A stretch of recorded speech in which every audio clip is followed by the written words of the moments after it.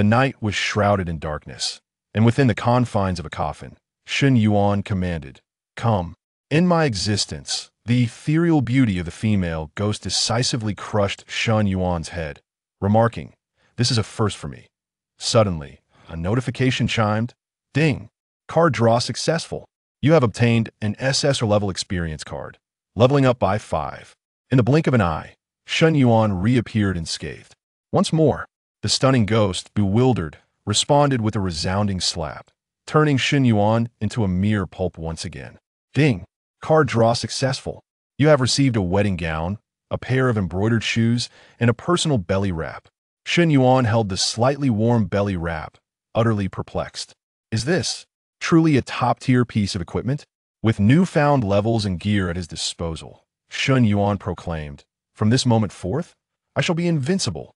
Observing Shen Yuan's repeated revivals while her own attire diminished, the exquisite ghost broke down in tears, pleading, "I beg you, please stop dying."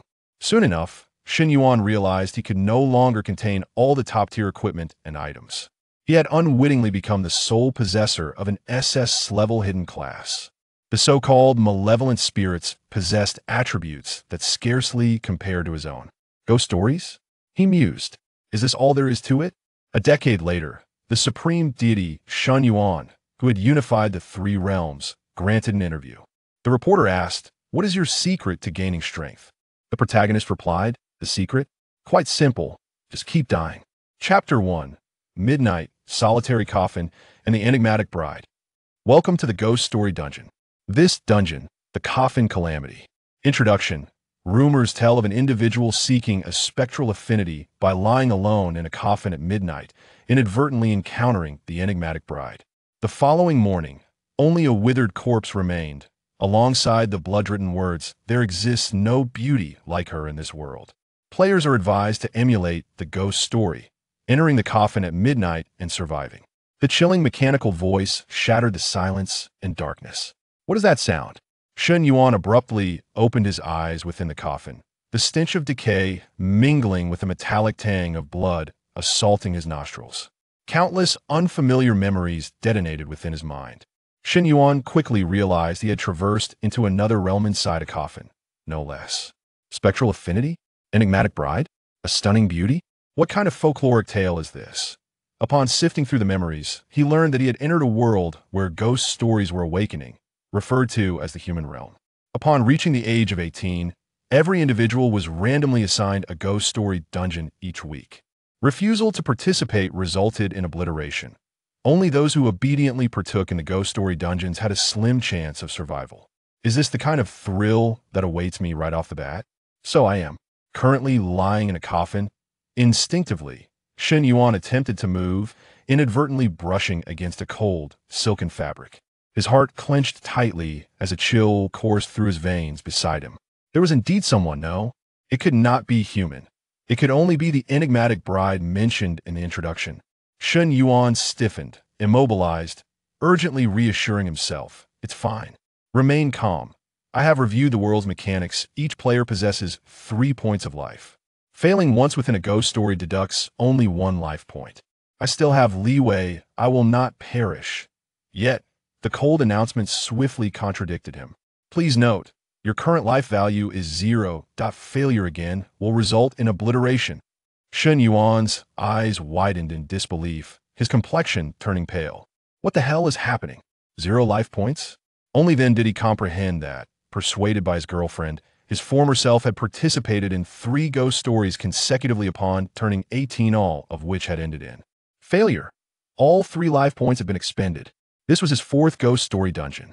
Thus, should Shen Yuan die this time, it would be genuine death. He cursed his predecessor incessantly, but scolding him proved futile. As Shen Yuan pondered his options, a sense of relief washed over him. It matters not.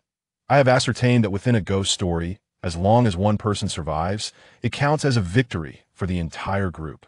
Having just arrived, I could simply ride on someone else's coattails. As the saying goes, a clever embrace leads to effortless victory. Ghost story dungeons typically required teams of players, ranging from 3 to 8 individuals. Even if some teammates perished within the dungeon, As long as one person ultimately succeeded, the entire team would be revived without any life points deducted. However, the announcement delivered yet another blow to Shen Yuan's hopes. Number of participants in this dungeon. One. A chill swept through Shen Yuan, his heart plummeting. Only one participant. This was an exceedingly rare solo ghost story? No, I shall not fear. As a newcomer, the dungeon's difficulty cannot be too high. With my extensive experience in various escape rooms and murder mystery games from my previous life, I should have nothing to fear. This dungeon's difficulty, silver 1 star. Shen Yuan's eyes widened in shock despite his optimistic demeanor. He could no longer suppress his frustration. 1 star signifies the weakest, while 5 stars denote the most challenging.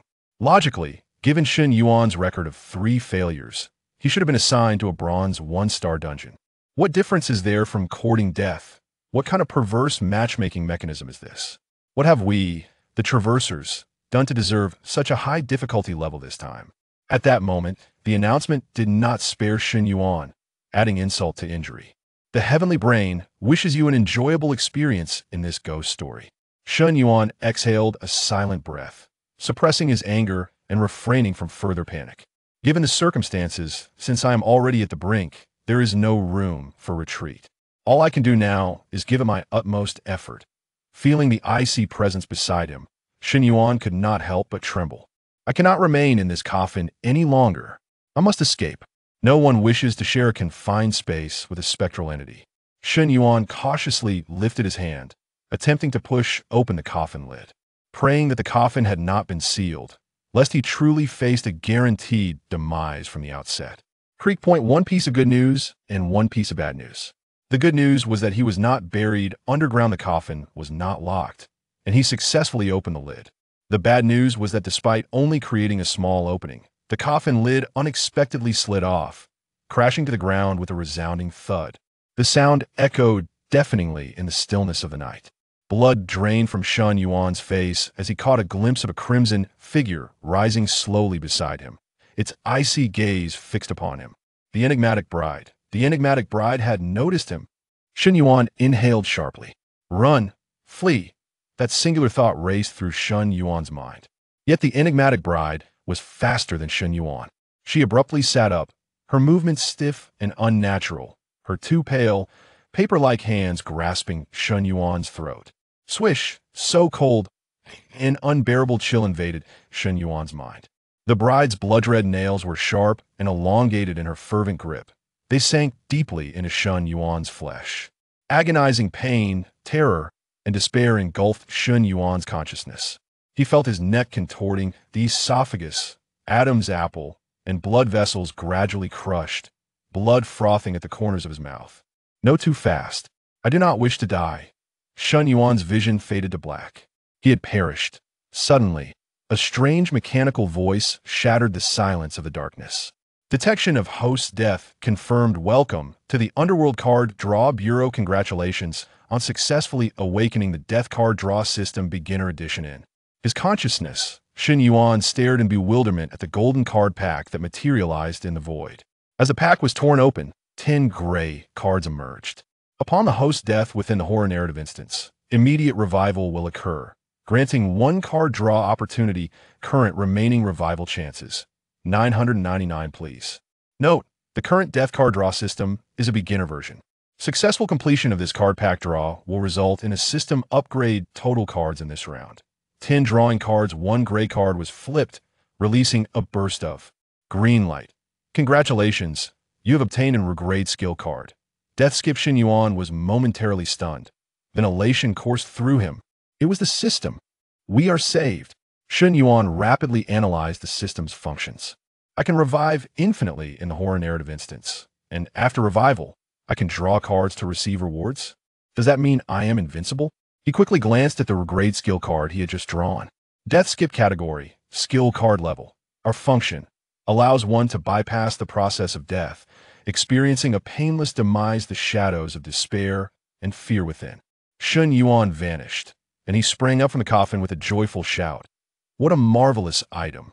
Even if he could revive infinitely, enduring the agony of death would eventually take a toll on his sanity. This skill card liberated him from any lingering concerns, allowing him to relish the thrill of dying. Die once, draw a card. What a delight. Moreover, this system was merely in its beginner version. What might the next iteration evolve into? Would it become even more powerful? It seemed imperative that he seize the opportunity to die a few more times. Chapter 2, Bridal Gown Bodice, No Peeking. Another one has perished. Through the red veil, the eerie bride could clearly see Shen Yuan's neck twisted, blood gushing forth. She showed no reaction to this. Countless players had fallen victim to her hands, but none were as foolish as Shen Yuan. In the realm of horror, caution was paramount. Yet this fool had recklessly flung open the coffin lid, producing a cacophony that awakened her. If he wouldn't die, who would? The eerie bride, known as Tang Li, hailed from the Hundred Eerie realm. The Hundred Eerie realm and the human realm were distinct worlds, each with entirely different circumstances. The horror narrative instance served as a brief overlap of the two realms. The goal of humans participating in the horror narrative instance was survival. Conversely, the eerie beings from the Hundred Eerie realm aimed to kill as many as possible, leveraging human despair to enhance their strength. Tang Li was preparing to rise from the coffin, eager to conclude her day's work, for she had plans to indulge in the popular Meng soup snail noodles that evening. This was the power of rules. What's happening? That human was supposed to be dead. Why is there still a force of rules? Tang Li was bewildered. She had never encountered such a situation before. The force of rules from the horror narrative instance had forcibly pinned her within the coffin, rendering her immobile. This was a limitation of the horror narrative instance. Due to the vast disparity in power between humans and eerie beings, only when a human violated a specific rule could an eerie being claim a life. Shen Yuan had just violated the rule of midnight silence. The next moment, a more horrifying scene unfolded before Tang Li's eyes. Shen Yuan, whose neck had been twisted into a pretzel, was moving again. Tang Li gasped internally. Such an ability was exceedingly rare. Who would have thought it would manifest in such a worthless individual? Tang Li knew that players from the human realm could change classes after clearing a horror narrative instance, gaining various distinct abilities. Truly a waste of potential. Well, I shall see how long he can endure. Before her words could fade, Shen Yuan sprang to his feet, exclaiming, "What a marvelous item!" Tang Li sensed the force of rules binding her beginning to wane. She could kill once more. With a mocking smile, Tang Li quipped, "I haven't seen such a refreshingly naive fool in ages." Is it coming? That was quick. Shen Yuan knew he was about to die again. No fear. He could revive. But soon, Shen Yuan realized something crucial. Even if he could revive infinitely, if he couldn't clear this horror narrative instance, would he not be trapped here for eternity? In both instances, Shen Yuan had been killed the moment he revealed himself, with no progress made in the narrative. This could not continue. He needed to seek out clues. Thus, Shen Yuan swiftly scanned his surroundings. Finally, just before the screen went black again, he spotted the coffin lid lying nearby, smeared with crimson blood that had been scrawled in a flamboyant manner. Midnight. Silence. Shen Yuan felt a wave of exasperation. Damn, what a trap. In the pitch-black coffin, who could see this phrase? Pushing aside the coffin lid would undoubtedly produce a sound, and by the time he read this message, it would be too late.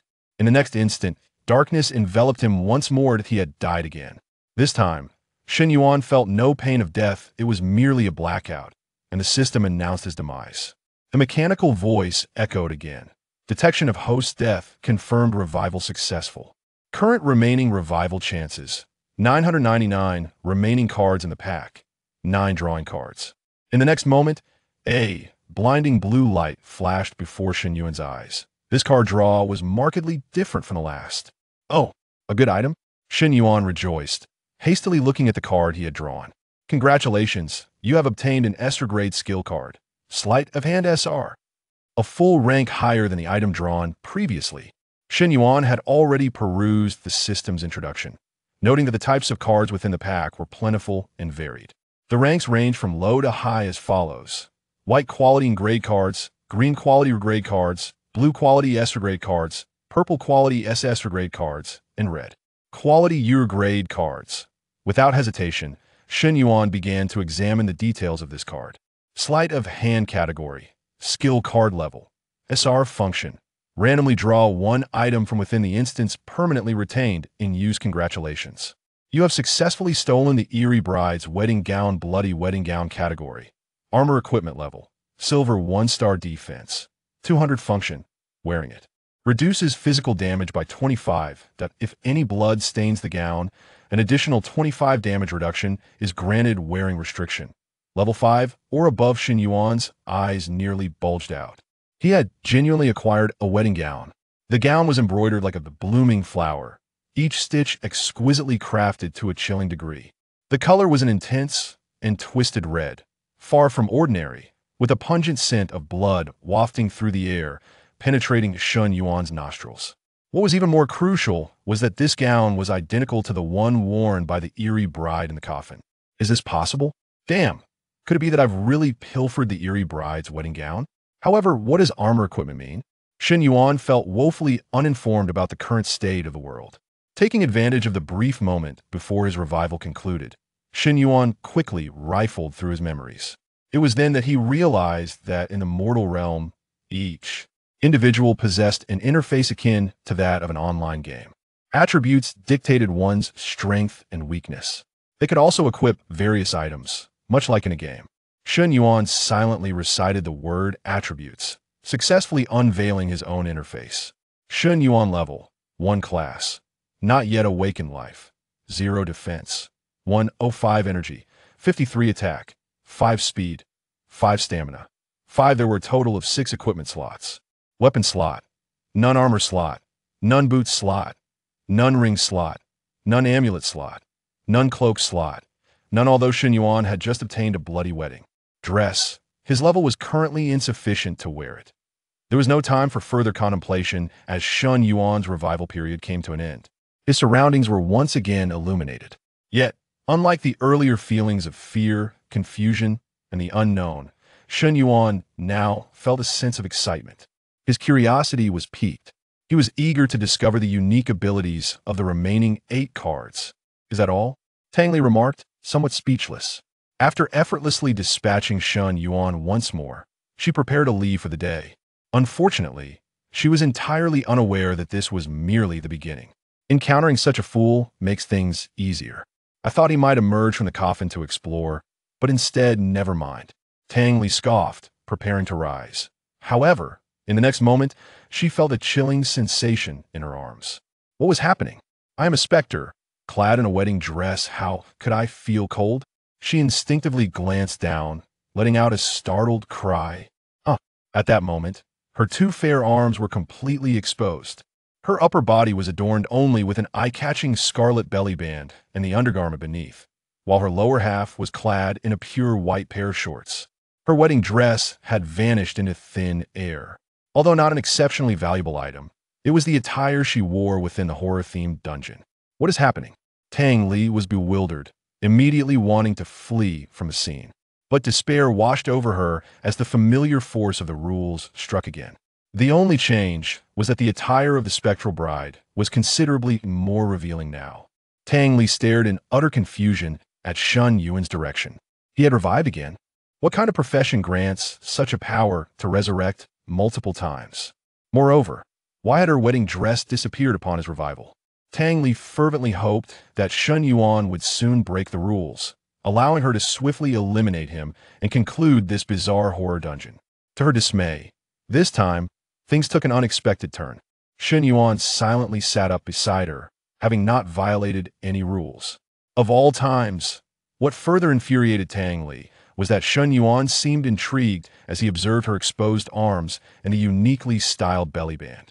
This left her feeling both embarrassed and furious. Shameless, perverted rogue, do not look. Damn it, I will ensure you are utterly annihilated. A fate of neither living nor dying awaits you. Chapter 3. Death, Death, and Yet More Death. Shen Yuan, of course, was oblivious to the fact that the eerie bride before him was cursing him in her heart. At that moment, he wore a look of astonishment, exclaiming internally, "Wow, it's truly gone?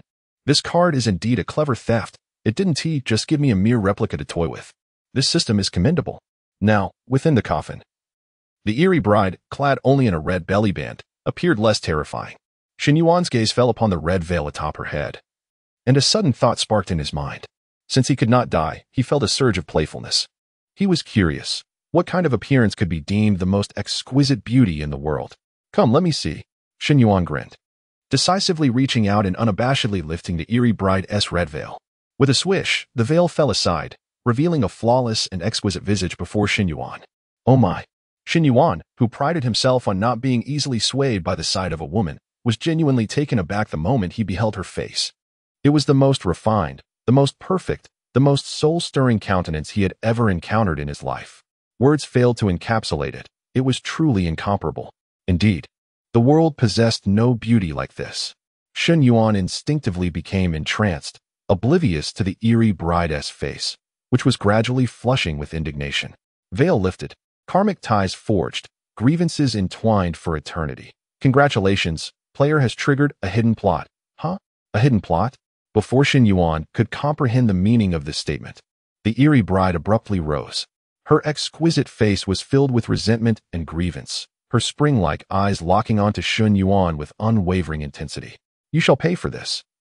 The eerie bride hissed through clenched teeth. Her voice was quite melodious, yet Shen Yuan had no time to appreciate it.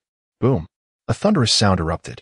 In an instant, Shen Yuan's chest was cleaved open by the eerie bride's left hand, while her right hand smashed his head like a watermelon, sending a spray of juices everywhere. Of course, Shen Yuan was entirely unaware of the scene, nor did he feel it. His vision had already gone dark.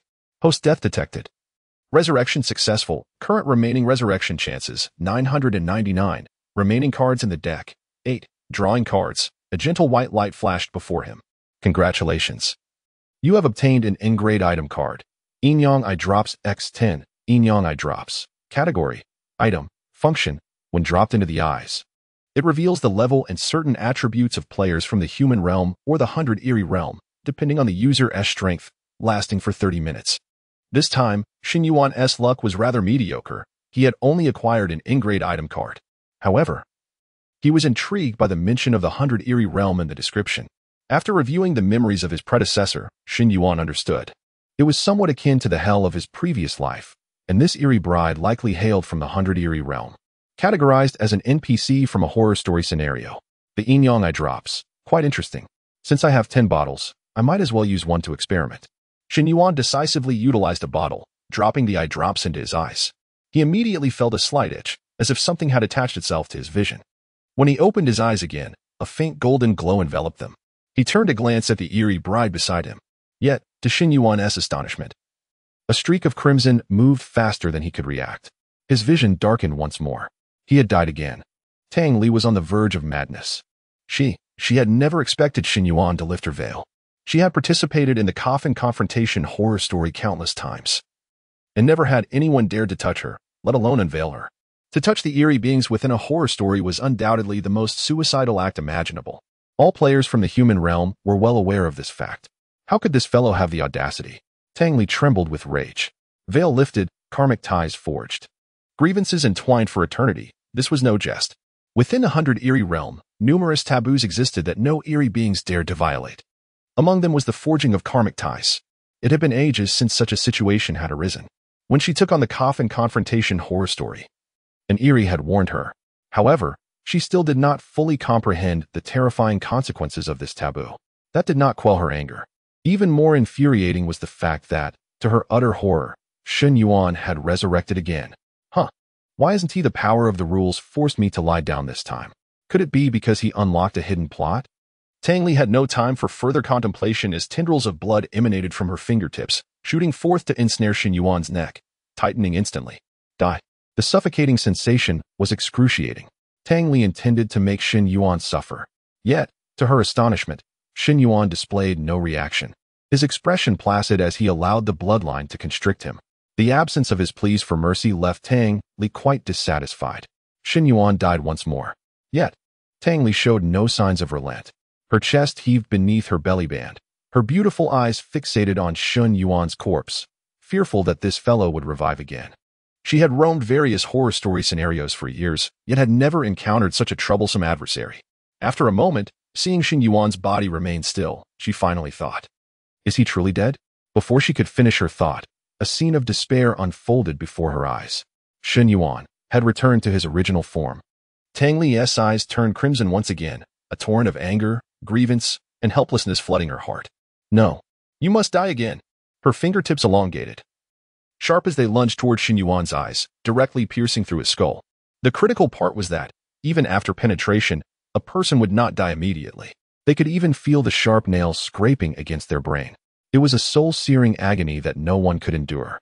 Tang Li vividly remembered the screams of the last human she had used this move on. But why? Was this Shen Yuan silent? Host death detected. Resurrection successful. Current remaining resurrection chances, 999. Remaining cards in the deck, 7. Drawing cards, congratulations. Obtained. R-grade item card. Corpse oil candle X3, corpse oil candle. Category. Item. Function. Seals the area within a 10-meter radius for 10 minutes, preventing anyone or anything from leaving, unless the user dies or cancels it voluntarily. Shen Yuan stroked his chin, examining the R-grade item card, and remarked, though it is R-grade, it feels somewhat redundant. I'll save it for later. With renewed enthusiasm, Shen Yuan prepared to attempt once more to investigate the attributes of the eerie bride. Yet this time, he didn't even open his eyes before the system's voice echoed again. Host death detected. Resurrection successful? What is happening? I haven't even opened my eyes and I'm dead again? It soon dawned on Shen Yuan. Damn, I get it now. It's that eerie bride outside who is engaging in corpse whipping. Is she furious just because I lifted her veil? Indeed, beautiful women are not to be trifled with. And female eerie beings are no exception. Oh well, let us see what I've drawn this time. Current remaining resurrection chances, 999. Remaining cards in the deck, 6. Drawing cards. Once again, a blue light appeared. Shen Yuan rejoiced. Congratulations. Obtained SR grade skill card. A clever theft. Another a clever theft? You have successfully obtained the exquisite embroidered shoes of the enigmatic bride. Exquisite embroidered shoes. Category. Boot equipment. Level. Silver 1 star. Speed. 35. Function. Upon wearing, petals of the otherworldly flower bloom at each step. And the pattern persists for 3 minutes, allowing instantaneous teleportation to any location marked by the flower during this period. Wearing restriction. Level 5 and above. Shen Yuan's eyes widened in astonishment. Goodness. They even pilfered the embroidered shoes? Is this a punishment for the enigmatic bride's demise? Shen Yuan gazed at the delicate shoes in his hand, doubting whether he could truly wear them. Regardless, his level was insufficient. He decided to stow them in his backpack. In addition to the attribute interface, players in the human realm possess a backpack with a capacity of 66 slots, able to accommodate up to 36 distinct items, with identical items stacking up to 99. Currently, Shen Yuan had occupied 4 slots. As the darkness faded, Shen Yuan resurrected once more. This time, he heard a heart-wrenching scream. Ah! Shen Yuan quickly turned his head, only to meet an untimely demise yet again. However, this time he managed to glimpse the attribute panel of the enigmatic bride. Name, Tang Li. Boss character, enigmatic bride, Tang Li? What a lovely name. Shen Yuan mused internally, continuing to examine further. Level, 60. Defense, 319, 694.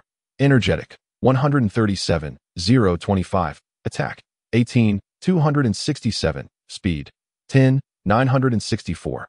Stamina, 36, 524. Hiss. Shen Yuan inhaled sharply. Such terrifying attributes.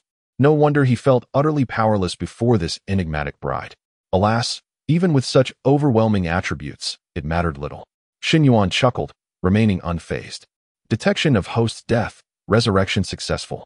Current remaining resurrection attempts, 999. Remaining cards in the deck, 5. Drawing cards.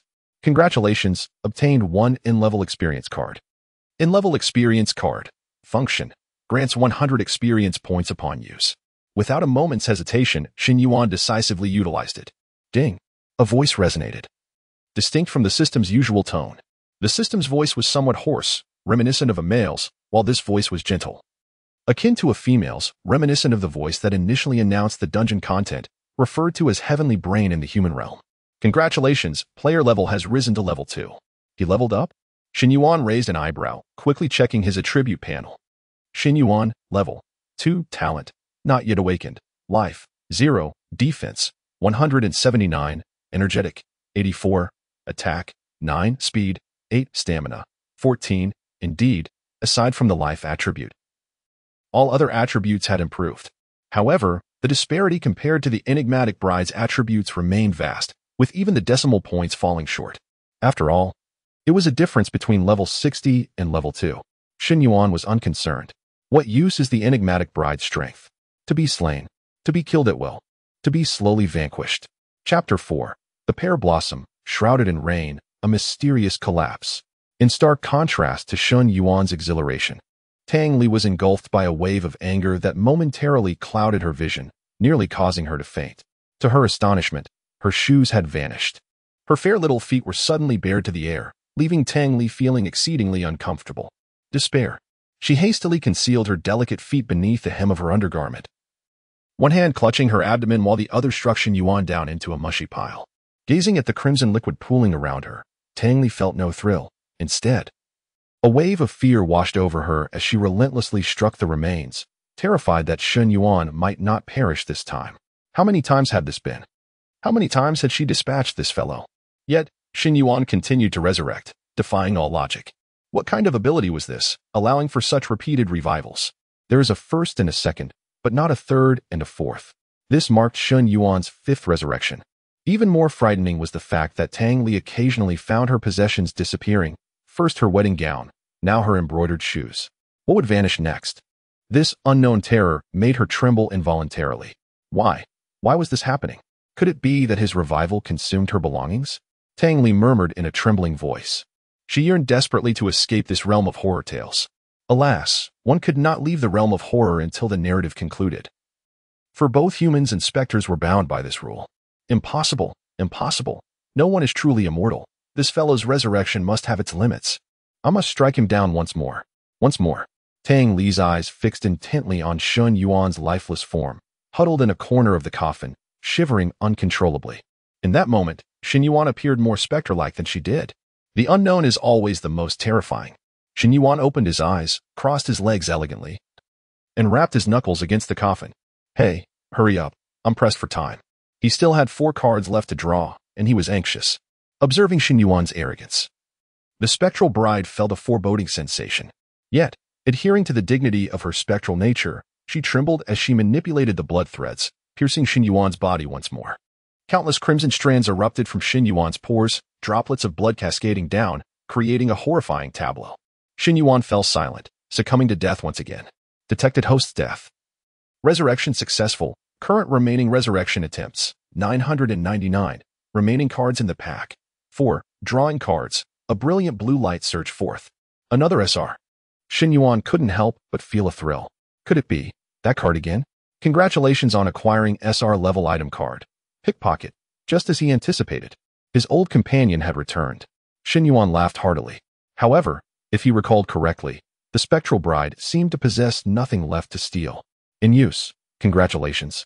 Acquisition successful. Congratulations. You have successfully acquired the spectral bride's vengeful infant pouch. Gasp. Shen Yuan nearly spat out his soda. Could he be mistaken? A pouch? This item had been stolen as well. Surely, this was no jest? Vengeful infant pouch. Category. Cloak equipment. Level. Silver 2 stars. Defense. 100. Attack. 5 speed. 10. Stamina. 10. Function. Absorbs curse-type attacks and nurtures ghostly infants. Requires sufficient curse-type attacks to absorb. Cost. The infant's strength cannot exceed that of the wearer. Otherwise, the infant will devour the host. Wearing restrictions. Level 5 and above. Shen Yuan stared in astonishment at the soft pouch that had materialized in his hand, his jaw nearly dropping in disbelief. The coolness emanating from the red pouch spread through his palm. This must be the temperature of the spectral bride. But that was of little consequence now. What mattered was that this pouch had the incredible function of nurturing ghostly infants. Moreover, its quality surpassed the previous 2 items, rated at silver 2 stars. The enhancement in attributes was comprehensive. What a splendid item! In his past life, he hadn't even had a partner, yet in this world of horror tales, he was directly embarking on the journey of fatherhood? Ahem, how intriguing. Shen Yuan grinned broadly. He gradually realized that this world of horror tales was filled with surprises, and he was beginning to grow fond of it. While Shen Yuan thrived in the realm of horror, Tang Li found herself in utter despair. She had lost her pouch. Beneath it, she was left with only a single undergarment. Tang Li's face flushed crimson as she swiftly covered her upper body with her red veil. No, no. Tang Li was genuinely terrified. Each time Shen Yuan met his demise, her belongings began to vanish. If this continued, would she be left with nothing to wear? Although she was a specter, she still had her pride. Even specters could not run naked. In that moment, she gazed at Shen Yuan with eyes filled with terror. Her earlier aloofness and ferocity completely dissolved. Tears streamed uncontrollably down her cheeks, an overwhelming sense of grievance consuming her. No one had ever bullied a specter like this. Sob, sob, sob. Tang Li shrank into the corner of the coffin, too frightened to move. Shen Yuan opened his eyes, appearing relaxed and at ease, politely stating, "As always, thank you." He was still waiting for the spectral bride to eliminate him so he could continue drawing cards. After a moment's wait, however, there was no movement, and Shen Yuan remained perfectly alive. Confused, Shen Yuan turned to look. There, the spectral bride cowered in the corner. Her upper body concealed by a red veil, her feet tucked beneath her undergarment, head bowed, trembling. Shen Yuan frowned and posed a series of questions. "Hey, what are you doing? Get to it. What are you waiting for? Listen, is this something a human should ask?" The spectral bride was instantly frightened, shaking her head vigorously, more fervently than a rattle drum. I want to kill you. I'll tell you how to clear the game. Please, hurry and finish it." Shen Yuan was taken aback. What was happening? A specter was pleading for mercy? No, my friend, is this how the storyline goes? Specters don't spare lives. How can you just opt out? He felt a surge of urgency. If she did not kill him, how could he draw cards? He had already inquired with the system. Before each horror tale commenced, a card pack would be randomly selected. The number of cards within was also random and limited to the current horror narrative. If he cleared the game, the remaining 3 cards would be lost forever. Shen Yuan could not accept that. "Please, don't spare me. You are a specter. How can you abandon your responsibilities?" Shen Yuan was in a panic. Springing to his feet and moving toward the spectral bride, he sought to coax her back to her former self, hoping she would return to her spectral duties. However, Shen Yuan's actions clearly terrified Tang Li. To her, Shen Yuan was now the most terrifying being in existence. She shrank back even further, clutching the red veil tightly, her entire body trembling uncontrollably. "Why you? Don't come any closer." Tang Li stammered with a false bravado. Upon hearing this, Shen Yuan felt a swell of joy. The spectral bride had begun to threaten him.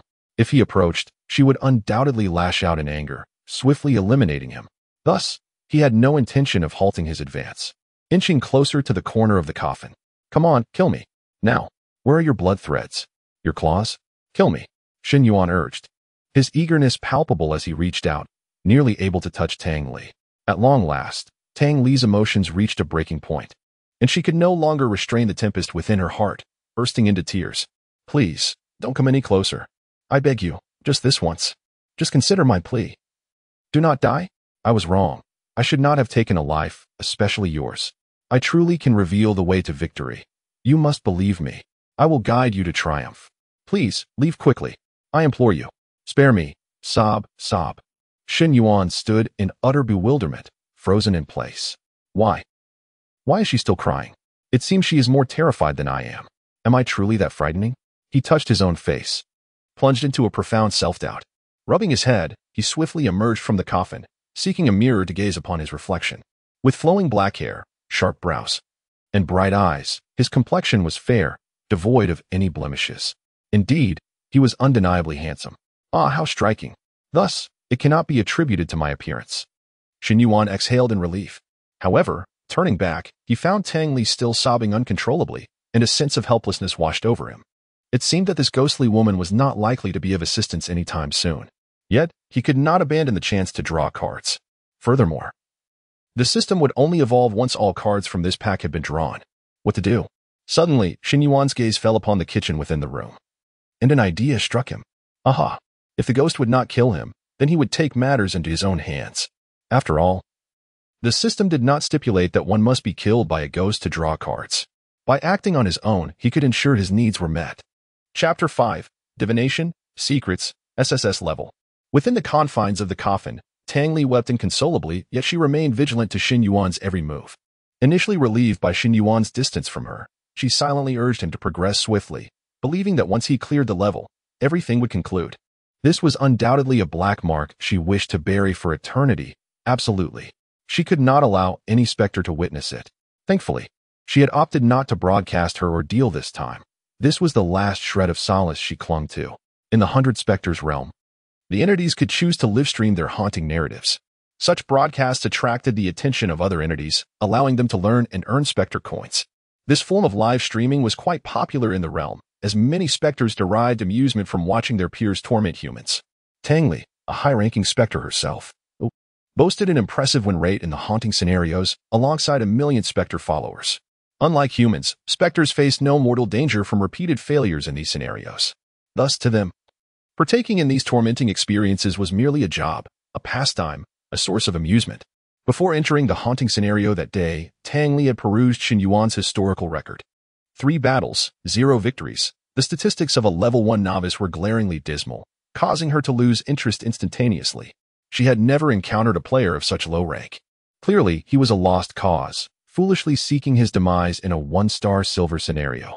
The days of one-sided slaughter were long gone in the 100 Spectres realm. No Spectre would find it entertaining. Thus, she had planned for a swift resolution, foregoing the live broadcast. Little did she anticipate that she would encounter her most significant debacle here. Fortunately, it was about to end. Tangli wiped her tears and lifted her gaze to assess Shen Yuan's progress. If possible, she might offer him a hint. However, what she beheld sent a chill of horror and despair through her. Shen Yuan, with a grotesque grin, emerged from the kitchen wielding a kitchen knife, and without hesitation, aimed it at his own neck. Tangli was rendered speechless. She could scarcely believe her own eyes. "What are you doing?" she gasped. Yet, Shen Yuan dismissed her, unconcerned. "What does it look like?" Of course, it's suicide. To his surprise, ending his life was not as simple as he had anticipated. He first needed to shatter his own defense value to inflict actual harm. Shen Yuan murmured in realization, I understand now. This defense value functions like a shield." Although the blade struck his neck, it inflicted no substantial damage. Only a crimson number floated above his head, indicating -9. This 9 represented Shen Yuan's attack attribute. He felt as though an invisible barrier enveloped his skin, preventing the blade from making contact until the defense was breached. The total of 179 points in defense was soon obliterated. Now, he was no different from an ordinary person in his previous life. With another strike to his neck, blood gushed forth, and his vision darkened as he succumbed once more. Host death detected, resurrection successful. Current remaining resurrection attempts, 999. Remaining cards in deck, 3, drawing card. Congratulations, you've obtained an R-level experience card X1. R-level experience card. Function. Grants 500 experience points upon use. Once again, an experience card. Yet this time, it was of a higher grade than the last. In an instant, Shen Yuan ascended to level 4, rising anew from the coffin. He picked up the kitchen knife once more, much to Tangli's horror, and repeated the act. However, with his upgraded defense attribute, it became increasingly difficult to breach. What a nightmare. The malevolent Spectre cowered in the corner while the human madly slashed at his own neck. The scene was too surreal for any Spectre to bear. Soon, Shen Yuan succeeded in his self-inflicted demise again. A radiant blue light illuminated his surroundings. Another SR. Yet, this time, it was not the thieving card. Congratulations. You've obtained SR-level item card. Pain Savings Jar. Pain Savings Jar. Category. Item. Function. The pain from each death will accumulate in the jar. Only 1/10 can be stored, which can be transferred to others at any time. Additional feature. Players who die due to the Pain Savings Jar will exhibit death characteristics akin to those perishing in a haunting story. Shen Yuan's eyes sparkled with excitement. Having garnered some insight into the human realm, he immediately recognized the value of the Pain Savings Jar. This was a top-tier artifact, a veritable tool for clandestine murder. While the human realm was rife with haunting tales, indiscriminate killing was still prohibited. However, with this item, he could commit murder without detection. Visions of his former girlfriend surfaced in his mind. Had it not been for her, he would not have faced 3 consecutive failures and ventured into the 4th scenario. Embroiled in peril. Were it not for the awakening of the death card system, he would likely have met his end by now. He would not spare that wretched woman. Awakening once more, Shen Yuan resumed his previous actions, retrieving the kitchen knife from beside the coffin. Only 1 card remained. He would draw it before contemplating a strategy for clearing the level. Without hesitation, he raised the knife and swung it at his own head, his expression frenzied. Beside him, Tang Li's eyes were vacant. She had long since become numb. Let it all be destroyed. Let it end quickly. Host death detected. Resurrection successful. Current remaining resurrection attempts, 999. Remaining cards in deck, 1, drawing card. In a void of darkness. Shen Yuan watched the card draw with keen interest. The final card hovered in the air, slowly flipping over. In the next moment, A burst of purple light erupted. Shen Yuan's eyes widened in astonishment. What? Purple? SSR. This was the first time he had drawn an SSR-level card from a total of 10.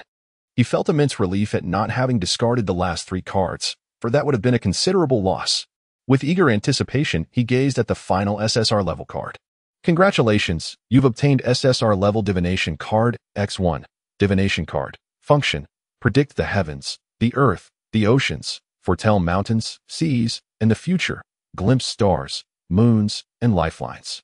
The description left Shen Yuan bewildered. What is this? An SSR card for divination? What on earth is divination? Usage successful. Congratulations. You've awakened the secrets of the human realm, currently lost to time, after clearing 9 haunting scenarios. You will 100 awaken an SSS-level hidden profession. Staring at the divination content in his hands, Shen Yuan was left dumbfounded. A 100 guarantee of obtaining an SSS-level hidden profession? Was this some sort of joke? In the human realm, every player could awaken a unique profession after successfully clearing a scenario. These professions varied in type and strength.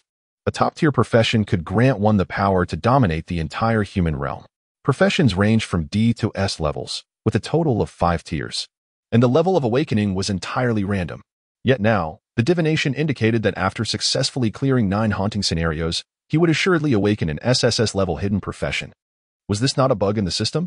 Shen Yuan's voice even grew hoarse with excitement. It is important to note that different levels of profession significantly influence attributes. Upon awakening a D-level profession, all basic attributes are enhanced by 20, while a C-level profession provides a 35 boost. A B-level profession offers a 50 increase. An A-level profession grants an 80 enhancement, and the S-level profession is terrifyingly powerful with a 100 augmentation. In Shen Yuan's memory, there were no known enhancement values for SSS-level professions.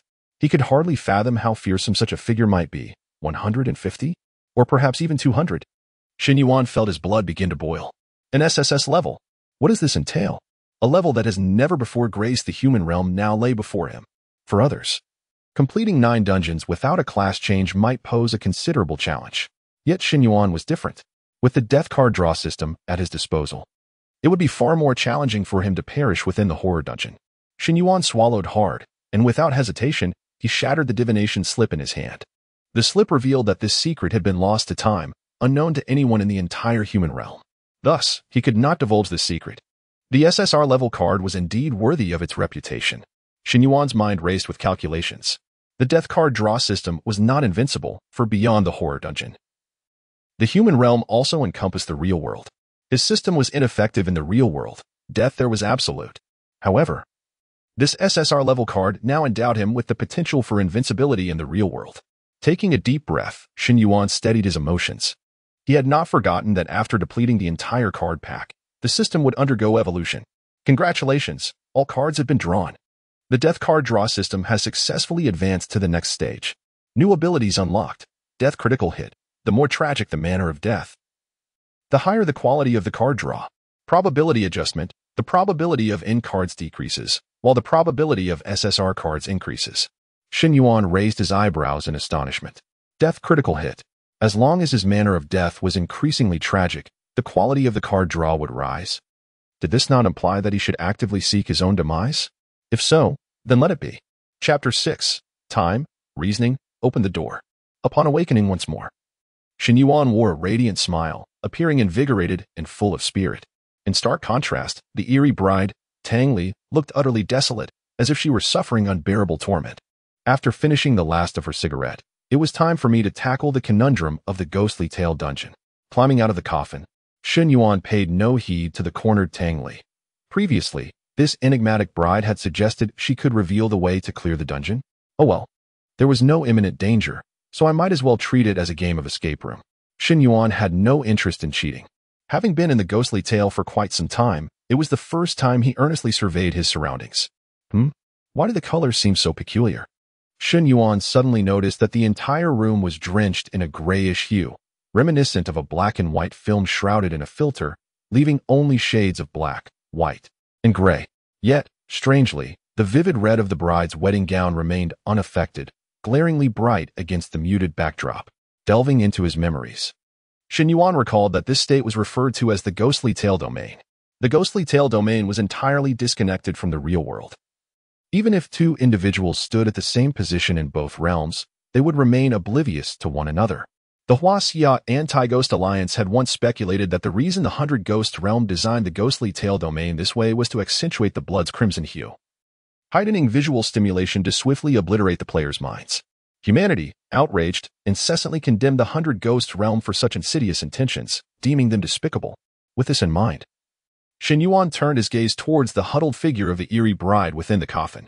Was she a perfect member of the 100 Ghost realm? A simple inquiry would suffice. Hey, eerie bride. No, you're Tang Li, right? Can you tell me why the color palette in the ghostly tail domain is predominantly black, white, and gray? Tang Li looked up in astonishment. Initially, fear gripped her. How did Shen Yuan know her name? Then confusion set in. Why was he suddenly questioning her, and about such bizarre matters?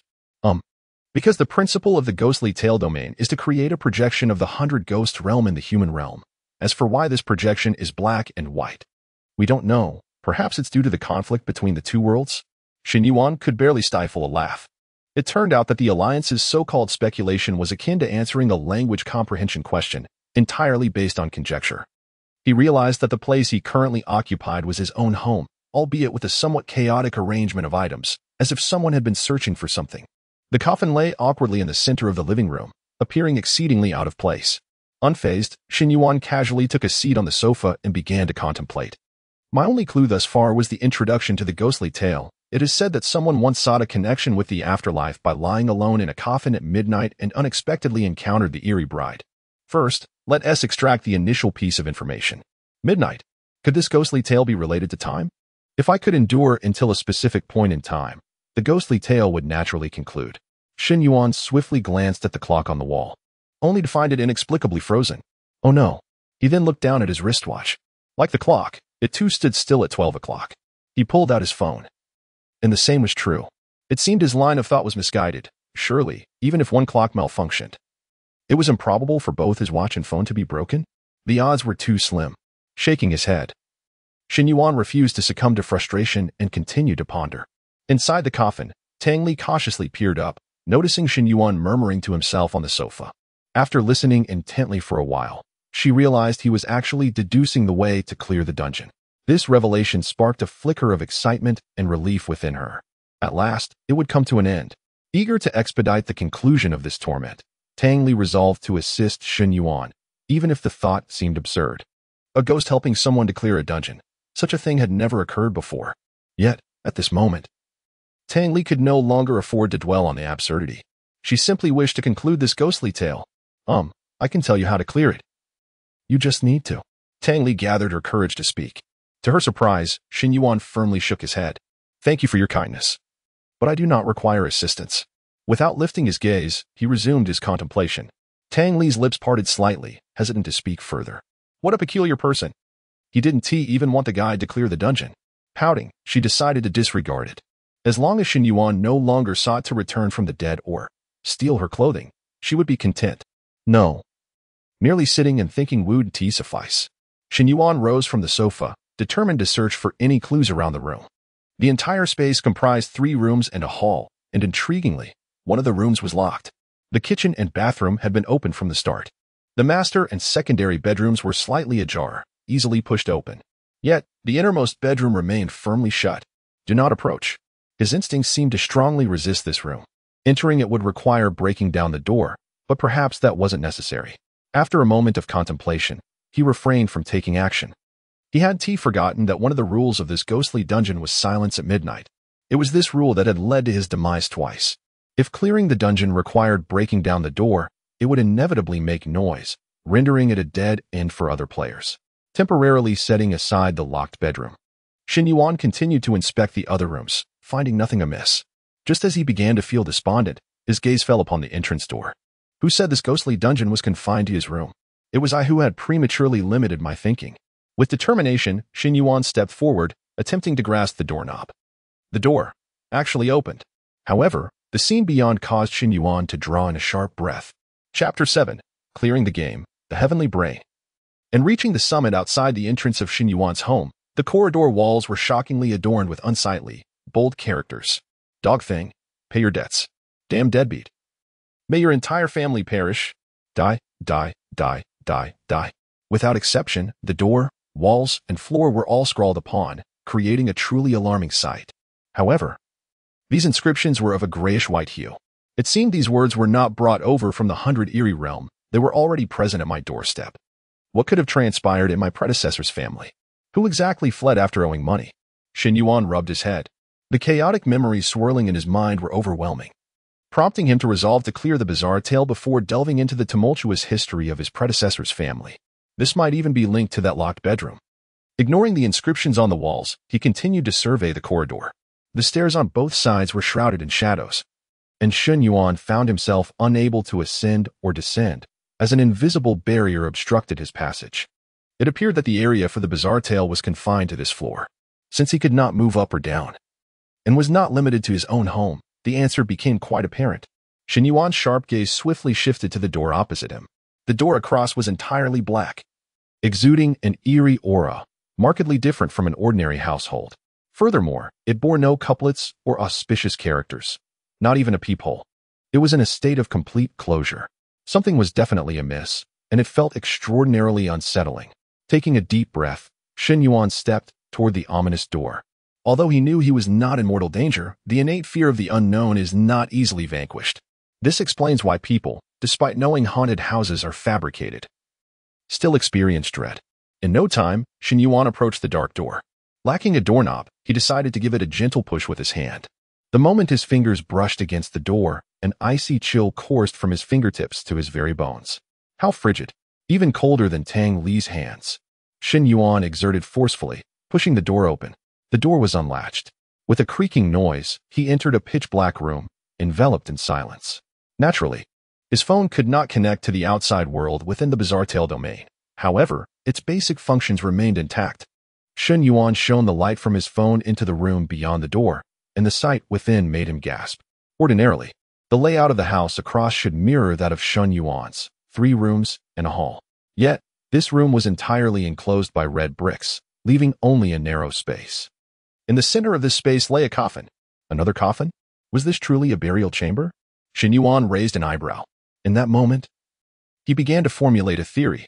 He hurried towards the coffin and forcefully lifted the lid. Sure enough, within the coffin rested a corpse.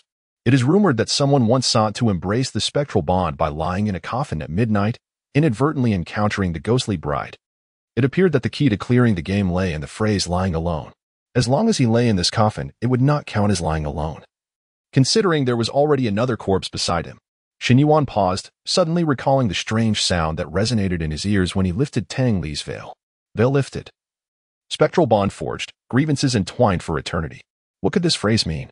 Initially, only after he made a sound did the ghostly bride Tang Li activate, beginning her attack. After lifting the veil, even in silence, Tang Li could still eliminate him. This must be the penalty for lifting the veil. A typical player would undoubtedly perish. But alas, I am no ordinary player. Shen Yuan ceased his speculations, pushed the corpse down to the base of the coffin, and stepped inside. As expected, the moment he entered the coffin, time resumed its flow. Both his watch and phone began to change. Shen Yuan's hypothesis was correct, and a sense of pride washed over him.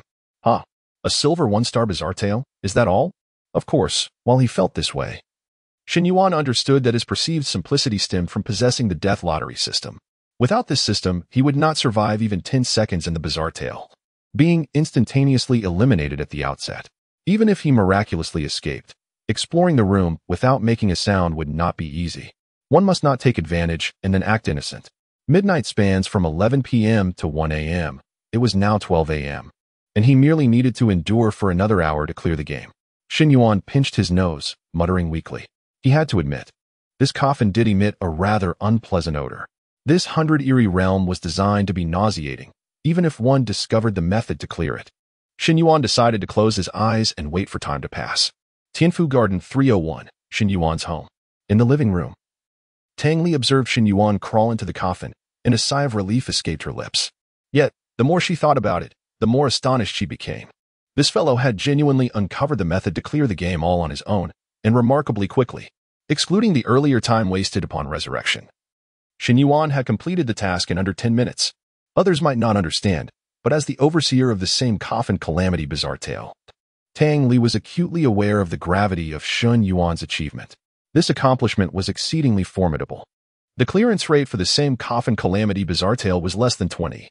Moreover, as a silver 1-star Bizarre Tale, it was directed towards players experienced in Bizarre Tales.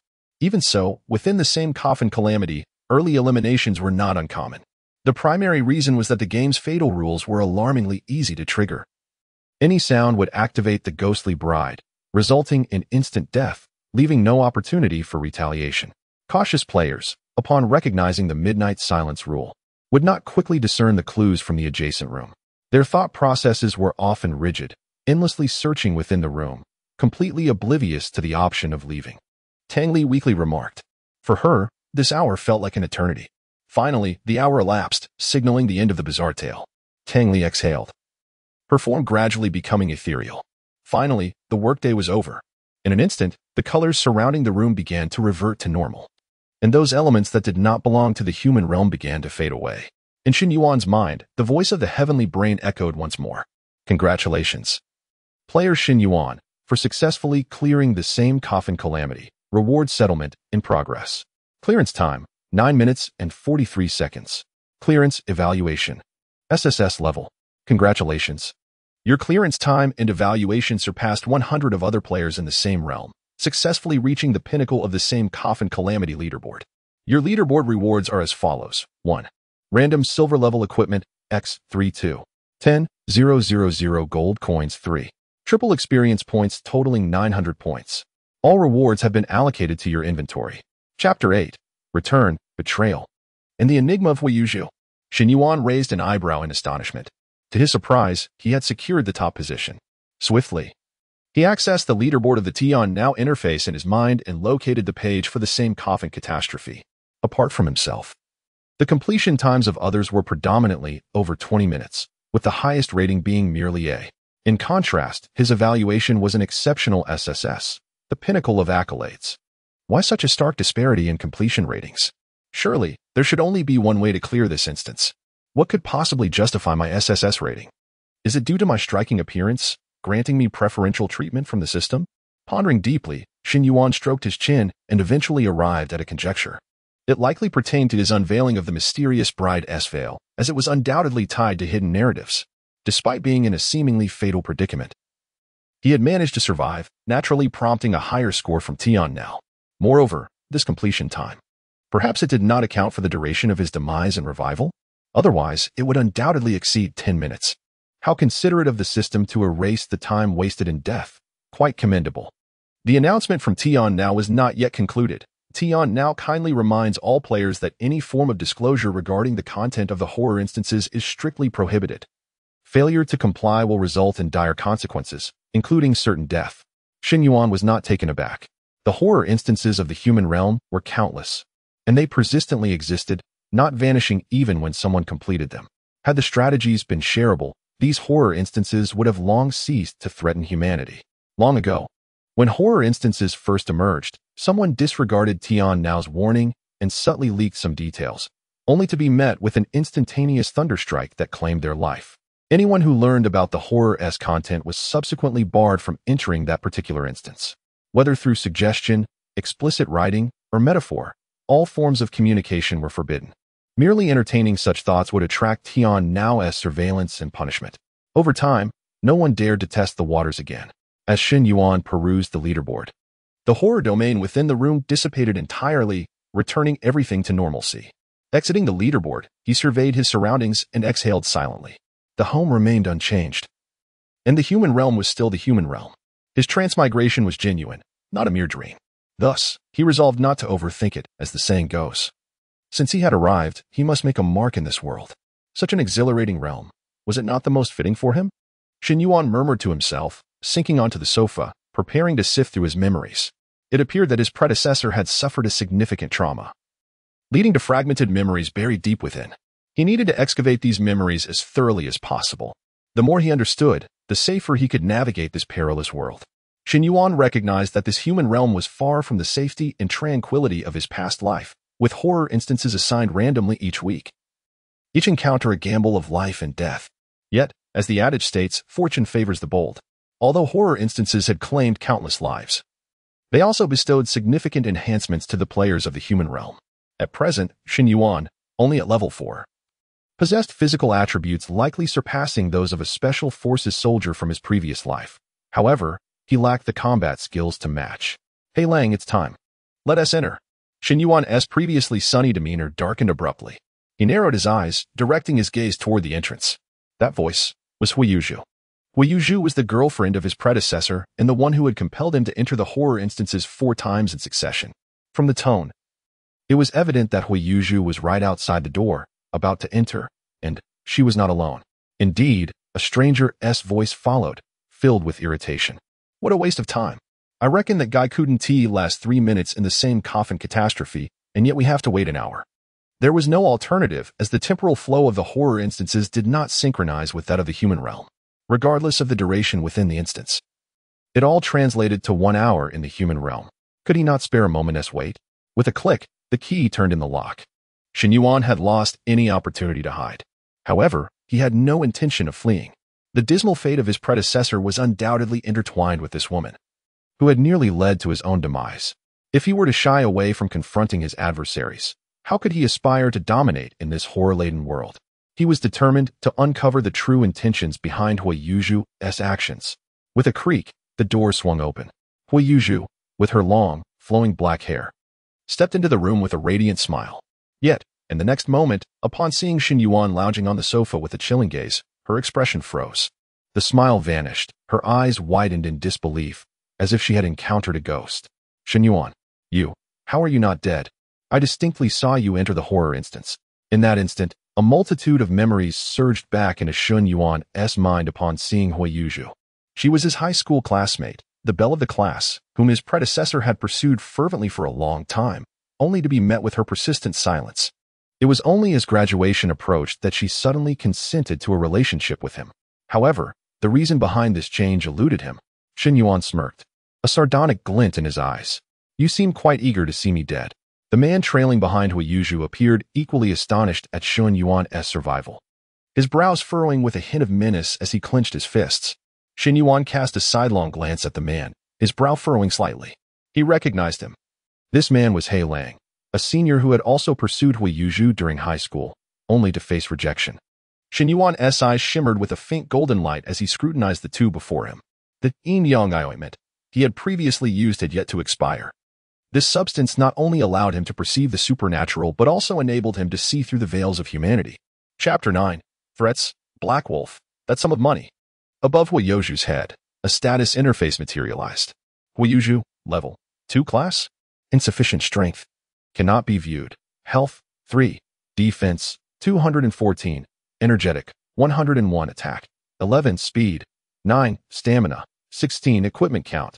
0. Hui Yuzhu's level was not high, merely level 2. However, her attributes were slightly superior to those of Shen Yuan at the same level. It was evident that Hui Yuzhu had successfully undergone a job change. Shen Yuan quickly calculated that Hui Yuzhu was likely a D-grade class, with overall attributes improved by approximately 20 compared to himself. Shen Yuan shifted his gaze towards the Black Wolf. Black Wolf, level 7 class.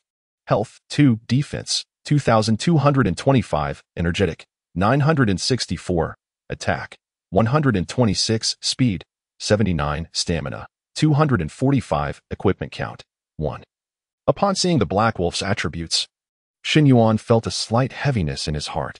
This individual was actually level 7, a full 3 levels above him. After clearing the same Coffin catastrophe, Shen Yuan had gained 900 experience points, bringing him to level 4, 95, just a step away from level 5.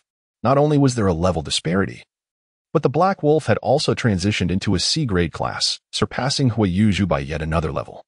With a 35 increase in all attributes, he was significantly ahead of Shen Yuan. Shen Yuan glanced at his own attributes. Shen Yuan, level 4, defense, 546, health, 0, energetic, 242, attack, 30, speed, 20, stamina, 56. The Black Wolf could easily breach his defense with just a few punches, and the disparity in speed would make it exceedingly difficult for Shen Yuan to evade the Black Wolf's attacks. Nevertheless, he remained calm, pondering his situation. If he were to engage the Black Wolf now, the probability of his demise would be a staggering 99%. In this realm, one's attributes primarily dictated their combat prowess. Low attributes made it nearly impossible to contend against higher ones. However, if he could elevate himself to level 5 and equip all the gear he had obtained, even without a job change, he should still be able to put up a fight. The only way to achieve this was to participate in the horror tales. Shen Yuan's mind raced with calculations, yet his expression remained composed, casually crossing his legs and gazing imperiously at the two before him. After a brief moment of shock, Huiyuzhu finally regained her composure and a smile blossomed on her face. Subtly adjusting her short skirt to reveal her fair thighs, she approached Shen Yuan, her voice dripping with sweetness. "Darling, what are you saying? How could I wish for your demise? I knew you were the best. And you will surely conquer this Horror Tales dungeon. That's why I specially invited Senior Black Wolf to celebrate with us and guide you." The sound of her voice sent shivers down Shen Yuan's spine, far less melodious than that of the female ghost. He grimaced in distaste and kicked a nearby trash can towards Huiyuzhu, coldly retorting, "Huiyuzhu, spare me the charade. I know your intentions are far from kind. I have no patience for your games. Tell me, why are you so eager for my death?" The trash can collided violently with Huiyuzhu's leg, spilling its contents onto the ground. Her expression shifted dramatically, taken aback by Shen Yuan's sudden transformation into someone capable of such words. In an instant, Huiyuzhu's demeanor morphed into one of distortion, malice, and madness. "Since the truth cannot be concealed, let it be known. Shen Yuan, you discovered my secret? In that case, do not blame me. I do not wish to kill you. I merely desire that money. If you hand it over, I will grant you your life." Money? Shen Yuan froze momentarily, a sharp pain piercing his mind. Observing the bewildered look in his eyes, Huiyuzhu's reaction intensified, nearly hysterical. "Stop pretending. I initially thought your parents' arrest affected you so deeply that you genuinely lost your wits, which is why you forgot where the money is hidden. Now I realize I was mistaken. You are not foolish. You have merely been feigning it. Shen Yuan, you know where your parents hid that money. Speak, or else we shall end your life right here." The black wolf behind Huiyuzhu grinned wickedly, stepping forward while cracking his knuckles.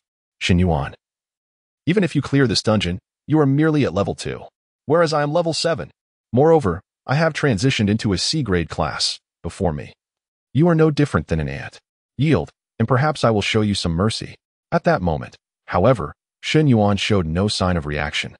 Sitting vacantly on the sofa, his gaze hollow, he finally recalled the events from a month prior, when his predecessor's parents were captured by officials from the China Anti-Ghost Alliance due to fraud involving an amount exceeding 10 million gold coins.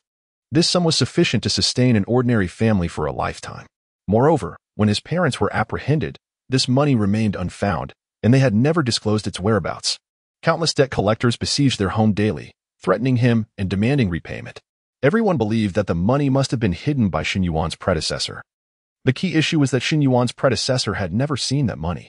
Even if he wished to repay it, he could not. The red paint at the door was a remnant from that time. During the most challenging moments of his predecessor's life, Huiyuzhu suddenly shifted from her previous aloofness to a caring demeanor, agreeing to be with him, which left his predecessor utterly astonished. To him, Huiyuzhu was like a ray of light in his darkest hour, his only salvation, his sole beacon. Thus, he complied with her every word. And it was Huiyuzhu who urged him to enter the Horror Tales dungeon 3 times. Reflecting on these memories, Shen Yuan let out a disdainful laugh. It seemed that Huiyuzhu's initial objective had always been the money. Taking a deep breath, he refocused his gaze.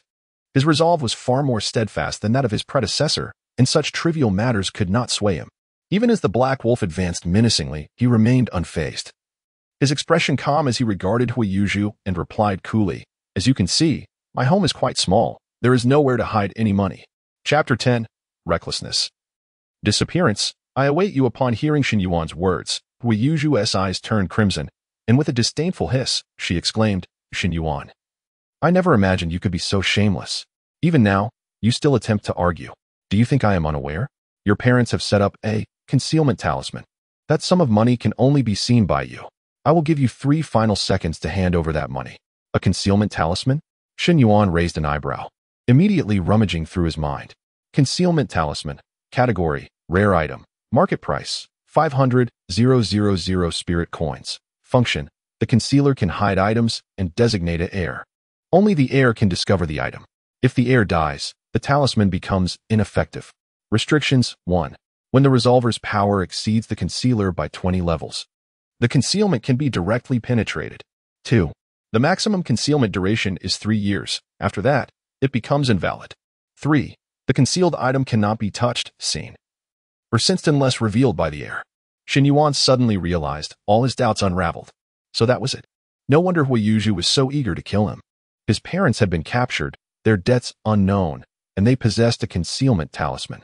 It was evident that he was most likely the heir, and the money was hidden at home. Killing him would naturally reveal the concealed wealth. The reason for using the horror tale instance to eliminate him was to evade the Alliance's accountability. After all, murder in the human realm is illegal and monitored by the Alliance. 3, 2, 1. Huiyuju's voice grew hoarse as she counted down. Yet Shen Yuan remained unfazed, his expression unchanged, as calm as ever, seemingly untroubled by Huiyuju's threats. This infuriated Huiyuju. Cold violence was the most intolerable. She screamed frantically, "Black Wolf! Make your move. First, break his limbs. Let us see if his tongue remains as defiant." "Haha, little Zhu, limbs aren't enough. At least 5 limbs should suffice." Black Wolf, who had been eagerly awaiting the order, immediately shouted with excitement. "I must say, you are truly adept at putting on a facade. Clearly terrified inside, yet you maintained such a nonchalant demeanor." A baseball bat materialized in Black Wolf's hand as he grinned menacingly, swinging the bat and stirring up a fierce wind. "And you, with such a handsome appearance? I've disliked you since school. Why do all the pretty girls revolve around you? A pretty face is useless. Come, feel the power of my big bat. Let me tell you, this bat is of bronze, 3-star quality. I truly hate to soil it on someone as worthless as you." Shen Yuan scratched his ear, somewhat disinterested in Black Wolf's ramblings. Just the villain's dying speech, utterly devoid of substance. "I'll break one of your arms first." In Black Wolf's eyes, Shen Yuan's defensive attributes were likely insufficient to withstand even a single blow from him. With this bronze 3-star baseball bat equipped, his strength soared to 141 points. The next moment, Black Wolf charged at Shen Yuan, raising the bat to strike directly at his arm. Swish! The sound of air slicing through the silence. Shen Yuan neither dodged nor flinched, even revealing a mocking smile. "Fool!" In the next instant, an unexpected change occurred. Shen Yuan's body began to blur, as if he were about to vanish from the realm of reality. The baseball bat in Black Wolf's hand passed right through Shen Yuan's midsection, failing to harm him in the slightest. Huiyuju was left dumbfounded, her eyes wide with terror. How could this be possible? Black Wolf, having come of age a year earlier than Huiyuju and possessing relatively more experience, quickly recognized that Shen Yuan was being transported to the horror tale instance. Damn, this guy is participating in a horror tale instance. In the human realm, every individual is required to participate in at least one horror tale instance each week. This is mandatory and cannot be declined. Additionally, players can voluntarily engage in instances with a daily limit of 2 and a maximum of 14 per week. However, to participate in this mini horror tales, players must possess sufficient energy and strength, otherwise, it would be tantamount to seeking death. The mandatory horror tale instances are randomly assigned, while other instances can be selected freely, regardless of difficulty, number of participants, or timing. As Black Wolf had surmised, Shen Yuan's form gradually became ethereal until he completely vanished from sight. "This brat dares to toy with us," Black Wolf shouted furiously. Huiyuju calmed herself and grasped Black Wolf, speaking venomously, "Don't be hasty. Shen Yuan entering the horror tale instance is even better. His health is at 0. If he fails this instance, he will be obliterated by the heavenly brain, and we 1T have to take such great risks to kill him. That does make sense. But what if he survives?" Black Wolf inquired. Huiyuju smirked, her expression wicked. "At that point, he still 1T escape our grasp. Today, that fortune of millions of gold coins shall be mine." Black Wolf nodded in agreement, a greedy glint in his eyes as he fixated on the spot where Shen Yuan had disappeared. "You can't escape, kid.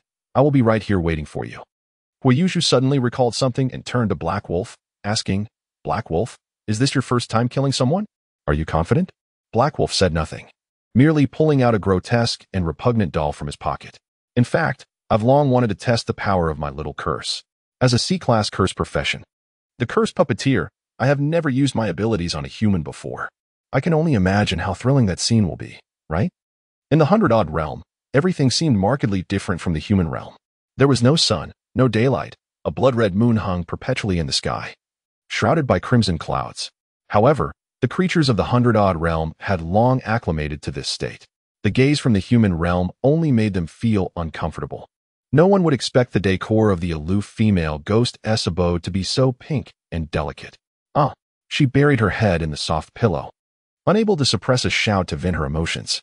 Tang Li felt that this experience was more exhausting than all the horror tale instances she had participated in over the past 6 months combined. Today was truly unfortunate. I never thought there could be something worse than encountering that guy. Tang Li dared to assert, absolutely, absolutely, absolutely not. Chapter 11, The Soul Pivot, Bloodgate. And new strange tales on the bedside table. Tang Li's soul pivot buzzed incessantly, notifications flooding in. The soul pivot was essentially a mobile device crafted by a researcher from the 100 Ghosts realm, modeled after the smartphones of the human world. Who could it be? What urgency demands attention? Tang Li murmured in annoyance, waving her hand dismissively, and a multitude of crimson threads flew forth, swiftly grasping her soul pivot, bringing it to her. Upon illuminating the screen, she was taken aback by the sea of scarlet numbers. What on earth was happening? Why were there so many messages? And from various applications. There were 999 notifications from Soul Sound, akin to the Douyin of the 100 Ghosts realm, and 99 messages from Nether Message, reminiscent of WeChat. Tang Li opened Soul Sound first. Logically, since she hadn't gone live today, she shouldn't have received this many notifications. A profoundly unsettling feeling surged within her. As the app opened, the icon transitioned, and Tang Li steadied her grip on the soul pivot. Wary of any sudden movements that could redirect her to countless other applications. She was experienced in such matters, her hand steady. The main interface successfully appeared, followed by a flood of comments. AAA Bridge Trader, what the hell? Our Aloof goddess has been bullied? Brothers, if anyone sees that guy in the Strange Tales instance, make sure to deal with him harshly. Ox-headed horse-faced fan, sister is so beautiful.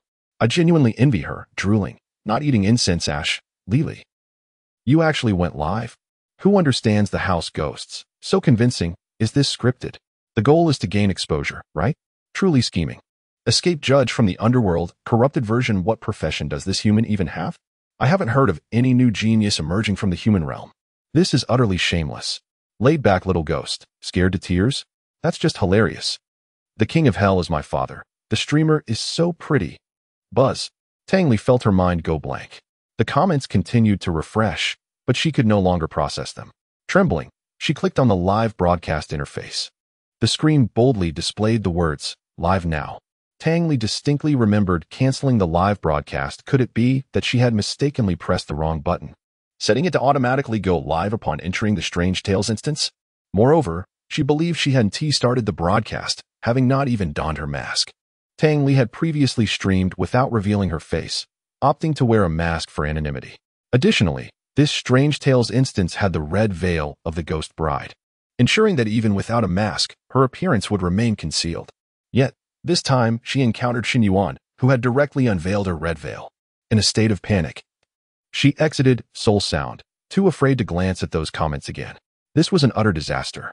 Not only had she exposed her true appearance, but she had also been humiliated in such a manner. Thankfully, she was wearing undergarments, preventing any embarrassing exposure. Tang Li sat dazed on her bed, allowing the vibrations of the soul pivot to continue. Suddenly, a ring-on pierced the air. Wuchang communication reminds you. Sister Xia is calling you. Sister Xia. Tang Li's eyes widened in alarm. This was the former supervisor of the same Coffin calamity. Perhaps she was contacting her regarding the matter of the Yin connection. Tang Li hurriedly answered the soul pivot. Sister Xia. Sister Xia's heavy voice interrupted Tang Li. Little Li, I know you're not feeling well right now, but please listen to me. I must warn you, I saw your video. If it's authentic, then your Yin connection with Shen Yuan has already formed, and you will encounter trouble. You must eliminate Shen Yuan swiftly. Otherwise, before she could finish, the call abruptly cut off. Confused, Tang Li blinked, and upon looking up, she was horrified to discover a bloodgate opening before her, blocking the signal of the soul pivot. Why? The emergence of the bloodgate indicated a Strange Tales instance requiring her participation. Yet, she had just completed one and was entitled to a 2-hour rest period. During this time, no new instances should commence. However, the overwhelming force of the bloodgate left her no choice, pulling her in without mercy. In the final moments before being consumed, Tang Li suddenly recalled that her automatic live broadcast button still seemed to be on. Whatever. If it's broadcasting, then so be it. Tang Li gathered her thoughts, inhaled deeply, and steadied her mind. Today had been filled with peculiar occurrences. In this instance, she would take the opportunity to unleash her frustration, recalibrating her mindset. Yet, Sister Xia's unfinished warning sent a shiver down her spine. Hopefully, nothing untoward would occur. Beep. This strange tale recommends 6 to 8 participants. Do you confirm your choice of one participant? Shen Yuan glanced up at the interface suspended in the void and scoffed. Without hesitation, he selected yes. Recommended 6 to 8 participants? I reject your suggestion. The familiar voice of the heavenly brain echoed in Shen Yuan's ears, while the scenery around him began to shift. Welcome to the Strange Tales instance, current instance, the Nightmare Restroom. Description: you are a newly appointed property manager. At midnight today, it is your first night shift since taking office, when suddenly, the ringing of a phone shatters the tranquility of the duty room, startling you as you shakily answer. The caller is a resident of the apartment building, complaining that the bathroom faucet is spewing out hair and requesting that you come to clean it up. You must muster your courage and go. Hopefully, you will see the morning sun again. Remember, beware of hair. Beware of hair. Beware of hair. Please note, your current health value is 0. Fail again, and you will be erased. Participants in this instance: 1. Difficulty level, Silver 2 stars. The heavenly brain wishes you an enjoyable experience in this strange tale. Shen Yuan pinched his chin, analyzing the information provided by the heavenly brain. It seemed this strange tales instance was distinctly different from the last. It leaned more towards role-playing and immersive experience. I am now playing the role of an unfortunate property manager, tasked with inspecting a haunted apartment. This manager is rather foolish, daring to venture out in the dead of night to confront such eerie events. Is he not courting death? After a few sarcastic remarks, Shen Yuan surveyed his surroundings. The strange tale domain had been set up, displaying its characteristic eerie monochrome hues. He found himself in a hallway. The corridor appeared quite old, likely dating back at least 30 to 40 years. A yellowed and tattered room for rent sign still clung to the wall. Shen Yuan even pondered if that paper was older than he was. The dim yellow lights flickered, and a damp, moldy odor wafted through the air.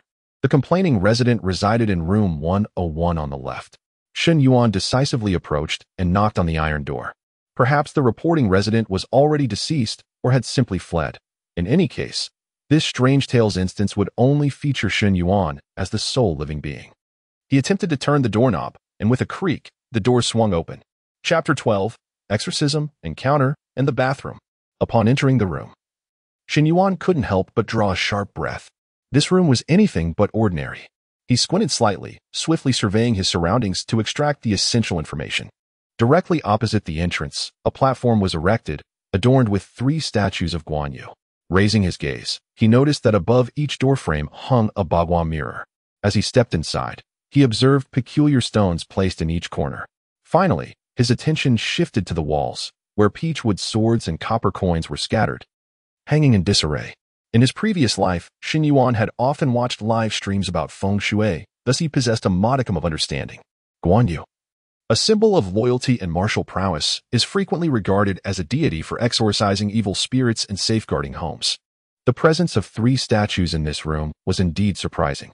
The bagua mirrors were intended to reflect malevolent energy, and the stones in the corners were likely the legendary Taishan stones, coupled with the multitude of talismans adorning the walls. It was evident that this room was not merely haunted, it was replete with protective charms. However, an inexplicable sense of strangeness lingered in the air.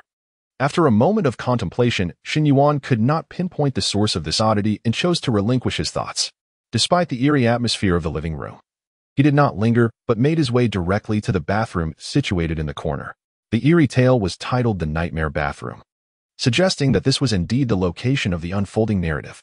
I will investigate the bathroom first, hoping for an opportunity to perish at least once, Shen Yuan mused.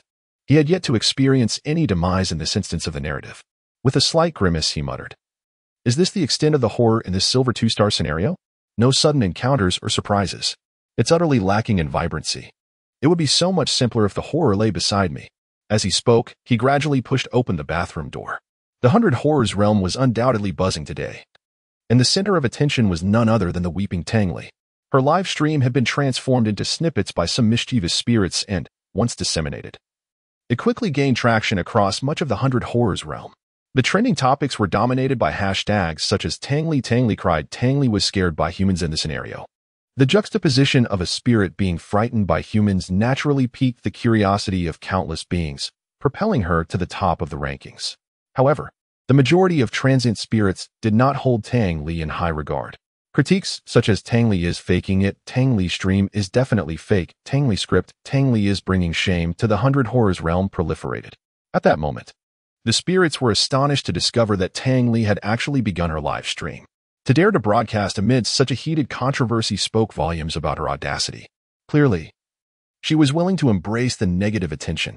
An influx of both supporters and detractors flooded into her live stream. When will the host cry? I'm in a hurry. Exactly. I just want to fast forward to the part where she breaks down. I must admit, she looks rather adorable when she cries. Let us not discuss the script. The host's beauty is truly unmatched. Is the host still looking for actors? I excel at playing dead. Oh, this is the nightmare bathroom? I recall that Bai Li wasn't responsible for this tale before. Bai Li was a term of endearment used by Tang Li's fans. Tang Li glanced at the comments, disregarding them, her expression as frosty as ice. Typically, she maintained this aloof demeanor.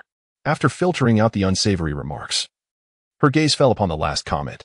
She too was puzzled. Why had the Bloodgate transported her here? This was not a tale she was assigned to oversee. Though her mind brimmed with questions, Tang Li opted for silence. Perhaps it was a glitch of the Bloodgate. Today seemed to be particularly unfortunate for her. Encountering everything imaginable. Upon entering the narrative, Tang Li swiftly reviewed the script, acquiring a general understanding of the nightmare bathroom. In her haste, she had even neglected to check the player information from the human realm. Yet, this was inconsequential. She still wished to inquire about the incomplete sentence from Sister Xia. Having faced enough misfortune for one day, she hoped for a smooth experience in this tale. As she whispered to herself, she scanned her surroundings. Currently, she was within the confines of the bathroom, temporarily restricted by the power of the rules, unable to move freely. She could only act if players within the narrative violated the rules. Suddenly, footsteps echoed from outside. Someone was approaching. But why was there only one pair of footsteps? Was there only one participant? Impossible. Tang Li furrowed her brow in confusion, quickly dismissing this notion. The difficulty of the nightmare bathroom surpassed that of the same Coffin trial. Without multiple participants to make attempts, passage was nearly impossible. The more individuals present, the greater the opportunities for trial and error. Logically, there should be 6 to 8 players in the nightmare bathroom. Had others ventured into different rooms? That would be rather foolish. As Tang Li pondered, a hushed whisper suddenly pierced her ears. It would be so much simpler if the horror lay beside me. Boom. Tang Li felt as though her mind had exploded. A deafening buzz filling her ears, her blood seemingly freezing in an instant. Fear crept into her consciousness like an insidious parasite. She could never forget that voice. Shen Yuan. Why was he here? Stepping into the bathroom, Shen Yuan immediately noticed strands of hair flowing from the faucet. The sink, already cramped, was piled high, threatening to overflow. He observed that the hair was matted with dark crimson stains, rendering it grotesque. Not only the faucet, but also the toilet was ensnared with hair, which continuously surged from the depths, a horrifying black mass. Ordinary players would likely be startled by this bizarre sight, instinctively retreating several meters for safety. However, Shen Yuan's eyes sparkled with interest, a smile gracing his face. There was clearly something amiss with these strands of hair. How intriguing. Without hesitation, he reached out to grasp the strands. Chapter 13. Come on, give it your all, kill me. At this moment, unbeknownst to Shen Yuan, countless eerie eyes were fixated on his every move. As soon as he entered, he dared to touch a strand of hair, provoking mockery from the barrage of comments. Since Shen Yuan had never faced the camera directly, these viewers, observing the live stream, could not recognize him as the human from the Tang Li video. In the void, the comments scrolled by, visible only to Tang Li, invisible to humans. This fool. I've watched the nightmare bathroom numerous times, and I've never seen anyone bold enough to touch it directly. TSK, even Yama would commend his audacity. How could he not be foolish? He actually came alone to challenge this horror story, truly fearless. He must be a novice. Such fools often appear from the human realm. This is boring. Host, if you don't start your performance soon, it will be too late. Very urgent. Is the one above a mindless specter? The player must not trigger the fatal rules. How can the host act? The overall atmosphere in the comments was quite jovial. Clearly, they were oblivious to the true implications of Shen Yuan's actions. Only Tang Li, witnessing Shen Yuan reaching for the strand of hair, felt her eyes nearly bulge out in shock, completely devoid of her usual aloof demeanor. No, this cannot be. The shadow of the Coffin Ash trial still haunted Tang Li. Only she understood that the living Shen Yuan was not truly terrifying. It was the deceased Shen Yuan who was genuinely fearsome. She desperately sought to halt Shen Yuan's actions, but was powerless to do so. The force of the rules restrained her utterly, rendering her immobile. Tang Li could only watch helplessly from behind the shower curtain as Shen Yuan made contact with the hair at the faucet. In an instant, the strands erupted into chaos, coiling around Shen Yuan like a gigantic serpent. The ensuing scene left every specter in the live stream utterly astounded. Witnessing the strands' upheaval, Shen Yuan, rather than cowering in fear, leaned in eagerly. "Come, strangle me." Tang Li, having witnessed the man wield a kitchen knife against himself before, felt a sense of familiarity with this madness. However, the live stream erupted in a moment of silence, then chaos. Ha ha ha ha, 10,086. Has this guy S-head been kicked by a bull-headed horse? Warning, warning. The bull-headed horse will arrive at the battlefield in 5 seconds. This is the first time I've seen someone more brainless than a headless specter. The headless specter feels wronged by the reviews. Watching such a pathetic player is a waste of time. If not for wanting to see how the script girl performs, I would never have entered this live stream. Someone, bring me a bowl of Ming soup to wash my brain. I must forget this ridiculous scene. The mingled joys and sorrows of the specters were disconnected. Within the entire live stream, only Tang Li closed her eyes in anguish, her expression one of despair. It's over, all is lost. This guy is about to start again. Why is my fate so bitter? Detection of host death, resurrection successful.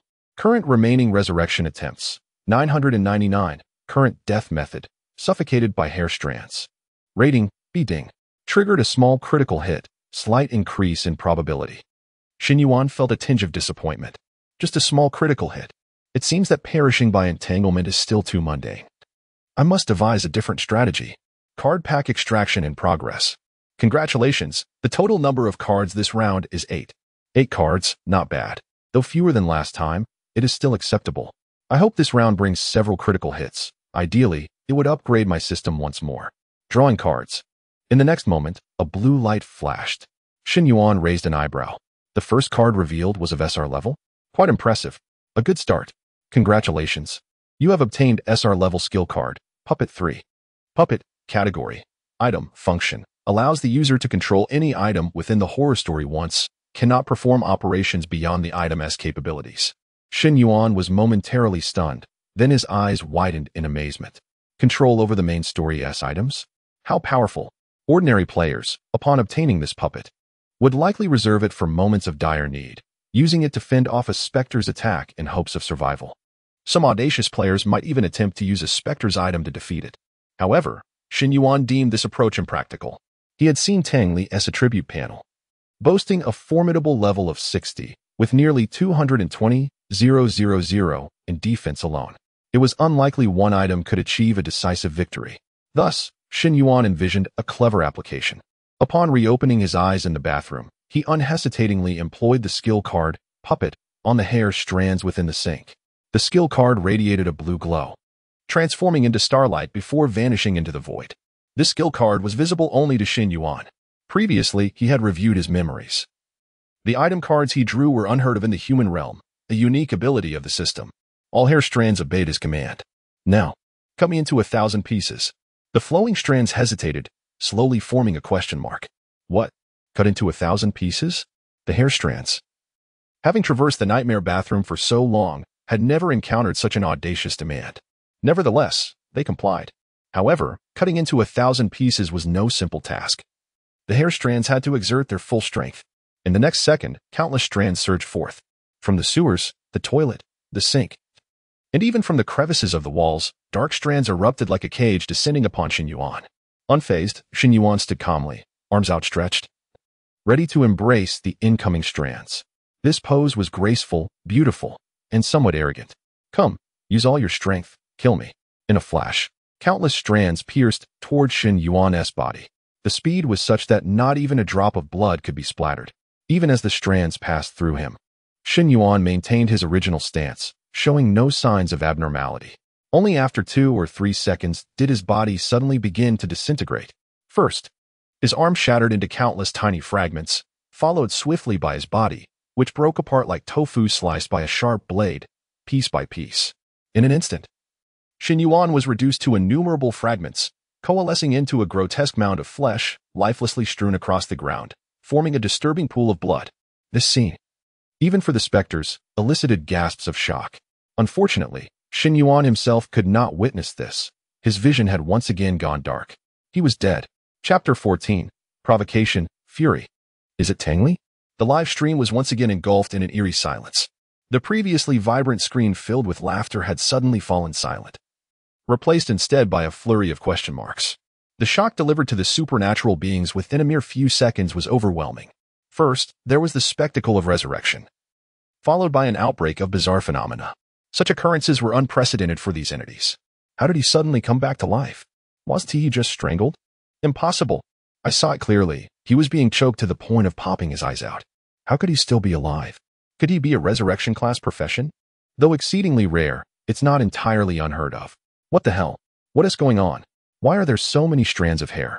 What did he do? Hair everywhere.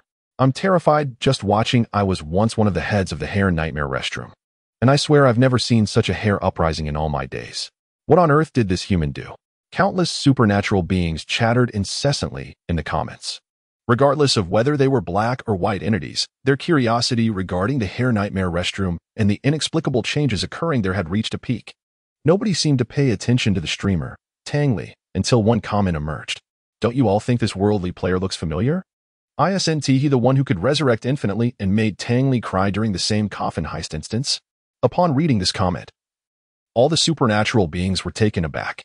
What? This was the one capable of infinite resurrection and continually stealing items from Tang Li? Immediately, some began comparing the video with the live stream. It really is him. It's definitely him. I swear by Yama, this guy is Shen Yuan. I just realized something. If this human player truly exists, does that mean the video is authentic? A profound silence fell upon all the black entities in the live stream. The reason for their earlier skepticism regarding Tang Li as mere script was threefold. First, all the circulated videos were incomplete, lacking any footage of Tang Li's initial entry into the supernatural instance, only showing snippets of her later sobbing uncontrollably. Second, the ability to resurrect multiple times while forcibly stealing NPC items was unprecedented in the 100 Strange Realms, surpassing all conceivable boundaries for these beings. Neither humans nor supernatural entities could accept phenomena that transcended their understanding. Thirdly, Tang Li's incessant streaming for views was painfully apparent. Of course, they were unaware that Tang Li had not voluntarily participated in this supernatural instance. Now, with Shen Yuan's identity confirmed, all doubts dissipated. However, many supernatural beings had witnessed the entire live stream, from the emergence of the Bloodgate to the formation of the supernatural domain, and finally, the entry of the worldly player. They had observed every detail firsthand. There was no room for deception. Shen Yuan, this human player, was indeed real, not merely a supernatural disguise. Most significantly, he could genuinely resurrect. This was practically undeniable. The video was real. It was not scripted. A prodigy had indeed emerged from the human realm, capable of infinite resurrection. Tang Li was not seeking attention. She was genuinely being toyed with by a human and was wronged to tears. Yet, instead of comforting Tang Li, their companions from the 100 Strange Realms resorted to attacking and hurling insults at her. Realizing this, many supernatural beings wished they could slap themselves. Are we really letting our female supernatural being from the 100 Strange Realms be bullied? This is intolerable. Unacceptable. All supernatural beings, heed my command. From now on, if we encounter this fellow in a supernatural instance, we must use every ounce of our power to scare him witless. But wait, isn't this guy capable of resurrection? Does killing him in the instance even matter? I refuse to believe this guy can resurrect infinitely. His resurrection must have limitations, perhaps in terms of numbers or time. This comment garnered considerable agreement among the supernatural beings. Surely, such invincibility could not exist. Wait, don't spam. Look, he resurrected again, in an instant. Countless supernatural beings fixated their gaze on the live stream. They were astonished to find that Shen Yuan, who had been reduced to countless pieces of flesh, was standing once more. The remnants vanished, and a pristine Shen Yuan reappeared on screen, even wearing a faint smile, as if mocking the myriad supernatural beings behind the camera. Is that all? Boom. The entire 100 Strange Realms was enraged. This was provocation. These supernatural beings were, of course, overthinking it. Shen Yuan was entirely unaware that the 100 Strange Realms could even broadcast live. He had to even notice Tang Li hiding behind the shower curtain in the corner. At that moment, all his focus was directed towards the purple card before him. Indeed, the second card had yielded an SSR. Detection of host death, resurrection successful. Current remaining resurrection count, 999. Method of death this round. The myriad supernatural phenomena shredded the host into 1,000 pieces. Comment. Died splendidly, died perfectly. Rating. A ding. Triggered a critical hit. Probability significantly increased. Remaining card count in the card pack, 7 cards. Drawing cards. Congratulations. Acquired SSR grade item card, Blood Contract. Blood Contract category, special item function. Allows the selection of a subordinate from another realm. Special conditions must be met. Can summon for battle at any time. Cross-realm combat will incur strength loss. Currently available subordinate options. 100 Strange Realms. Tangli contract requirement. Experience the supernatural instance together 5 times. 2-5. At first sight of the purple card. Shen Yuan was filled with anticipation. Upon seeing the words contract subordinate, his heart raced. When he read the name Tangli, he was utterly astonished. What? Tangli was level 60. If he could acquire her as a subordinate, the Black Wolf would seem trivial, easily swatted like a stray dog. With Tangli at his side, he would no longer need to fear any debt collectors. However, there were contract requirements that followed. Shen Yuan frowned. Why did this SSR-level card have to have such conditions? It was challenging enough to awaken an SSS-level profession requiring participation in 9 supernatural instances. And now he had to experience 5 instances with Tangli to contract her? Was this a joke? She was a player from the human realm.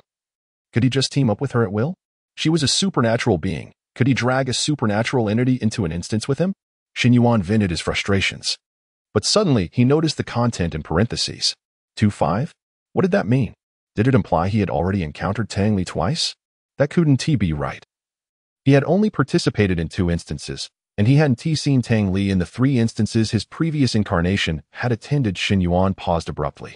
He hadn't encountered the supernatural entity from the Hair Nightmare restroom yet. Could it be? Is it Tangli? Chapter 15. The Thief, the Alchemist.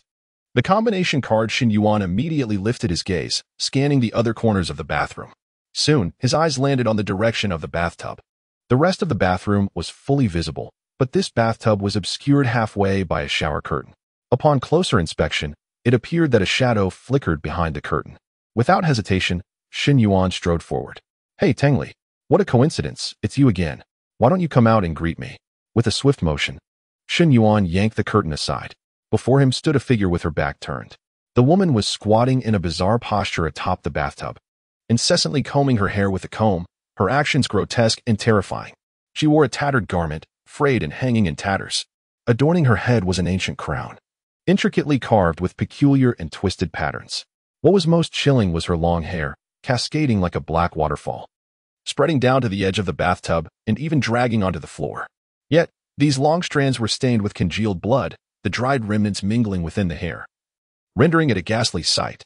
Before Shen Yuan could ascertain whether this eerie woman was indeed Tangli, in the next moment, the blood-soaked hair suddenly pierced through him. Shen Yuan perished. Death method this round. Pierced by 10,000 strands. Rating. Beat notification. Critical hit triggered. Probability increased. A rating of B was quite satisfactory. This death had come unexpectedly, leaving Shen Yuan no time to strategize, resulting in a rather ordinary demise. Perhaps due to being slain by a supernatural entity. The score was slightly higher than his previous death.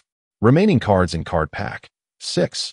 Drawing cards. Initially, Shen Yuan had little hope for this draw, but to his astonishment, he discovered another purple card. In just 3 draws, he had already obtained 2 SSR cards. Such luck was indeed extraordinary. In the previous round, out of 10 cards, he had drawn only 1. Congratulations! You have obtained an SSR-level combination skill card. The Thief turns stone to gold. What is this? A combination skill card? Shen Yuan's eyes widened. Hey, you look a bit familiar. Isn't this the Thief and SR card? How did it transform into an SSR? The Thief is activating. Congratulations, successfully acquired the Drying Crown of the Eerie Woman. Drying Crown, category, amulet equipment, level, silver 3 stars, defense, 50, function, when worn. Hair transforms into 3,000 vengeful soul strands, capable of binding up to 3 targets simultaneously, with a chance of being broken free. Shen Yuan had just noticed this crown. Although the eerie woman was tattered and bloodied, this crown was evidently extraordinary. Yet, upon their first encounter, it was immediately stolen from her. Turning stone to gold is activating. Drying Crown transforms into the Bone Phoenix Crown. Bone Phoenix Crown, category, amulet equipment, level, gold 1 star, defense, 350, speed, 25, endurance, 50, function. When worn, hair transforms into 3,000 vengeful soul strands, capable of binding up to 9 targets simultaneously, minimum binding duration of 1 second. Extendable based on the disparity in strength. Wearing restriction, level 5 and above, Shen Yuan's eyes widened in astonishment. This transformation had upgraded the silver 3-star equipment directly to gold 1-star. It was his first encounter with gold-quality equipment. The Bone Phoenix crown had undergone a qualitative change in its abilities. A minimum binding duration of 1 second. What does that imply? Even if Shen Yuan faced a peak level 99 adversary, he could still restrain them for a second. Though, in reality, that second might not be particularly useful, as he could neither kill nor escape. But regardless, it was still a matter of whether he could bind them or not. All of these items require a level of 5 or above. Once I clear this ghost tail, I will surely reach level 5, adorned in magnificent gear. Shen Yuan had not forgotten that he still had 3 random silver equipment pieces in his backpack, yet to be opened. Delighted, he accepted the Bone Phoenix crown. And as he opened his eyes once more, he met Tang Li's astonished gaze. This time, the supernatural entity in the ghost tail was indeed Tang Li. Shen Yuan felt a sense of familiarity with the woman he was about to recruit as a subordinate. Ignoring Tang Li's fearful demeanor, he patted her shoulder and smiled. Next time you attempt to kill me, be sure to be more ruthless. The harsher, the better. Tang Li was rendered speechless. She could hardly believe that her crown had been snatched away so swiftly. Just moments before, when Shen Yuan had abruptly pulled aside the curtain, she had intended to feign death.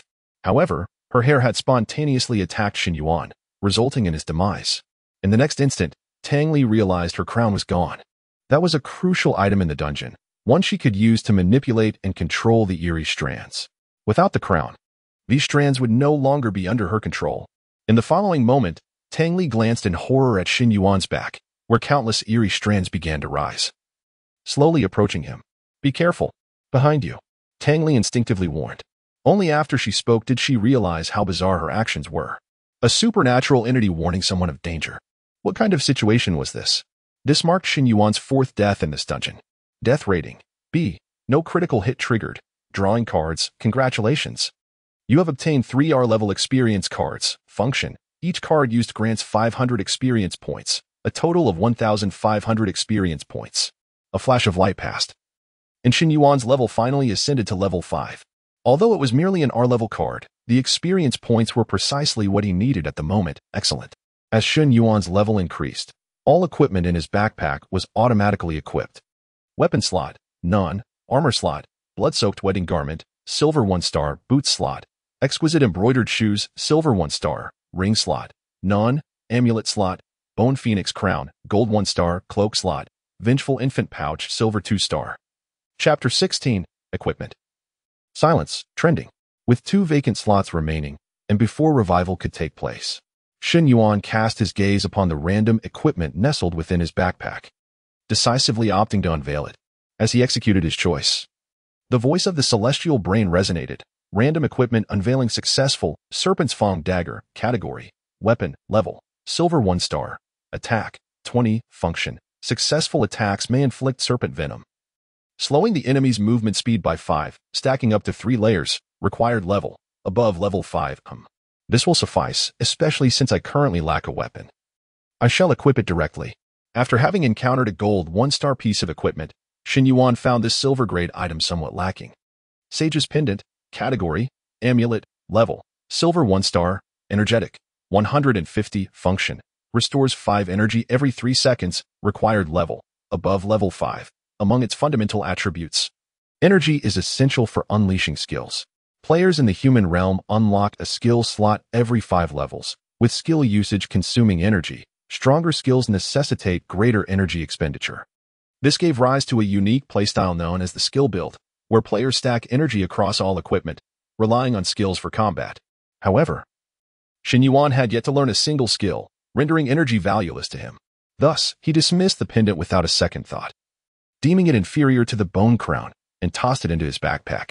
Shen Yuan chuckled softly, remarking, once this horror-themed dungeon concludes, the surplus equipment can be sold in the Celestial Brains marketplace for a handsome sum of gold. After all, that level 7 Black Wolf wields merely a bronze 3-star baseball bat. This illustrated that not everyone could possess silver-quality gear. At least within the novice circle below level 10, silver-tier items remained an unattainable dream. Now, for the final piece. Raider's Cloak. Category: Cloak. Level: Silver 1-star. Speed: 25. Function: After using a displacement skill, a phantom will remain at the location for 10 seconds. The phantom cannot withstand any attacks and will be instantly destroyed. Shen Yuan furrowed his brow. Another cloak. He already possessed the cursed infant pouch. Alas, no rings had appeared. With 6 equipment slots in total, only the ring slot remained vacant. Nevertheless, having 5 pieces was already commendable. Yet, Shen Yuan hesitated between the raider's cloak and the cursed infant pouch. While the latter boasted superior quality and overall attributes, the former's functionality was more versatile, complementing the skill of the delicate embroidered shoes perfectly. After a moment's contemplation, Shen Yuan made up his mind. I shall don the raider's cloak. For now, the cursed infant pouch excels in birthing cursed infants but is only necessary when facing cursed attacks. I shall switch to it when such an encounter arises. Thus, Shen Yuan's attributes and equipment slots underwent a remarkable transformation. Shen Yuan, Level: 5. Class: Unawakened. Defense: 1390, 840200350. Health: 0. Energetic: 368. Attack: 67, 4720. Speed: 115. 3035, 2525. Stamina: 139, 8950. Weapon slot: Serpent's Fang Dagger, Silver 1-star. Armor slot: Blood-soaked Bridal Gown, Silver 1-star. Shoe slot: Delicate Embroidered Shoes. Silver 1-star. Ring slot: None. Amulet slot: Bone Crown, Gold 1-star. Cloak slot: Raider's Cloak, Silver 1-star. Shen Yuan's attributes, save for speed, still paled in comparison to the Black Wolf. However, that was of little concern. He now possessed the capability to confront the Black Wolf. Moreover, Shen Yuan's greatest advantage lay in the skills bestowed by his various pieces of equipment, an advantage far more formidable than mere attributes. As the revival timer concluded, Shen Yuan opened his eyes once more. This time, he clearly discerned the inky apparitions hovering behind him, exhibiting no signs of fear, even waving amicably at the specters. Greetings. Thank you for your hard work. His demeanor resembled that of a general greeting soldiers during a parade. The apparitions were taken aback. In the live stream, viewers were equally dumbfounded. He is alive again? Tang Li quickly glanced at her attire. Thankfully, it remained intact. As long as her clothing was not stolen, she welcomed his revival. This bizarre scene persisted for several seconds before the suspended apparitions regained their composure, erupting in fury. How dare this human provoke us? Does he not regard us as threats? With the loss of their crown's control, the apparitions unleashed their savage, bloodthirsty nature, swiftly overwhelming the restroom. They infiltrated every crevice, walls, ceiling, sink, and toilet, infesting the space. The apparitions were omnipresent, even within Shen Yuan's own body. Boom. In the next moment, countless strands of hair erupted from Shen Yuan's skin, dragging forth crimson blood. The blood meandered down the strands, pooling on the restroom tiles and staining a vast area. In midair, the apparitions danced wildly, seemingly in a display of triumph. Ha, pitiful creature, are you still arrogant? Before the apparitions could extract the hair from Shen Yuan's body, his corpse suddenly vanished. The apparitions paused. Where did he go? In the next instant, another unscathed Shen Yuan rose, turning to address Tang Li. Tang Li, your technique is impressive. Do it again. Tang Li replied weakly, you stole my crown. And now these apparitions are beyond my control. Shen Yuan raised an eyebrow. Beyond your control? Before he could finish speaking, the apparitions surged forth as if possessed, immediately engulfing Shen Yuan, with countless strands merging him into a puddle of blood. Let us see if you can escape this time. In the next moment, Shen Yuan stood once more, appearing unfazed, resuming his conversation with Tang Li. This indicated that the strands had developed sentience? Quite convenient indeed. Tang Li fell silent, at a loss for words.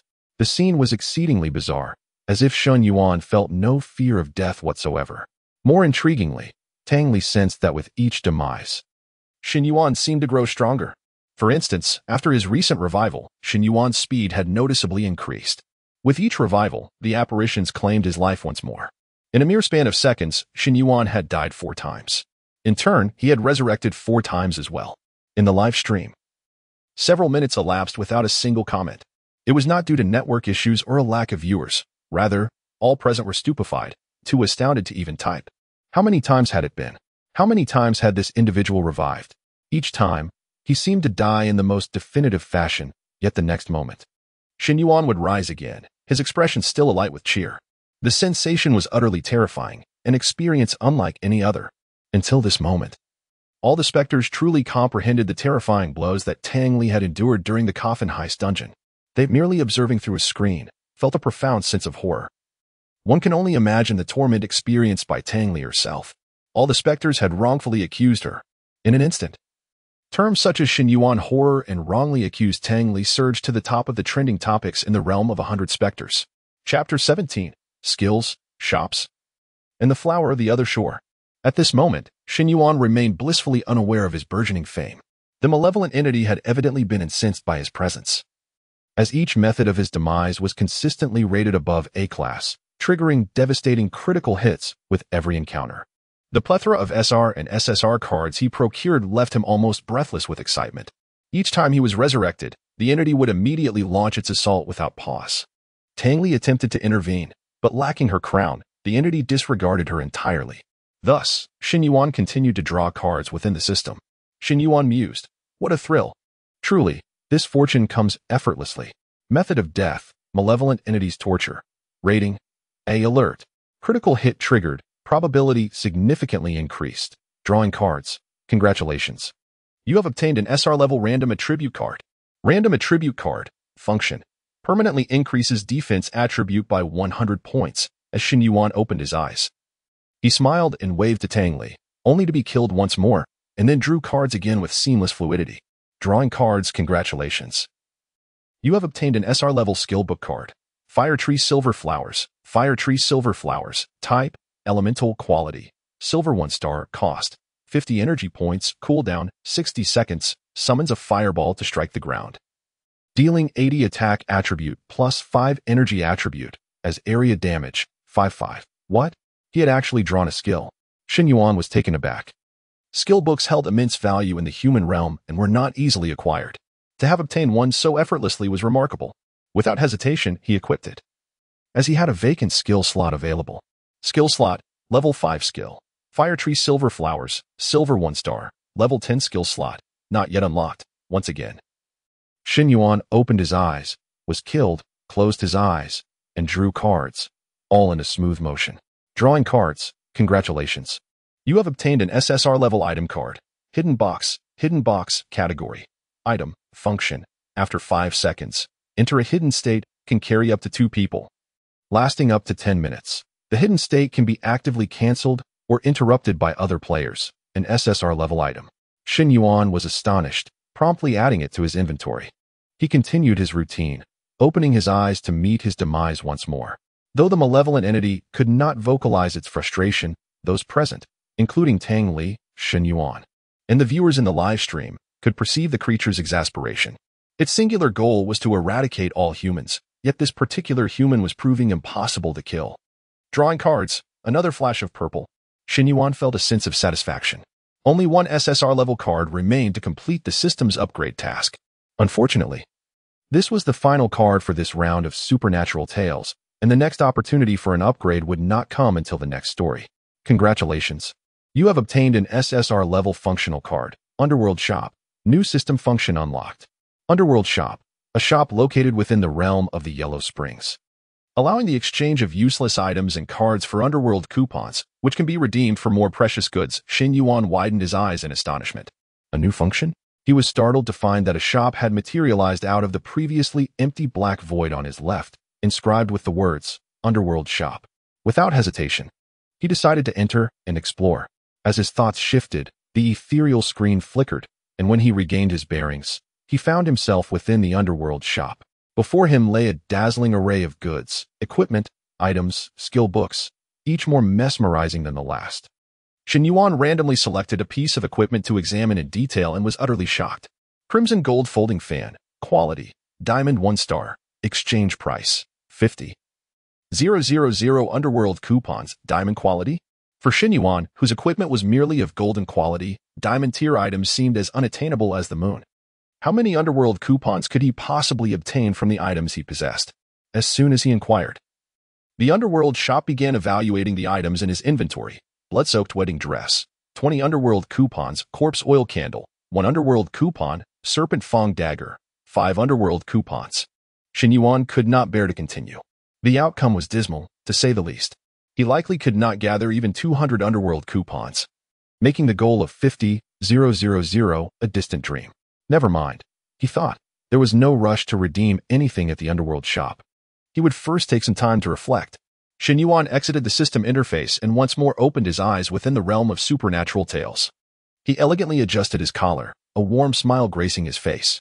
Excellent, the card drawing has concluded, and now, the real challenge begins. Smack. Shen Yuan was crushed into a pulp by the enormous hand conjured by the malevolent entity. This time, there was no card drawing scene. He was resurrected in an instant. Frowning in displeasure, he turned to glare at the entity behind him, reprimanding, enough already. Smack. Shen Yuan was dispatched once more. As he resurrected, he felt somewhat speechless. Damn it. When he had the chance to draw cards, he regarded the entity as a treasure, almost wishing to kiss it. Now, without that opportunity, these entities merely seemed bothersome, hindering his progress. Upon resurrecting again, Shen Yuan glared at the entity, coldly stating, "You cannot kill me, so why persist in this futile endeavor?" The entity remained silent, continuing its relentless assault. Shen Yuan, however, was not devoid of temper, with his attributes significantly enhanced and still adjusting. He decided to use this entity to stretch his muscles. Did it truly believe it could kill him because of its strength? It was mistaken. He had merely allowed it to do so, nothing more. In the next moment, as the entity launched its attack, Shen Yuan deftly evaded its strike with remarkable speed. Beneath his feet, a crimson flower of the other shore slowly emerged. The entity, already irritable, became even more enraged as Shen Yuan began to dodge its attacks. In an instant, strands of hair coalesced into a spear, thrusting towards Shen Yuan with such speed that it left only an afterimage in its wake. Shen Yuan smirked in derision, activating the exquisite embroidered shoes skill. Whoosh. Huh. Is that all you have? Chapter 18. Evade, evade, and evade again. Behind. Tang Li's gaze sharpened as she focused intently on the ground beneath Shen Yuan's feet. Although the exquisite embroidered shoes were not yet visible, the patterns of the other shore were unmistakably those of her own exquisite shoes. The very item she had lost during the Coffin catastrophe was now in Shen Yuan's possession. It seemed my previous assumptions were overly cautious. This fellow did not merely rely on consuming my items to revive. He had indeed stolen them outright. Perhaps he had even appropriated them for his own use. What manner of profession and ability is this? Tang Li found herself questioning the very essence of the supernatural. In the realm of 100 mysteries, Tang Li's streaming room flickered back to life after a prolonged silence. A comment appeared amidst the chaos. Have you all noticed? Shen Yuan has died 10 times already. Just like in the last dungeon, he only began to clear it after dying 10 times. This revelation sent ripples through the audience. I see. What you're implying is that Shen Yuan's revivals have a limit of 10. No wonder he suddenly started evading the supernatural attacks. It all makes sense now. I knew it. How could there possibly be an invincible human in the human realm, with endless supernatural attacks if Shen Yuan can evade once? I find it hard to believe he can evade a dozen times. He clearly lacks the ability to counter these attacks. In other words, Shen Yuan is doomed. I bet a bowl of mangpa soup with snail rice noodles that Shen Yuan won't last 3 minutes. 3 minutes? I wager he won't even last a single minute.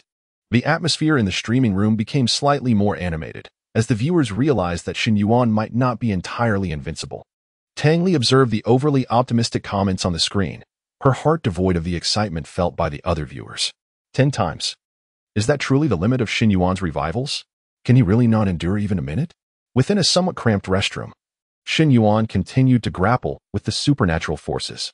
The apparitions shifted into various forms to attack him, yet Shen Yuan remained intensely focused. Utilizing the skills of his exquisite embroidered shoes to weave seamlessly between the other shore flowers, successfully evading the threats repeatedly. There were numerous moments of peril where death seemed imminent, but now Shen Yuan appeared increasingly adept. He had gained full control of his upgraded level 5 body, including the skills of the exquisite shoes. Initially, he had struggled to adapt, but after several evasions, he had mastered them to perfection. The sensation was exhilarating. Shen Yuan could not help but silently exclaim in his heart. In his previous life, he had never experienced such extraordinary physical prowess, achieving a state of harmony between body and mind. Even the most difficult maneuvers could be executed flawlessly. This was the effect of enhanced attributes. And this was merely at level 5. What terror would come with levels 8, 9, or even 10? With a thunderous crash, shards of porcelain flew, casting dust into the air. The supernatural forces relentlessly struck the tiles but never once grazed the hem of Shen Yuan's clothing. Shen Yuan's nerves were taut, his eyes fixed with unwavering concentration, not daring to relent for even a moment. He could distinctly hear the rhythm of his own heartbeat. At that moment, he seemed to enter a state of transcendence, where the only entities in existence were himself and the supernatural forces. His mind was consumed by a singular thought: evade, evade, again, evade, 10 times, 20 times, 30 times, 1 minute, 2 minutes, 5 minutes. Even as his stamina waned, the supernatural forces failed to land a single hit. The calamity consistently lagged behind him. The viewers in the streaming room were utterly dumbfounded. Those who initially boasted that Shen Yuan could not endure even a minute were left speechless. This human had truly achieved the impossible. Tang Li's expression was equally complex as she watched Shen Yuan evade continuously. To be fair, she considered the supernatural attributes to be rather low, and their speed unremarkable. Evading a few times was indeed manageable. However, sustaining such extreme reflexes over time was a formidable challenge. Shen Yuan's ability to maintain focus without error for so long was beyond the capacity of ordinary individuals. In terms of concentration, Shen Yuan was undoubtedly a genius among geniuses. Tang Li even believed that even without his extraordinary revival ability, he could achieve greatness. As Tang Li pondered, a crown was suddenly hurled toward her. She instinctively caught it. Bewildered. In the next moment, Shen Yuan's voice resonated. Let it be. For reasons unknown, Tang Li complied, holding the retrieved crown. She stared in astonishment at the man before her. Shen Yuan exhaled silently, as if unaffected by the chaos. All right, the warm-up is complete. Continuing to evade would be a sheer waste of time. Tang Li, you hold on to this crown for now. Do not let the supernatural forces hinder my progress. With that, Shen Yuan began scanning the restroom for clues. The supernatural viewers in the streaming room, momentarily stunned, erupted into a frenzy of comments. Hurry, host, kill him. This is absolutely a golden opportunity. His revival count is likely only 10. Host, this is your chance to make your mark in the realm of 100 mysteries. Kill him. Host, what are you waiting for? He has already defied the rules of inevitable death. She was torn. Shen Yuan stood with his back to her, seemingly defenseless, should she strike. He would surely perish. But was Shen Yuan's revival count truly limited to 10? If she were to ambush him and he revived in a fit of rage? What if he stole her clothes in retaliation? Tang Li's mind was in turmoil. Yet if she did not seize this chance, she might never encounter Shen Yuan again. Sister Xia had also advised her to find an opportunity to eliminate him.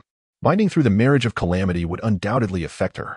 I cannot risk losing everything over a small matter. Even if he stripped me of all my garments, I must slay him. Taking a deep breath, Tang Li finally resolved herself. She slowly placed the crown upon her head, her blood-red hair swirling behind her as she prepared to strike down Shen Yuan. But when she looked up, she discovered that Shen Yuan was no longer in the restroom. What is the host hesitating for? Are you contemplating betrayal? If such a genius remains in the human realm, we in the realm of 100 mysteries are in peril. Tang Li, do not be foolish. The comments continued to flood in, urging her on. And there he stood, holding a pair of scissors. What could he possibly want with those? Chapter 19. The Devil, Clues, 2001. In the next moment, under Tang Li's astonished gaze, Shen Yuan unexpectedly snipped at the strands of hair flowing from the faucet. Snip. As the hair was severed, it rapidly surged forth, catching Shen Yuan off guard and piercing through his brain. Shen Yuan was dead.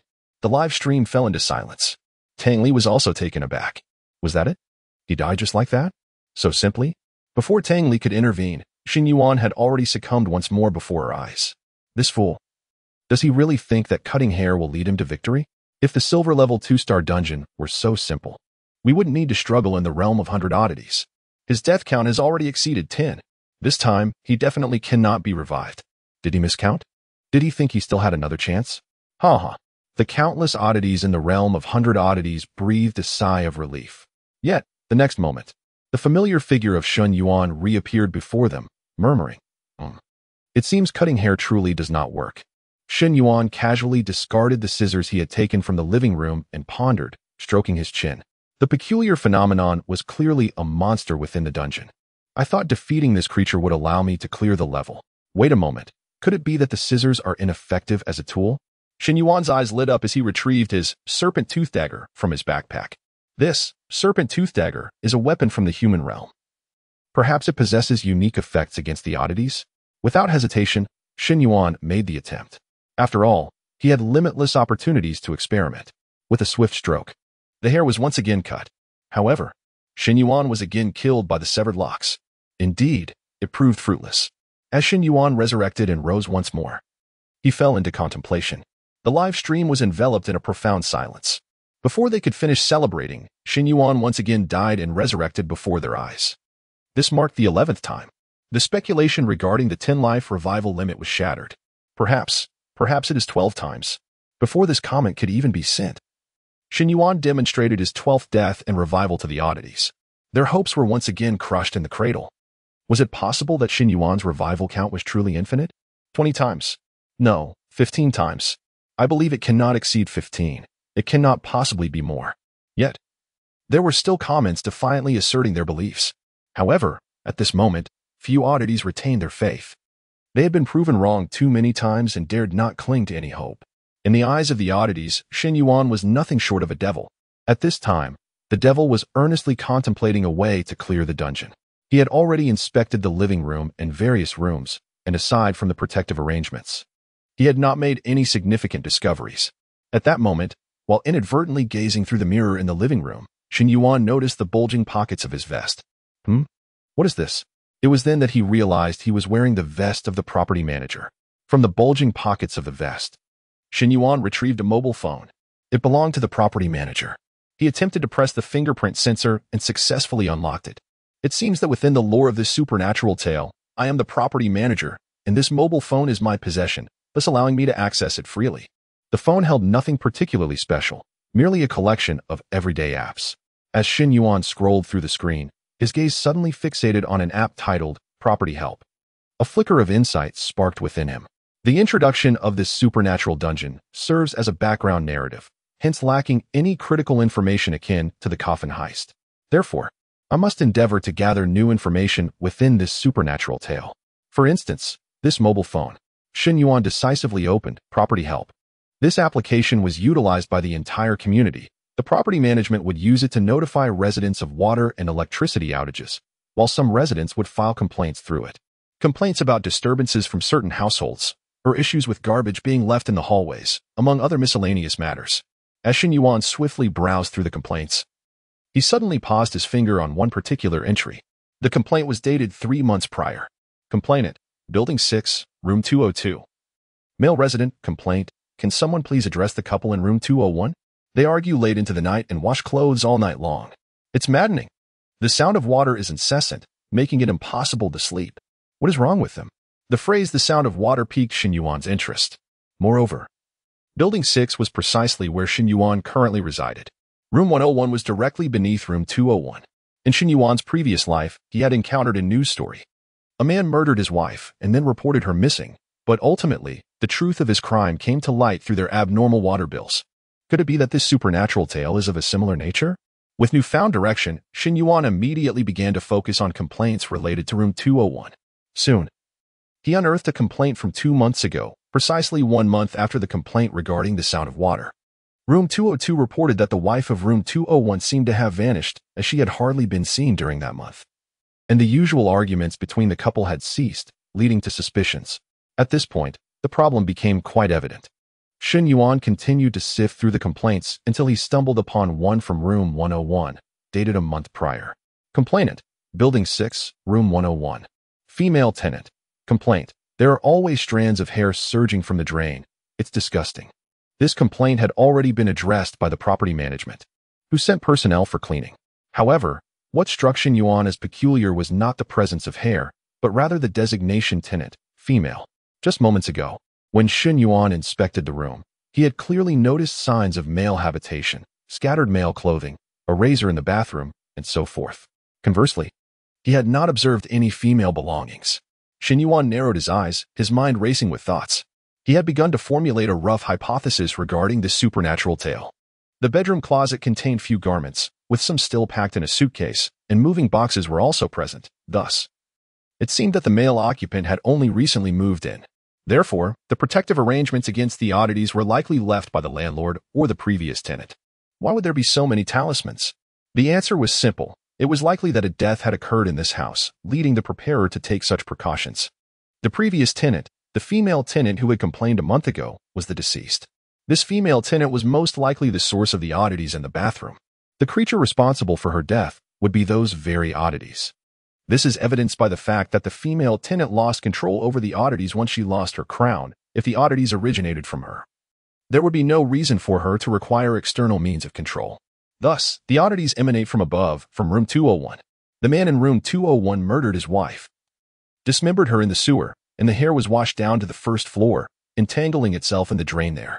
The pent-up resentment transformed these strands into oddities, ultimately claiming the life of the innocent female tenant below. Shen Yuan rubbed his temples. He still lacked sufficient clues. Chapter 20. The Source, the Scoundrel, and the Enigmatic Woman. Shen Yuan once again perused the complaint records on his mobile application. This time, he stumbled upon a complaint from a year ago. Complaint: a strange odor emanating from room 101. Resolution: following confirmation from the property management, the tenant of 101 had committed suicide in the apartment. The police have ruled out foul play, and the matter has been resolved publicly.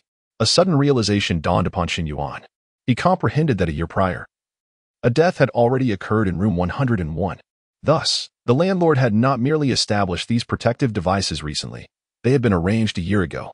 After the tragic demise of the previous female tenant, the landlord had further reinforced the protective measures, resulting in the peculiar presence of 3 statues of Guangong, an abundance of peach with swords adorning the walls, and the unusual sight of bagua mirrors. Shen Yuan tucked his phone away, for he now possessed a clearer understanding of how to navigate this predicament. Since this locale had given rise to a ghostly tale, it indicated that unresolved grievances lingered. By dispelling these resentments, the haunting could naturally be dispelled. Exiting room 101, he made his way directly to the second floor, disregarding the late hour, and knocked forcefully on the door of room 201. Bang, bang, bang. The iron door rattled, producing a loud and jarring noise. Finally, a cacophony of curses emanated from within. A man yanked open the door, continuing his tirade. What the hell? Are you trying to get killed? It's the middle of the night. Upon seeing the man, Shen Yuan instantly recognized his suspicions were correct. He had already checked the tenant information for room 201 through the property management app. This was indeed the man who had murdered his wife months ago. The man in room 201, noticing Shen Yuan's silence, grew increasingly irate and barked. Hey, what are you staring at? Do you want me to gouge your eyes out? Speak. What do you want? I received a complaint about noise disturbance, and I came to verify the situation. It seems I was mistaken. My apologies. The first course of action upon entering room 101 was to shatter all the Guangong statues, remove every bagua mirror, and discard the Tai Mountain stone and peach wood swords without hesitation. He aimed to dismantle the suppressive formation within the room and release the supernatural forces. To an ordinary person, such actions would undoubtedly appear wildly reckless. What if the cessation of suppression caused the supernatural forces within 101 to erupt with greater fury? Apologies. But Shen Yuan was unperturbed. He possessed countless opportunities to rectify his mistakes. Very well, go forth. Grievances have a source, and debts have a master. Settle your vendettas. The supernatural forces emanating from the faucet hesitated momentarily. In the next instant, they surged frantically toward the faucet and down the drain, nearly vanishing in the blink of an eye. Perhaps due to the length of her hair, a portion remained within the restroom of 101. Shen Yuan paid no mind and hastily ascended to the second floor, using the property key to lock the door of room 201 from the outside. This way, the man could not escape. Though this action may have seemed superfluous, it ensured absolute security. Once that man was dead, the instance would likely come to an end. You reap what you sow. You cannot survive your own sins. If love was lost, separation was the answer. Why resort to murder? Shen Yuan shook his head, preparing to await the conclusion of the occurrence. Suddenly, from the corner of his eye, he caught sight of the woman in the restroom, or rather, the enigmatic specter. Why had the specter not departed yet? It occurred to Shen Yuan that she too was a tragic victim, having met an untimely death. With the suppression now dismantled, she ought to dissipate as well. Could it be that she harbored unresolved grievances? After all, who wouldn't he bear resentment after such an unjust demise? Should he simply disregard her? Or perhaps, this specter possessed an additional subplot. With a heart full of curiosity, Shen Yuan stood and entered the restroom. The moment he stepped inside, the specter's gaze locked onto him, icy and unyielding. This time, she hesitated not. She was determined to eliminate Shen Yuan, employing every means possible to do so. In an instant, the remaining supernatural forces within the restroom began to writhe, coiling together like a massive black serpent, ominous and terrifying. The specter even invoked her own abilities. In a flurry of blood and hair, no matter how adept Shen Yuan was at evasion, he could not escape her onslaught. This level of assault was incomparable to the previous supernatural attacks. Caught off guard, Shen Yuan indeed perished. Yet, he remained unconcerned. To die is to live again. Even if it is but for a second, it allows for progress. As he continued forward, he observed the specter, contemplating the nature of her unresolved attachments. The specter, witnessing Shen Yuan's relentless approach, felt an ever-deepening despair. From the restroom door to the bathtub was approximately 6 meters. Shen Yuan had died 17 times. Coupled with the previous 12, he had resurrected a staggering 29 times. This was undoubtedly a terrifying statistic. The specter had never heard of any individual capable of such feats, none. Not even those of the highest rank. Moreover, she noticed that Shen Yuan consistently bore no expression of fear. This indicated that 29 times was far from his limit. As Shen Yuan resurrected for the 30th time and approached the specter, she surrendered. This devil was utterly indestructible. She had exhausted every possible method, yet still could not prevail. The supernatural entities in the live stream had long since fallen silent. Fear began to permeate the realm of 100 ghosts. Shen Yuan came to a halt, observing the specter-s in action, and smiled. Have you finally given up? The specter remained silent, her eyes devoid of life. Shen Yuan, however, suddenly retrieved a bottle of shampoo from the side. Throughout his repeated deaths, he had closely observed the specter's hair. It appeared rather peculiar. The bloodstains juxtaposed starkly against her hair. Thus, an audacious hypothesis formed in Shen Yuan's mind. The blood upon the specter-s hair originated from the woman of room 201, not from the specter herself. Due to the contamination of her hair, the specter was unwilling or perhaps unable to leave. Shen Yuan's conjecture found further validation when, during his initial pull of the shower curtain, he had observed the specter fervently combing her hair, seemingly attempting to rid herself of the bloodstains. Come, sit down, allow me to wash your hair. Chapter 21. The Passage. The Settlement, count me in. Shen Yuan's voice brooked no argument. Tang Li was taken aback. Wash my hair? What is happening? In the next moment, without further ado, Shen Yuan had already turned on the shower, removed the crown from Tang Li's head, and tucked it into his backpack, then poured warm water over her hair. He squeezed a pump of shampoo into his hands and began to scrub the blood from Tang Li's hair. Tang Li was utterly bewildered. Seriously, is this appropriate? She hastily checked the script again in the void, only to find no mention of this content. However, suddenly, she noticed that there was a hidden side quest following the main script. Could it be? Tang Li murmured as she opened the hidden side quest. Indeed. The hidden side quest was related to the hairwoman. Tang Li was thoroughly impressed. In Coffin together, Shen Yuan had triggered a hidden storyline, and now in Nightmare Bathroom, he had discovered another hidden side quest. Tang Li was not the overseer of Nightmare Bathroom, so she was unaware of whether this hidden side quest was frequently triggered. Yet, based on her experience, she judged it was impossible. To her knowledge, players in the human realm had never triggered hidden storylines, or rather, no one had survived after triggering them. Hidden storylines generally came with immense risks.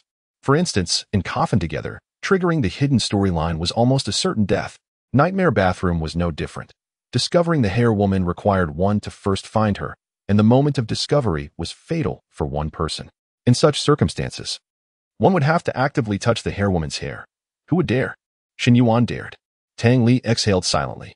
She instinctively glanced at Shen Yuan behind her. He was meticulously washing her hair, his expression calm and serene. The water was warm, and combined with Shen Yuan's gentle scrubbing, Tang Li surprisingly felt a bit comfortable. As a ghost, no one had ever washed her hair before. Unconsciously, Tang Li became a little entranced. The terrifying ability of infinite resurrection. The theft of secondary props to transform into one's own equipment, unparalleled observation skills, and terrifying concentration. All of these attributes converging in a single player from the human realm would create a formidable existence. Could it be that the balance between the human realm and the 100 Ghosts realm, maintained for centuries, was about to be shattered? In the void, a barrage of comments flowed by. A human washing a ghost's hair? What kind of storyline is this? I've never seen such a plot in Nightmare Bathroom. Could it be a hidden storyline? Absolutely. Is this guy going to be the first to trigger a hidden storyline and clear it? Not the first. He triggered one in Coffin together too. Putting everything aside, although Shen Yuan is human, his appearance is undeniably remarkable, quite a match for Tang Li. My Bai Li is unparalleled in beauty. Falling for anything will only harm you. This is a human, our enemy in the 100 Ghost realm. If only he could become a ghost. The hair woman's hair was not particularly abundant, and soon all the blood was washed away. Just as Shen Yuan anticipated, a voice echoed in his mind from the celestial brain. Ding! Congratulations on completing the hidden storyline. Simultaneously, the screams from upstairs abruptly ceased, and the remaining remnants of the hair woman in the bathroom disintegrated into ashes. It seemed the malice within the hair woman had dissipated, eliminating the eerie tail of hair flowing from the bathroom faucet. All done. Shen Yuan chuckled lightly, unfazed. Congratulations to player Shen Yuan for successfully clearing Nightmare Bathroom. Reward calculation in progress. Clear time, 19 minutes 21 seconds. Clear evaluation, SSR-level. Congratulations. Your clear time and evaluation have surpassed 100 of other players in the same dungeon, successfully ranking first on the Nightmare Bathroom leaderboard. The ranking rewards are as follows. Shen Yuan once again claimed the top spot on the leaderboard. Like in Coffin together, he remained the only player to achieve an SSR-level clear, with no others having cleared a hidden storyline like Shen Yuan. 1. Random silver level equipment x3 2, 10. 000 gold. 3. Triple experience points totaling 1, 500. The above rewards have been allocated to your backpack. The ranking rewards had not changed. They remained equipment, gold, and experience points.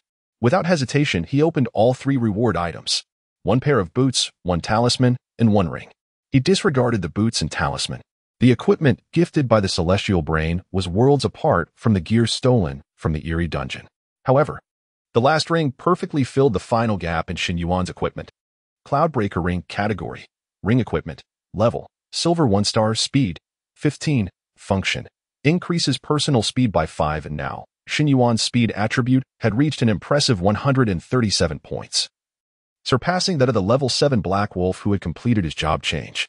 Since the dungeon was concluded, it was time to settle accounts with Huiyuju and Black Wolf. I hope the two of you are not too surprised by the refreshed me. The moment of reckoning had arrived. A cold smile graced Shen Yuan's lips as his figure began to fade into the ethereal. Tianfu Residence 301. Huiyuju was counting down the moments. An hour was about to pass, and soon it would be revealed whether Shen Yuan lived or died. Black Wolf lounged leisurely on the sofa, occasionally glancing around, speculating where the hefty sum of money was hidden. He looked at Huiyuju, who was anxiously counting down, and remarked with a smile, "Xiaozhu, no need to be so tense. That kid is over 90% likely to be dead in the dungeon." He rushed into the eerie dungeon without even forming a team. He alone. He just a weakling. Probably didn't he even have time for a job change. I can't imagine how he could survive. Huiyuju said nothing but continued to watch the clock intently.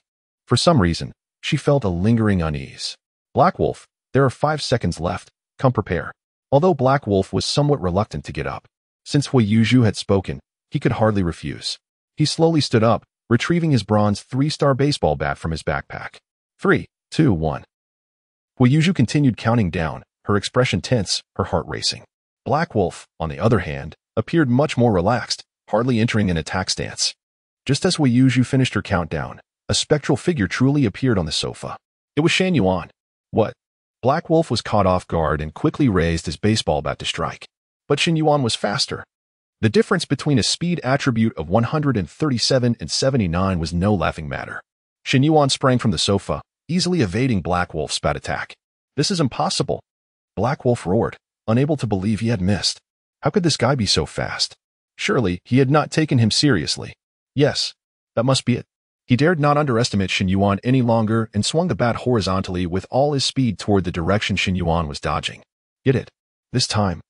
The baseball bat struck true, crashing down upon Shen Yuan's body.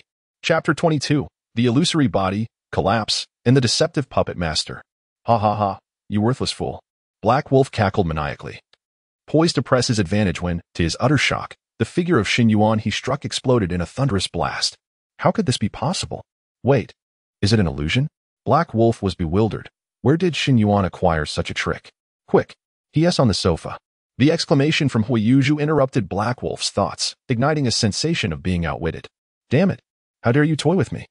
Black Wolf's eyes bulged with fury as he roared in indignation, readying himself to strike once more when an unforeseen development occurred. Countless strands of hair shot forth, ensnaring both Black Wolf and Huiyuju. What is this? A mere level 7. Black Wolf had never encountered such an ominous display and was instantly filled with dread. He attempted to free himself from the grasp of the strands, but found it utterly impossible. With wide eyes, he glared at Shen Yuan, his voice hoarse with desperation. Shen Yuan, let me go at once. Otherwise, I will ensure you meet your demise without a trace. Shen Yuan, upon hearing this, could not help but chuckle in disbelief. The serpent's fang dagger materialized effortlessly in his hand as he elegantly twirled it, its blade glinting with a chilling light. Oh dear Black Wolf, it seems you have yet to grasp the gravity of your situation. The one on the brink of extinction appears to be you. When Black Wolf beheld the dagger in Shen Yuan's hand, his eyes nearly bulged from their sockets. The dagger emitted an ethereal green glow. Black Wolf understood all too well what this signified: silver-grade equipment. He had longed for such a piece, but it was simply beyond his means. Yet now, it lay in the hands of the so-called worthless Shen Yuan. How could you possibly possess silver-grade equipment? This is inconceivable, even if you had the funds. Silver-grade gear requires a minimum of level 5 to wear. In the next instant, Black Wolf's pupils dilated. Could it be that you have reached level 5? No, that cannot be. There have only been 2 dungeons. How could one possibly advance to level 5 so swiftly? Shen Yuan paid little heed to Black Wolf's bewilderment.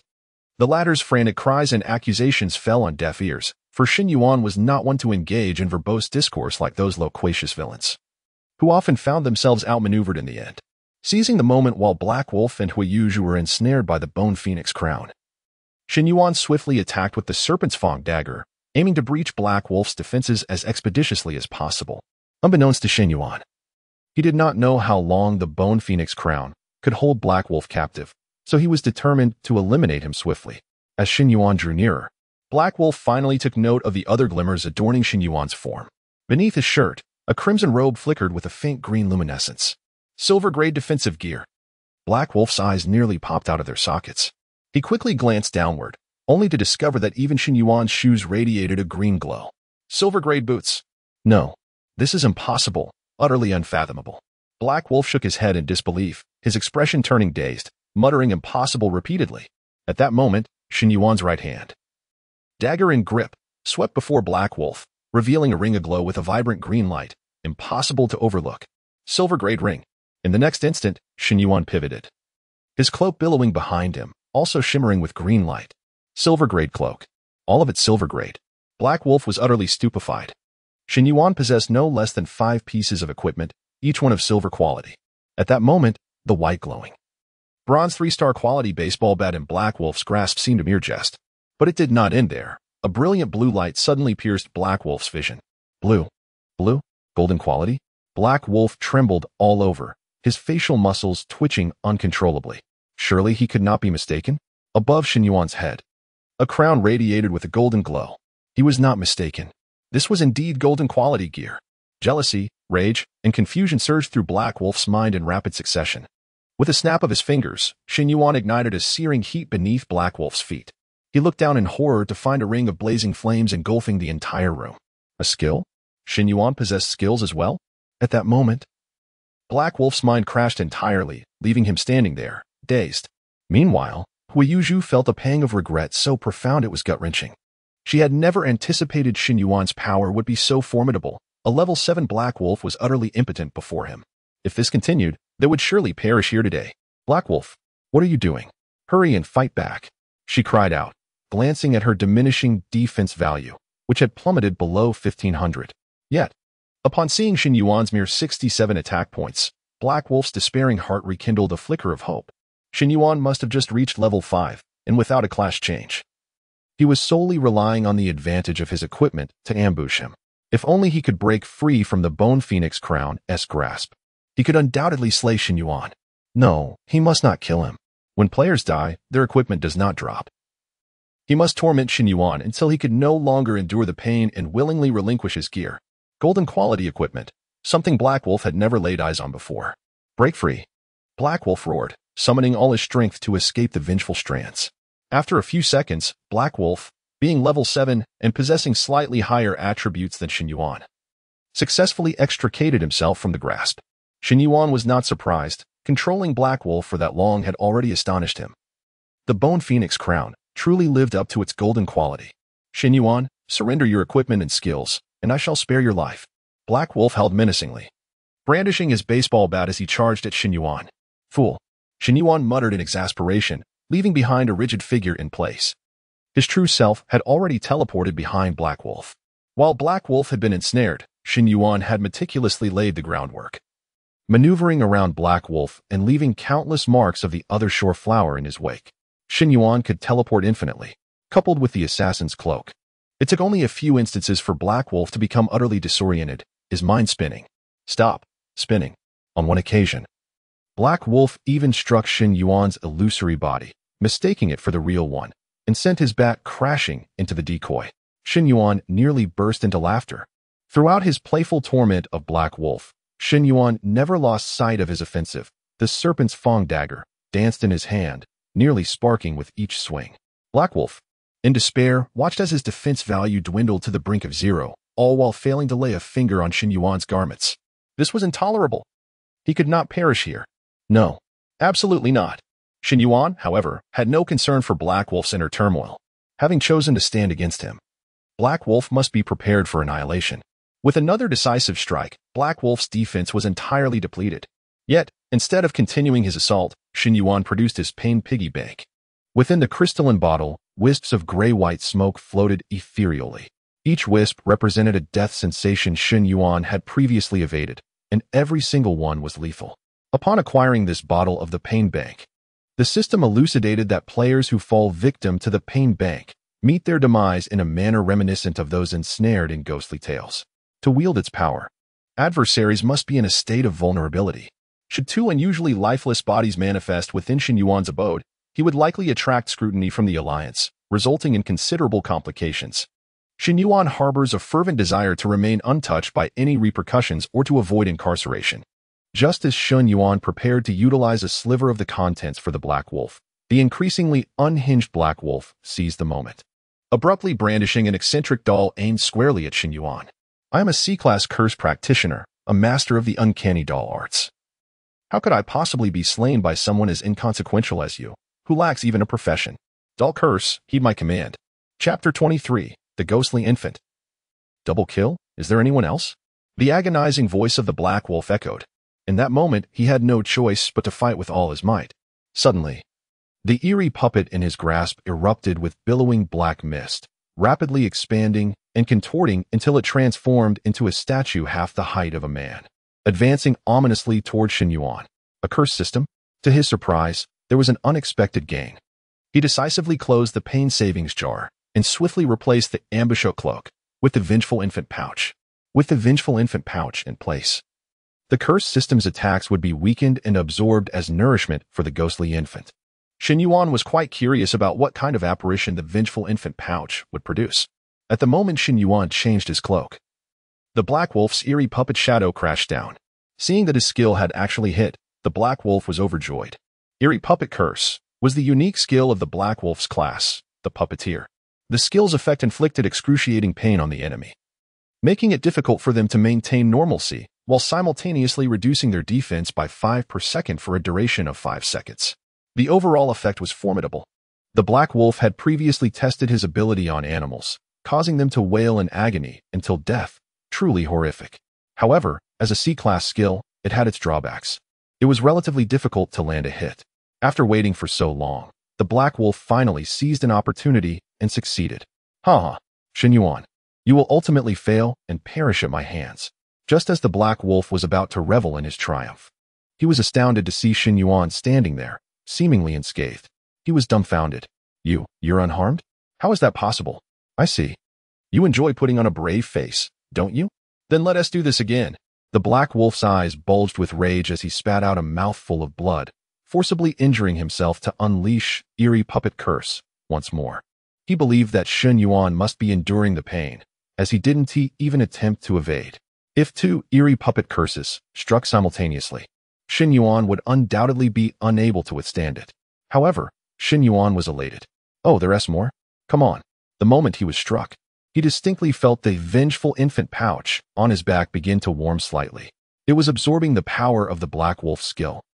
As for the agonizing pain from Eerie Puppet Curse, since most of its potency was absorbed by the vengeful infant pouch, Shen Yuan felt little to no sensation, and the defensive reduction effect was mitigated to a mere 1. It must be said, the vengeful infant pouch was indeed a nemesis for the curse system. Shen Yuan remained motionless as the Black Wolf's second skill struck again. Yet, there was still no effect. Witnessing this scene, The black wolf was as if confronted by a ghost, spewing forth another mouthful of blood. This time, it was out of anger. Shen Yuan furrowed his brow. Damn it. This is my home. Must I clean up after you finish bleeding? Such a lack of decorum. If the black wolf knew Shen Yuan's thoughts, he might very well be driven to his demise by rage. But the black wolf was not in a much better position. His once proud skill seemed utterly ineffective before Shen Yuan, and with his defense now at 0, one more strike from Shen Yuan would seal his fate. In his final moments, the black wolf resolved to die heroically. He cast a sorrowful glance at the still-bound Huiyuzhu and spoke with heartfelt emotion, "Little Zhu, I must take my leave. Let us meet again in the next life. My retreat this time is for eternity." With that, the black wolf raised the baseball bat in his hand, intending to end his own life. Yet unexpectedly, halfway through, someone intervened. It was Shen Yuan. At that moment, Shen Yuan was irate, scolding, "Nonsense. Did I permit you to commit suicide? If you die in my home, I won't have an easy explanation. Here, take this." Without further ado, he forced a wisp of grayish-white mist into the black wolf's mouth. Shen Yuan's demeanor was utterly domineering. The next second, the black wolf's expression changed drastically as endless agony washed over him like a tidal wave. He felt as if all the bones in his body had shattered, flesh being torn away piece by piece. The most terrifying part was that he could vividly sense every moment of it.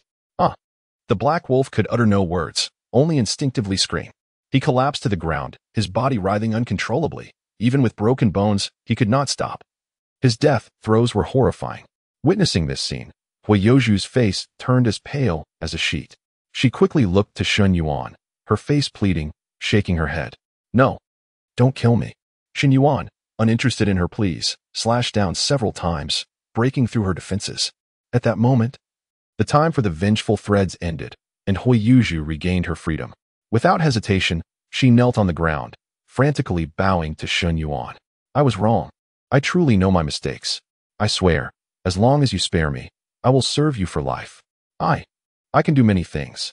I can make you very pleased. You must believe me. Please, let me live. I don't want to die." Shen Yuan's gaze was icy as he slowly uttered 2 words. "Disgusting." With the next strike, he broke through her defenses once more, immediately forcing another wisp of grayish-white smoke into her. Huiyuzhu fell to the ground in agony, wailing, "No, Shen Yuan, you devil, may you not die." Shen Yuan's smile was radiant, resembling a jade-faced demon. "Thank you for the blessing. I indeed wish to experience not dying well a few times in this instance to draw more good cards." Huiyuzhu could not comprehend, nor did she care to listen to Shen Yuan's words. Endless suffering had consumed her sanity. Shen Yuan leisurely settled onto the sofa, ignoring the screams of the two, and opened the equipment interface. As expected, the description of the vengeful infant pouch had changed. Ghost infant embryo progress, 100 completed. Ghost infant gestation progress, 1 in progress. Continue absorbing curse-type attacks to accelerate. It appeared that even without further absorbing curse-type attacks, the gestation could continue at a slow pace, but absorbing them would hasten the process. He could only continue to rely on luck. Encounters with curse-type professions were not so easily found. Satisfied, Shen Yuan exited the interface. The black wolf, being a curse-type profession, had successfully formed the ghost infant embryo, which was an unexpected delight, and Shen Yuan would not ask for more. At this point, the room had fallen silent. Both the black wolf and Huiyuzhu were dead. Before her demise, Huiyuzhu had broken all her limbs. Yet, she still glared fiercely at Shen Yuan, her eyes red and filled with malice, seemingly determined to remember his visage eternally. Shen Yuan, annoyed, kicked her face aside, unwilling to gaze at her repulsive countenance. "Very well, 2 small nuisances have been dealt with for now. As for the corpses, they should be sent to the community management office." Just as Shen Yuan prepared to drag their bodies, footsteps suddenly echoed from the depths of the room. Shen Yuan believed he had cultivated some courage from the 2 ghostly tales, but the sudden sound of footsteps made his heart race. There were others in this room? Chapter 24. Sister, text message. Anonymous. Shen Yuan's gaze was as cold as ice. There was no doubt that the figure hidden within the room had witnessed the entire process of his recent confrontation with the black wolf and Huiyuzhu. Clenching the serpent-toothed dagger tightly in his hand, Shen Yuan abruptly raised his head, directing his attention toward the source of the approaching footsteps. With a creaking sound, the door that had remained locked throughout the Coffin heist quest slowly swung open. A young girl gradually stepped out of the room, her gaze seemingly fixed upon him. Due to the backlighting, Shen Yuan could not discern her features clearly, and for a moment, He held no recollection of this person in his mind. She must be eliminated. Shen Yuan resolved instantly, rising swiftly with the serpent tooth dagger poised for action. However, in the next moment, upon clearly seeing the girl's face, he abruptly froze. The girl's eyes were devoid of pupils, entirely white. Is she blind? In the next instant, the girl's words left Shen Yuan momentarily speechless. Brother, is that you? I just woke up. Are you hungry? May I prepare a meal for you? What day is it today? There's meat to eat? Her smile radiated joy, clearly reflecting her happiness. In an instant, a flood of memories surged into Shen Yuan's mind. He recalled that this girl was, in fact, his younger sister. Shen Yuan was taken aback. However, as memories continued to flash before his eyes, he began to understand why his predecessor harbored such resentment towards her. The girl's name was Shen Shi. At 12 years old, she had succumbed to a disease in her youth, resulting in her blindness. This condition necessitated weekly medication, which was exorbitantly priced, and any prolonged interruption in treatment could lead to a rapid deterioration of her health. Consequently, the previous owner of this body perceived Shen Shi as a burden to the entire family, maintaining a cold demeanor towards her. Even her classmates and the former girlfriend, Hui Yuzhu, were unaware of Shen Shi's existence. While their parents were still free, Shen Shi's condition remained manageable. However, ever since their parents were imprisoned a month ago and their assets were frozen, the previous owner had been unable to afford Shen Shi's treatment, resulting in a 3-week delay. Furthermore, the previous owner had unjustly blamed Shen Shi for their parents' debts, believing that if it weren't for the funds required for her treatment, their parents would not have incurred such financial troubles. With persistent debt collectors knocking at their door, the previous owner experienced immense mental strain, leading to selective avoidance and an immersion in the comforting illusion woven by Hui Yuzhu.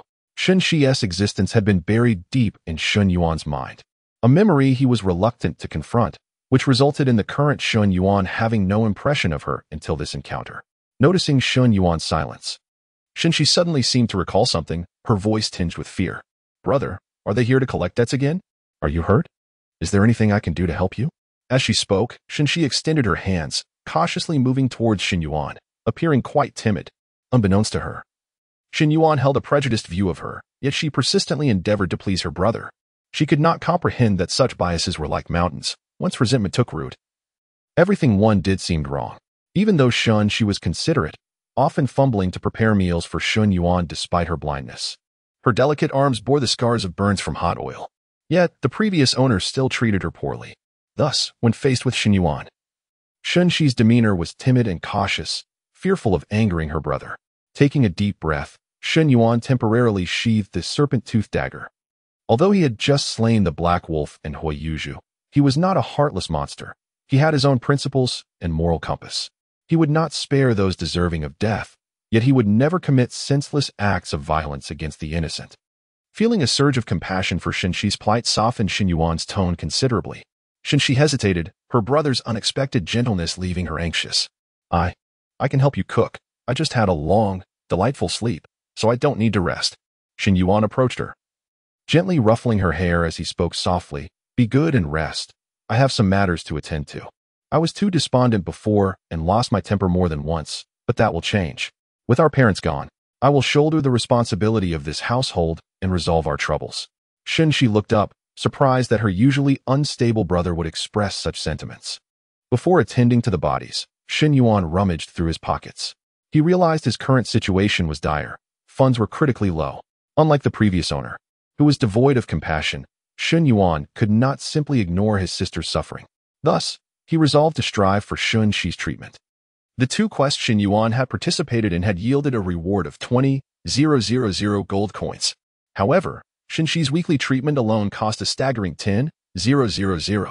While this sum was sufficient for a single treatment, the last message from the doctor indicated that due to the prolonged delay, her upcoming treatment would require intensive care, costing at least 3 to 4 times the normal rate.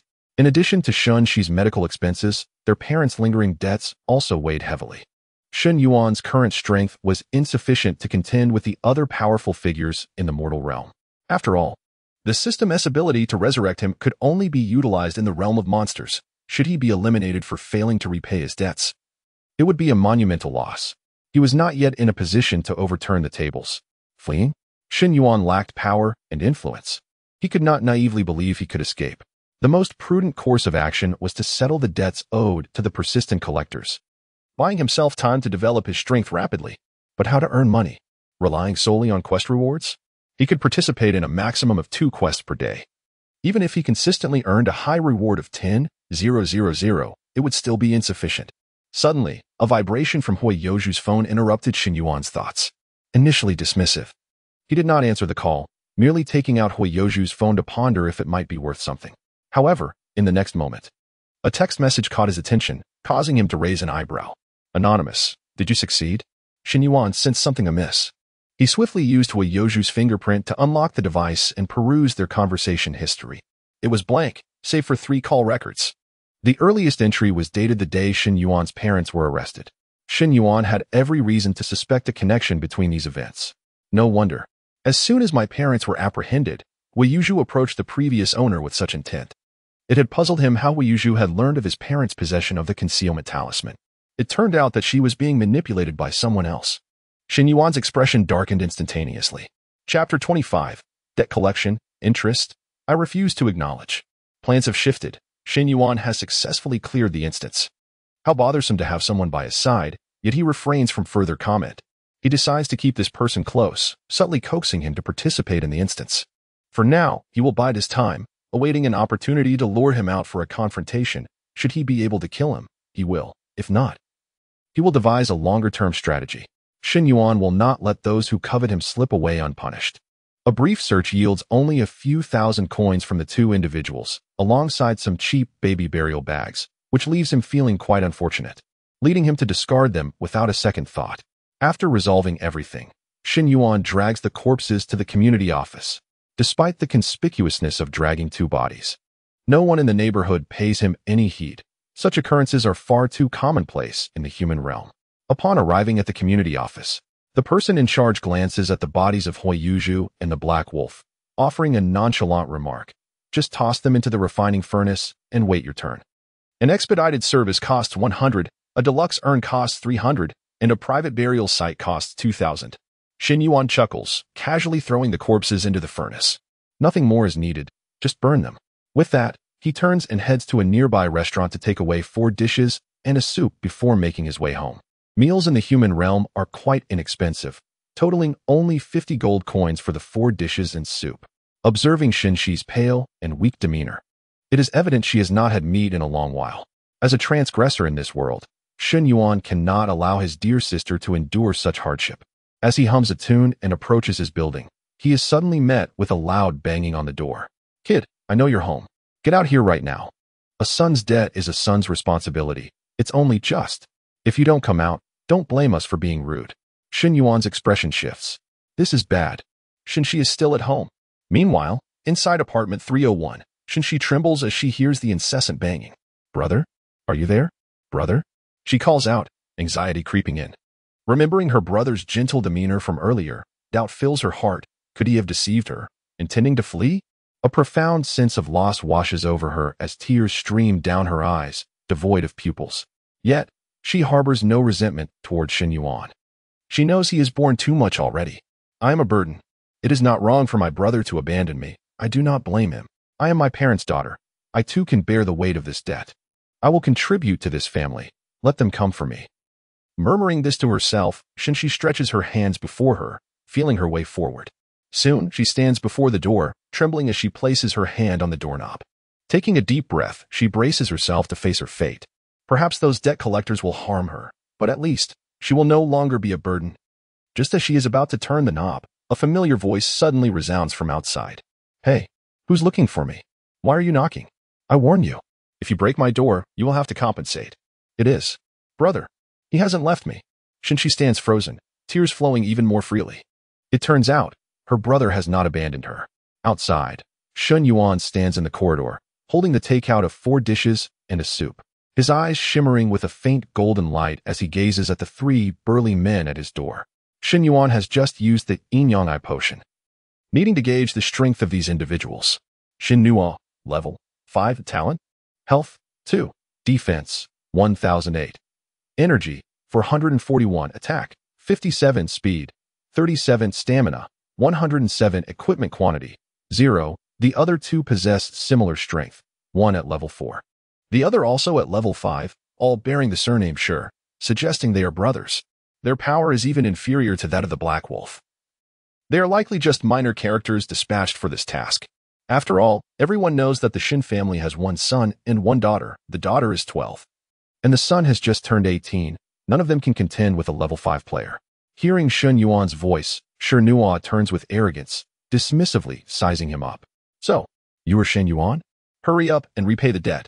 Your father owes us 200,000. With interest, it has ballooned to 500,000. If you do not pay today, we will not only break down your door, but also your home. Upon hearing this, Shen Shi sways slightly, nearly losing her balance. She is of an age to comprehend the significance of 500,000 for the two siblings. She is acutely aware of the immense pressure her brother bears. Yet, to her surprise, Shen Yuan, instead of displaying his usual timidity and supplication, coolly retorts with a smirk, "You expect me to believe that my father owes you money? What if I say your ancestors borrowed 5 million from me before they died? Would you then owe me money?" Shen Yuan is momentarily taken aback by Shen Yuan's unexpected retort. Others had described him as a coward. This was not the impression he had formed. However, Shen Yuan would not be easily intimidated. He retorts, "Are you implying you intend to default on the debt? I have a written agreement as proof. Do you think you can back out?" Shen Yuan's expression remains unchanged as he replies, "When did I say I wanted to back out? Let me see the agreement first." Shen Yuan scoffs and actually tosses the document to Shen Yuan. "Feel free to copy it. I have 100 duplicates. So do as you wish. Tear it up. Eat it. It matters not." Shen Yuan takes the document and scans its contents, making no attempt to destroy it. He calmly states, "The agreement does not mention interest, so while I can acknowledge the 200,000, as for this so-called rolling interest, I refuse to accept it." Beside him, Shi Chen fumed with anger. "You refuse? Does that even matter? When has borrowing money ever been without interest? You think you can just get out of paying 300,000? Dream on." Before Shi Chen could finish, his vision suddenly darkened as Shen Yuan appeared before him, left hand still holding the takeout, right hand raised high. And in a shocking moment, he slapped him across the face. Slap. Shi Chen was stunned. What just happened? A moment later, a clear handprint appeared on his face as he processed the fact that this kid had actually struck him. Enraged, he instinctively retaliated. "You little brat. I'll tear you apart." Shi Chen lunged at Shen Yuan, but his grasp met only air. The takeout remained securely in Shen Yuan's hand. Not a drop of soup spilled. What incredible speed! What remarkable steadiness! Meanwhile, Shi Su, the eldest of the Shi brothers, watched in astonishment, reassessing Shen Yuan. Based on the attributes displayed earlier, Shen Yuan's strength surpassed theirs. At this moment, Shen Yuan had disabled the equipment display function, rendering Shi Su unable to discern any gear on him. During the encounter with the Black Wolf, Shen Yuan had intentionally activated the display to sow doubt in his mind, causing his mentality to shatter. Maintaining an air of tranquility, Shen Yuan continued, "Indeed, I do not acknowledge the 300,000 interest, and as for those foul-mouthed individuals, they deserve to be punished." Chapter 26. The power of belief. Shi Chen and Shen Yuan were nearly beside themselves with rage as they charged towards Shen Yuan without a moment's hesitation. This arrogant brat was insufferable. Shen Yuan remained unfazed, a thought flitting through his mind as vengeful strands shot forth, binding the two of them tightly. Shi Chen and Shen Yuan were momentarily stunned, but quickly brushed it off. What on earth is this? Break free. However, when they realized they could not escape the bizarre tendrils, fear gripped them. "Big brother, save us," they cried out, turning to Shi Su for help. Shi Su ignored them, his gaze greedily fixed on the vengeful strands. He could tell this was a skill from an equipment piece. This guy actually had gear. And such a potent skill, it must be of at least silver quality. Quickly, Shi Su quelled his avarice. Shen Yuan's attributes matched theirs, and now he possessed equipment. Even with 3 of them, they would struggle to gain the upper hand. The intelligence they had received was flawed. They had believed Shen Yuan to be a mere novice who hadn't even completed his job change, easily manageable with one hand. Clearly, that was not the case now. Shi Su composed himself and looked at Shen Yuan. "You seem quite different from the rumors. However, you are correct. The loan note indeed states the sum of 200,000 without mentioning any interest." Hearing this, Shi Chen grew frantic. "Brother, that SR compensation." Shi Su shot him a glare, barking, "Shut up. You fool. While it is true there is no interest, the note also states that the 200,000 must be repaid within 5 months. The deadline is fast approaching, and we have yet to see a trace of that sum. How does Mr. Shen Yuan intend to explain this? Shen Yuan remained calm, gesturing to the date on the loan note. There are still 3 days until the 5-month mark. After 3 days, I will consider repayment. Su fell silent for a moment, glancing at the two brothers still ensnared by the strands, before nodding in agreement. Very well. We shall return in 3 days. I hope by then, Mr. Shen Yuan will have no further excuses. Now, may I release my brothers? Once freed, Chen continued to grumble. Don't think you're so impressive. There are many stronger than you. We are from the Chintzy Guild. We can easily find a power leveler to crush you. Shen Yuan had initially lost interest in exchanging words with the trio, but upon hearing power leveler, he paused, curiosity piqued. Power leveler? What is that? Chen, mistaking Shen Yuan's question for fear, puffed up with pride. A power leveler guides players through challenges. They are the cream of the crop among players of the same level and even higher levels. Do they earn money? Shen Yuan inquired. Chen hesitated. Of course they do. Those who can afford to hire a power leveler are usually in dire straits and wealthy. After all, who would risk their life to accompany you into danger if you lack funds? Understanding dawned on Shen Yuan as he nodded appreciatively at Chen, and then promptly opened the door, slamming it shut behind him. The three outside exchanged bewildered glances. After a moment, Shen Yuan asked Chen, perplexed, why did you answer everything he asked? Su's face darkened as he snapped, enough. Why are you all still talking? Hurry up and leave. You fools. Upon entering the room, Shen Yuan was momentarily taken aback to find Shenxi standing at the door. He quickly realized she must have been drawn there by the sound of the knocking. Are you all right, brother? In her haste, Shenxi accidentally bumped into the trash can that Shen Yuan had previously knocked over, causing her to lose her balance and lean forward. Shen Yuan reacted swiftly, catching her just in time. Be careful. Had he not been there, Shenxi would have surely fallen. Hearing her brother's concern warmed her heart. I'm fine. Brother, I'm used to it. I often fall. Shen Yuan frowned slightly, puzzled. Don't you have a cane? She looked confused. What is a cane? I've never heard of it. Shen Yuan quickly searched his memories, realizing that such a thing as a cane did not exist in this world. This likely had to do with the nature of the world itself. Disabled individuals rarely survived into adulthood, as they lacked the ability to navigate challenges alone, often succumbing to dangers. Thus, the disabled population was scarce, and consequently, tools or facilities for them were almost non-existent. After pondering for a moment, Shen Yuan helped Shenxi to sit on the sofa and began searching the room. To his surprise, he found a few worn bamboo sticks, unsure of their previous use. He was determined to give them a new purpose. From his backpack, he retrieved a snake-tooth dagger and carefully whittled the bamboo, smoothing out the rough edges. Within 2 minutes, he had fashioned a rudimentary cane. Here, Shishi, give this a try. He handed the cane to her. With this, you will be safer whether in the room or outside. At least you won't bump into anything. Upon hearing this, Shenxi lowered her head, a hint of disappointment crossing her face. I rarely go outside. Mom and Dad are busy, and you are busy too. No one takes me out. Shen Yuan felt a pang in his heart, but said nothing, instead showing her how to use the cane earnestly. At first, Shenxi struggled with it, but soon she became adept, her face lighting up with joy. Brother, this is wonderful. I used to have to feel my way forward, but I often stumbled over small things. With this cane, I can foresee dangers ahead. I won't fall anymore. Thank you, brother. Seeing her radiant smile filled Shen Yuan with warmth. Come now, let us have dinner. He led Shenxi to the dining table. Typically, she would navigate on her own, often bumping into corners. But today, Shen Yuan kindly pulled out her chair for her. The aroma of the meal wafted through the air, making her mouth water. Well, brother, there is so much. How much did this cost? Shen Yuan chuckled. Not much. Just eat. From now on, there will be delicious meals every day. I will earn plenty of money, enough not only to clear our debts but also to cure your ailments. Shenxi's eyes sparkled with joy, her smile bright as a flower. I believe in you, brother. Chapter 27, 0 points, trending topics, and newcomer rankings. After dinner, Shen Yuan reclined on his bed and activated the cerebral interface within his mind. He sought to delve into the arcane world of the ghostly tale practitioners. In the realm of the human world, ghostly tale practitioners rank among the most lucrative professions.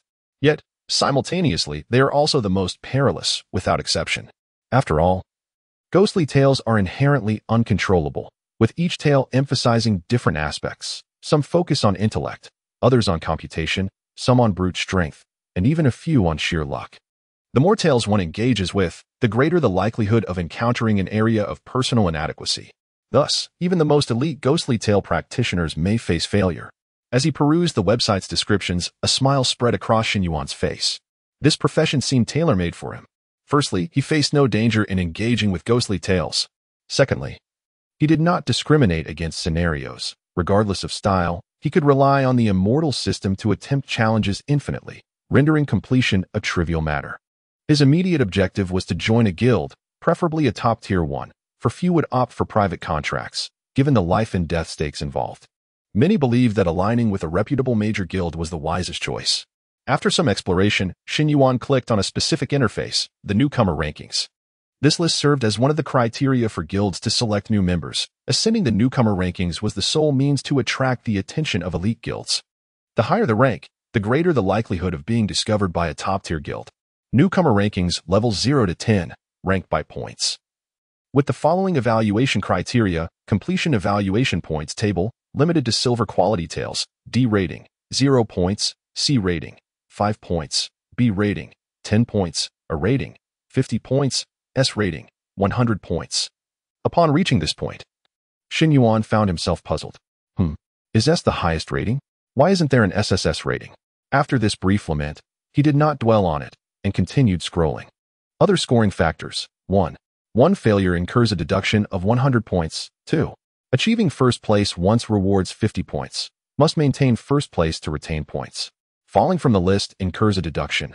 Current ranked members: first place, Lu Zhao, 900 points. Third place, Zhou Bian, 700 points. 999th place, Shen Yuan, 0 points. Upon seeing his rank and score, Shen Yuan nearly choked on his own disbelief. Why do I have 0 points? He had diligently participated in 2 challenges. Surely that warranted some recognition? I'll report this to the authorities. I will take it all the way to the top. Enraged, Shen Yuan clicked on the score details. Shen Yuan, 0 points. Silver Tail, S rating 2, 200 points. First place 2, 100 points. 3 deaths, minus 300 points. Shen Yuan deflated, his anger dissipating. All right, 0 points it is. I had forgotten about the 3 failures attributed to my predecessor. Fine, 0 points is still a starting point, and beginnings can be auspicious. After absorbing the information regarding ghostly tale practitioners, Shen Yuan opened a calculator to tally his current debts. He needed to repay 200,000 in 3 days and 40,000 for CC's medical expenses. A total of 240,000, which seemed manageable. Selling off surplus equipment and participating in a few more challenges in the upcoming days would likely suffice. Shen Yuan had already checked the market prices for equipment. On the Cerebral trading platform, a piece of silver quality gear was valued between 20,000 to 50,000. Upon seeing this price, Shen Yuan was momentarily taken aback. This is far too low. Given the rarity of silver quality gear, it should not be so inexpensive. A closer examination revealed that this was related to guild monopolization. Guilds suppressed most gear trafficking, combating black market activities and artificially lowering market prices to prevent excessive external distribution. After all, at such low prices, most individuals would hesitate to sell and would prefer to contact guilds for private acquisitions, thus elevating the guild's status and encouraging more players to join by contributing to the guild to earn gear. Indeed, everything revolves around profit. Shen Yuan scoffed, but did not dwell on it. The ordinary silver 1-star equipment in his possession could fetch around 20,000 each. He had 3 pieces, totaling 60,000. The rewards from the 2 ghostly tale rankings amounted to another 20,000. In 3 days, he could potentially engage in 6 more ghostly tales. Assuming he placed first in each, securing 3 pieces of equipment and an additional 10,000 gold coins, he would amass 420,000. With his current 80,000, he would have more than enough to repay his debts.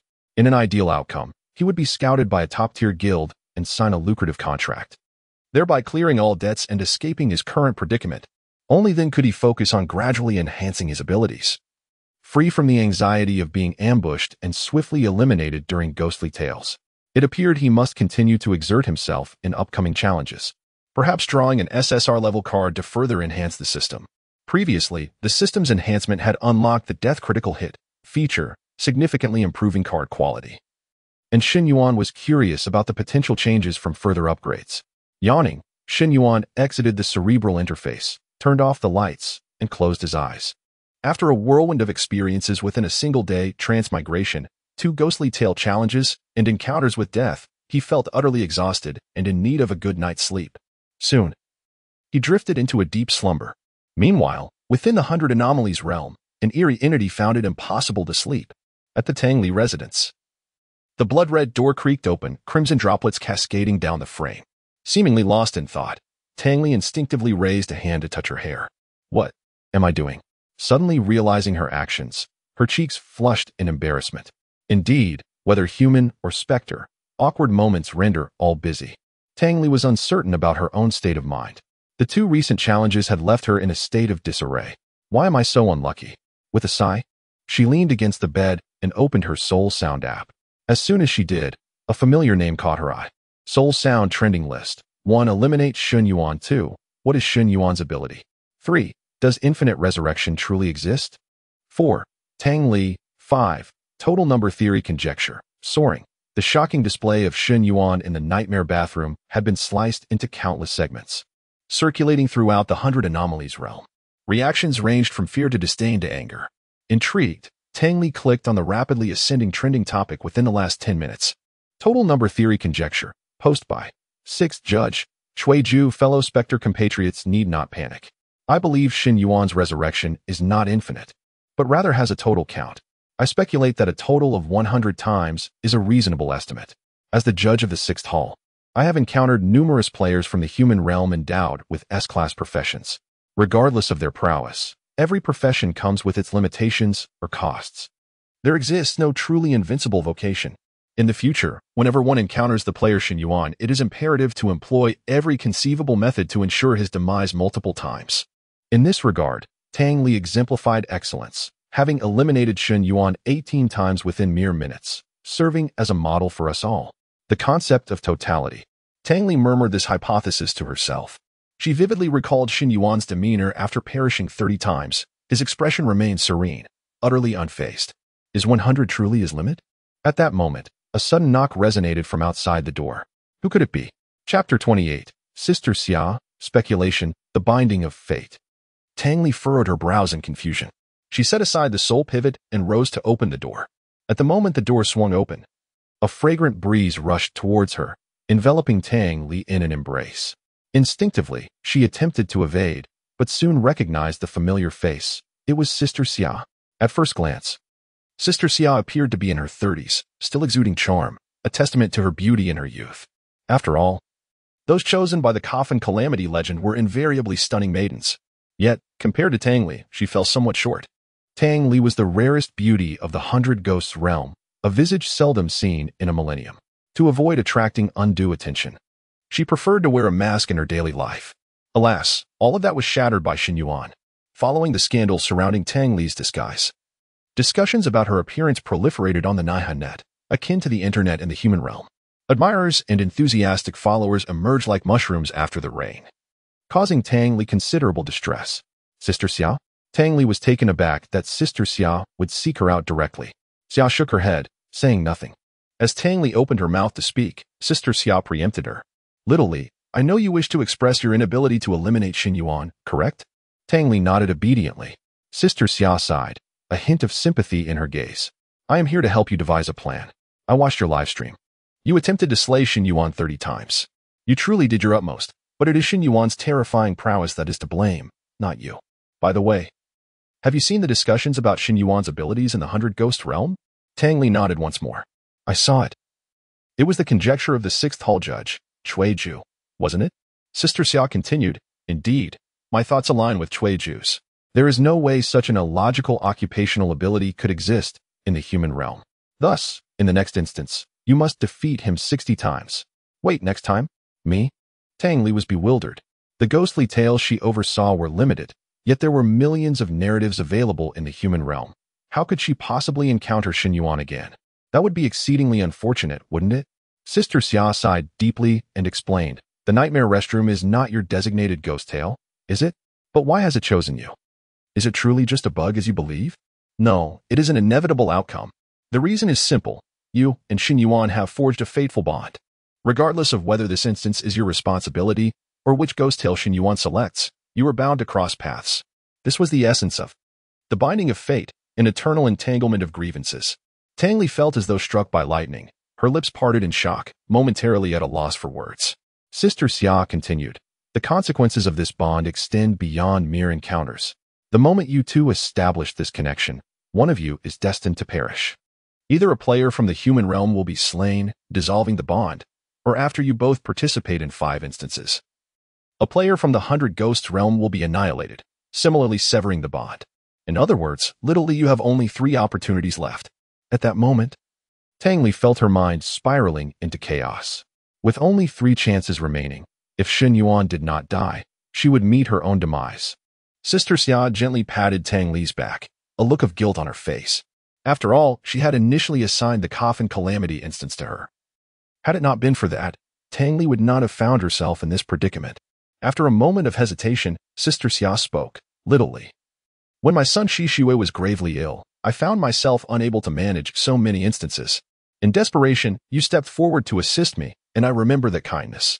We must cherish every opportunity to engage in these instances and explore various speculations. Currently, I have 2 hypotheses. The first relates to the instance's level. Tang Li looked up in confusion. Instance level? How does that relate to Shen Yuan's abilities? Sister Xia patiently explained, I have investigated. Shen Yuan has participated in 5 ghost tales, all of which were bronze-level instances, and he failed all 3. Beginning with the 4th, he engaged in silver-level instances, namely the Coffin calamity, where he encountered you and awakened his resurrection ability. Thus, I speculate that the quality of the ghost tales might also influence his abilities. Perhaps he can only resurrect within silver-level instances. A new question arose in Tang Li's mind. But I find it strange. Don't players in the human realm need to clear an instance to change profession? Why did he awaken without clearing? Quite simply, the human realm now possesses a method for direct profession changes, albeit at a great cost. This further underscores Shen Yuan's extraordinary nature. My second hypothesis pertains to the number of participants. From his first bronze instance onward, he always ventured into the ghost tales alone. Regardless of the instance's difficulty, Shen Yuan invariably chose to enter solo. Why do you think that is? Tang Li tilted her head, conjecturing. Is it because he is confident, believing he can clear the instance using his resurrection ability? Sister Xia nodded, but then shook her head. Yes, but also no. I suspect that Shen Yuan's resurrection ability can only be triggered when he is the sole participant in a ghost tale instance. Tang Li's eyes widened in sudden realization. This line of thought had never crossed her mind. Sister Xia's insight had illuminated her understanding. Having said that, Sister Xia produced a compass. Judge's compass. Tang Li gasped in astonishment upon seeing the compass. Such an item could not be wielded by ordinary spirits. As its name implies, only a judge could utilize it. Sister Xia, how did you acquire this? Sister Xia made a shushing gesture towards Tang Li, winking with a smile. You need not worry. I have spent many years navigating the 100 Ghosts realm and have established some connections. In the next instance, I will employ the judge's compass to forcibly alter Shen Yuan's instance level and number of participants, thereby validating our hypotheses. I repeat, I do not believe that the human realm can produce an ability for infinite resurrection. His powers must indeed have limitations. We simply have yet to uncover those constraints. Chapter 29, Mutation, Gold, New Instance. In the human realm, the following day, at 7 in the morning, Shen Yuan awoke with vigor, stretching luxuriously and feeling invigorated. This was a habit from his previous life, a practice for strengthening his body. Although it may not be of much use in the human realm, he retained the habit nonetheless. Sitting in a chair, he perused the myriad of eerie tales available on the celestial interface. The last time he entered the nightmare bathroom, he had no time to choose carefully, as hesitating could have led to his demise at the hands of the Black Wolf. However, this time, he had ample time to decide. The celestial interface offered an overwhelming selection of eerie instances, each varied in type, scene, and arrangement. Oh, how splendidly diverse. Regrettably, his level was still insufficient. Otherwise, he would have sought out a golden tier tale to engage with, as the silver tier one seemed rather uninspiring. The human realm had implemented restrictions to protect newcomers, limiting them to bronze-level instances for their first 3 attempts, allowing them to gain a foundational understanding of the eerie tales. From the 4th instance onward, players could opt for silver-level encounters. Shen Yuan couldn't help but scoff at the meddling of that cur, Huiyuzhu, who seemed intent on ensuring his demise by forcing him into a silver tier tail. Thankfully, he had the system on his side. Players could only choose golden quality tails after successfully completing several eerie instances and reaching level 8. In the human realm, there were 2 methods to level up. 1. Rewards from completing eerie instances, and 2. Entering dedicated hunting instances for experience. These hunting instances were akin to grinding in online games, devoid of narrative or challenges, just sheer slaughter. Each monster slain granted a few experience points. However, once the experience bar filled at each level, players still needed to complete an instance to ascend to the next tier. This design by the Celestial Brain prevented players from mindlessly grinding to level 100 without participating in eerie tales. Before long, Shen Yuan casually selected the Midnight Laboratory instance from the silver tier options. The difficulty was rated 5 stars, surpassing both the Coffin heist and Nightmare Bathroom. After confirming his choice, the familiar voice of the Celestial Brain echoed in his ears, accompanied by the customary prompt. Ding. This eerie tale recommends a party of 3 to 6 individuals. Do you confirm your choice to enter alone? Without hesitation, Shen Yuan selected yes. He had no need for teammates who might hinder his progress. Yet, just as he settled in, ready to enter the instance, an unexpected occurrence transpired. The surroundings, which had begun to immerse in the eerie realm, suddenly froze for reasons unbeknownst to him. The half-gray, half-natural scenery appeared exceedingly bizarre. The last time I clicked yes, I immediately entered the instance. What is happening? The scenery around Shen Yuan flickered intermittently, reminiscent of a network lag. After a few minutes, the stuttering sensation finally dissipated. The familiar voice of the Celestial Brain resonated once more. Congratulations! You have triggered the hidden Easter egg eerie mutation. What on earth?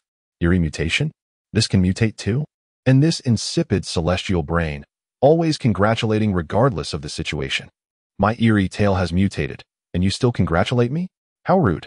Purely artificial stupidity. Please note, your instance has undergone changes. Welcome to the eerie instance. This time's instance, Cursed Iron Cage. Description: remember, if you hear crying while riding the midnight elevator, do not press the open door button. Shen Yuan raised an eyebrow, greatly displeased. Goodness, how truly mutated. It transformed the tale he had chosen entirely, even changing the name. Moreover, the description was far too succinct. In fact, a simpler description indicated less information, making it more challenging to infer details. Please note, your current health is 0. Failing again will result in annihilation. Participants in this instance: 7. Difficulty of this instance: Gold 1 star. The Celestial Brain wishes you a pleasant experience in this eerie tale. How did it turn into 7 people? Are they forcibly matching me with teammates? What a ridiculous matchmaking mechanism. Oh, the difficulty has even risen to the golden level? How delightful. Why does the Celestial Brain slap me and then offer a treat? Before Shen Yuan could ponder further, the scene around him transformed completely. The mingled scents of sweat and perfume flooded his nostrils. Upon opening his eyes, he was confronted by a massive chest mere centimeters from his nose. What the? Shen Yuan jolted back, creating distance from this imposing chest. He had no interest in it. The owner of the chest was a towering muscular man, likely close to 2 meters tall. His thick arms could rival the circumference of a typical male's head. Strangely, his head was somewhat pointed. Shen Yuan diverted his gaze, surveying his surroundings. They were inside an elevator, which housed 6 other individuals besides himself, both men and women. This was his first experience participating in an eerie tale with other players, and he felt quite out of place. After all, he considered himself a pure-hearted gentleman, introverted and averse to confrontation. Tangli, Huiyuzhu, Black Wolf. Shen Yuan even wondered if the other players would be startled to see him respawning infinitely, perhaps reporting him to the Alliance in fright. Adapting was essential. If all else failed, Shen Yuan mused internally, a flicker of determination crossing his eyes.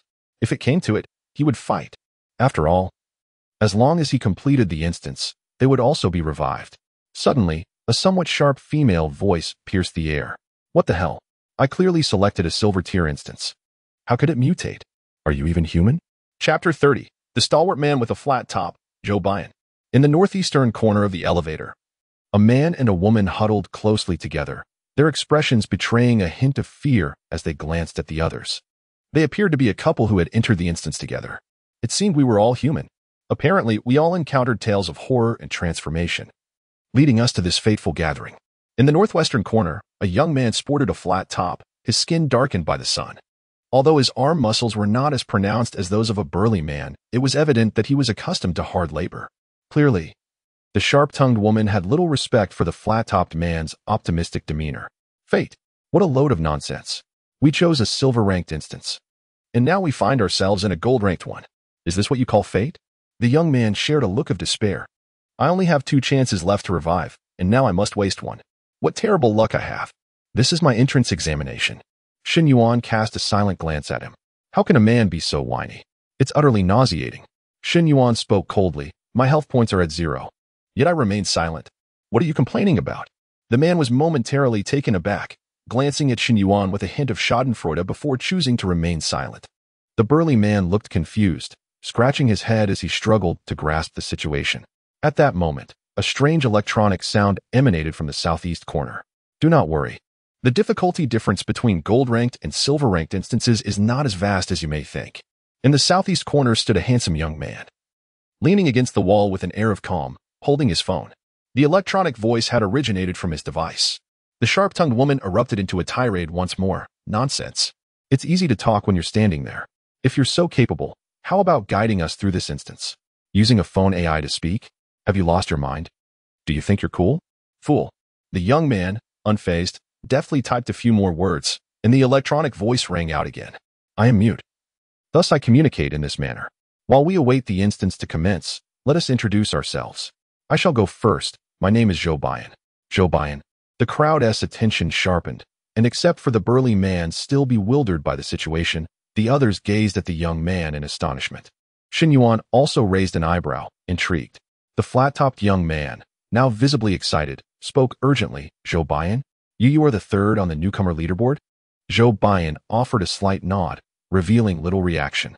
Upon hearing his name, the previously skeptical sharp-tongued woman instantly transformed her demeanor, donning a flattering smile and softening her tone. I did not expect you to be such a big shot. Truly, one cannot judge a book by its cover. Greetings, I am Zhu Ziki. And this is my boyfriend, Lucia. Big shot. To be 3rd on the newcomer leaderboard, you must be an S-class profession, right? Could you share your profession's abilities? Surely you can guide us through this instance? Zhu Ziki gazed at Zhou Baiyan with an obsequious expression, making fervent wishes. Zhou Baiyan merely smiled in silence. Shen Yuan felt a twitch at the corner of his eye. One cannot judge a book by its cover. This woman certainly knew how to speak. Her implication was clear. Zhou Baiyan appeared weak. Furthermore, she had the audacity to inquire about his profession, seemingly unaware that such information was private. How had such a player survived until now? Greetings, I am Tai Chong, a fitness coach. And I once secured 2nd place in a provincial bodybuilding competition and 1st in a city-level one. Zhu Ziki interrupted, her tone dripping with disdain. Big guy. We asked for introductions, not a dating profile. Who cares about your accolades? Tai Chong's face flushed with embarrassment as he rubbed his nose, sensing the tension. The flat-topped young man quickly interjected. It's my turn. Hello, everyone. I am Xiao Haitu. Before he could finish, laughter erupted from everyone in the elevator except Shen Yuan. Zhu Ziki laughed so hard she could barely breathe. Xiao Haitu. Ha. Xiao Haitu's face turned slightly red, but he seemed accustomed to such moments, joining in the laughter with a sheepish grin. Shen Yuan had never encountered such an irritating woman. It was truly a headache. He interrupted Zhu Ziki's laughter, turning earnestly to Xiao Haitu. What a splendid name. Black Earth is the most fertile soil, exceedingly precious, the soul of grain. I trust your parents had high hopes for you when they chose that name. Such depth may be lost on the ordinary. Xiao Haitu looked at Shen Yuan in disbelief. This man had not smiled once. Even Zhou Baiyan, typically stoic, had cracked a smile, yet Shen Yuan remained serious, offering a genuine appraisal of his name. However, Zhu Ziki was less than pleased, glaring at Shen Yuan. What do you mean by that? Who are you calling ordinary? Shen Yuan ignored her as though she were invisible and continued. I am Shen Yuan. Next, please. Only a young girl in the northern corner remained silent. Sensing Shen Yuan's gaze upon her, she finally spoke softly. I am Xing Roro. With that, all 7 individuals had introduced themselves. Zhu Ziki attempted to press Shen Yuan for clarity, but at that moment, an unexpected event unfolded. With a sudden creak, the jarring sound of grinding metal echoed as the elevator doors behind Xing Roro swung open. The abrupt noise startled her, prompting her to step forward a few paces. Squeezing into the depths of the elevator next to Zhou Baiyan, all eyes turned warily towards the elevator's exterior. Xiao Haitu even retrieved his weapon from his backpack. However, contrary to expectations, no monstrous entity appeared. Outside the elevator stood several middle-aged individuals carrying bags of fruits and vegetables. Shen Yuan was taken aback. All 7 players participating in the horror tale were present. This meant that this instance surprisingly featured NPCs, truly worthy of its gold quality. The elevator's full? Never mind. We'll wait for the next one, the lead middle-aged woman remarked, glancing inside the elevator with a puzzled expression. However, when she looked up to meet the faces of Shen Yuan and the others, she froze. All unfamiliar faces? You must be the new tenants. As the elevator doors began to close, the woman quickly raised her voice, hastening her words. Remember, do not go to the 4th floor. Do not forget. Bang. The elevator doors closed, sealing off all external sounds. Do not go to the 4th floor. This marked their first clue following the introduction. The group exchanged glances. Zhu Ziki was the first to speak again, her tone dripping with sarcasm as she looked at Xing. Oh, the little girl seems quite calculating. Aware of who the big shot is in this elevator, trying to latch on right away, Xing was taken aback, realizing that her movement to the back of the elevator had been misinterpreted by Zhu Ziki. She quickly shook her head, eager to explain. But just then, the lights in the elevator abruptly went out. An all-consuming darkness engulfed everything, panic spreading like wildfire. Zhu Ziki was the first to scream, followed closely by Zhang Rou. Then, surprisingly, it was Tai Chong, indicating that his size did not equate to his bravery. The quietest among them was Zhou Bian. Amused by the absurdity in his mind, Shen Yuan touched his nose, feeling a twinge of guilt. Suddenly, he sensed a familiar presence. In the next moment, the light returned. However, the resurgence of brightness did not dispel the fear. Rather, it intensified it. Shen Yuan lifted his gaze and instantly locked eyes with a familiar visage. It was Tang Li. Chapter 31, Success and Failure, Upgrades, and Mastery. At this moment, Tang Li's form appeared twisted as she emerged from the crevice of the elevator. Her long, dark hair cascading down, while crimson blood dripped from a gash on her neck, presenting a harrowing sight. Not only Shen Yuan witnessed this, but the others also beheld the grotesque spectacle. How eerie! Lu Zhi exclaimed in a hoarse voice, his terror causing him to collapse onto the elevator floor. Xing Rou dared not lift her gaze, burying her head in her arms, trembling violently. Tai Chong attempted to strike. Yet the horrifying visage of Tang Li rendered his muscles utterly useless. They were all novices, unable to fully immunize themselves against such a terrifying sight. In the corner, Zhou Bian furrowed his brow. How could this be? We did nothing, disturbed nothing. Why have we summoned a specter? This defies logic, even in tales of the highest caliber. Specters do not kill at will. Only Shen Yuan remained unperturbed, even managing to offer Tang Li a faint smile. Then came the moment. With a swift motion, Tang Li reached out, unhesitatingly crushing Shen Yuan's skull. Naturally, Shen Yuan was instantly obliterated, as Tang Li gazed upon the splatter of Shen Yuan's brain matter. Her eyes filled with anxiety. Her blood-stained hand trembled slightly. Please, do not revive again, she murmured, fixating intently on Shen Yuan's lifeless form within the elevator. This time, Tang Li's strike embodied the 2 speculations of Sister Xia, dying before other players and perishing within a high-quality horror narrative. To prevent Shen Yuan from preemptively slaughtering the other players, both she and Sister Xia forcibly invoked the Judgment Compass to impose a death rule. Darkness violates the rules.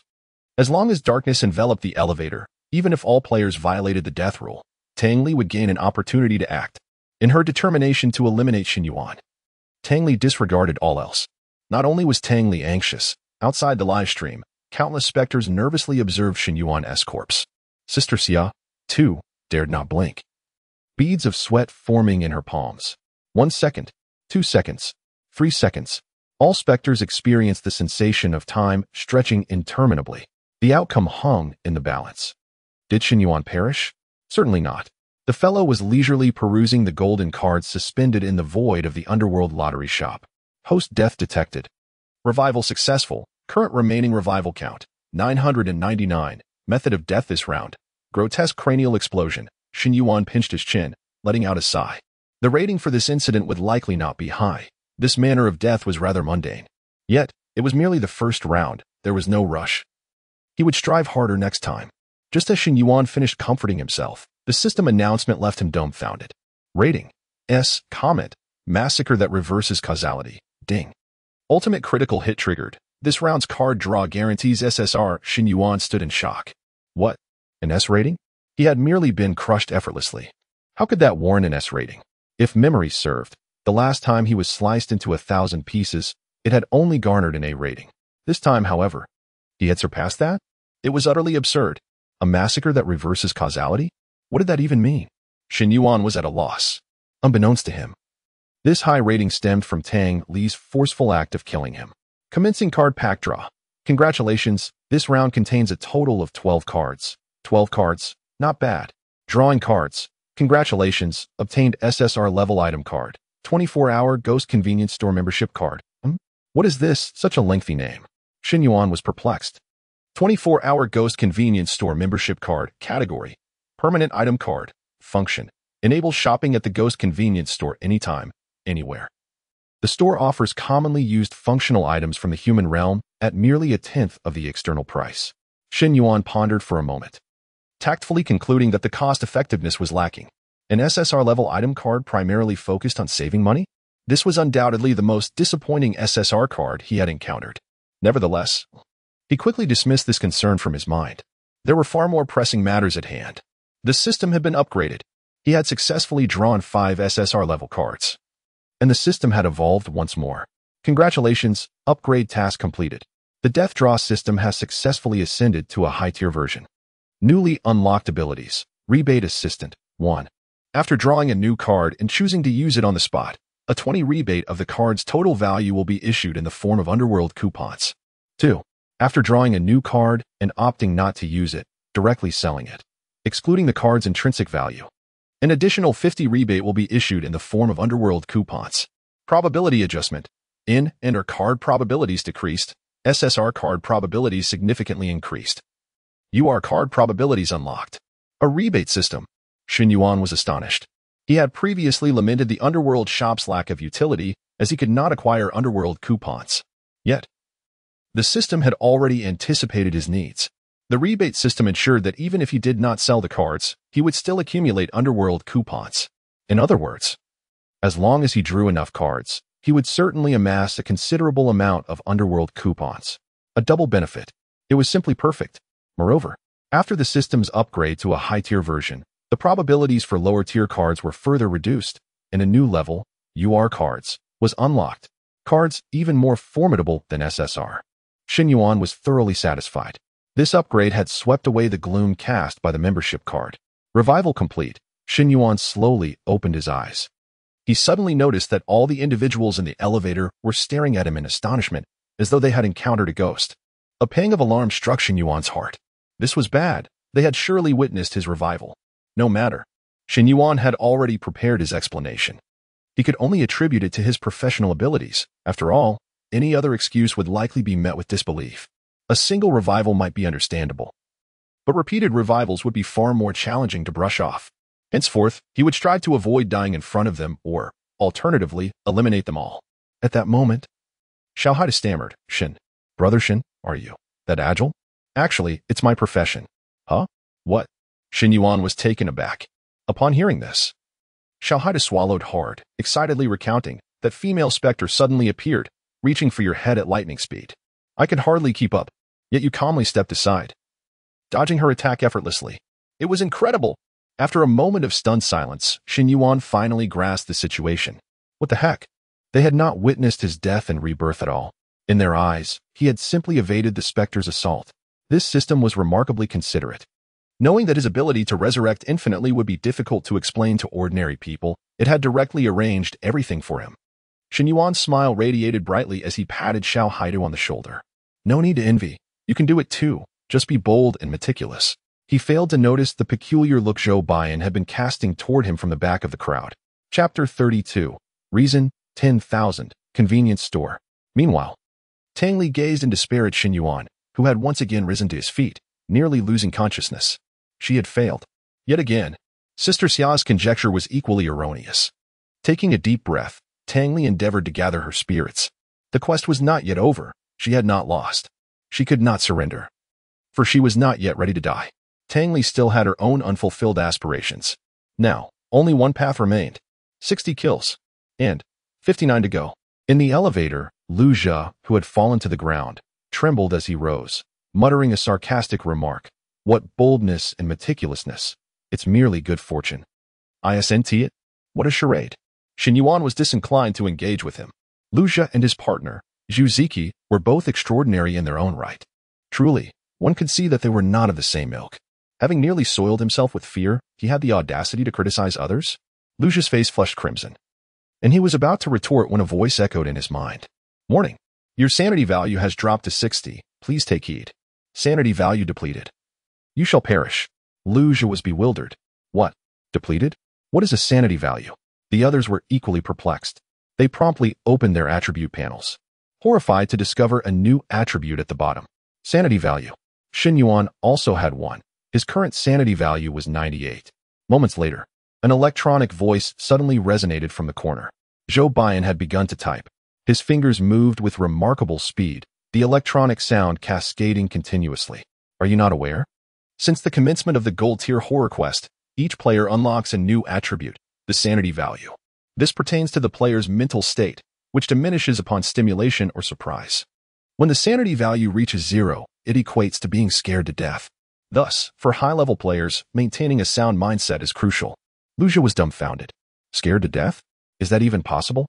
His girlfriend, Zhu Ziki, shrieked. We had no idea. We never participated in a gold-tier horror quest. My sanity value is only 62 now. What are we to do? Think of a solution, quickly.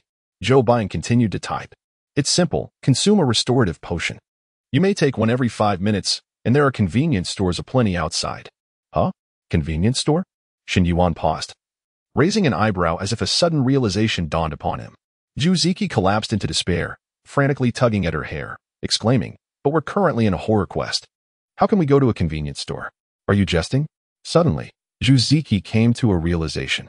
Zhou Baiyan was among the top 3 newcomers. He must frequently participate in gold-tier quests, so he surely had such items in his inventory. She rushed towards Zhou Baiyan, grasping his arm desperately, pleading, You must have some, right? Please, give me a few.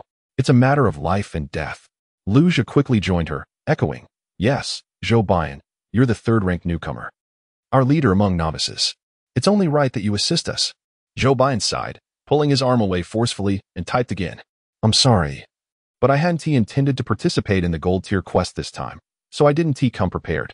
Zhu Ziki and Luja's faces fell in despair. Luja was not ready to concede. He was convinced Zhou Baiyan had some items stashed away but was unwilling to share. Just then, Shen Yuan's voice broke through. I have some. Although Shen Yuan initially possessed none, he could indeed procure them now.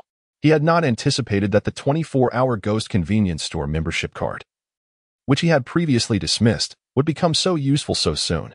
He had just checked, and the store indeed stocked items to restore sanity values. Sanity soda, category, item, function, restores 30 sanity points. Reduces sanity loss by 10 for 15 minutes post-consumption. Exchange price, 100 gold coins. The ghost shop's prices were a mere tenth of those outside, meaning this item was sold for 1,000 gold coins in the real world. It must be said, it was quite costly. Upon Shen Yuan's declaration, the gazes of the others immediately turned towards him. Xiao Haida opened his mouth, seemingly about to speak. He was puzzled, not understanding why Shen Yuan would aid these two. Given Shen Yuan's earlier demeanor, you should have found them distasteful. Zhu Ziki, however, was oblivious to such nuances. She released Zhou Baiyan with excitement and rushed towards Shen Yuan. You have? Quickly. Give me one. Her tone suggested an entitlement, as if she were demanding it from a parent. Luja looked at Shen Yuan with hopeful anticipation. Shen Yuan crossed his arms, sneering. Give? Why should I? However, I can sell it to you. It's 1,000 a bottle outside. For you too, it'll be 10,000 a bottle. This statement ignited a powder keg, causing Zhu Ziki to explode in outrage. What? 10,000? 10 times the price outside. Why don't you go rob a bank? Luja, fuming, pointed an accusatory finger at Shen Yuan, exclaiming, You are utterly excessive. How can you profit off us in our time of need? Have you no shame? Shen Yuan scoffed, unperturbed. Buy it, or don't. If you choose not to, then scram. With your mental fortitude. Having lost 40 sanity points at the onset of the quest, I find it hard to believe you'll endure. Zhu Ziki trembled with fury. Luja's face reddened as he shouted, We are merely unfortunate souls drawn together by this horror anomaly. We should assist one another, not exploit each other in such dire circumstances. You are so narrow-minded, so lacking in vision. Do you truly need this 10,000 so desperately? Shen Yuan shrugged. Of course I do. Otherwise, I wouldn't be selling to you two fools. I'm in debt for millions. Since you're so keen on moral high ground, let us do this. If you two can buy a few thousand bottles, it will suffice to clear my debts. Luja paused. What does your debt have to do with me? Shen Yuan nodded. So, whether you live or die is of no concern to me. I will give you 10 seconds. Either buy or leave. Zhu Ziqi's expression darkened, and she mumbled incessantly in anger. Yet Luja found himself in a dilemma. His mental state was fragile, and he genuinely feared he could not hold on much longer. Under normal circumstances, even if he died, he would survive if another player cleared the quest, albeit without any rewards. However, this time, he was involved in a critical assessment. To pass, one must be alive at the end. Ultimately, Luja gritted his teeth. Fine. You drive a hard bargain. I'll take one bottle. Chapter 33. The Fall, the Button, all is four? Shen Yuan raised an eyebrow, taken aback. He never anticipated that Luja would actually go through with the purchase. His initial intention was merely to vex the two of them. He did not believe they would spend 10,000 gold coins on a bottle of rational soda, as it seemed utterly unworthy. Earning such a sum in the human realm is no trivial feat, of course. One must seize every opportunity. After all, why leave money on the table? With a cost price of 100 and a sale price of 10,000, a profit of 900 is ample for him and Shishi to enjoy numerous lavish meals. Shen Yuan promptly raised the payment code and grinned. Cash on delivery. Beside him, Zhu Ziqi looked at Luja in shock, exclaiming, Are you insane? You're spending 10,000 on this. Luja shook his head, offering no reply, and pulled out his phone to transfer the 10,000 gold coins to Shen Yuan. After the transaction, Shen Yuan swiftly redeemed a bottle of rational soda using his membership card and tossed it to Luja. Luja caught the soda midair and drank it without hesitation. Observing the restoration of his rational value, he felt considerably more at ease. At that moment, Xiao Haida suddenly tugged at Shen Yuan's arm. Brother, I want a bottle too. With that, he prepared to scan the code. However, Shen Yuan preemptively put away his phone and decisively used his membership card to purchase another bottle, tossing it to Xiao Haida. I just made some money. So here is a gift for you. Upon hearing this, Luja, who had just regained some composure, nearly spat out blood in disbelief. Damn it. Is this guy doing this on purpose? He sells it to me for 10,000 but gives it away to Xiao Haida for free. Why is that fair? A flicker of anger flashed in Luja's eyes as he exchanged a knowing glance with Zhu Ziqi. Together, they lunged towards the rational soda in Xiao Haida's hands. But Xiao Haida was no fool. Though slightly dazed, he quickly stowed the soda in his backpack. Luja and Zhu Ziqi missed their chance. Fuming, Zhu Ziqi shouted at the top of his lungs, You little rascal. Hand it over. That bottle was also bought with our money. Xiao Haida defiantly retorted, This was given to me by Brother Shen. Brother, I'll pay you. He added, Don't you have debts? Let me help you out. Shen Yuan was taken aback. He had not anticipated Xiao Haida's thought process. He patted Xiao Haida on the shoulder and chuckled. Just take it. Discussing money can ruin friendships. Does a few thousand in debt really matter? As Zhu Ziqi was about to say something, Tai Chong suddenly shouted, interrupting him. Everyone, look. The group's attention was drawn to the direction pointed out by Tai Chang. To their astonishment, the buttons in the elevator had inexplicably all changed to 4. Yet, the middle-aged woman outside the elevator had just warned them not to go to the 4th floor. Instantly, the atmosphere inside the elevator turned tense. Luja's recently restored rational value plummeted by another 5 points, leaving him pale. Tai Chang swallowed hard, his voice trembling. What do we do now? In a corner. Renroro weakly said, Is the elevator suggesting that we are doomed? Zhu Ziqi, irritated, spat several times, cursing, Damn it. But before Zhu Ziqi could finish, the elevator suddenly jolted to the side, startling everyone inside. They froze in place, too frightened to move. Xiao Haida's face turned ashen as he quivered. Is the elevator about to plummet? Luja glared fiercely at Xiao Haida, scolding, Shut your crow's mouth. Before he could finish, a deafening crash resounded. The next moment, a grating sound filled the air as the elevator indeed began to plummet rapidly. A violent sensation of weightlessness overwhelmed them. Fear mingled with screams tore through the atmosphere. Zhou Baiyan's expression shifted dramatically, his gaze sharpened as he struggled to rise, attempting to reach the buttons of the elevator. Yet, a figure moved faster than him. It was Shen Yuan. Without hesitation, Shen Yuan pressed the first 4 button. In real life, when an elevator experiences a sudden drop or ascent, pressing all the floor buttons is undoubtedly the best course of action. However, in this bizarre tale, Shen Yuan understood that the elevator's descent was a coercion from the narrative to compel them to press the button. If they did not press, the elevator would fall, leading to everyone's demise in a failed challenge. If they pressed, they would head to the 4th floor, defying the middle-aged woman's warning, potentially resulting in death. The choice was evidently clear. Although Shen Yuan would not perish from the fall, he feared the elevator might be damaged. This tale was evidently intertwined with the elevator. Should it be destroyed, he might not die, but he could remain trapped in this narrative forever. Shen Yuan had no desire to squander his talents and life in such a manner. Click. The moment Shen Yuan pressed the button, a crisp sound echoed, and the elevator came to an abrupt halt. The immense force threw everyone inside into disarray. Tai Chang spread his arms to brace himself against the walls of the elevator, barely managing to maintain his balance. Xiao Haida clung to Tai Chang's legs, preventing himself from being thrown out. Lu Zhi took a tumble, landing hard, and Zhu Ziki fell alongside him, her face landing squarely on Tai Chang's large foot, nearly making her vomit from the disgust. Damn it, Lu Zhi, you fool. Zhu Ziki quickly got up and began to curse.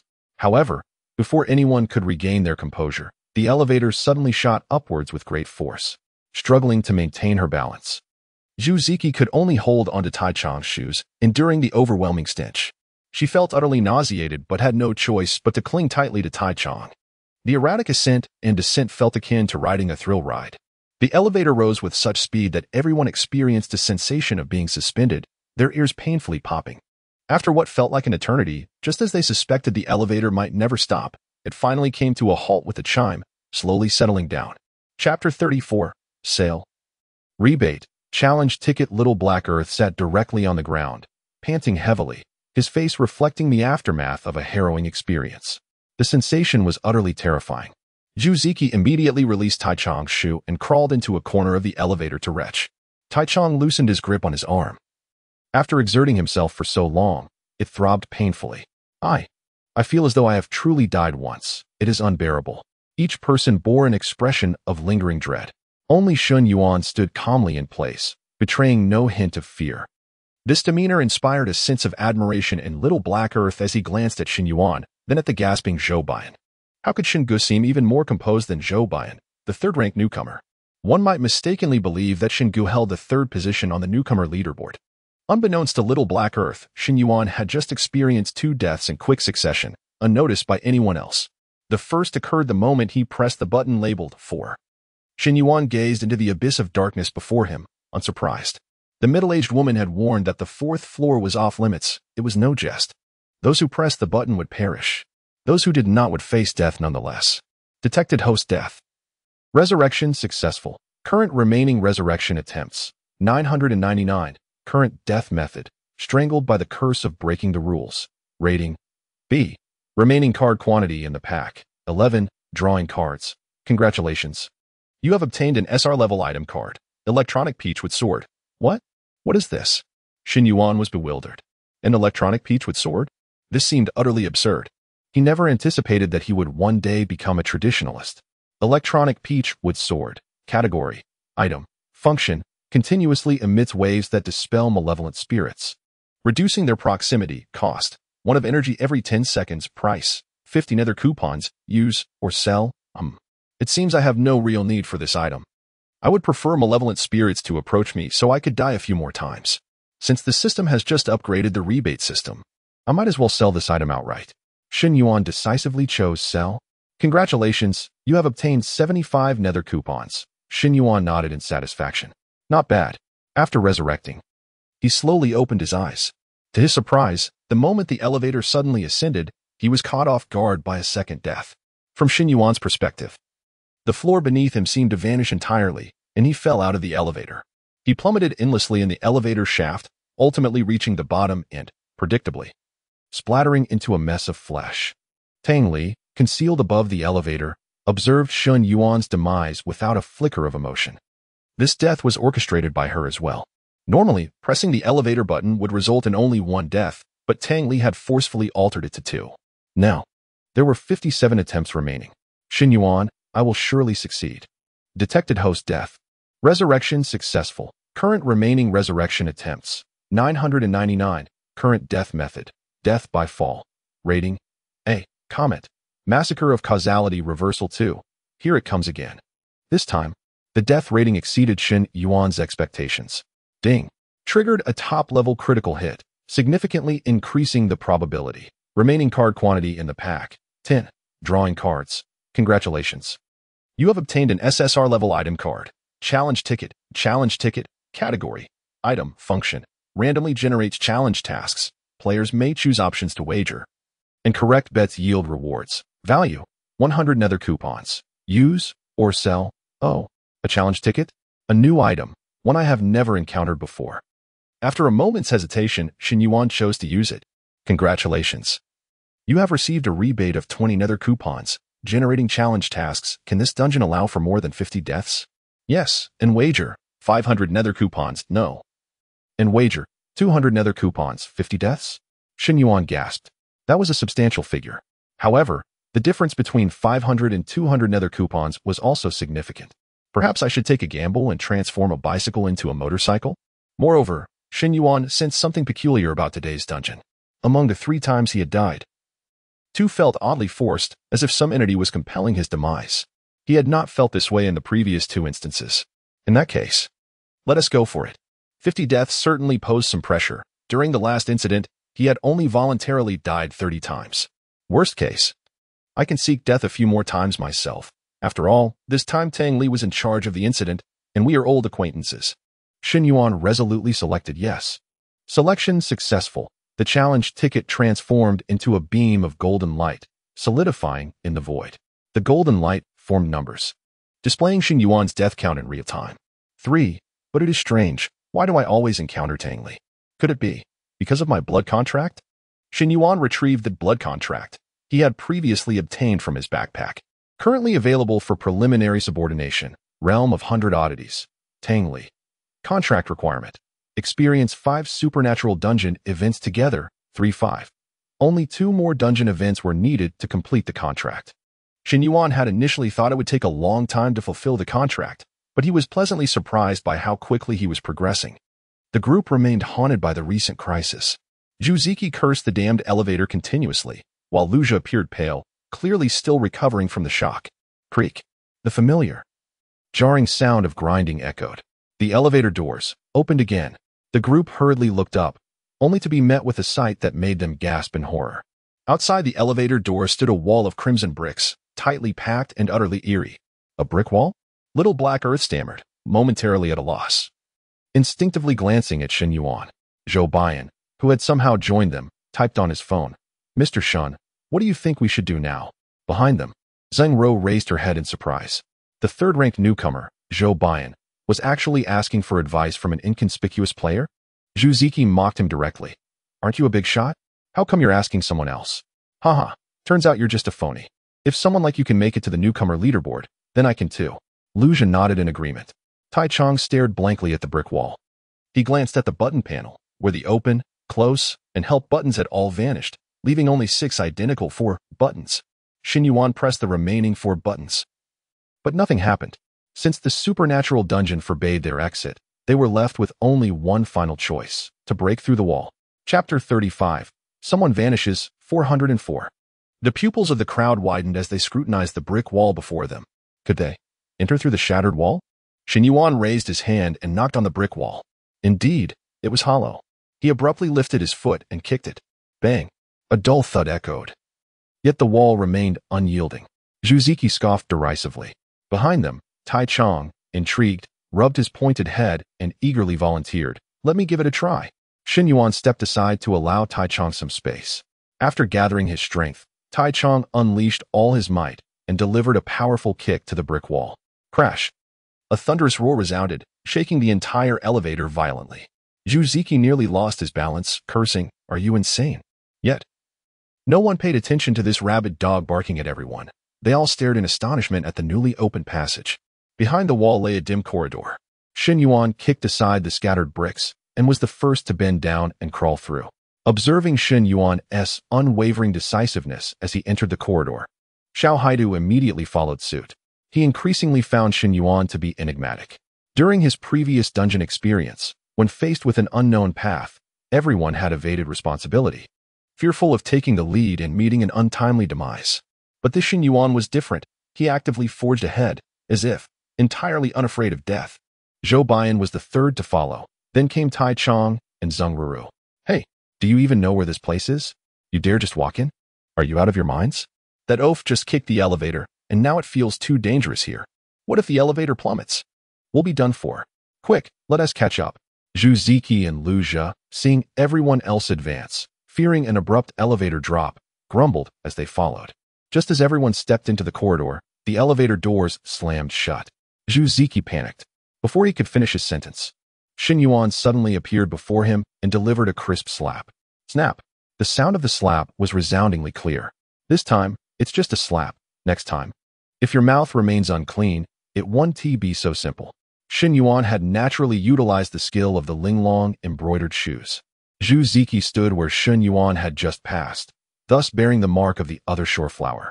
This slap was utterly unexpected and stunning. Not only did Zhu Ziki fail to react, but everyone else was also taken aback. Only Zhou Baiyan regarded Shen Yuan with a thoughtful gaze. It was evident that this was an equipment skill, and at the very least, it belonged to silver-grade gear. Coming to his senses, Zhu Ziki was about to unleash a torrent of curses, but Lu Jia hurriedly stopped him, repeatedly soothing, "Forget it, darling. Let us not stoop to the level of such a brute." Shen Yuan, indifferent to Zhu Ziki's thoughts, was observing the entirety of the corridor. This corridor imparted a sense of desolation to Shen Yuan. The wall plaster had peeled, all the residence doors had been torn down, and the ground was strewn with construction debris and household refuse. There was no light, no inhabitants, no sound, nothing at all. Wait. Suddenly, Shen Yuan paused, immediately straining to listen. Ahead, there seemed to be a sound. Bang, bang, bang. It was a rhythmic sound of wall smashing. Xiao Haido also heard it, and exclaimed, "Shen Ge, is someone there?" Shen Yuan nodded and hastened forward. The further he went, the clearer the sound of smashing walls became. At last, Shen Yuan discovered two workers hammering away at the wall around the corner.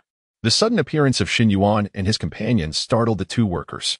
One of them, clutching his chest, said, "What the hell? Where did you come from? How did you get here? Apologies for startling you. We came up via the elevator." To their astonishment, the workers looked even more bewildered. "Elevator? Kid, don't joke around. There is no elevator here." Another worker echoed, "Yeah, we dismantled the elevator yesterday. The stairs are all sealed off. We climbed up from outside using a ladder." This left Xiao Haida dumbfounded. He instinctively turned to point behind him. "No way. I just came from there." He trailed off, stunned. At the end of the corridor, there was nothing but a hollow expanse of ruins. Where was there an elevator? Everyone stood in shock. A wave of dread washed over them. The elevator had vanished into thin air. Shen Yuan, however, remained unfazed, swiftly changing the subject. He used his membership card to purchase a pack of fine cigarettes from a convenience store and handed it to the worker before smiling. "Why are you smashing the walls here?" "Because this building has been declared uninhabitable. The construction site ordered us to tear it down." "Uninhabitable? It was just fine before. Why the sudden demolition?" Shen Yuan raised an eyebrow in confusion. "Why? What else? A heinous murder occurred here, and no one dares to live here anymore. So they ordered it demolished. It even made the news. You didn't know?" Xiao Haida was left utterly perplexed. "Demolished? Just downstairs." There were several middle-aged couples preparing to go upstairs. Clearly, they lived here. How could it suddenly be slated for demolition? However, Shen Yuan interrupted Xiao Haito, continuing to question the workers. "A murder? Which room did the murder happen in?" The worker pointed to the room behind Shen Yuan and the others. "That one, room 404. The group turned to gaze at the room 404 indicated by the worker, whether it was a trick of the mind or not. A hint of a bloody odor wafted from within that room. Having participated in strange tales before, they could all sense the foreboding. This room 404 was likely the crux of the current mystery. What exactly had transpired? But behind them, there was no sign of the workers anymore. All that remained on the ground was a pool of crimson blood, flowing straight toward room 404. Where did they go? Chapter 36. Dual Corpses. Staring, never abandoning, Tai Qiang was startled, leaping 3 feet into the air, his face paling noticeably. Zhu Ziki's lips trembled incessantly, her earlier bravado evaporating as she retreated uncontrollably. Yet, behind her lay the absence of the elevator. Where could she possibly hide? This golden-level dungeon was indeed unsettlingly eerie. Zheng Ruru recoiled, seeking refuge behind Zhou Baiyan, whispering, "This horror-themed dungeon is terrifying." However, Shen Yuan merely chuckled, inhaling the scent in the air. He detected the unmistakable odor of death. Terrifying? I find the disappearance of those two workers rather unremarkable. Just envision them as NPCs guiding your path. They have fulfilled their purpose, and hence, their existence is no longer necessary. Without hesitation, Shen Yuan strode purposefully toward room 404. Xiao Haida promptly followed, adopting a demeanor of a devoted acolyte. Zhou Baiyan's expression shifted slightly. After a moment's hesitation, he too proceeded onward. The door to room 404 had been dismantled, revealing an empty space devoid of furniture or barriers. The moment Shen Yuan stepped into 404, he was immediately assaulted by an overwhelming stench of blood. Raising his gaze, he was startled to find that a significant portion of the wall had been gouged away. Nestled within the exposed cavity were two highly decomposed corpses, one large and one small. The larger figure appeared to be a woman, while the smaller was a child. The crimson blood pooling around them was unmistakably from these two bodies. Xiao Haitu and Zhou Baiyan, who followed closely behind, were equally horrified, a chill running down their spines. Just then, a chime echoed from the end of the corridor. The elevator materialized out of thin air, its doors slowly parting. The elevator has appeared. Zhu Ziki and Lu Zhi wasted no time, sprinting toward the elevator without a moment's hesitation. Compared to the bizarre corridor and the even more unsettling room 404, they felt a semblance of safety within the illuminated confines of the elevator. Xiao Haida swallowed hard, trembling as he addressed Shen Yuan. Shen Gu, should we leave? Shen Yuan nodded, preparing to turn away when an inexplicable chill washed over him, as if something were watching him. The two corpses remained embedded in the wall, unchanged. Yet in the next instant, the child's head suddenly twisted, locking eyes with Shen Yuan. Those were eyes filled with cold despair and terror. Shen Yuan felt tears streaming down his face. He reached up to touch them, only to find the texture sticky and decidedly different from tears. It was blood. The next moment, darkness enveloped him. Shen Yuan was dead. In the void, Shen Yuan was bewildered. What? I died? Just from a glance with that little ghost? The familiar system voice resonated. Detected host's death. Resurrection successful. Current remaining resurrection attempts. 999. Death method this round. 7 orifices bleeding. Rating. B. Comment. C. Keep looking and you'll die again. Trigger ordinary critical hit. Probability increased. Remaining card count in deck. 9. Drawing cards. Congratulations. You have obtained SSR-level item card. Yin Yang I Potion Pro 5. Shen Yuan stared in astonishment. What is this? A Pro version has been released? Surely there won't be a Pro Max version as well. Yin Yang I Potion Pro. Category. Item. Function. Basic functions of all variants. Allows visibility of player class levels and names in the human realm. Equipment quality and skill names. Price. 10 nether coins. Keep. Or sell. Without a second thought, Shen Yuan decided to keep the potion. The ability to discern other players' classes and names was indeed a valuable upgrade. If conflicts arose with others in the future, this potion would grant him insight into their strengths. After all, combat power in the human realm is not solely reliant on attributes. Class and skills hold significant weight. For instance, Shen Yuan had managed to defeat a black wolf with attributes far superior to his own, thanks to his collection of silver-quality equipment. Shen Yuan keenly noted a slight ambiguity in the functional description. Interesting, it only mentioned visibility of class levels and names, along with equipment quality and skill names, but did not specify that detailed panels would also be visible, did it? This implied that he could only see names, while other details would require conjecture. If that were the case, there must be a Yin Yang I Potion Pro Max version. After a casual remark, Shen Yuan directly instilled a drop of the potion into his eye. It felt akin to the ordinary variant. Yet the golden hue that settled in his gaze was markedly more intense. Resurrection complete. Shen Yuan gradually opened his golden eyes. He heard Xiao Haida's slightly anxious voice, clearly having urged him multiple times. Shen Gu? Shen Gu? What's wrong? Speak to me. Without hesitation, Xiao Haida prepared to hoist Shen Yuan onto his back. What are you doing? Shen Yuan asked, bewildered. Startled by Shen Yuan's sudden voice, Xiao Haida quickly released him, rising to explain. I noticed you hadn't spoken. Shen Yuan waved his hand, urging Xiao Haida to join him as they raced toward the elevator. He was not oblivious. He understood Xiao Haidu's intentions. It must be said that this earnest young man had left a commendable impression on Shen Yuan. In this bizarre horror dungeon, where he didn't know how long the elevator would remain operational, Xiao Haida continued to remind Shen Yuan and even intended to carry him, refusing to abandon him. Xiao Haidu was indeed a loyal companion. The two hurriedly dashed toward the elevator, and as they did, Shen Yuan glanced at Xiao Haidu's attribute panel. Xiaohaido level. For class, B level, alchemical, blood brew apothecary, health, 3, defense, 819, energetic, 362, attack, 46, speed, 31, stamina, 83, equipment count. 0. Xiaohaitu's level was fairly standard at level 4, B level alchemical. Blood brew apothecary? Merely by the name of the class, Shen Yuan couldn't quite grasp its function. However, classes within the alchemical category typically focused on creating auxiliary potions to enhance their own or their allies' abilities. Currently, the human realm had identified a total of 10 class categories. Aside from those already encountered, such as the curse and alchemical classes, there were also the holy light, elemental, psionic, weaponry, linguistic, spatial, berserker, and defensive classes. Each category possessed distinct abilities and emphasized various aspects. Phew. As the two successfully entered the elevator, Xiaohaida exhaled in relief. We made it just in time. Chapter 37. Occupation, Tenfold, Dead. Shen Yuan remained silent, his golden eyes slowly surveying the others in the elevator.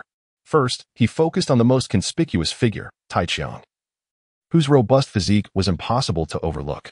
Taiqiang, level 7, occupation, C-class, berserker, boxing king, equipment count, 1, armor slot, cracked armor shield, bronze 4 stars, it must be said. This occupation was truly a perfect match for Taiqiang, as evidenced by its name, which directly relates to boxing. Zheng Ro, level 5, occupation, C-class, elemental, spirit light envoy, equipment count, 2.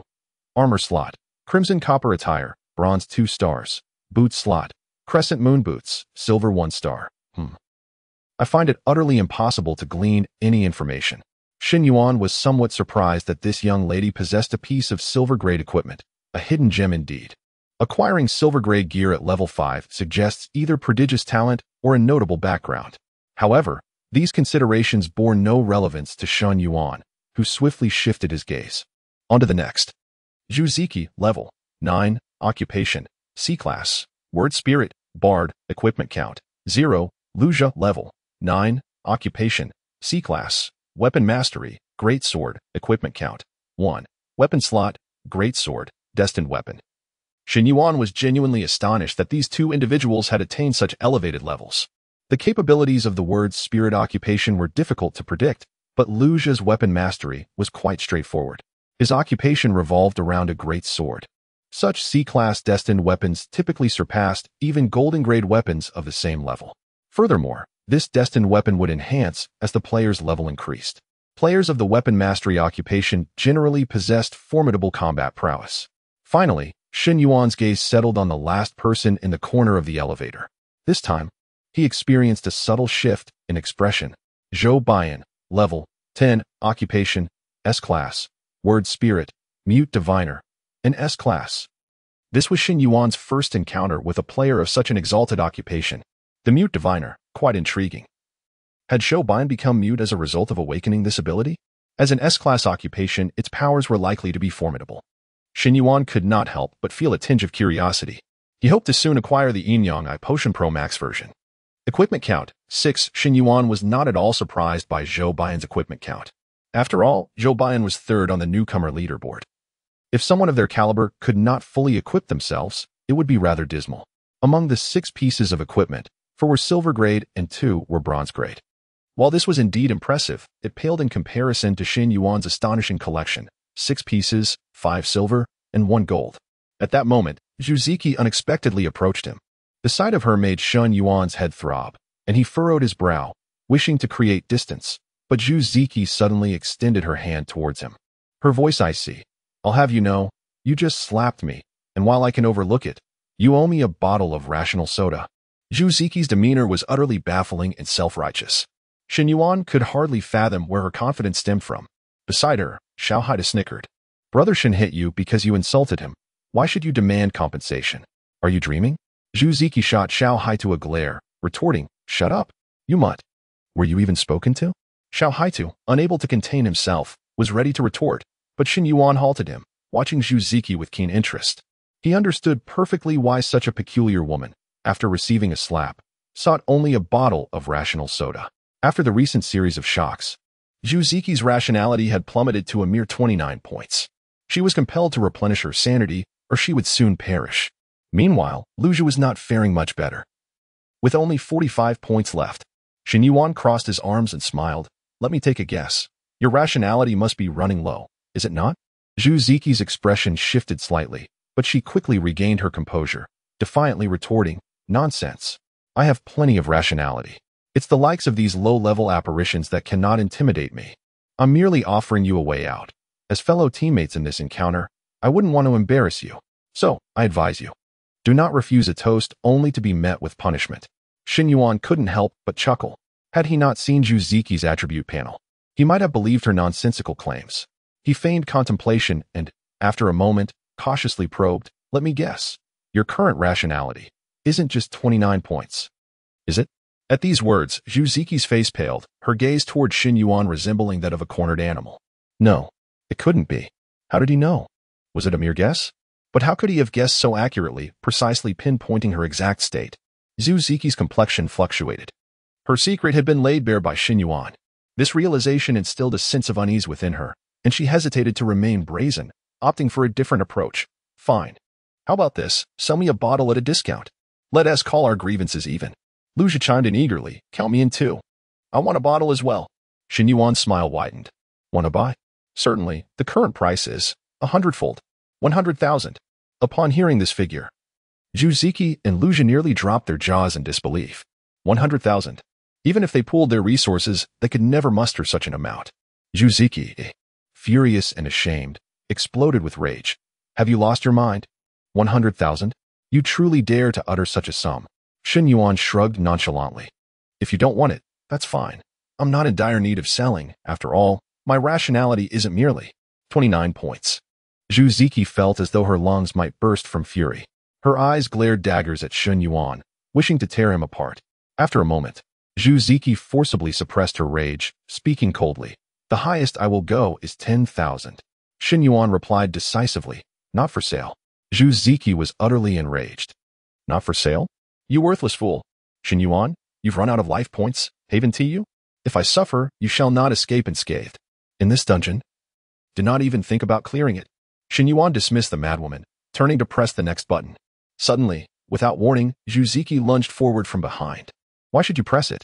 This time I will. Move aside. Zhu Ziqi seemed to be attempting to bolster her courage through this act. She boldly rushed to the front, desperately trying to press the button before Shen Yuan could. Witnessing this scene, Shen Yuan nearly burst into laughter. Was there truly such a fool, seeking her own demise? He made no effort to obstruct her and even stepped aside. Zhu Ziqi successfully pressed the button. Ha! Coward. Shen Yuan, what do you have to be so arrogant about? Trash. She unleashed her emotions like a tempest. Yet in the next instant, a horrifying scene unfolded. Zhu Ziqi's manic laughter lingered on her lips, but her body began to disintegrate gradually. In a mere moment, she transformed from a loud, brash individual into a pool of putrid blood. The elevator fell into an eerie silence. She was dead. The first casualty in this horror dungeon had finally occurred. Chapter 38. Accusation, Deception, Death by Fright. The scent of blood permeated the entire elevator. It was not unusual for a copy to result in death, yet the demise of Zhu Ziqi was rather abrupt. With merely the press of a button, Zhu Ziqi was gone? Earlier, Shen Yuan had been ambushed by a malevolent spirit and emerged unscathed. What have you done? Did you cause her death? This peculiar tale is crucial for both of us. If we successfully navigate it, we shall gain entry into the guild. But you have ruined everything. Luja's voice was filled with anguish. Xiao Haida furrowed his brow and stepped forward, admonishing, What are you saying? This has nothing to do with Brother Shen. You had better refrain from making baseless accusations. Luja sneered, appearing almost deranged, his voice shrill. Accuse? I not only accuse but intend for him to accompany my dear Chi-Chi to the grave. In the next instant, before anyone could react, Luja erupted, charging toward Shen Yuan. Such incredible speed. Everyone was astounded by the burst of velocity Luja exhibited. It was at this moment that they realized Luja had been pretending to be harmless. In the corner of the elevator, Zhou Baiyan narrowed his eyes, sensing danger. Judging by that speed, he must possess at least an 8th-level strength. Shen Yuan was in grave peril. Zhou Baiyan clasped his hands behind his back and retrieved a peculiar brush from his backpack. This served as his weapon. With a keen gaze and tense muscles, he was poised to act. He could not allow Shen Yuan to come to harm. Luja's eyes were filled with malice as his right hand formed a claw. Lunging towards Shen Yuan, Shen Yuan remained unfazed. After all, in this eerie tale, he could not truly perish. Yet, he sensed something amiss. Lu Zha's profession was that of a weapon master wielding a greatsword. How could he engage in combat unarmed? Even if anger clouded his judgment, his combat instincts should not falter. Suddenly, a realization struck Shen Yuan. Ah, Lu Zha is indeed treacherous. He swiftly dodged to the side while the vengeful threads of the skeletal phoenix crown surged forth. However, these threads did not target Lu Zha's body, but rather the area before his outstretched hand. Perish! Lu Zha howled, a cruel grin spreading across his face as a long blade suddenly materialized in his grasp. His fated weapon, the great sword. This unexpected turn of events took everyone by surprise. It is known that ordinary weapons require a process and motion to be drawn from a backpack. So no one anticipated that Lu Zha's previously empty hand would conjure a weapon in an instant. After a moment of shock, Sheng Roro exclaimed, "It's a fated weapon." Everyone finally grasped the situation. Indeed, only a fated weapon could achieve such an effect. A fated weapon is intrinsically linked to the player, allowing for immediate summoning and appearance. Had Shen Yuan not stepped aside just in time, that great sword would have surely cleaved into him. This was Lu Zha's cunning scheme. Yet, it did not end there. The insidious aspect was that the sudden appearance of the great sword made it exceedingly difficult for the opponent to evade subsequent attacks, regardless of the direction taken. Being confronted by such a weapon was inherently troublesome. Moreover, with the exceptional quality and attributes of a fated weapon, Lu Zha would swiftly shatter the defenses of an adversary of equal level. Often, before the opponent could react, their defensive attributes would be depleted. Relying on this, Lu Zha had already claimed many lives. Yet this time, he miscalculated. The vengeful threads that emerged from nowhere ensnared the long sword in his hand, rendering him incapable of swinging it. What? Lu Zha was bewildered, desperately attempting to break free from the threads, but Shen Yuan had already launched a kick at him. Thud! Lu Zha was sent flying, the great sword slipping from his grasp as his body collided violently with the elevator's wall, causing it to sway violently. You! Lu Zha propped himself up, his voice filled with shock and disbelief. But before he could utter another word, several strands of vengeful threads bound him tightly, leaving him utterly immobilized. Shen Yuan, wielding the serpent tooth dagger, charged forward without hesitation, delivering blow after blow upon him. A fleeting thought crossed Shen Yuan's mind: allow Lu Zha to kill him a few times to accumulate death data. However, he quickly dismissed the idea. No need. It was unnecessary. Firstly, being killed by a worthless person like Lu Zha would yield a low death score. Secondly, Shen Yuan simply found Lu Zha intolerable and would not allow himself to be a passive target. Lu Zha's great sword was bound by Shen Yuan's vengeful threads, significantly reducing his combat effectiveness and shattering his morale. Especially when he realized he could not free himself from the binding threads, his fear reached a crescendo. Tears streamed down his face as he pleaded for mercy. I was wrong. Please don't kill me. I don't want to fail. I was wrong. I can give you money, please. I have 50,000. I'll give it all to you. Yet, no matter how Lu Zha begged, Shen Yuan remained unresponsive, continuing to slash at him relentlessly. After all, Lu Zha's attributes were relatively high, and Shen Yuan's attacks were slow to breach his defenses. Yet, the sensation of being cut, blow after blow, instilled in Lu Zha a profound sense of despair as he watched his own demise unfold before his eyes. He knew he would die, yet the end was not imminent. The remaining occupants of the elevator stood frozen, witnessing Shen Yuan's relentless assault on Lu Zha without intervening. Firstly, they too harbored disdain for Lu Zha and Zhu Ziki, and there was no need to offend Shen Yuan over someone so detestable. Secondly, in this state, Shen Yuan appeared terrifying, entirely devoid of the amiability he had previously displayed. Xiao Haida's admiration for Shen Yuan grew. The elevator fell silent, save for the sound of Shen Yuan's dagger slicing through Lu Zha's defensive shield. But at that moment, Lu Zha suddenly trembled, his pupils dilating, his head tilting. And then he ceased to breathe. Shen Yuan was momentarily taken aback. The serpent tooth dagger hovered in the air, uncertain of what had transpired. How could he have died so suddenly when his defenses had not even been breached? The others exchanged glances, bewildered. His sanity had been shattered. He died of fright. Everyone's expressions turned to disdain. A grown man, frightened to death? How utterly pathetic. Shen Yuan, equally disheartened, sheathed his serpent tooth dagger and turned to face the elevator doors.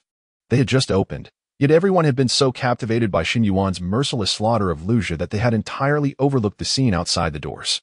Chapter 39. The Substitute Death, the Soul Pivot, and the Timeline. This time, there was no brick wall outside the elevator. Only a cloud of white dust wafted in, bringing with it a somewhat acrid scent that obscured everyone's vision. Xiao Haida glanced at Shen Yuan, seeking his guidance. Shengu, shall we proceed? The others also turned their attention to Shen Yuan, clearly having regarded him as the stalwart leader of the group. Shen Yuan nodded and stepped first into the white haze. The other four promptly followed suit. Once they exited the elevator, the white dust dissipated immediately, revealing a long corridor that felt eerily familiar.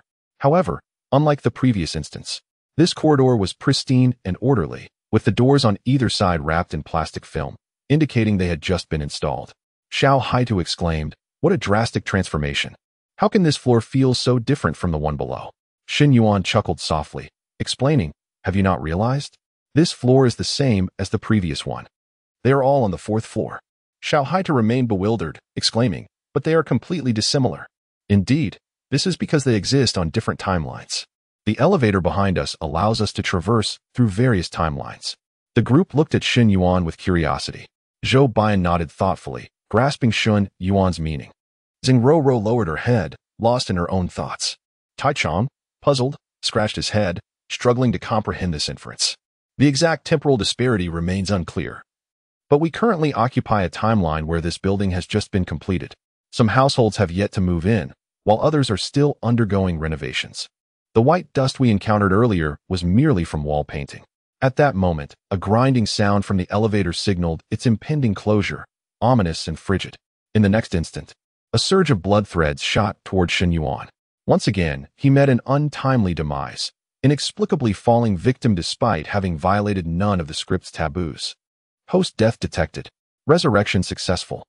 Remaining resurrection count, 999. Method of death this round. Blood threads to the head. Rating, A. This marked the 3rd time. Shen Yuan stroked his chin, deep in contemplation. Ding. Triggered top-tier critical hit. Probability significantly increased. Remaining cards in the deck, 8. Drawing cards. Congratulations on acquiring SSR grade item card. Substitute Puppet. Substitute Puppet, category.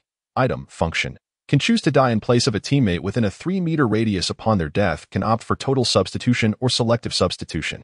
Cooldown, 5 minutes. Price, 200 Netherworld coupons. Use, or sell. Shen Yuan's eyes widened in astonishment. Wow, this is quite remarkable. It was precisely what he needed to accumulate death counts. Fortune had smiled upon him. Without hesitation, he chose to use it. Congratulations, received a rebate of 40 Netherworld coupons. Emerging from the Yellow Springs card shop, Shen Yuan turned towards the Netherworld shop. Ever since awakening the rebate function, he had accumulated 137 Netherworld coupons, a commendable progress. There was no urgent need to exchange anything for now. He decided to hold on to them. Having successfully resurrected, Shen Yuan opened his eyes. The others were still surveying their surroundings, contemplating Shen Yuan's recent deductions. Shen Yuan did not advance, and neither did the other four. At that moment, another ding echoed behind them. However, this sound was notably clearer and more resonant than the previous ones. This time, the elevator did not vanish. Instead, it appeared rejuvenated. When the elevator doors opened, the harsh grinding noise was absent. "Excuse me. Please move aside. Thank you." A young man, hauling a television, poked his head out from behind the packaging, panting as he addressed Shen Yuan and the others. They quickly stepped aside, and the young man continued to express his gratitude as he proceeded forward. Behind him, a girl watched him with concern. "Akai, do you need my help?" Akai beamed, gazing at the girl with tender affection. "No need, Xiaoyao. It's not right for a girl to carry things. From now on, as a man, I will shoulder the responsibilities of this home, starting with this little television." Xiaoyao smiled brightly, promptly using a tissue to wipe away Akai's sweat. Meanwhile, Xingrou quietly remarked, "These NPCs are quite charming." Xiao Haitu agreed. "Indeed, they seem very sweet. They will surely be happy together." However, Shen Yuan harbored a different sentiment, sensing an ominous premonition. As expected, this young couple soon paused in front of a door. Xiaoyao quickly opened it, urging Akai to step inside and hasten the conclusion of their exhausting moving task. When the group beheld the door number, they collectively fell silent. Room 404. Xiao Haitu, visibly shaken, stammered, "Could it be? The corpses within the walls. Let us move." Inside the elevator, Zhu Ziki, transformed into blood, and Lu Jia, who had been scared to death, remained unnoticed. The weight of their hearts was heavy. They now faced a pressing dilemma: Who would press the button for the next floor? The grim fate of Zhu Ziki lingered vividly in their minds. No one dared to reach for the button. Shen Yuan smiled, ready to test his newly acquired item. He suddenly turned his gaze toward Xiao Haitu. Xiao Haitu, do you trust me? Xiao Haitu chuckled and nodded earnestly. Of course, Shen Gu. I trust you. Shen Yuan pointed to the elevator button. Then this time, you shall press it. The others were taken aback, astonished at Shen Yuan's and Xiao Haitu's exchange. Did Shen Yuan intend to place Xiao Haitu in jeopardy? Xiao Haitu, equally bewildered, had not anticipated Shen Yuan would entrust him to press the button. Without a moment's hesitation, he pressed the third floor button behind him. In an instant, time seemed to freeze, and a mechanical voice resonated in Shen Yuan's ears. Substitute activated. Do you wish to substitute for player Xiao Haitu's death? Naturally, Shen Yuan selected yes. Xiao Haitu was even more resolute than he had anticipated. Host death detected. Resurrection successful. Remaining resurrection count, 999. Method of death this round. Substitute. Rating, a ding. Triggered major critical hit. Probability greatly increased. Remaining cards in the deck, 7. Drawing cards. Congratulations on acquiring SSR grade item. Soul Pivot. Soul Pivot, category. Item, description. A mobile device from the 100 Ghost Realm. Function, allows private communication with the specters within the instance, provided the specter consents. Price, 300 Netherworld coupons. Use, or sell, private chat with the specters in the instance. Such a function existed? Shen Yuan was nearly speechless with astonishment. Moreover, this item held considerable value, priced at a hefty 300 Netherworld coupons, making it the most valuable item he had encountered thus far. Without a moment's pause, he opted for use. A uniquely designed device, resembling a mobile phone, landed in Shen Yuan's hand. He pressed a button, and the contact interface materialized before him. My friends. 0. Nearby specters. 1. The phrase nearby specters truly struck a humorous chord in Shen Yuan. He suppressed a smile and opened the interface for nearby anomalies. Indeed, the anomaly was Tang Li. Shen Yuan clicked on Tang Li's name and sent a request for a private chat. Tang Li. Chapter 40. Wailing, Quarrels. In the art of slaughter within the confines of the elevator, where no one could see, Tang Li observed everything from above. She had indeed witnessed the demise of Zhu Ziki and Lu Jia, yet her emotions remained unperturbed. At this moment, her sole desire was to seize opportunities to slay Shen Yuan multiple times. In truth, the administrator of the urban legend Cursed Iron Cage did not require much visibility. They merely needed to ensure the smooth operation of the tail from atop the elevator, occasionally checking in to prevent any issues. However, Tang Li's circumstances were different. She had to grasp every reasonable, even unreasonable, opportunity to eliminate Shen Yuan repeatedly. When she saw Shen Yuan instruct another to press the button, a flicker of irritation surged within her. Another chance had slipped away, but then she pondered. Was Shen Yuan actively evading death? Could it be that his total count of deaths was indeed dwindling? As Tang Li lost herself in such thoughts, she suddenly realized that Xiao Haitu was still alive. It was Shen Yuan who had perished, just as the curse's power sought to extinguish Xiao Haitu. It was bizarrely intercepted by Shen Yuan from behind in a most peculiar manner. This was a sight Tang Li had never before witnessed. How utterly strange. She rubbed her temples, attempting to ease her thoughts. Since her first encounter with Shen Yuan, his actions had continually reshaped her worldview. Shaking her head, she resolved to stop overthinking. If Shen Yuan could die once more, it was a positive outcome, bringing her one step closer to her goal of 60 kills. At that moment, a sudden tremor emanated from the soul pivot in her pocket. A message from a spirit had arrived. Tang Li stared in disbelief at the soul pivot nestled within her pocket. How could this be? Typically, once one entered the urban legend realm, all communication with the outside world, whether human or spirit, was severed. Yet now, her soul pivot was buzzing. With trembling hands, she retrieved the soul pivot and gazed at the information displayed. A nearby spirit has sent you a message. Tang Li was utterly bewildered. What could this mean? Was there truly another spirit nearby? She was the sole administrator of this urban legend scenario, surrounded only by mindless paper doll NPCs. Upon opening the message, a familiar name sprang forth. Shen Yuan. Hello. Tang Li's eyes nearly bulged from their sockets as she incredulously stared down at Shen Yuan. How could this be? How could he converse with her? Shen Yuan once again shattered Tang Li's perceptions. Buzz, another message from Shen Yuan arrived. Shen Yuan, remember to kill me a few more times. Tang Li lowered her gaze, and there below in the elevator, Shen Yuan raised his head, revealing a radiant yet eerie smile directed her way. The button was pressed. and the elevator continued its ascent. Shen Yuan revived once more, leaning against the elevator's wall, a beaming smile upon his face. Xiao Haitu, positioned before the button, cautiously opened his eyes. Upon realizing he was still alive, he was taken aback, gazing at Shen Yuan as if he were a deity. Brother Shen, did you know it would be fine all along? Shen Yuan nodded. But why did you show no hesitation? To you, I should have seemed like I was deliberately leading you to your demise. Xiao Haitu chuckled sheepishly, scratching his head. I knew you might be trying to get me killed. But I thought, if I die, it won't help you guys progress. If I perish but you survive, you can surely lead everyone to victory. Shen Yuan chuckled softly. Fool if you die. Even if we succeed in the end, you won't receive any rewards. Xiao Haitu shook his head, indicating he was unconcerned. Shen Yuan said no more. His gaze fixed on the elevator doors. As they slowly opened, mist poured into the elevator. Once again, it was Shen Yuan leading the way as the group exited the elevator for the third time. This corridor, compared to the one on the second floor, bore a hint of life. Inspired by Shen Yuan's earlier actions, Xiao Haitu immediately began to observe the timeline as they stepped out of the elevator. Soon he exclaimed, Brother Shen, this is 12 years after the second floor. He picked up a snack wrapper from a nearby door, clearly marked with the date, 2021.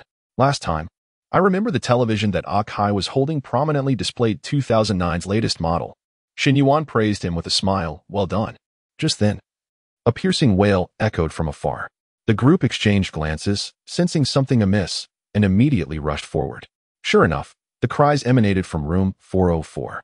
Akai, in stark contrast to his appearance 12 years ago, now appeared older and somewhat portly. As he smoked, a look of annoyance crossed his face as he shouted at the woman beside him. What are you crying about? If you've lost the child, go find them. What's the point of crying here? I'm genuinely fed up with this.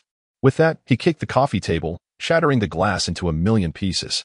The sobbing woman was Xiao Yao, now devoid of her youthful beauty, her arm cut by the shattered glass as she sat on the floor, weeping pitifully. Their conversation revealed that over the past 12 years, they had had a child, who was now missing. Shen Yuan pondered for a moment before stating, let's split up. You four pair off and help search for the lost child. The old elevator hasn't appeared yet, so perhaps there are other plot points we need to trigger, such as finding their child. The group nodded in agreement, no one questioning Shen Yuan's decision, including Zhou Baiyan, who was expected to lead the scenario but had been deprived of the chance to voice his thoughts. Xiao Haitu expressed concern. What about you, Brother Shen? Will you be safe alone? Shen Yuan waved his hand reassuringly. Don't worry, I'll be fine. I can't die. Xiao Haitu nodded, refraining from further comment. The group quickly dispersed. Xiao Haitu teamed up with Tai Chong to knock on the doors of other residents, inquiring if anyone had seen the child from room 404. Zhou Baiyan continued down the corridor to check around the corners, while Renro followed closely behind him, cautious yet determined. Shen Yuan surveyed the area, his gaze ultimately settling on the stairwell in the corner. In buildings with elevators, stairwells are often overlooked, serving as repositories for clutter and a last resort when the power fails. He pushed open the fire door and stepped into the stairwell. The dimly lit space lacked illumination, but Shen Yuan discerned a small figure seated on the stairs below. This was likely Xiao Yao's child. With a light laugh, Shen Yuan thought to himself, finding a child is a simple task. It's as easy as pie. This sensation was one he was all too familiar with. He calmly turned his head toward the corner of the stairwell. Indeed, there stood Tang Li, clad in a dress stained crimson with blood, quietly observing. Moments prior, Tang Li had gazed at Shen Yuan's name on the soul pivot, her heart racing. She understood all too well what Shen Yuan possessing a soul pivot entailed. It meant he could uncover many secrets of the 100 Spirits realm, even learning countless methods to navigate urban legends from the spirits themselves. If that were the case, chaos would undoubtedly ensue within the 100 Spirits realm.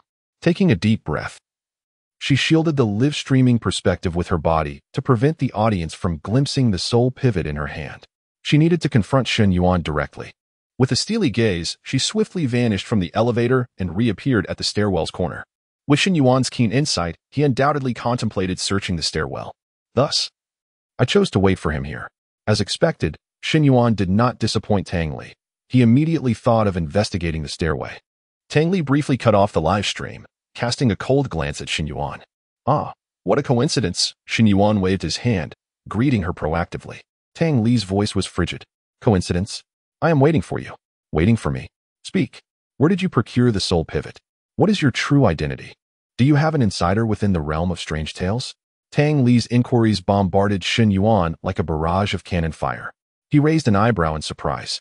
Naturally, he could not reveal the existence of the death draw system, so he casually brushed her off, saying, "How I obtained it is none of your concern. My identity is simply Shen Yuan. As for your insinuations about an insider in the realm of strange tales, I am not aware. What do you intend to do with the soul pivot?" Tang Li pressed on. Shen Yuan shrugged. "I merely wish to have a conversation with you." He spoke no falsehood. Indeed, he sought to utilize the soul pivot to communicate with Tang Li, encouraging her to eliminate him multiple times to facilitate the completion of his challenge. However, to Tang Li's ears, it conveyed an entirely different implication. Caught off guard, her cheeks flushed slightly, and for a moment, she became lost in thought. Recalling the previous instance in the horror narrative when Shen Yuan had assisted her with washing her hair. Ill intentions. Utter nonsense. Even now, you seek to confuse me? Without hesitation, Tang Li raised her hand, and a torrent of crimson threads once again pierced through Shen Yuan's head. Once more, Shen Yuan fell before her. In the next moment, he stood again, his smile directed at Tang Li even more radiant. Well done, sisterly. Chapter 41. Children, the smell of smoke. And the reluctant spirit, well done, sister pair. Shen Yuan exclaimed with delight, having just drawn 3 SR-level experience cards, causing his experience bar to surge and elevate him to level 7. However, he needed to exercise caution. Reaching beyond level 10 would disqualify him from the novice leaderboard, which only accounted for levels up to 10. Should he draw more experience cards, it would be wise to save them for later, perhaps until he had joined a guild. Tang Li, observing Shen Yuan's beaming face as he stood up, mistook his expression for mockery. Anger bubbled within her, and she clenched her teeth, raising her hand once more. Blood splattered against the adjacent wall. Moments later, Shen Yuan stood up again, his grin stretching almost to his eyes. He remained silent. Inwardly reflecting, it seems my message truly worked. With just a single sentence, I managed to corner the aloof woman in the stairwell. This time, Shen Yuan drew yet another SR-level random attribute card. Previously, he had drawn one that permanently increased his defense by 100 points.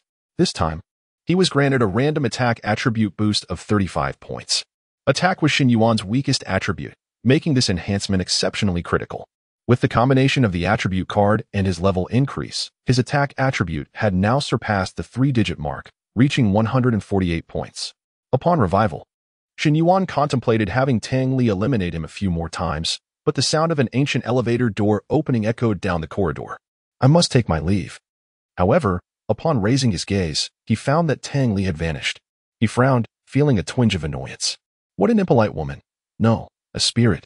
After venting his frustration about Tang Li, Shen Yuan hurried down the stairs and picked up the child who had fallen asleep on the stairs. As he inhaled, he detected the unmistakable odor of smoke emanating from the child, and realization dawned upon him. This child must have been overwhelmed by the smoke at home, seeking fresh air, and had ended up dozing off in the corridor. Initially, everyone had been somewhat despondent, having found no clues. Yet upon seeing the child in Shen Yuan's arms, their eyes widened in astonishment. Xiao Haida stepped forward, exclaiming, "Brother Shen, you found him? Isn't it obvious?" Xiao Haida seemed to realize the redundancy of his statement. Scratching his head awkwardly. Behind them, an electronic voice chimed. "The elevator has arrived. Let us proceed quickly." Shen Yuan nodded and knocked gently on the ajar door of room 404. Little Yao, who had been crying, looked up and immediately spotted her child. Ignoring the pain in her arm, she sprang to her feet, even stepping barefoot on shards of glass as she rushed towards Shen Yuan. Thank you. Thank you." She repeatedly expressed her gratitude. Shen Yuan, however, noticed her abdomen. While seated, her loose clothing had obscured it, but now that she stood, her rounded belly was unmistakable. He handed the child to little Yao and softly advised, "The child likely dislikes the smell of smoke. Try to find fresher air, or perhaps have your husband quit smoking." Little Yao paused, her gratitude turning to concern. "My husband has been under immense work pressure lately. Smoking helps him cope." Shen Yuan's brow furrowed, his expression darkening. Xiao Haida interjected, "There are many ways to relieve stress. It doesn't have to be through smoking." Little Yu continued to hesitate, but Shen Yuan narrowed his eyes, interrupting her. "I found the child in the stairwell. Please keep a close watch next time.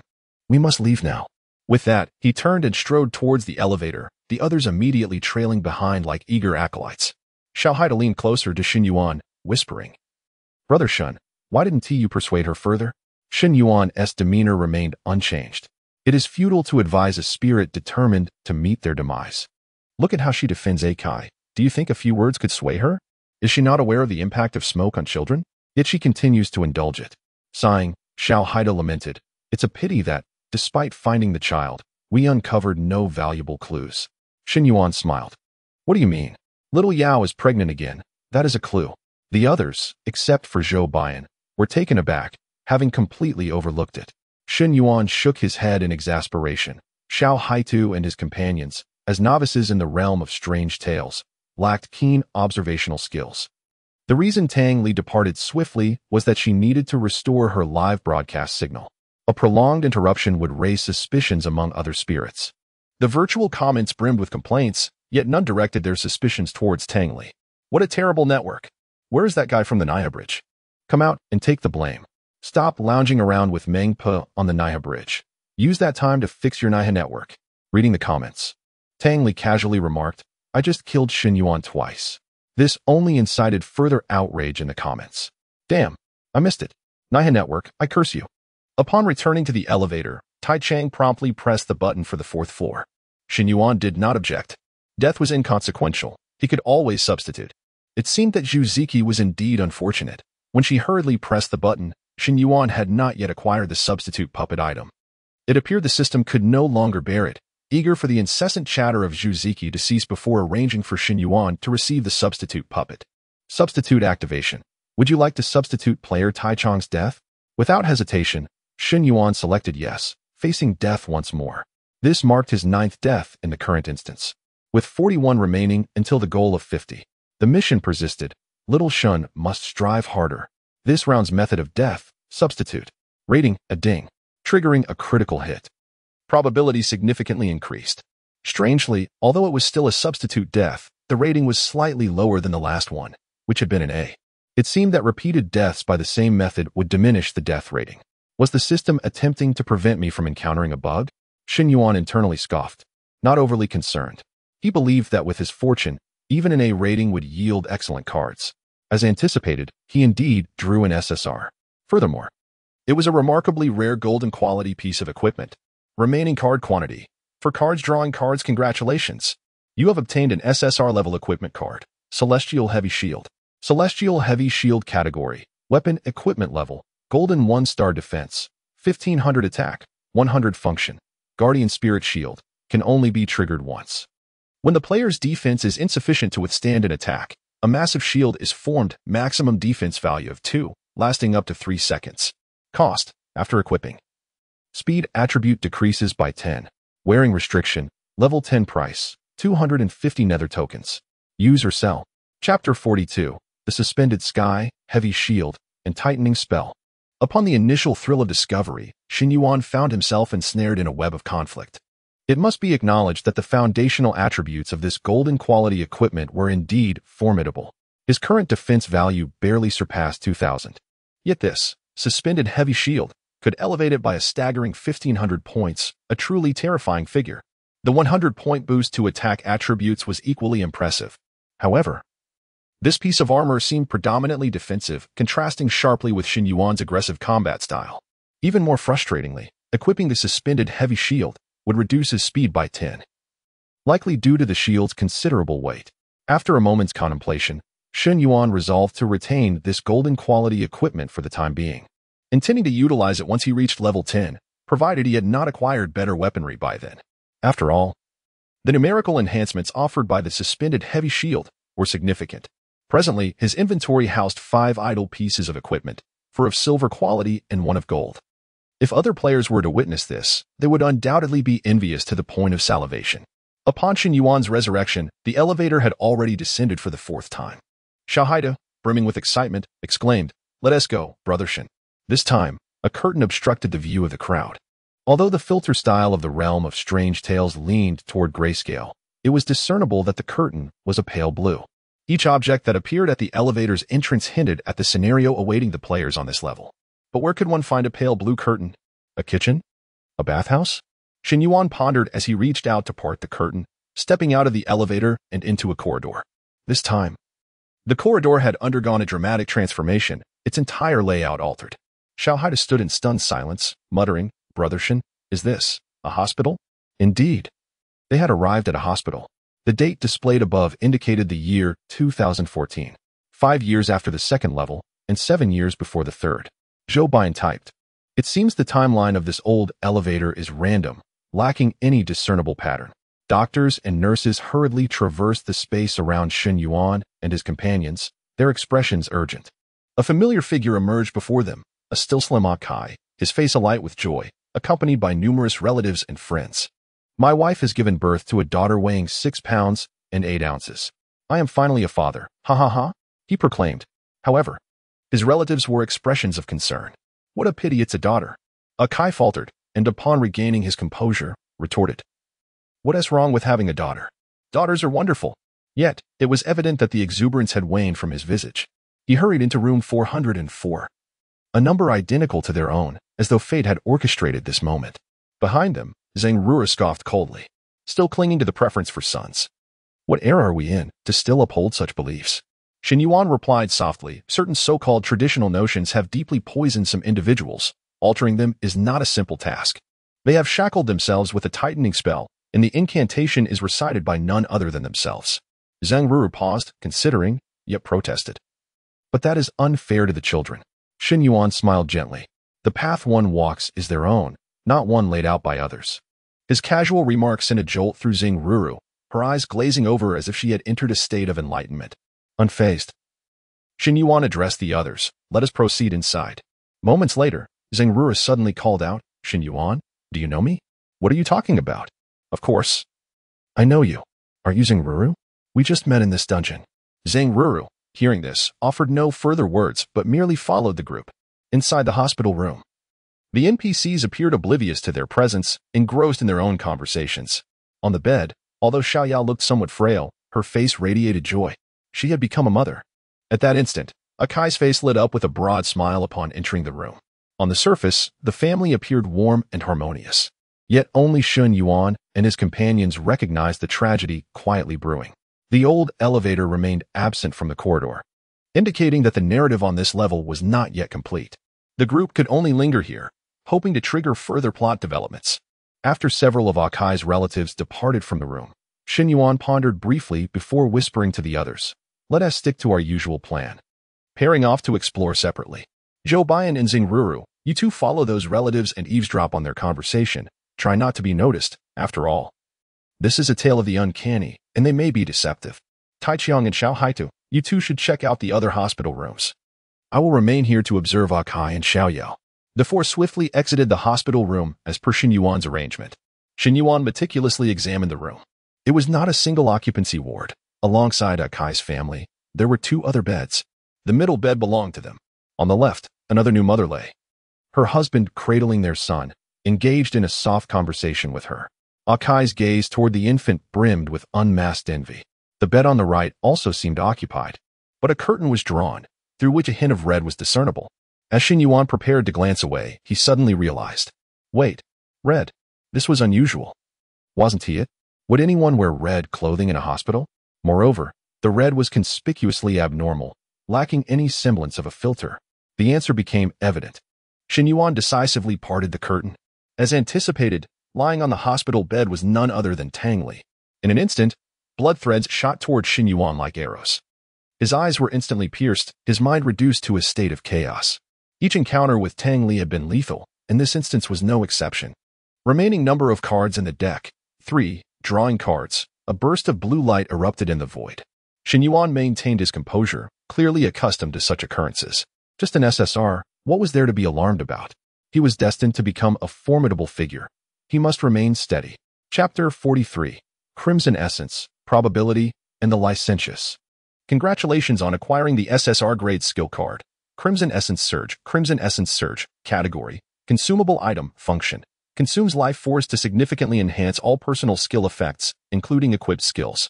For a duration of 5 minutes, cost, after 5 minutes.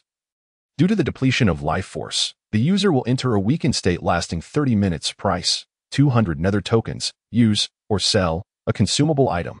It appears to be a means of survival, albeit with a rather steep price. For now, it is prudent to hold on to it. Being in a weakened state for 30 minutes is certainly preferable to losing one's life. As Shen Yuan prepared to open his eyes and depart, a sudden recollection struck him. He turned towards the card-drawing booth in front of him and inquired, "By the way, I seem to recall that after the system upgrade, higher-tier cards were unlocked. Known as grade cards. Why have I not encountered even a single one? Could it be that you, a cunning merchant, are deceiving me?" Crimson letters materialized in the void. Grade card draw probability 0.1. Shen Yuan was rendered speechless. Such odds are truly moving. Very well, patience is a virtue. Resurrected, and with a smile, Shen Yuan pulled aside the curtain and casually sat beside Tang Li, who lay on the hospital bed. "Still waiting for me, are you?" Upon hearing this, Tang Li nearly rolled her eyes to the heavens, showing no hesitation as she raised her hand and delivered a slap. Shen Yuan's head exploded once more. Juices splattering. The other NPCs in the ward were oblivious to Tang Li's presence, allowing her to act freely. This was one of the rules modified by Tang Li and Sister Xia. As long as Shen Yuan could see Tang Li, it constituted a violation of the lethal rules, thus permitting her to strike at will, facilitating her objective of achieving 60 kills. This rule applied solely to Shen Yuan. As the dungeon progressed, Tang Li needed to act swiftly. Unbeknownst to her, Shen Yuan shared the same sentiment. Remaining cards in the card pack. 2. Drawing cards. Congratulations on acquiring the SSR grade item card. Wall of Ghosts. Wall of Ghosts. Category. Item. Function. Select any player to create a Wall of Ghosts area. The player will be trapped within, unable to escape until the Wall of Ghosts is dispelled. Limitation. Can only be used once within 24 hours. Durability. 100. The faster the Wall of Ghosts is dispelled, the greater the durability loss.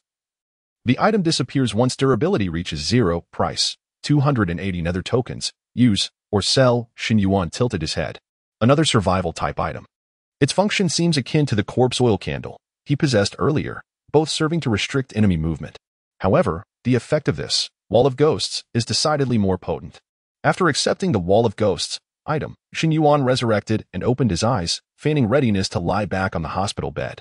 "Let me join you for a moment." Upon hearing such disrespectful words from Shen Yuan, Tang Li's face flushed with rage.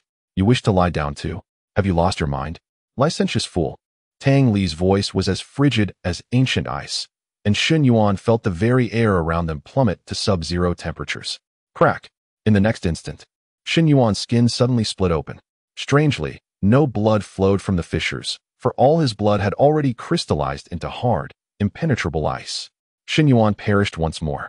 Method of death this round. Frozen into an ice sculpture by chilling energy and subsequently shattered. Rating. S. Comment. A malevolent and furious strike. Indeed terrifying. Ding.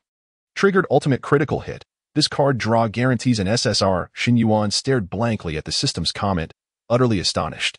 An S-grade evaluation was beyond his expectations, a delightful surprise. Could it be that, provoking a female specter enhances her wrath, thereby yielding more formidable methods of demise? Shen Yuan pondered, pinching his chin. He felt he had stumbled upon a new realm of discovery. In his previous life, he had often flirted with women, yet had never engaged with a specter. To his surprise, he could now experience it in this life. Remaining cards in the card pack. 1. Drawing cards. Suddenly, a crimson glow enveloped the entire card-drawing space. Shen Yuan was momentarily stunned. Red? He had never encountered such a phenomenon. What could this be? In the next moment, realization struck him, and he erupted with joy. By heavens, I got it.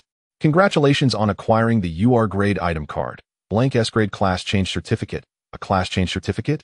An S-grade one. No less. Shen Yuan was utterly astonished.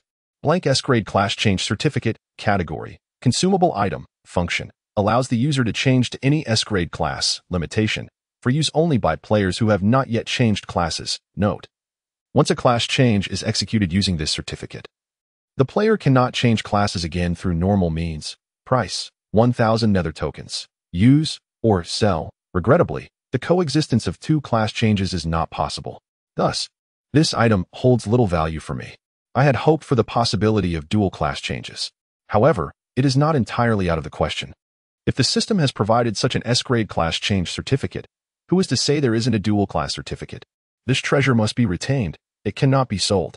Even if I may not utilize it in the future, I could leave it for Shi, as not everyone has the opportunity to awaken an S-grade class. Shen Yuan understood well that in the human realm, S-grade class players are undoubtedly the elite among the elite, the C-Army de la C-Army. One could see this from Zhou Baiyan's performance. Ranking third among newcomers, he would undoubtedly be a leader in any team, unless Shen Yuan was part of it. That fellow's S-grade class, the Silent Diviner, has yet to demonstrate its power. It seems I must provide him with an opportunity to showcase his abilities. In truth, Shen Yuan did not regard Zhou Baiyan highly. He hardly considered him a competitor. His curiosity lay in discovering just how formidable S-grade classes truly are. Once again resurrected, Shen Yuan wore a beaming smile as he gazed at Tang Li, whose eyelashes trembled with fury beside him. What's wrong? Apologies, but we've shared beds before. Back when you wore even less than you do now, Shen Yuan murmured, yet he suddenly felt as though a volcano had ignited beside him. What? Shen Yuan turned in astonishment to find Tang Li's black hair swirling, her entire spectral form glowing a fierce crimson, akin to boiling magma, churning and seething. Alas, such a pity for this clash of ice and fire. Had I more chances to draw cards, this time I would have undoubtedly earned an S-grade reward. Shen Yuan felt no fear, only a tinge of regret. In the next moment, the melting flesh obscured Shen Yuan's vision. He was transformed. Host death detected. Resurrection successful. Current remaining resurrection attempts, 999. Shen Yuan yawned and prepared to open his eyes once more. With Tang Li in a fit of rage, he expected she would likely kill him several times. As he glanced at the golden number 13 above his head, he couldn't help but reflect on the burdens that lay ahead. Yet, in the next moment, a mechanical voice resonated, astonishing Shen Yuan. Congratulations, host, for triggering the death critical hit reward. Chapter 44. Ice and Fire. Gift Package. Slaying the Demon. Shen Yuan was utterly astonished. Hadn't he already exhausted his card pack in this round? How could a reward be triggered again? Death method this round. Melted to death by the fiery volcano. Rating S. Comment. A new experience of ice and fire. A unique sensation of the mortal realm. Ding.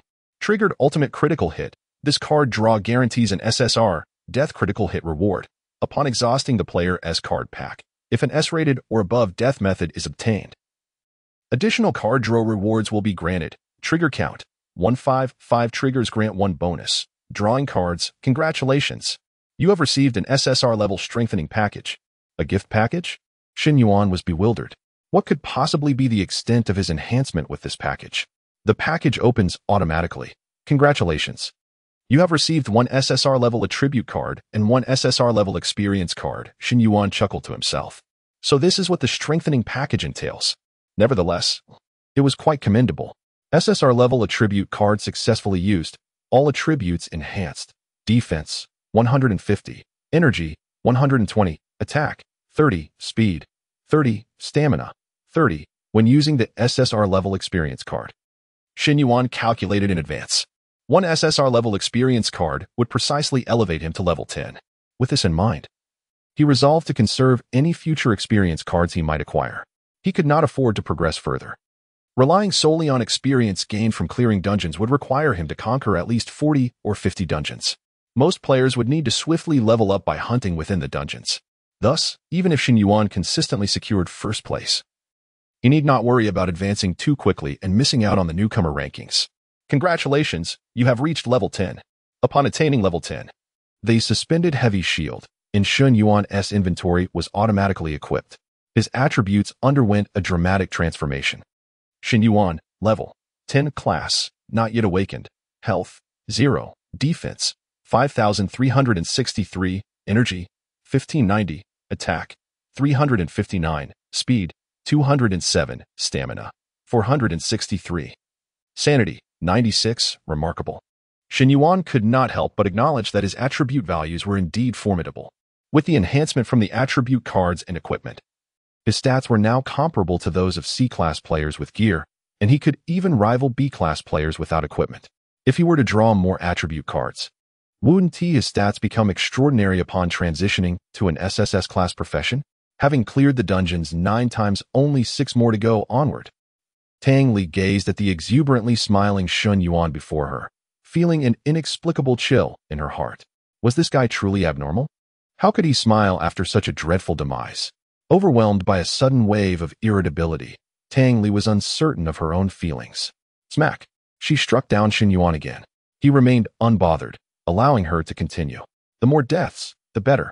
Unfortunately, subsequent attempts at slaying did not trigger any critical hit rewards. Shen Yuan understood that obtaining an S rating was no easy feat after dying 7 more times. His total death count for this dungeon reached 20. Zhou Wuyan was taken aback to see Shen Yuan leisurely lying in the hospital bed, his brows twitching slightly, yet he chose not to comment. Zheng Rou also wore a peculiar expression. Was Shen Yuan too relaxed amidst this bizarre tale? Moreover, since he was already lying down, why did he only rest on one side? Didn't it bother him? Except for Shen Yuan, they were unable to perceive Tang Li, which added to their confusion.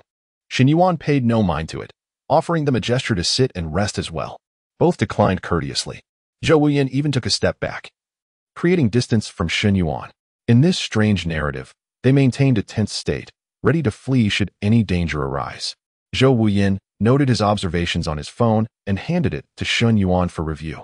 After that bunch of relatives left, they mocked Xiao Yao for having a daughter, ending the 3 generations of the A Kai family's lineage. I suspect this group of relatives will not cease their gossip, and a Kai's transformation may be related to them. While being repeatedly struck down by Tang Li, Shen Yuan silently read Zhou Wuyan's message. Ultimately, the problem lay within himself. If his convictions remained steadfast, the opinions of others held no weight. Zhou Wuyan and Zheng Rou both nodded in agreement with Shen Yuan's insight. Alas, they had not garnered any substantial findings. Furthermore, they were reprimanded by a nurse for intruding into the ward. Xiao Haida pursed his lips, voicing his displeasure. It's all because that Tai Chang fellow looks intimidating. He clearly appears to be up to no good. Tai Chang awkwardly scratched his pointed head, struggling for words, finally managing to say, I may be ugly, but I am gentle. The group erupted in laughter. At that moment, the familiar ding resonated in the hallway. The group understood it was time to depart. Shen Yuan reluctantly rose from the hospital bed. One must admit, accumulating death counts here was exceedingly exhilarating. In just about 10 minutes, he had perished 19 times, culminating in a total of 30 deaths for this dungeon. The challenge of dying 50 times was now halfway complete. As the elevator appeared, Tang Li had already vanished from the hospital bed. The audience in the live stream was immensely thrilled. Tang Li had completed half of her task. They could see the dawn of victory. Slaying the demon Shen Yuan would occur today. Chapter 45, Domestic Violence, Instant Kill, Final Floor. Only 2 floors remain. Before Zheng Rou pressed the button, a twinge of fear gripped her heart, compelling her to instinctively shut her eyes. After all, with Zhu Ziqi as a cautionary tale, who could assure her that she wouldn't meet the same sudden demise? Fortunately, Shen Yuan was there. Shen Yuan activated his life-saving ability once more, cloaking his deeds in secrecy. Zheng Rou emerged unscathed. When she finally opened her eyes and realized she was still alive, she exhaled deeply. Then, she posed a soul-stirring question. Why? Is it that we can press the button without consequence, yet Zhu Ziqi perished? Knowing the truth, Shen Yuan stifled a laugh, while the others wore expressions of confusion. Xiao Heitu nodded in agreement. It was indeed peculiar. If the first person to press the button was destined to die, it should have been Brother Shen. Was it possible that this strange tale dictated that only the second person would meet their end? How bizarre. Shen Yuan, suppressing his amusement, remarked nonchalantly. Perhaps the overseer of this eerie narrative simply found them displeasing? The group nodded in agreement, choosing not to dwell further on the matter. At that moment, the elevator doors opened. A heap of shattered porcelain obstructed their path.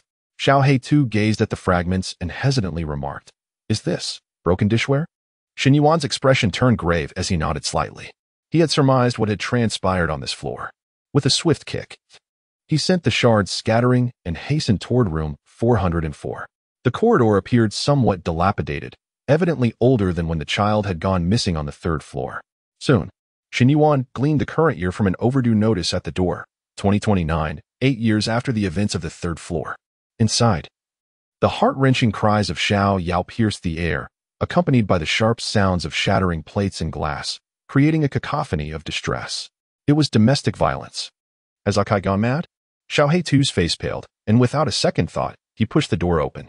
Stop, he shouted, brimming with righteous indignation. Within, Akai appeared momentarily taken aback. Who are you? But his expression quickly morphed into one of malevolence as he cast a glance at the crumpled Xiao Yao on the floor. So you've already found a new lover.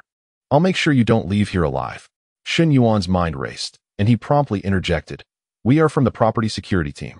We received complaints from other residents and came to investigate. Akai seemed not to hear, raising the belt in his hand once more. Xiao Heitu charged forward, grasping Akai's arm. However, the icy sensation that met his touch caught him off guard. So cold. Akai's eyes blazed with fury as he turned to glare at Xiao He-tu, the belt whipping through the air with a chilling whoosh. This is my private affair. It has nothing to do with you. Behind him, Shen Yuan's expression shifted. The strength of this NPC should not be underestimated. If a player were to confront an NPC head-on, the consequences could be dire. He swiftly dashed towards Xiao He-tu, pulling him back and stepping forward to meet Akai's belt. The terrifying speed astonished Zhou Buyin nearby. This must be at least level 12 speed. Just moments ago, Shen Yuan had slain Lu Xia, yet he hadn't displayed such overwhelming power. Crack! The belt struck Shen Yuan with brutal force, reducing him to a heap of flesh on the floor. Just as Shen Yuan had suspected, engaging with an NPC rendered players as fragile as paper, easily crushed with a single blow. Rising again after respawning, Shen Yuan fixed his gaze on Akai, calling out to Xing Roro and the others, take Xiaoyou and leave. Xing Roro nodded, and together with Tai Chong, they helped Xiaoyou to her feet and made for the exit. Meanwhile, Shen Yuan intended to continue battling Akai, hoping to die a few more times.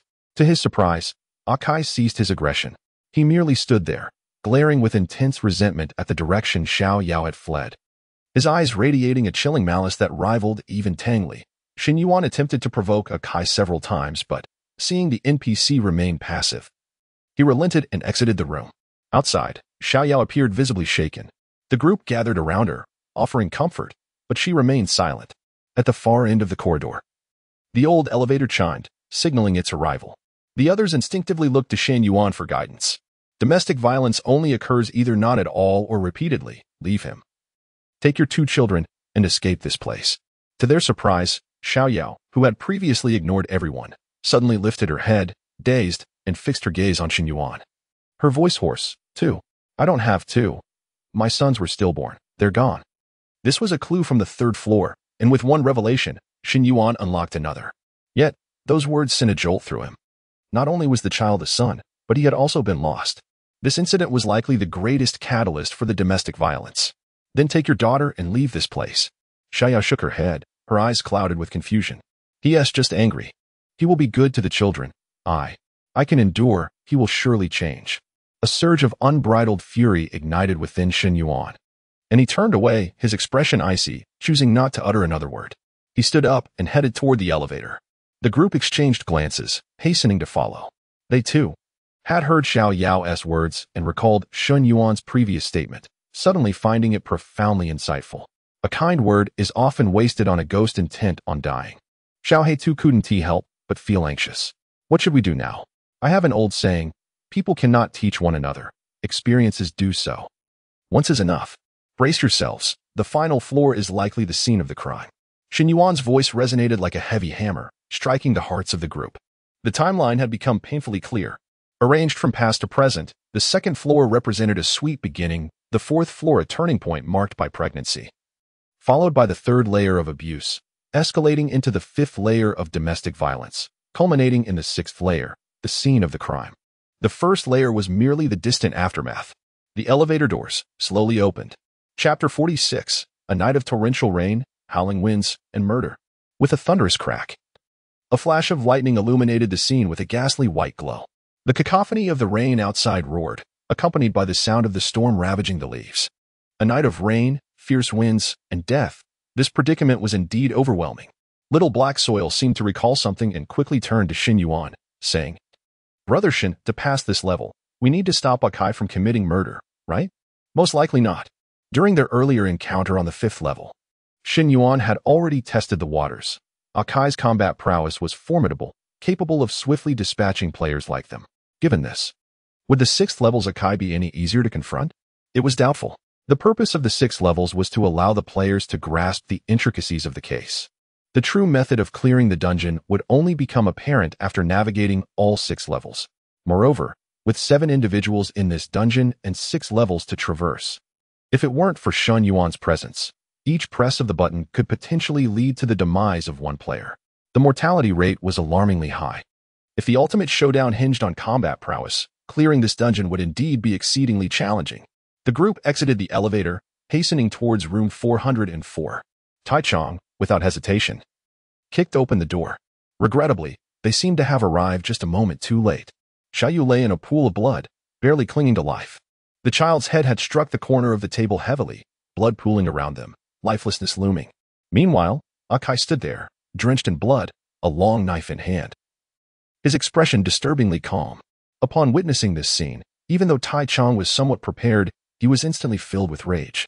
Hitting women and children. Are you even human? Tai Chong roared, charging at Akai. Little Black Soil and Zhou Baiyan, equally affected by the horrifying sight, had their eyes turned crimson with fury. Following closely behind Tai Chong, Zheng Ro also shed her earlier meek demeanor, gritting her teeth and rushing forward. The four of them converged upon Akai. Only Shen Yuan remained still. He had already surmised the likely outcome for his companions. Akai coldly lifted his gaze, his emotionless eyes sweeping over the group. A wicked smile curling at the corners of his mouth. He swung his knife horizontally. In an instant, the blade's aura surged forth, tearing through the surrounding air. The group's defenses shattered in less than 0.1 seconds, disintegrating into a shower of blood. Death substitution activated. Would you like to substitute for the deaths of players Little Black Soil, Tai Chong, Zhou Baiyan, and Zheng Ro, as they all perished simultaneously? Shen Yuan had the option to substitute for them all at once, a worthy trade. The only difference was that Shen Yuan's death count rose by 4, reaching a total of 37. Revived, Little Black Soil and the others had no recollection of the recent events, but Zhou Baiyan furrowed his brow, sensing something amiss. Tai Chang glared fiercely, once again shouting, hitting women and children. Are you even human? The group prepared to charge forward again, but this time, Shen Yuan spoke up. Don't go. Brother Shen, what's wrong? Zhou Baiyan asked, pulling out his phone and typing furiously. This Akai may be beyond our capacity to handle. Upon hearing Zhou Baiyan's words, the group's expression shifted, though they did not immediately believe him, still looking to Shen Yuan for guidance. Tai Chang even retorted. You're ranked 3rd on the rookie leaderboard, yet you act so timid and cowardly. They were aware of Zhou Baiyan's rank, but were oblivious to the fact that he was an S-rank profession, a silent diviner. Zhou Baiyan quickly typed. My profession is S-rank silent diviner. I possess a certain sensitivity to danger. Trust me. Shen Yuan raised an eyebrow. He hadn't anticipated that Zhou Baiyan would publicly disclose his profession. As expected, upon hearing about the S-rank profession, Tai Chong's eyes nearly bulged out in shock. A silent diviner. Even Tai Chong, though not the sharpest, understood the implications of such a role. Connecting the past and present, foreseeing the future, Zhou Baiyan likely had foreseen something significant. This time, no one dared to charge forward. Akai remained still, silently awaiting a challenge, like a boss prepared for combat. Zhou Baiyan continued typing. Little Black Soil, Tai Chong, and Zheng Ro turned to Shen Yuan once more. Brother Shen, what do you think? Should we retreat or confront him? Shen Yuan replied coolly, retreat. Only then did the group begin to move towards the elevator. Little Black Soil and Zheng Ro trusted Shen Yuan's judgment implicitly. If Zhou Baiyan suggested withdrawal, they might pause to deliberate. However, if Shen Yuan commanded it, they would follow without hesitation. As they stepped into the elevator, the doors slammed shut with a resounding thud, and a trickle of blood seeped from above, forming a few jagged, twisted letters. The group strained to decipher the ominous message, finally grasping its meaning. Please choose a method to alter everything. Note, the elevator curse has been lifted, and the elevator can now be used freely, Shen Yuan mused to himself, as anticipated. Only upon completing all 6 levels would the true choice present itself. Little Black Soil furrowed his brow in contemplation before suddenly slapping his forehead, exclaiming, I understand. We now possess a complete understanding of the events. We can utilize the elevator to change everything and save Xiao Yao and the child. Brother Shen, do you think my hypothesis holds any merit? At that moment, Shen Yuan remained focused on the bloody letters, suddenly remarking, these characters are quite unsightly. Little Black Soil sighed in exasperation. Brother Shen is indeed remarkably relaxed, even concerned about the aesthetics of the bloodied writing. Above the elevator, Tang Li's expression darkened ominously. Damn Shen Yuan, how dare he mock me? Indeed, those letters were penned by her, Tang Li. So what if it was her first attempt? And the writing was a bit crooked? The more she pondered, the angrier she became. Click. The lights in the elevator abruptly extinguished. When they flickered back on, Tang Li lunged at Shen Yuan. Of course, to the others, Shen Yuan effortlessly evaded the female specter's attack. With Shen Yuan's death, his total count rose to 38. Chapter 47. Catastrophe, Turning Point, and the Symbol Within the Oracle. Drip.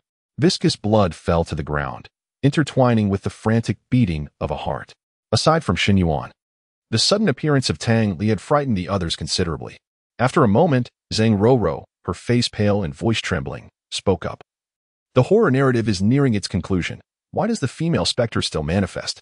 Moreover, her appearance is utterly inexplicable. It is profoundly strange. Xiaohei too and Tai Chang nodded in agreement. Indeed, it's terrifying beyond measure. Shen Yuan, having surmised the reason, touched his nose. Tang Li's sudden strike was likely a response to his mockery of her poor handwriting. Feeling guilty, he refrained from interjecting and turned to Xiaohei too, stating, "There are many paths to choose from, yet perhaps only one will lead to genuine success. Now, you may share your thoughts." Tai Chang scratched his pointed head and was the first to speak up. "This time, I wish to rectify my regrets." A hush fell over the group. It was unexpected that Tai Chang harbored such a past. No wonder he had reacted so intensely upon kicking open the door moments ago. Shen Yuan regarded Tai Chang with a deep gaze, choosing not to deter him, even if they succeeded in clearing the level. Tai Chang was destined to forfeit the rewards, yet, perhaps for him, mending his regrets was far more significant than any reward the narrative could offer. Tai Chang sought not to save Xiao Yao and her child. He aimed to rescue his past self. Zheng Roro pondered for a moment and then earnestly remarked, "It's now Xiaohei 2's turn to voice his opinion." He, feeling somewhat bashful, chuckled awkwardly. My mind isn't particularly sharp. But I trust Brother Shen. I will follow his lead." Zhou Buyin, with a calm demeanor, typed, "I too choose to accompany Shen Yuan." Shen Yuan did not expect two individuals to elect to follow him, and with a smile, he replied, "My choice is not necessarily the correct one. And I must inform you that it carries certain risks. I cannot guarantee that I will lead you to victory." "Are you certain?" Both Zhou Buyin and Xiaohei too nodded resolutely. Observing their determination, Shen Yuan ceased to persuade further. "Then let us commence." The first to depart was Tai Chang. His muscles tensed as he prepared his body within the elevator. "Everyone, I hope you all remain safe. If you have the chance, visit my boxing gym. I'll teach you for free." His gaze was imbued with an unprecedented resolve as he pressed the sixth button marked 4. This time, Shen Yuan's substitute did not trigger. As foretold by the bloodied script, the elevator's curse had dissipated. The elevator did not even shudder. It opened with a soft creak. Boom. Outside, thunder roared. Without hesitation, Tai Chang burst forth, charging into the rainy night like a bull.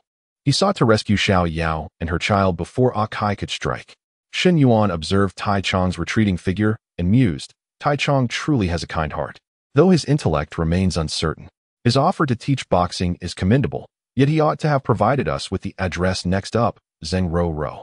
She nodded, summoning her courage to press the second button marked 4. The elevator swayed and began its descent.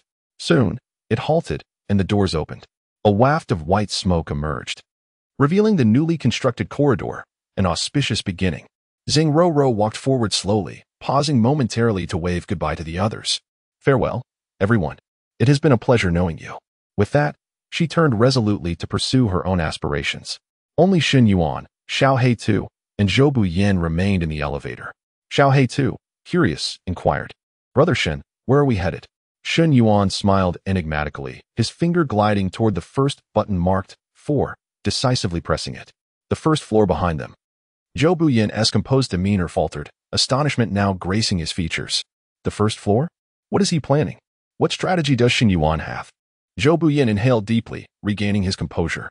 He closed his eyes, gazing into the void where the Oracle S symbols materialized. Primary hexagram, Qin, inter-hexagram, Jian, changing hexagram, Zhen. The hexagram's triple layers revealed the primary hexagram as a starting point, the inter-hexagram indicating change, and the changing hexagram foretelling the future. The primary hexagram, with its overlapping Qin, signified peril within peril, an omen of great misfortune. The inter-hexagram, representing water and mountain, suggested treacherous paths, solvable only by the wise. The changing hexagram indicated a solitary turning point. Zhen signifies the dragon, while Yuan signifies water. Thus, the turning point within this ominous narrative lies in Yuan, namely Shen Yuan. At this juncture, I can only place my faith in Shen Yuan and the signs of my oracle. As an S-class professional oracle master, Zhou Buyin could divine his fate before entering any narrative. This marked the first time he had drawn a hexagram indicating great misfortune, yet curiously, amidst danger, there lay a substantial opportunity, leaving him somewhat bewildered. However, upon entering the horror narrative, Zhou Buyin immediately sensed the anomaly surrounding Shen Yuan. Each time Shen Yuan faced death and resurrection, Zhou Buyin was aware. For instance, at the narrative's outset, when Tang Li had suddenly attacked Shen Yuan within the elevator, he perceived two simultaneous images, In the illusory realm, Shen Yuan evaded Tang Li's strike, while in the tangible realm, he met a gruesome end within the elevator. Zhou Buyin understood that this was likely Shen Yuan's professional ability. Possessing such a terrifying skill, Shen Yuan must be an S-class professional. No wonder the oracle indicated that he was the only turning point in this dire narrative. Zhou Buyin saw through the truth, but could not articulate it. Such was the limitation of the oracle master, knowing much yet able to reveal little. Hey, are you tired? Let us hurry, and go. Xiao He 2's voice broke Zhou Buyin's reverie. He slowly opened his eyes. The elevator doors had opened, and Shen Yuan had already stepped out, with Xiao He 2 standing at the doorway, looking perplexed. Zhou Buyin nodded, his expression tranquil, following suit. Chapter 48, Liberation, Failure. In tears within the sixth layer, a shattered arm whirled through the air, propelled by a fierce gust. Blood gushed forth like a torrential flood, splattering with overwhelming force, instantly staining half of the ceiling a shocking crimson. What? Tai Chong gasped, his eyes wide with horror as he beheld Akai before him. Thanks to his relentless practice, Tai Chong, despite his large stature, possessed nimble feet and quick reflexes. Thus, when Akai swung his weapon, Tai Chong managed to evade the blow. Yet, to his dismay, his defenses crumbled in an instant.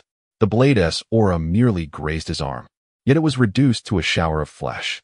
In that moment, Tai Chong comprehended the truth. Akai was an adversary far beyond his capabilities. Even if he had 10 more lives, they would all serve as mere fodder. The strength within him was rapidly being siphoned away. I am going to die. But I have succeeded. He cast a glance at Xiao Yao and the child, whom he had shielded behind him, and a smile of relief graced his face. He had arrived just in time. Xiao Yao did not lie in a pool of blood, but instead trembled in fear, clutching the child tightly behind him. He had saved them, yet he feared they would still meet a grim fate. His father's madness, spurred by the tales of horror, had turned him against Tai Chong. In a frenzied clash, his mother had intervened, and the two had perished together.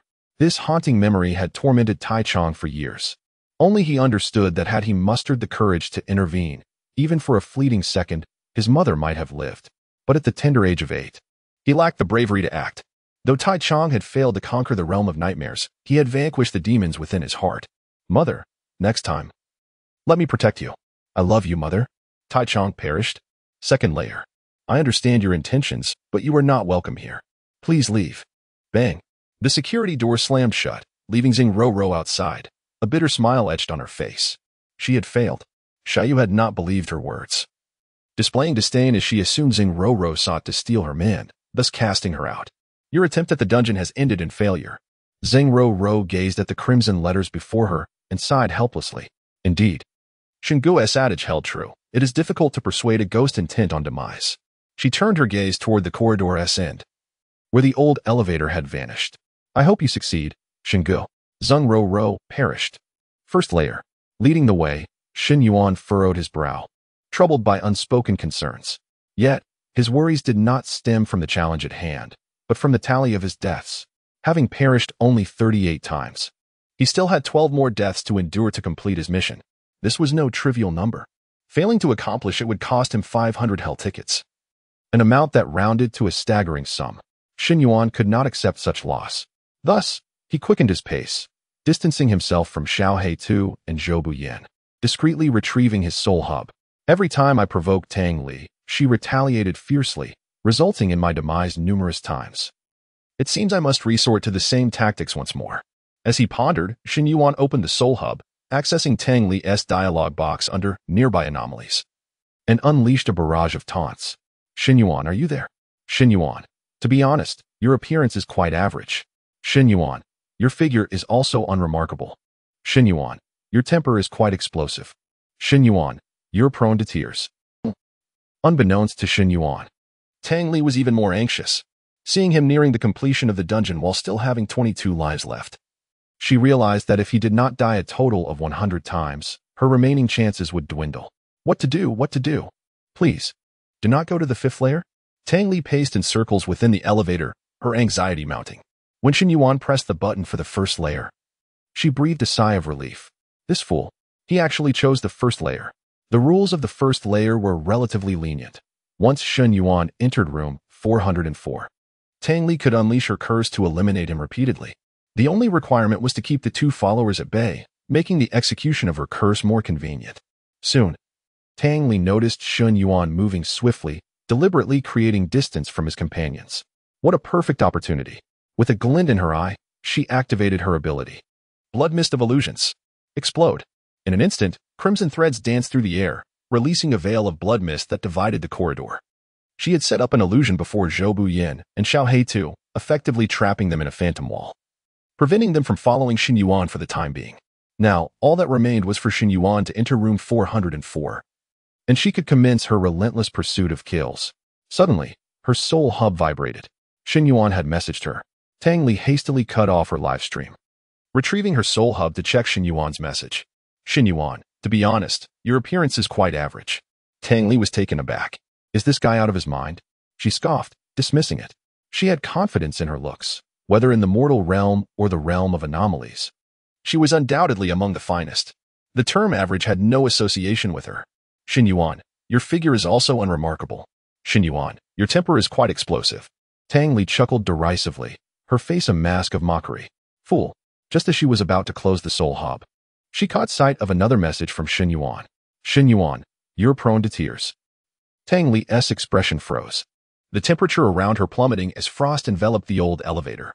Even the blood transformed into ice in an instant. Lies cannot harm, but the truth is a swift blade. Among all his messages, this one had truly incited her wrath. Her demeanor turned frigid, her voice icy, crying, Very well, Shen Yuan. I shall see who will weep this time. Chapter 49. The Corpse, Failure. Do not weep. As Shen Yuan stepped into the now desolate room 404, an involuntary shiver coursed through him. It was a sensation akin to being preyed upon by malevolent forces. Rather than fear, he felt a strange exhilaration. It appeared that the message he had sent to Tang Li had borne fruit. Satisfied, Shen Yuan retracted his soul pivot and slowly raised his gaze, fixating on the wall that concealed two corpses. The bodies remained unchanged, the stench of decay and blood still pervading the air, nauseating in its intensity. Shen Yuan's purpose for descending to the first floor was solely for these two corpses. He strode purposefully towards the child's lifeless form. At that moment, a chilling presence enveloped him from behind. Tang Li had arrived. Shen Yuan halted, about to greet her, when a torrent of blood abruptly engulfed him, reducing him to mere flesh. Revived, his head was swiftly crushed again, offering him no respite. Subsequently, Tang Li initiated an endless process of tormenting the corpse. She remained as frigid as ice, seemingly having forgotten her target of 60 kills. Her singular desire was to obliterate the irritating human before her. 5 times, 10 times, 20 times. Eventually, Shen Yuan lost count of how many times he had perished. All he knew was that his challenge had been successfully completed. The system chimed. Congratulations, 500 nether tokens have been credited to your account. For Shen Yuan, this was a substantial sum. Upon completing the task, he immediately yearned to cease Tang Li's assault. Hey, stop. I was wrong. But Tang Li showed no sign of relent, as the blood surged through his heart, exploding violently. And he was enveloped in a mist of crimson. Wasn't that enough? As blood swirled around him, Shen Yuan's head was sent flying. Resigned, he chose to ignore Tang Li and turned to approach the corpses against the wall. By the time he reached them, he had met his demise another 7 or 8 times. 60 times. Surely that was sufficient? Yet, Shen Yuan still stood there.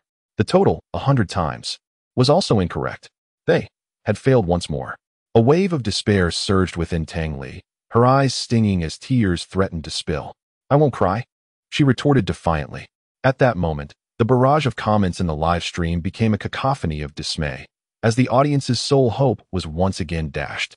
This formidable fiend, Shen Yuan, might forever loom in the shadows of the 100 Demons realm, an entity that could not be eradicated.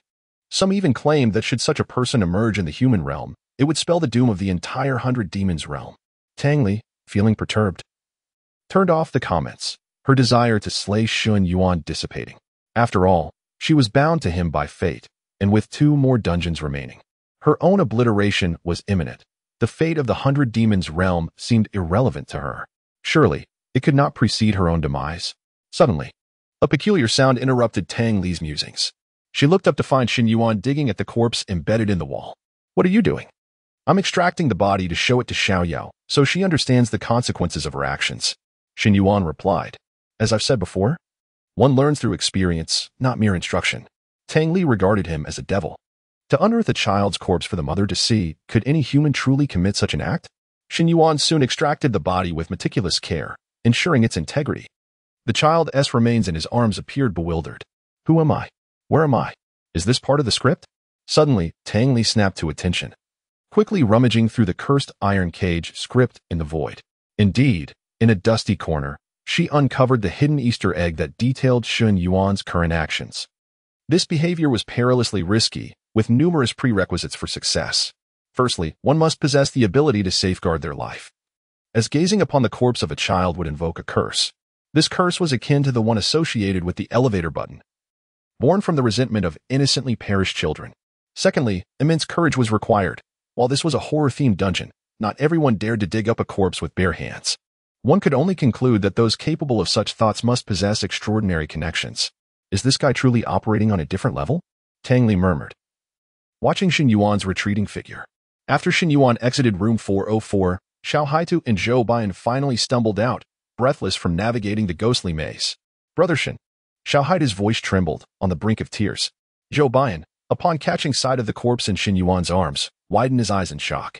But soon, he grasped Shen Yuan's intentions, regarding him with the same trepidation one might reserve for a monster. Why did you take so long to catch up?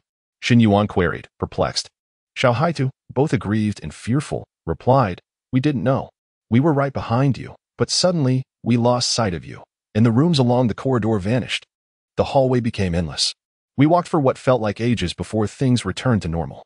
Shen Yuan nodded, surmising it was Tang Li's doing, and said casually, Just a ghostly maze, it's a minor issue. This is a horror tale. Encountering such anomalies is entirely normal. Let us proceed to the 5th floor. Though Xiao Haitu was still bewildered, he obediently followed. It was only then that he noticed the corpse in Shen Yuan's arms, which startled him anew. Brother Shen, isn't this the corpse of Xiao Yao's child? Shen Yuan affirmed, Indeed, this is the key to our success. Once more, they entered the elevator. And Shen Yuan pressed the button. Ding! A crisp chime echoed as the elevator ascended to the 5th floor. Kicking open the door, Shen Yuan strode towards room 404, cradling the child. Behind him, 3 figures trailed closely. The commotion within continued, but as Xiao Haitu prepared to rush in, Shen Yuan halted him. After a brief pause, the ruckus inside ceased, replaced by the faint sound of sobbing. Shen Yuan pushed the door open, and before Xiao Yao's terrified gaze, he knelt before her, coldly commanding, Xiao Yao, look at who this is.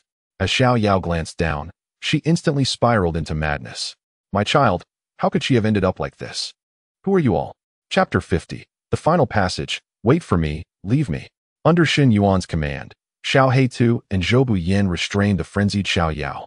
Shen Yuan continued, But I can assure you, if you continue to endure for yourself and your child, remaining by this demon's side, then this will be your child's fate. His voice pierced through Xiao Yao's heart like a chilling dagger. She gazed in disbelief at the lifeless body in Shen Yuan's arms, tears streaming down her face. Yet, he had once treated me so well. Why has he changed so drastically? Shen Yuan smirked, as if confirming his suspicions, and said, Then let us hear what he has to say. He decisively rose and opened the door behind him. A familiar figure appeared in the doorway, none other than the young Akai. Before heading to the 5th floor, Shen Yuan had made another trip to the 2nd floor to find the younger Akai and reveal everything to him. Akai remained silent for a long time before ultimately deciding to follow Shen Yuan into the elevator. Upon witnessing the middle-aged version of himself abusing the middle-aged Xiao Yao, the young Akai was utterly convinced of everything. Xiao Yao's eyes widened in horror as she trembled to her feet, incredulously uttering, Akai. The young Akai looked at the injured Xiao Yao with deep compassion, hesitating to approach her, knowing full well that her current state was a consequence of his actions. Leave the future me behind. People can change, one must not overlook the present evil due to past kindness. Depart, Xiao Yao. Saying this, Akai dared not look at Xiao Yao any longer. His gaze resolute, he strode into the inner room. He forcefully kicked the door open. Inside, the middle-aged Akai stared at the young version of himself, momentarily taken aback. The young Akai, however, disregarded this and lunged at his older self. And soon they were engaged in a fierce struggle, exchanging blows. Shen Yuan turned to Xiao Yao, urging, Go. Within the room, the voice of the young Akai echoed. Xiao Yao, hurry and leave. I am sorry for everything. This is the last thing I can do for you. Take our daughter and leave me well behind. Xiao Yao, now in tears, hesitated no longer. She decisively entered the child's room, picked up the sleeping child, and turned to exit room 404. At the moment Xiao Yao embraced the child and departed, the entire scenario began to dissolve into ashes. It was only when Xiao Yao made the resolute decision to leave that the tragedy truly came to an end. Cursed iron cage, successfully completed. Behind them, Xiao Heitu's eyes were moist. He found it difficult to evaluate Akai. Initially, he had harbored intense disdain for him, believing he was unworthy of being considered human. Yet now, the young Akai had bravely thrown himself at his middle-aged self, solely to protect his beloved. Brother Shen, both Akais are clearly the same person. Why? Before Xiao Heitu could finish, Shen Yuan understood his implication and replied indifferently, people are never merely black or white. Akai is neither wholly good nor entirely bad. He simply could not endure the overwhelming pressures of life and the malice of external gossip. The fervent vows of his youth were not false, at least not at the moment they were spoken. Xiao Heitu seemed to grasp this concept partially. With the successful completion of the quest, it was time for them to part ways. Xiao Heitu felt a profound reluctance. Brother Shen, after we exit. Can I follow you? Shen Yuan chuckled. After we exit? Just focus on being a good person. Xiao Heitu paused, quickly realizing the implication, and awkwardly scratched his head. That's not what I meant. I want to stick with you, Brother Shen. Just tell me where you are, and I'll find you. Shen Yuan pondered for a moment, but shook his head. You may not be suited to accompany me. The challenges I face may be more perilous than you can imagine. Perhaps we shall meet again by fate. Xiao Heitu appeared dejected but understood. Brother Shen was undoubtedly a genius of the paranormal, and someone of his caliber would have a far more expansive future. It would be difficult for him to keep pace, and would only serve as a burden. All right, Brother Shen. Until we meet again. Xiao Heitu suppressed his disappointment, forcing a smile as he waved goodbye to Shen Yuan, disappearing without a trace. Zhou Buyin then typed, Shen Yuan, I will await you on the newcomer leaderboard. After saying this, Zhou Buyin cast a contemplative glance at Shen Yuan before vanishing. Shen Yuan exhaled slowly. Excellent. The paranormal quest has concluded, and it is time for the eagerly anticipated reward settlement. Congratulations to player Shen Yuan for successfully completing Cursed Iron Cage. Rewards are being settled. Completion time, 4 hours, 12 minutes. Completion rating, SSR-level. Congratulations. Your completion rating has surpassed 100 of players in the same quest, successfully ranking you first on the Cursed Iron Cage leaderboard. The leaderboard rewards are as follows. 1. 2 random pieces of golden grade equipment. 2. 50,000 gold coins. 3. 1 random skill book. The above rewards have been allocated to your inventory. Wow. Shen Yuan raised his eyebrows in surprise. Truly, this is the essence of a golden grade quest. The rewards are remarkably generous. 2 pieces of random golden equipment obtained so effortlessly? This thought certainly felt somewhat extravagant. Only ordinary solo players understood just how challenging it was to obtain such leaderboard rewards. If everyone could acquire 2 random pieces of golden equipment, the market price for such gear would not be so high. In the human realm, more than half of the solo players possessed fewer than 3 pieces of equipment, and those with golden grade gear were exceedingly rare. Equipment unpacking, River Styx's Coffin. Type, ring equipment. Level, golden 1 star. Attack power, 85. Speed, 80. Passive skill, Fear of the Underworld. Unlocks critical hit rate attribute. Critical hit damage, base damage 200. Critical hit chance, 35. Required level, 10. Critical hit rate. Shen Yuan was astonished. This equipment surprisingly unlocked a brand new attribute. It seems that the attributes of players in the human realm are not merely limited to the few simplistic ones currently known. As levels and equipment improve, more attributes will gradually unlock. A critical hit resulting in double damage is indeed terrifying, significantly enhancing output efficiency. Next item. Eternal Night Veil. Type, cloak equipment. Level, golden 1 star. Defense, 500. Speed, 85. Function, Night Watcher. When defense drops to 50, enter a 3-second ethereal state, becoming unselectable and immune to attacks, with a movement speed increase of 20. Required level, 10. The attributes are quite impressive, and the survival effect is excellent. Equipping it, Shen Yuan unhesitatingly donned both new pieces of equipment, significantly enhancing his attributes once more. Chapter 51. Ling Phone, the wheelchair. My brother is wealthy. After finishing the equipment blind box, it was time for the skill blind box. Just as Shen Yuan reached level 10, he had unlocked a new skill slot, making the timing of this skill blind box impeccable. Skill extraction in progress. Congratulations. You have obtained Phantom Gale. Phantom Gale, category, space, quality, silver 2 stars. Consumption, 80 energy points. Cooldown, 0. 5 seconds. Function, increases speed attribute by 80. While the skill is active, stamina consumption is 2.5 times higher. Generally speaking, this skill appeared somewhat lackluster. After a brief evaluation, Shen Yuan decisively equipped the skill. After all, having an empty skill slot served no purpose. However, this skill seemed to possess a layer of complexity. At first glance, it appeared quite ordinary. Its function was monotonous, lacking any offensive capabilities, and it increased stamina consumption. If activated continuously, it would not last long at all. The key issue was the disparity between the speed enhancement and the stamina increase. Yet, if approached from a different perspective, Phantom Gale might have alternative applications. For instance, he could leverage its remarkably short cooldown to constantly alter his speed during combat. In the realm of gaming, such a combat style is referred to as fast slow blade. When an opponent has adapted to a particular speed, a sudden increase or decrease in velocity could catch them off guard, yielding a surprising advantage. It seemed prudent for him to delve into monster dungeons to hone his combat skills. Although he was invincible in the realm of ghost tales, dangers abounded in the human realm as well. He needed to swiftly bolster his strength. Taking a deep breath, Shen Yuan opened his eyes. The surroundings had transformed. He stretched his body and leaped off the bed. There was still one Monster Tales session left for today, but he was not in a rush to begin. Shen Yuan had other matters to attend to. After instructing Shishi not to respond to anyone knocking on the door, Shen Yuan stepped outside. He had already confirmed that wheelchairs were not available for purchase in the human realm, not even in the 24-hour ghost store. Thus, he resolved to buy some raw materials and craft one himself, much like he had done with the blind cane. With a wheelchair, it would be much easier for Shishi to go out. Throughout her life, Shishi had ventured outside only a handful of times, apart from hospital visits for treatments. She had remained confined to her home, which constituted her entire realm of activity. Shen Yuan understood that being cooped up indoors was detrimental to Shishi's physical and mental development, potentially leading to new issues. After scouring a nearby shopping mall, Shen Yuan finally gathered the necessary materials. The sounds lured Shishi, who cautiously opened the door and poked out the cane Shen Yuan had gifted her. "Brother, what are you doing?" Shen Yuan smiled and explained, "I am making a wheelchair for you. With this, I can push you outside, and you won't have to worry about falling." A wheelchair? It was the first time Shishi had heard of such a thing. "All right, thank you, brother." She obediently approached Shen Yuan, staying by his side. Although she could not see, she could sense her brother's heartfelt intentions.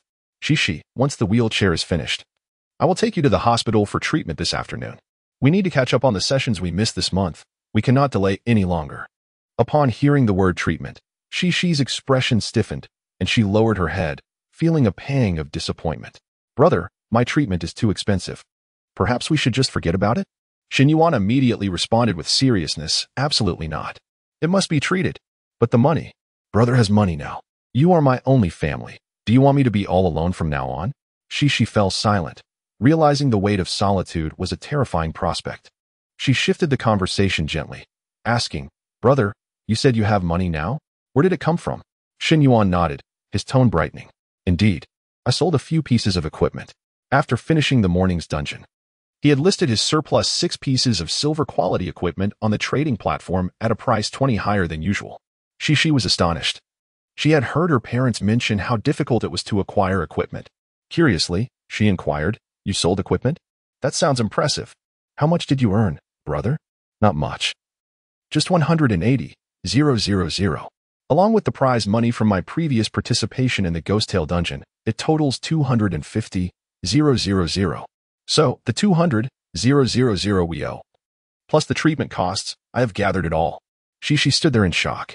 250,000. She understood the magnitude of that amount. Since childhood, she had been sensitive to financial matters, knowing that 250,000 was a colossal sum, requiring immense effort and time to accumulate. Yet, Shen Yuan spoke of it so casually. The underlying hardships likely known only to him. It was clear that he did not wish for her to worry. Shishi's eyes began to glisten with tears. Her brother had sacrificed so much for her. She hesitantly raised her hand, placing it on Shen Yuan's shoulder, squeezing it tightly. "Brother, please, don't overexert yourself. I've heard that the Ghost Tale dungeons can be very dangerous. You must be careful. Don't worry, I am adept at handling ghost tales." Shen Yuan replied with a cheerful smile, his pace in assembling the wheelchair quickening. Soon, the wheelchair was assembled. Though its appearance was somewhat hasty, its functionality was undeniably sound. After having a meal, Shen Yuan took Shishi to the hospital. Along the way, Shishi was filled with wonder.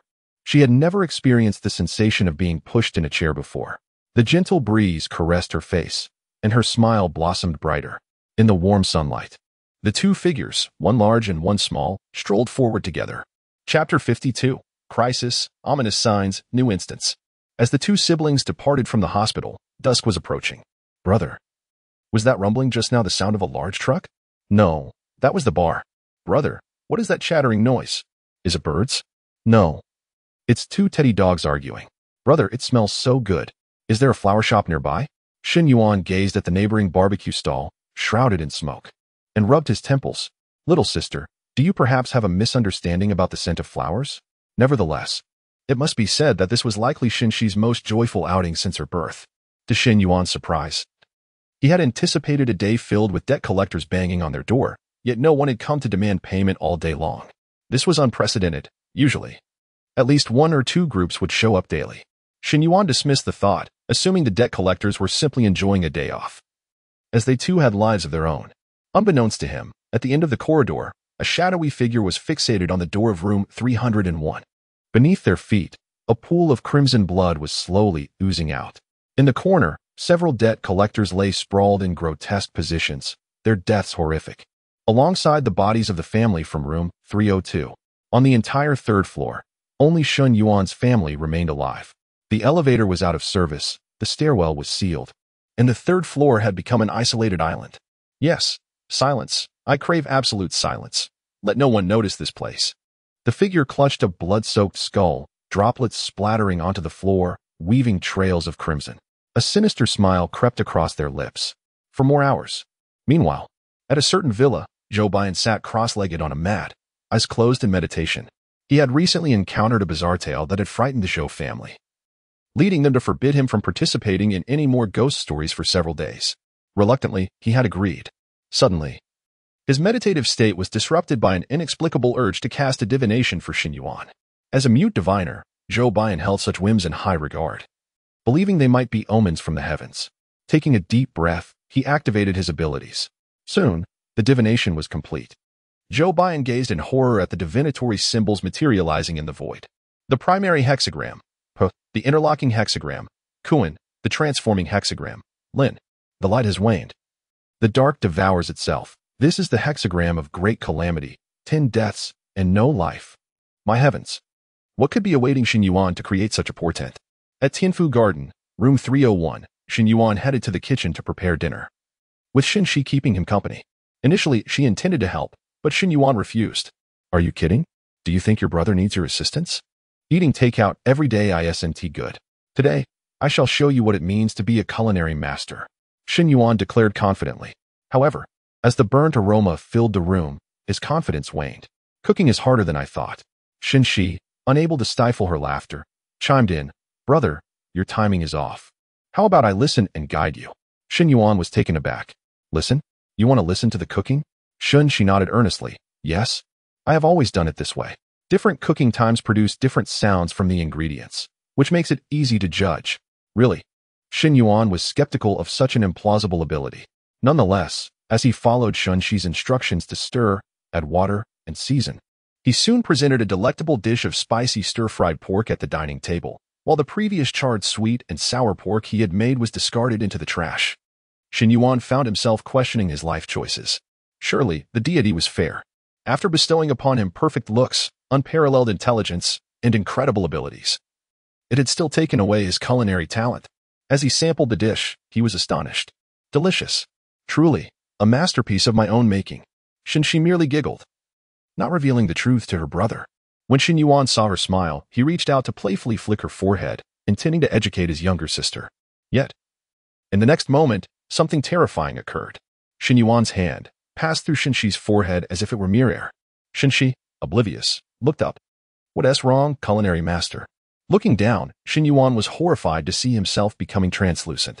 This sensation was all too familiar. It was the feeling of entering a ghost story. With no time to ponder further, he urgently told Shen Shi. Her expression turned serious as she nodded quickly. Though she did not understand why her brother suddenly wanted to venture into a ghost story, she knew it was important. She must be obedient, not to hinder her brother. Shen Yuan could say no more. The mechanical voice of the celestial brain echoed in his ears. Welcome to the ghost story instance.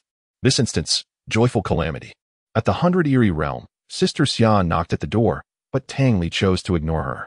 She locked herself in her room, sitting on the bed in a daze, lost in thought. The soul pivot trembled incessantly, but Tang Li remained indifferent. After what felt like an eternity, she wiped away the tears streaming from her eyes. Ah, that human devil was not mistaken. I truly am quite the crybaby. Taking a deep breath, Tang Li rose, washed her face, and finally opened the door for Sister Xia. Sister Xia, you needn't persuade me anymore. I've given up. Before she could finish her sentence, she abruptly halted. Outside the door stood not just Sister Xia, but another eerie figure. This figure, Tang Li had heard of but never encountered. The sixth hall judge, Cui Ju. Tall and imposing, with sharp brows and bright eyes, he got straight to the point. Tang Li, hello, I am the sixth hall judge, Cui Ju, and I have come specifically to find you. Sister Xia immediately noticed Tang Li's swollen eyes, clearly indicating she had been crying. Compassionately, she stepped into the room and patted Tang Li's shoulder. Come, let us talk inside. Cui Ju pondered a new hypothesis. I believe, at present, this is the most plausible theory. Tang Li looked at Sister Xia with confusion, yet no glimmer of hope shone in her eyes. After facing disappointment too many times, she dared not harbor expectations. Sister Xia gestured to Cui Ju, urging him to explain. Cui Ju nodded and spoke in a deep voice. I think we have entered a misconception. The number of attempts, instances, and participants are mere illusions.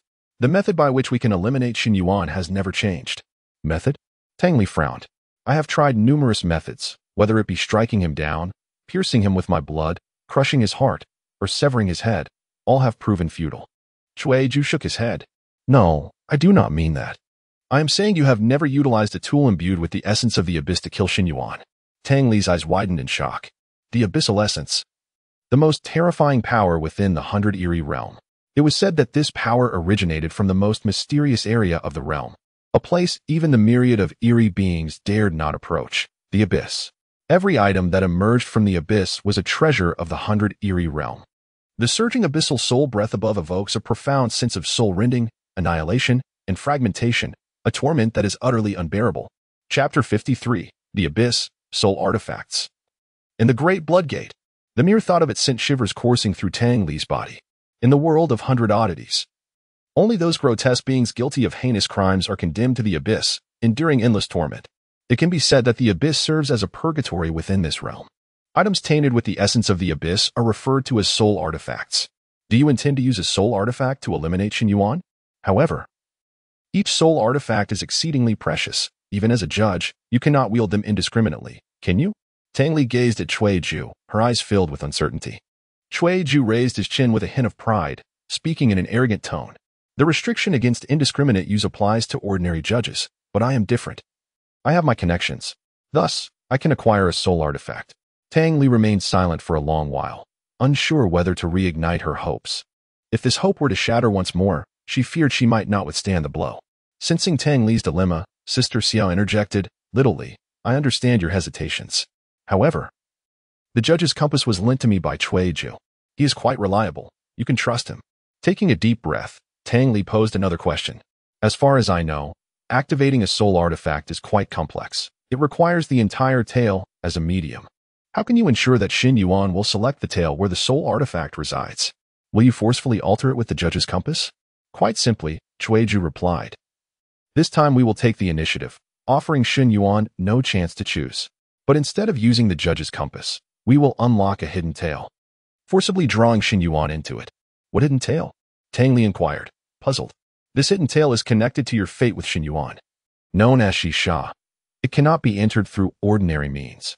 Moreover, the timing of the tail's activation is entirely within your control. Once it begins, Shen Yuan will be involuntarily drawn in, unable to refuse. Cui Ju nodded and continued. Shisha is a hidden tail of great difficulty, with virtually no possibility of completion, at least not for a being of Shen Yuan's current level and strength. Even if he could repeatedly die and be reborn, he would still be unable to succeed. We have shared all our plans with you. Whether to act upon them is entirely your choice. Successfully eliminating Shen Yuan would undoubtedly be a significant triumph for our world of 100 oddities, as we would rid ourselves of a formidable adversary.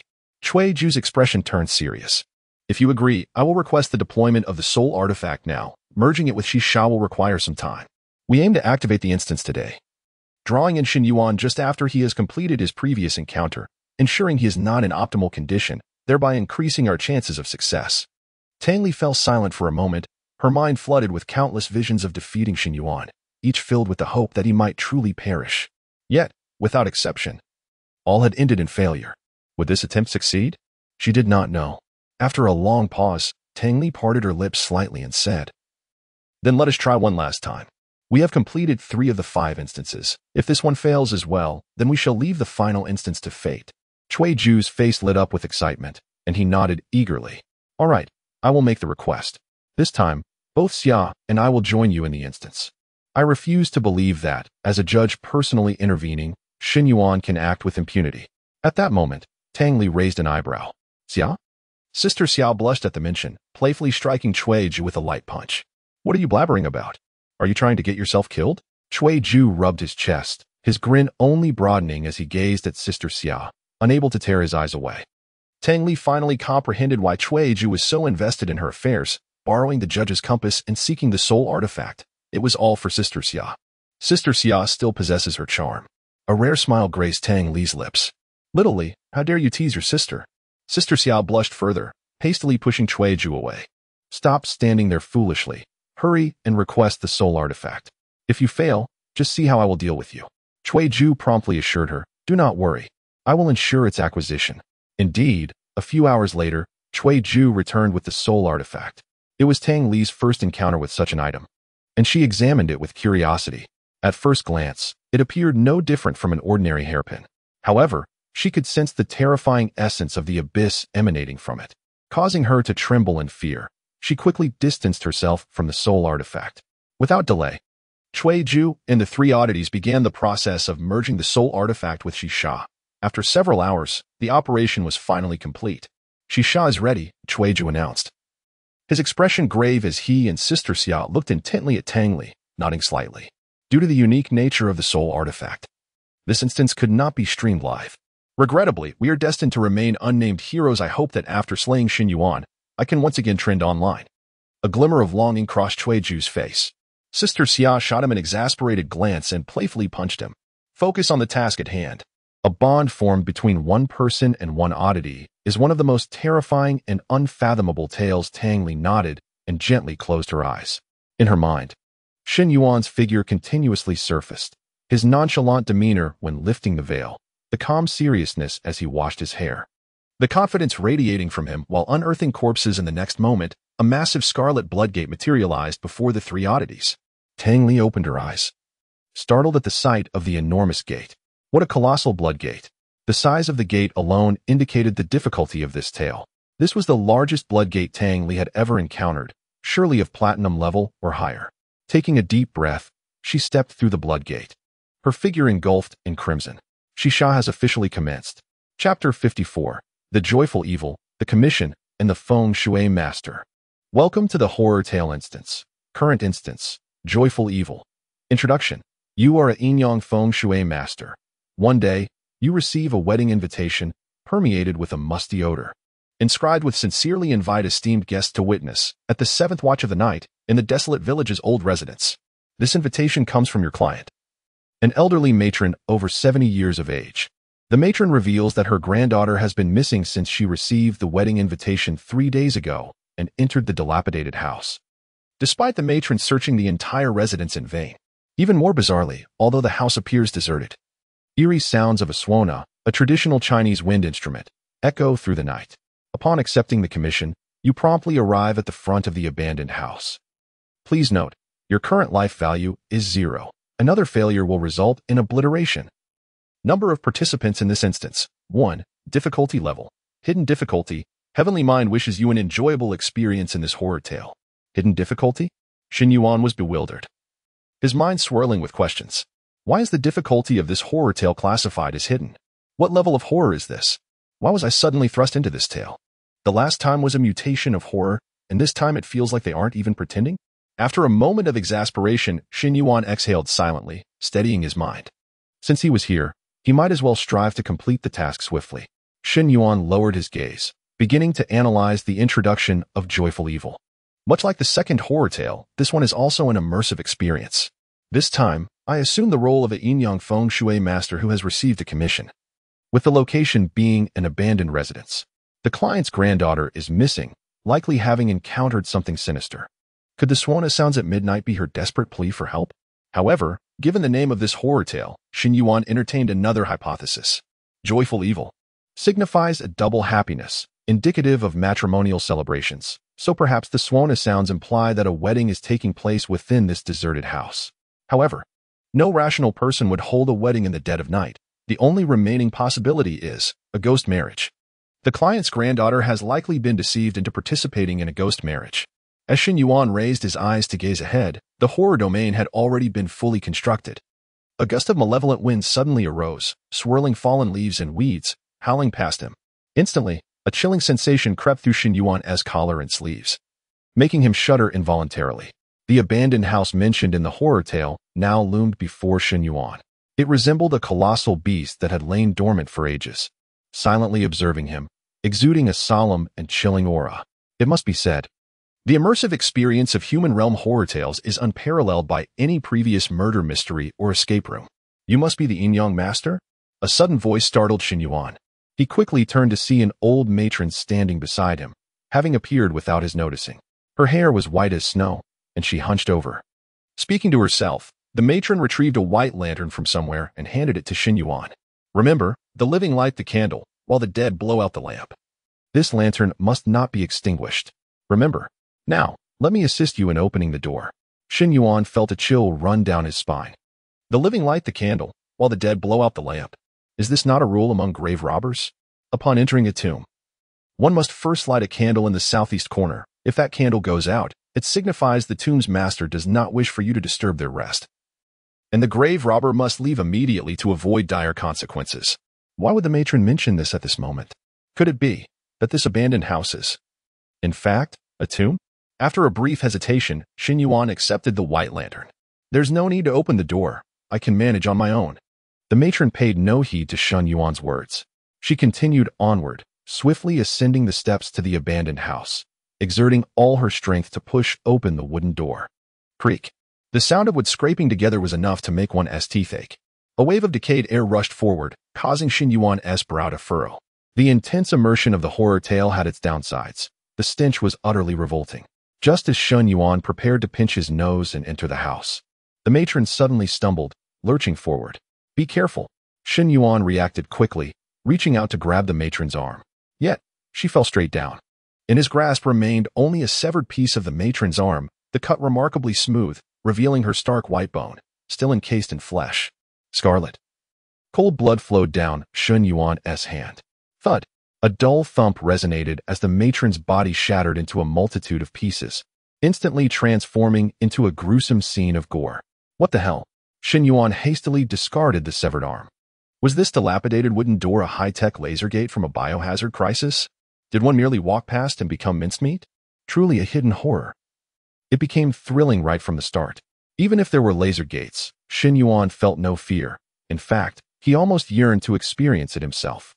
With bold strides, he stepped over the matron's remains and continued into the abandoned house, finding no signs of any laser gate, thus entering smoothly. This left him somewhat disappointed. He had yet to even begin his tasks in this horror tale. He was eager to draw from the card pack. As Shen Yuan crossed the threshold into the abandoned house, the door slammed shut behind him with a resounding bang. Almost simultaneously, the white lantern in his hand transformed into a blood-red hue. Clearly, this was no auspicious omen. Huh? Playing tricks to frighten me? How quaint. I prefer something more substantial. Why not take my life first? Shen Yuan tossed the blood-red lantern aside and surveyed the abandoned house before him. The stone path was overrun with weeds, clearly neglected for quite some time, growing tall enough to reach his calves. Both the main house ahead and the side rooms were pitch black, devoid of any light or sound, enveloped in eerie silence. On the steps before the main house stood an 8 immortals table, starkly out of place. The table was laden with rotten offerings, chopsticks sticking straight up in bowls, resembling an incense-burning setup. This was a most inauspicious act.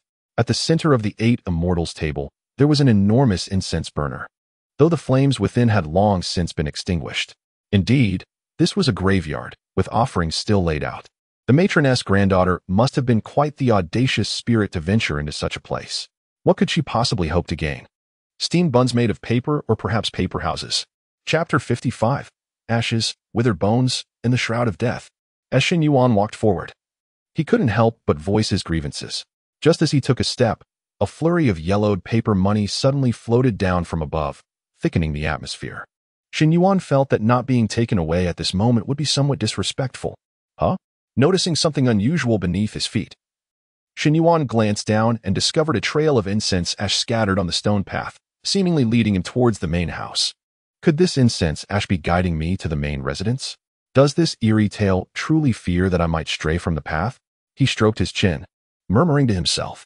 He did not believe that the supernatural entity would exhibit such benevolence. Since the tale beckoned him to the main house, he decided to not comply. Eager to uncover the secrets concealed therein, Shen Yuan shifted his leg and made his way towards the right wing. Boom. At the moment he stepped forward, the countless papers ignited spontaneously. Not far off, the blood-red lantern he had discarded grew increasingly dim. When humans light the candles and ghosts extinguish them, the flickering flame within the lantern signaled impending danger. This only fueled Shen Yuan's curiosity further. He had yet to face death in this tale. Perhaps he should embrace it once to draw from the card pack. Thus, instead of retreating, he quickened his pace.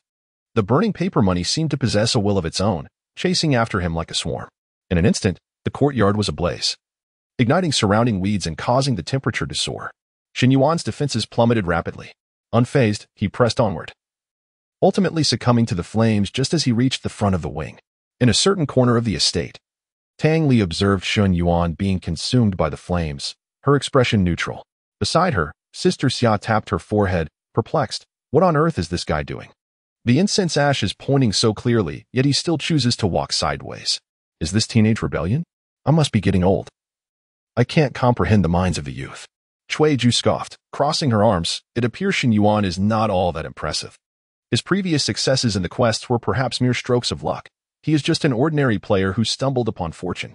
Although this hidden supernatural tale is of high difficulty, its challenges lie not in puzzles or reasoning, but in other aspects. Thus, there are not so many twists and turns. Shen Yuan overthought it, mistakenly believing there were hidden clues in the wing. In the end, his cleverness backfired, wasting precious time. Tang Li remained silent. She had harbored similar thoughts in the past, but those notions often resulted in a painful awakening. Post-death detected. Resurrection successful. Remaining resurrection attempts, 999. Current death method, burned by ghostly fire. Rating, B. Ding. Minor critical strike triggered, slightly increased probability. Card pack extraction in progress. Congratulations. Total card pack count this round. 10 cards, a decent number, quite acceptable. Drawing cards, congratulations, obtained SSR-level item card. Void Shroud, category. Item, function, upon use. The player will be concealed within the void, unable to move. Other players cannot see or touch them. But the concealed player will also be unable to perceive the outside world, lasting 15 minutes, price, 80 nether coins, use or sell this. Shen Yuan's expression stiffened, and he pouted in disappointment. Wasn't this item rather useless? He had already acquired a concealment box, and the functions of the two items were somewhat similar. The concealment box allowed one to remain unseen while still being able to see others, offering substantial utility. However, this item wrapped him up, rendering him immobile and blind to the outside world. What use could it possibly have? Shen Yuan struggled to envision any practical application for this item. Thus, he swiftly decided to sell it. I recall seeing this void shroud in the nether shop. Is it an unsold item being cleared from inventory? The first card yielded him 120 nether coins. Upon resurrection, the flames around him had diminished significantly, as the weeds in the courtyard had nearly burned away. Shen Yuan ascended the steps of the wing, attempting to push open the door. To his surprise, it would not budge. Huh? He exerted more force. Yet the wooden door remained immovable. Is it sealed? Shen Yuan muttered, raising his hand to tear through the paper covering the window. Sure enough, behind it lay a brick wall. It was no wonder he couldn't push it open. This wing was merely a fade. A feeling of being played washed over him. Undeterred, he proceeded to the opposite wing, only to encounter the same result. Both the windows and door were sealed, with brick walls behind them. Shen Yuan had no choice but to relent, but as he passed by a dry well, he instinctively paused. Compelled by an unseen force, Shen Yuan peered into the well. The next moment, his eyes widened in astonishment. Within the depths of the well lay a skull, its hollow eye sockets eerily locking gazes with Shen Yuan. A corpse at the bottom of the well. Shen Yuan quickly approached the edge and looked down.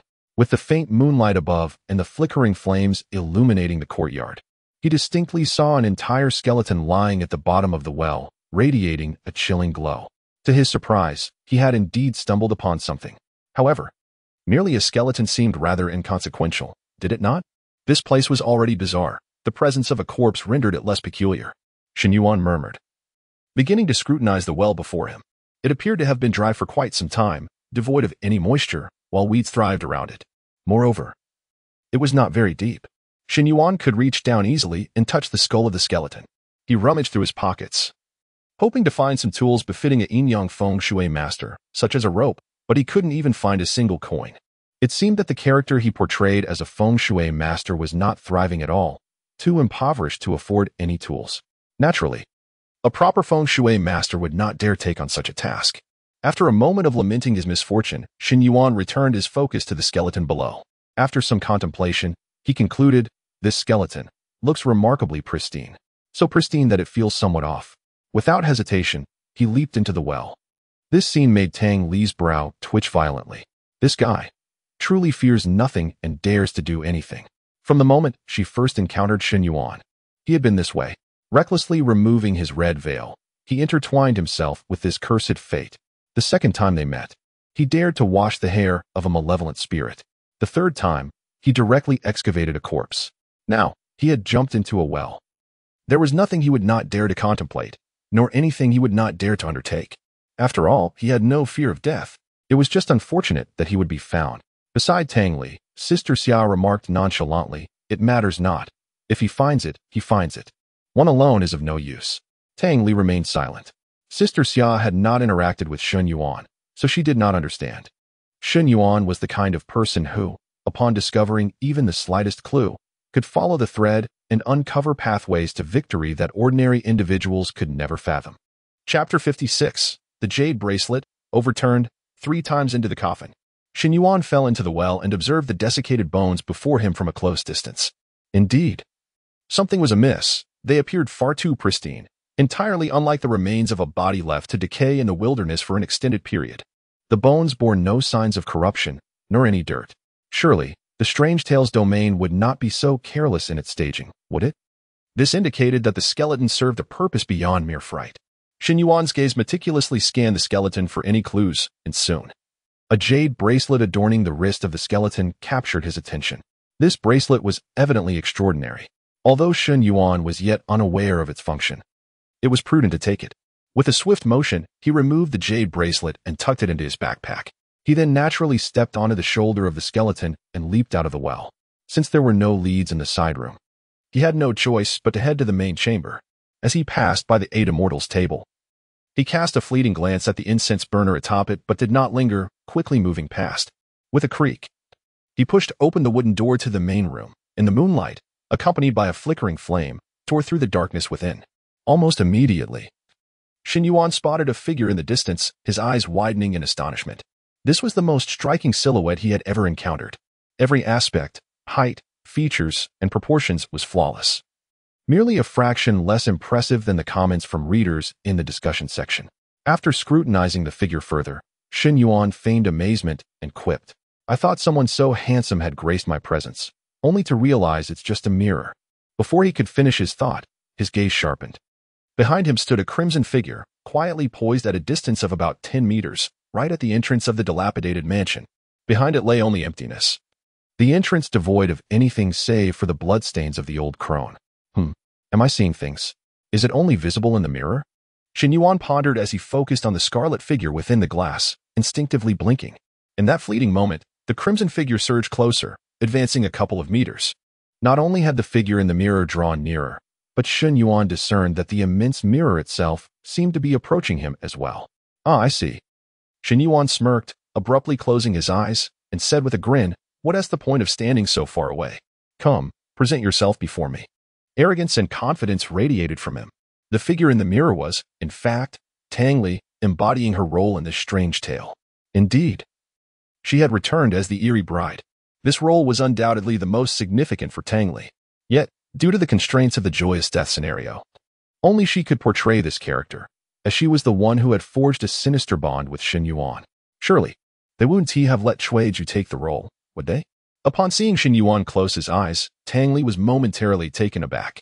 In her mind, she could hear Cui Ju's voice, tinged with irritation.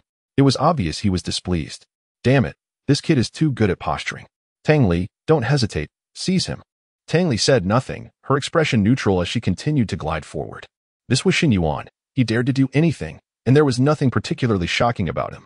Indeed, Shen Yuan was audacious, but he possessed the merit to be so.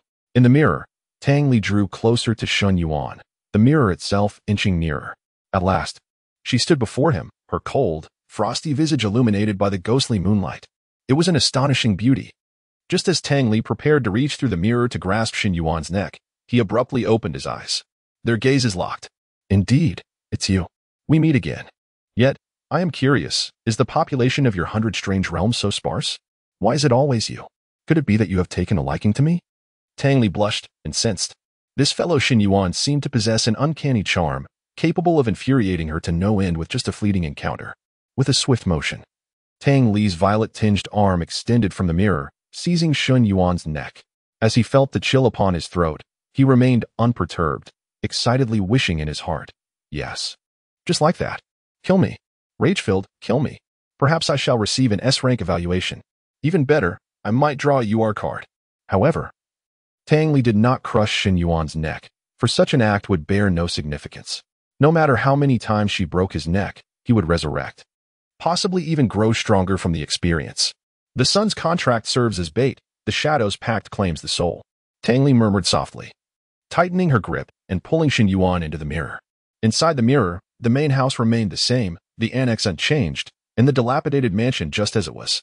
Everything appeared unchanged, save for the coffin lying ominously in the center of the hall, cold and somber. Shen Yuan, grasped by the throat, found himself immobilized. Yet he could see the coffin looming before him.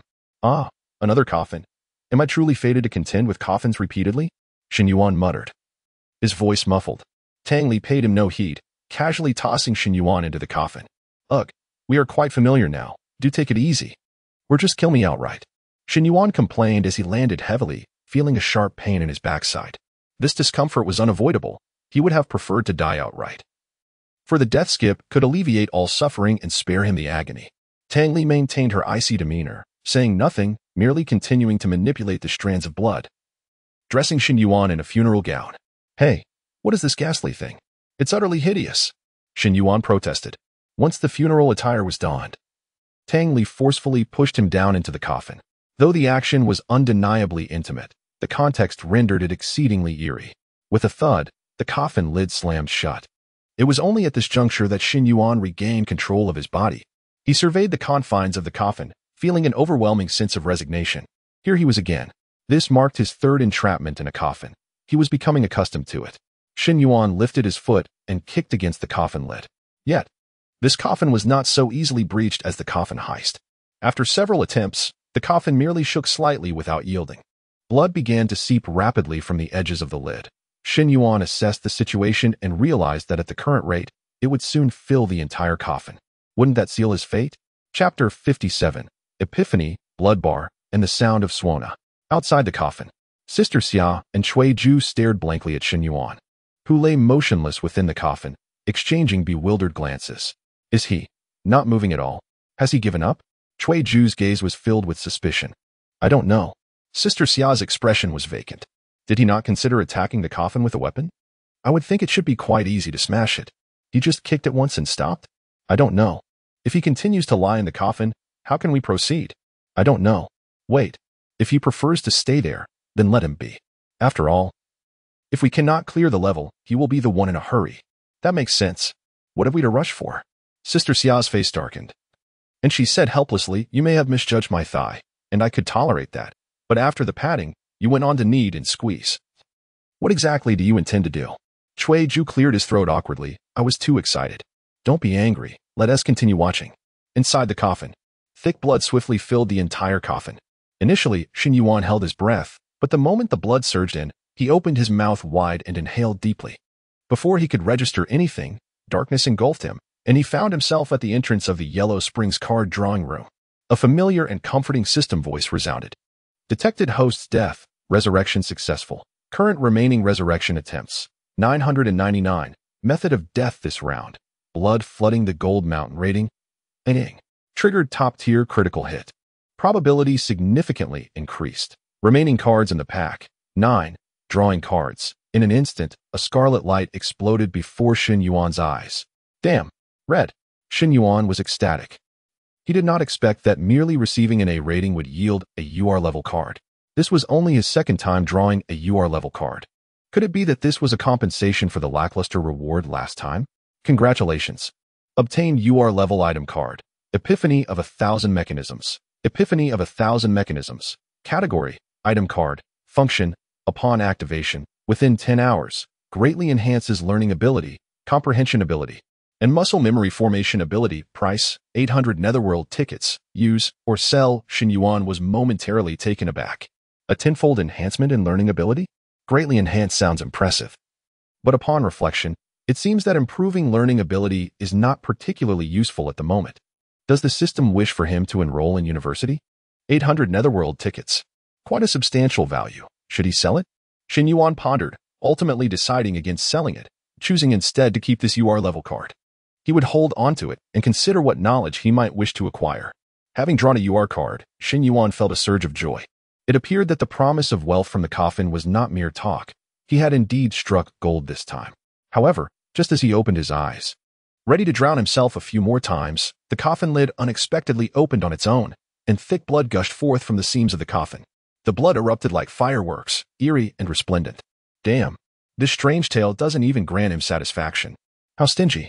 After venting his frustration, Shen Yuan leaped from the coffin and surveyed his surroundings. The main house was devoid of Tang Li's presence. In the mirror, there was no trace of her either. It was as if she had vanished into thin air. Did she not learn to say goodbye before leaving? Sigh, this female specter is rather disobedient. Shen Yuan shook his head and turned to look behind him, but was instantly stunned. The once yellowed window paper had transformed into a vivid crimson. At first glance, Shen Yuan thought it was stained with blood splattered from the coffin, but upon closer inspection, he realized that the color of the outside light had changed. What on earth? He quickly stepped outside. At this moment, the courtyard had undergone a complete transformation. The upside-down character for joy appeared everywhere, its appearance akin to bloodshed, glaringly red, exuding an indescribable eerie vibe. This symbol, which traditionally represented celebration, now emanated a chilling aura. The moon, once pale as death, had mysteriously turned blood red, casting a scarlet light that enveloped the entire courtyard in a ghastly glow, sending shivers down one's spine. Not far away, the lantern Shen Yuan had discarded was completely extinguished. Suddenly, an excruciatingly piercing sound of the Suona filled Shen Yuan's ears, creating an eerily discordant melody. The sound of the Suona penetrated deeply, devoid of any festive spirit, instead wrapping itself in a thick shroud of sorrow, seeping into his very bones. This must be the sound of the Suona that the old woman spoke of. Abruptly, Shen Yuan heard rustling sounds from behind. He reacted swiftly, instantly spinning around, his gaze sharp as he peered into the distance. There stood Tang Li, clad in a scarlet wedding dress, on the steps, surrounded by an aura of frost, her gaze icy, silently staring at him. So you are here. Shen Yuan's first reaction was not fear, but curiosity. Where did Tang Li acquire that wedding dress? Did she buy a new one? After all, the previous one had been stolen by him. Could this new one be pilfered as well? But in the next moment, Shen Yuan noticed something amiss. Above Tang Li's head, there was, astonishingly, a blood bar. What the hell? What is going on? A blood bar? Does this mean I must defeat Tang Li? As the thought crossed Shen Yuan's mind, the system voice echoed simultaneously. Warning. Player has triggered the boss of the Strange Tale dungeon. Please defeat the boss before continuing in the dungeon. In the void, the attributes panel of this eerie bride appeared. Eerie bride, blood red bride, type, boss, health, 299. 999. Energy, 199, 999. Attack, 8, 999. Speed, 2, 899. Skills, 1. Bone porcelain embroidery needle, attack, 2. 8 bearer eerie blood palanquin, attack, 3. Yellow Springs wedding dance, healing, 4. 9 puppet show control. Shen Yuan was left dumbfounded. A boss? Do bosses also appear in strange tales? Isn't that something that only occurs in monster hunting dungeons? Why would it appear in this strange tale? Moreover, the implication of the system seemed to suggest that only by defeating this boss could the tale continue. Shen Yuan was truly bewildered. How on earth could he clear this level? The disparity in attributes between him and the eerie bride was far too immense. Even with endless respawns, could he possibly wear down the eerie bride? A sense of gravity filled Shen Yuan's heart. This time, it seemed quite challenging. Seeing Shen Yuan finally turn pale, Ju felt a childlike glee. Huh? Why the sudden change? Ju grinned widely, instinctively raising his hand. Preparing to pat Sister Xia's thigh again. Shen Yuan has finally learned to fear. Ha ha ha ha. This time I truly wish to see how he will cope. The difficulty of this hidden tale is certainly beyond his current capacity to conquer. Sister Xia chuckled softly, covering her mouth. To defeat Tang Li, Shen Yuan would likely have to grind until the seas run dry and the stones rot. The joyful curse, as a special dungeon, could only last for a maximum of 48 hours. Should Shen Yuan fail to clear it within that time frame, he would never be able to succeed. Ju nodded earnestly, his face filled with yearning. It seems he has envisioned the moment of triumph in vanquishing Shen Yuan. Ju clenched his fist with fervor. This time, I shall undoubtedly etch my name into the annals of history. Perhaps, I may even ascend further in my position as a judge. Chapter 58, Embroidery. Blood sedan, not enough. Within the courtyard, with this, Shen Yuan silently exhaled, gradually closing his eyes. When he opened them again, the emotions within had undergone a transformation. The previous frown and fear vanished, replaced by resolve. Then let us fight. No matter the outcome, I must give it a try.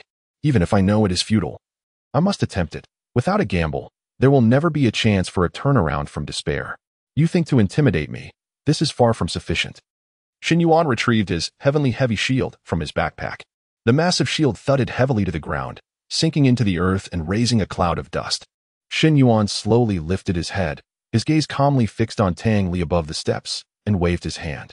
Come forth. Tang Li, equally expressionless, looked down at Shen Yuan, her red lips moving. Her melodious voice, however, uttered the most heartless words. In that case, I shall show you the disparity between us. Shen Yuan, the game ends here. Tang Li raised her hand, and a bone china embroidery needle shot towards Shen Yuan with lightning speed. What? Shen Yuan's eyes widened in shock. He could barely see a faint white light flash by. In the next instant, he felt a chill at his chest.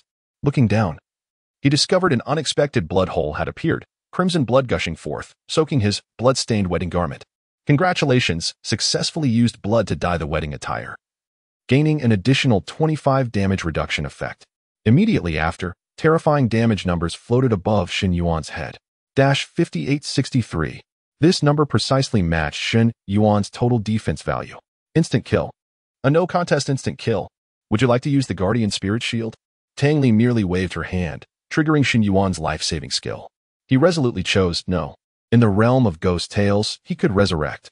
Wasting skills was entirely unnecessary. Drawing cards. Congratulations, obtained SSR-level attribute card 3. Successfully used. Congratulations, speed attribute 35, defense attribute 100, endurance 30. Before resurrection, Shen Yuan glanced at the damage panel interface, puzzled. His blood-stained wedding garment was supposed to reduce physical damage by 50. Given that Tang Li's attack attribute was 8,999, after having, he shouldn't have died. Time until death, 0. 01s. Damage composition. Cursed damage, 412370. Physical damage, 1730-30. Shen Yuan's brows twitched violently. Damn, this embroidery needle was a mix of cursed and physical damage? The physical damage was relatively minor in comparison. Wait, cursed damage? Shen Yuan hurriedly equipped his cursed infant pouch. This was the artifact that countered cursed damage. Moreover, cursed attacks would aid in accelerating the formation of the ghost infant. It made sense. He had obtained the cursed infant pouch from Tang Li, who possessed cursed powers. This was entirely reasonable. Before changing equipment, Shen Yuan checked the progress of the ghost infant. It was barely at 3. If he waited idly, he had no idea when it would hatch. However, with Tang Li's assistance, it should be expedited. Shen Yuan opened his eyes once more and, without hesitation, activated the skill Phantom Gale. His speed attribute surged, propelling him rapidly toward Tang Li. Simultaneously, he kept a vigilant eye on Tang Li's movements, wary of that eerie bone china embroidery needle flying out again. To his surprise, as Tang Li observed Shen Yuan rushing towards her, she merely lifted her gaze and slightly moved her hand. Shen Yuan felt the crimson moonlight above him dim slightly. Cold sweat instantly drenched his clothes. Not good. Out of the corner of his eye, Shen Yuan spotted a shadow above him and instinctively attempted to use the skill of delicate embroidery shoes to dodge. But it was too late. The shadow moved at an alarming speed. Bang! A flower sedan appeared out of nowhere, smashing Shen Yuan into a pile of flesh and blood. Clearly, this was Tang Li's second skill. A palace blood sedan. This skill was even more terrifying than the bone china embroidery needle. With a vast range and nearly no escape route, Shen Yuan's vision darkened once more. Remaining card count, 7 cards. Drawing cards. This time, Shen Yuan's luck was favorable. Though the probability increase was minimal, he drew an SSR. Congratulations. Obtained SSR-level skill card. Touchstone to gold. Touchstone to gold. Category, one-time item card. Function, upgrades any piece of silver quality equipment to gold quality. Star-level inheritance. Price, 200 nether coins. Use or sell. Shen Yuan paused momentarily, then erupted in joy. A valuable item. Now, any card drawn that enhances strength is a treasure. His gaze swiftly scanned his current equipment. He possessed 3 pieces of silver quality gear. Defense slot, blood-stained wedding garment. Boot slot, delicate embroidery shoes. Cloak slot, cursed infant pouch. Firstly, the cloak slot was out of consideration. The cursed infant pouch was merely temporary as he already had a gold quality cloak. As for the defense and boots, after a moment's hesitation, Shen Yuan decisively chose the delicate embroidery shoes. Enhancing defense held little significance. Even if he could withstand one attack, he could not endure a second. Thus, he needed to enhance his agility. If he could dodge Tang Li's attack once, there would surely be a second, a third, an infinite number of times. Given the substantial disparity in attributes, to defeat Tang Li, this formidable boss, Shen Yuan had no choice but to pursue an injury-free victory. If Cui Ju and the others were to learn of Shen Yuan's intentions, they would undoubtedly find it laughable. To achieve an injury-free victory amidst such a vast attribute gap? What kind of unrealistic dream was this fellow entertaining? Chapter 59. Forging, Cursed Scabs, and Awakening the Spirit Eye. You have selected exquisite embroidered shoes, using item card. Please wait. For the first time, Shen Yuan found himself captivated by such a scene, observing with keen interest. Suddenly, a thought struck him. Stroking his chin, he tentatively inquired. As the principal party, do I have the right to make a request? Could you perhaps alter the appearance of this item for me? As a man, wearing embroidered shoes feels rather peculiar. System. Permission granted. It was evident that the hammer wielded in midair intensified its ferocity. Before long, the golden hammer was forged and dissipated into the void.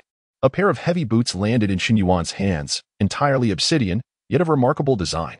They appeared far more suitable than the embroidered shoes. The principal party, Shen Yuan, was thoroughly satisfied.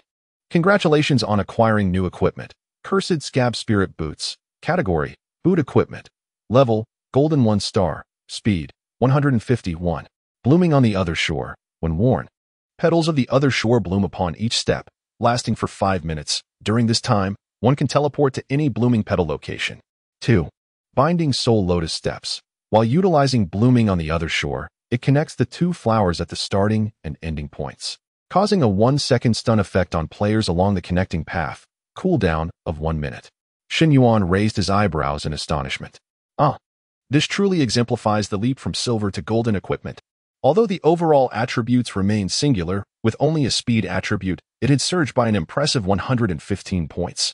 Moreover, the enhancement unlocked a new control skill, Binding Soul Lotus Steps, which represented a critical upgrade for Shen Yuan at this juncture. Without hesitation, he equipped the Cursed Scab Spirit Boots and revived once more. Whoosh! A sharp sound of air being sliced through erupted suddenly. Another porcelain embroidered needle, imbued with a chilling force, shot towards Shen Yuan. Curse it! Such treachery! Shen Yuan thought in alarm. Reacting instinctively, he intended to employ the blooming on the other shore skill to evade, yet he was a moment too late, and the needle pierced his chest once more. Unquestionably, it was yet another swift and decisive kill. The gray card slowly flipped over. Remaining cards in the deck. 6. Drawing card. Congratulations. You have obtained an SR-level item card. Small Immortal Elixir X10. Small Immortal Elixir. Category. Item. Function. Restores 30 of maximum defense, stamina, and endurance within 10 seconds. Usable in combat. Price. 10 nether tickets. Use or sell. Shen Yuan gazed at the small jade vial in his hand, feeling utterly bemused. Immortal cultivation? How have items from the realm of cultivation found their way here? What secrets does this system hold?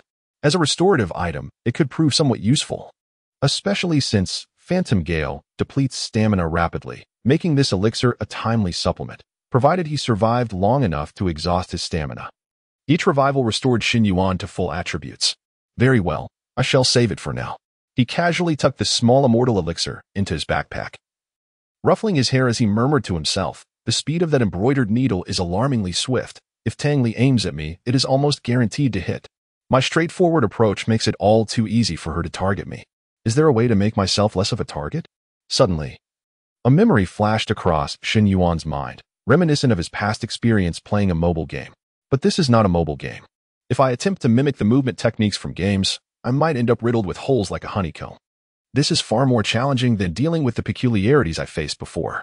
If I could master the movement techniques of the human realm, wouldn't I be able to evade critical skills with finesse, achieving a remarkable counterattack? But where could he learn such techniques? Would Tang Li be willing to teach me? She would have to be hit by a coffin lid to consider that. Wait a moment. A sudden flash of inspiration struck Shen Yuan. The Tian Brain Forum. He promptly attempted to access the Tian Brain Forum within the void of the Nether Card Shop. To his astonishment, he succeeded. However, being in a horror story instance, Shen Yuan could only view the forum content and could not send any messages. Yet, the revival had a maximum duration of about 5 minutes, after which he would inevitably revive. The Tian Brain Forum is the largest forum in the human realm. Numerous experts are eager to share tutorial videos, including those from the Huaxia official Anti-Scourge Alliance. These experts generally possess high levels and hold records for various leveling instances. While their deductive abilities in horror story instances may not be exceptional, their combat skills are undeniably formidable, often making them invincible at their level and capable of battling above their rank. Wait a moment. Learning? Shen Yuan suddenly paused. Another thought struck him. The UR-level card he had just obtained, comprehension of all mechanisms. He promptly opened his backpack. Do you confirm the use of the item card comprehension of all mechanisms? Without hesitation, Shen Yuan selected yes. If not now, he might never have another opportunity. With this item card, his learning speed would increase tremendously. At the moment Shen Yuan chose to use it, comprehension of all mechanisms transformed into a beam of golden light, penetrating his body. It was an unprecedented sensation, akin to a stream of pure water flowing through him, invigorating him wholly.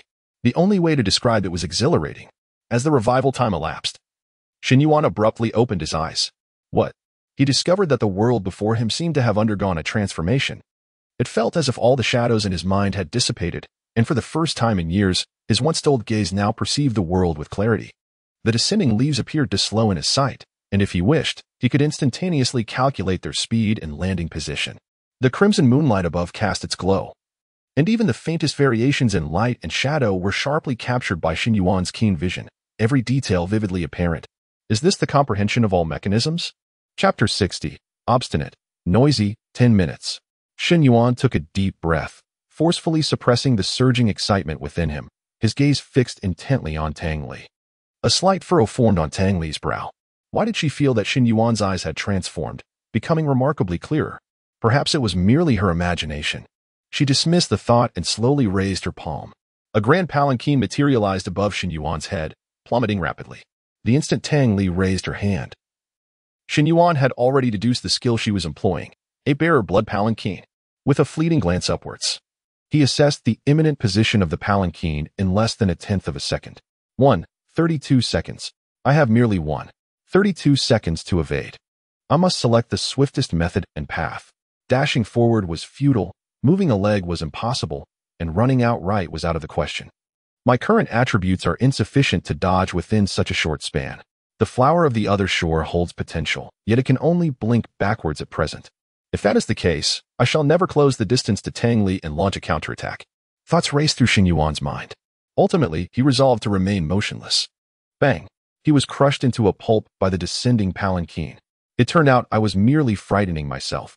Tang Li sighed in relief upon witnessing this. She genuinely believed Shen Yuan had awakened some cosmic power capable of evading the strike. It seemed she had overthought it. Tang Li fluttered her eyelashes and murmured softly, "The disparity in attributes is not easily bridged." In her ear, Cui Ju's mocking voice echoed. It is not a matter of difficulty, rather, it is impossible. Tang Li, you shall exert yourself a little more. Approximately 47 hours remain in this bizarre tale. So take your time to play with him.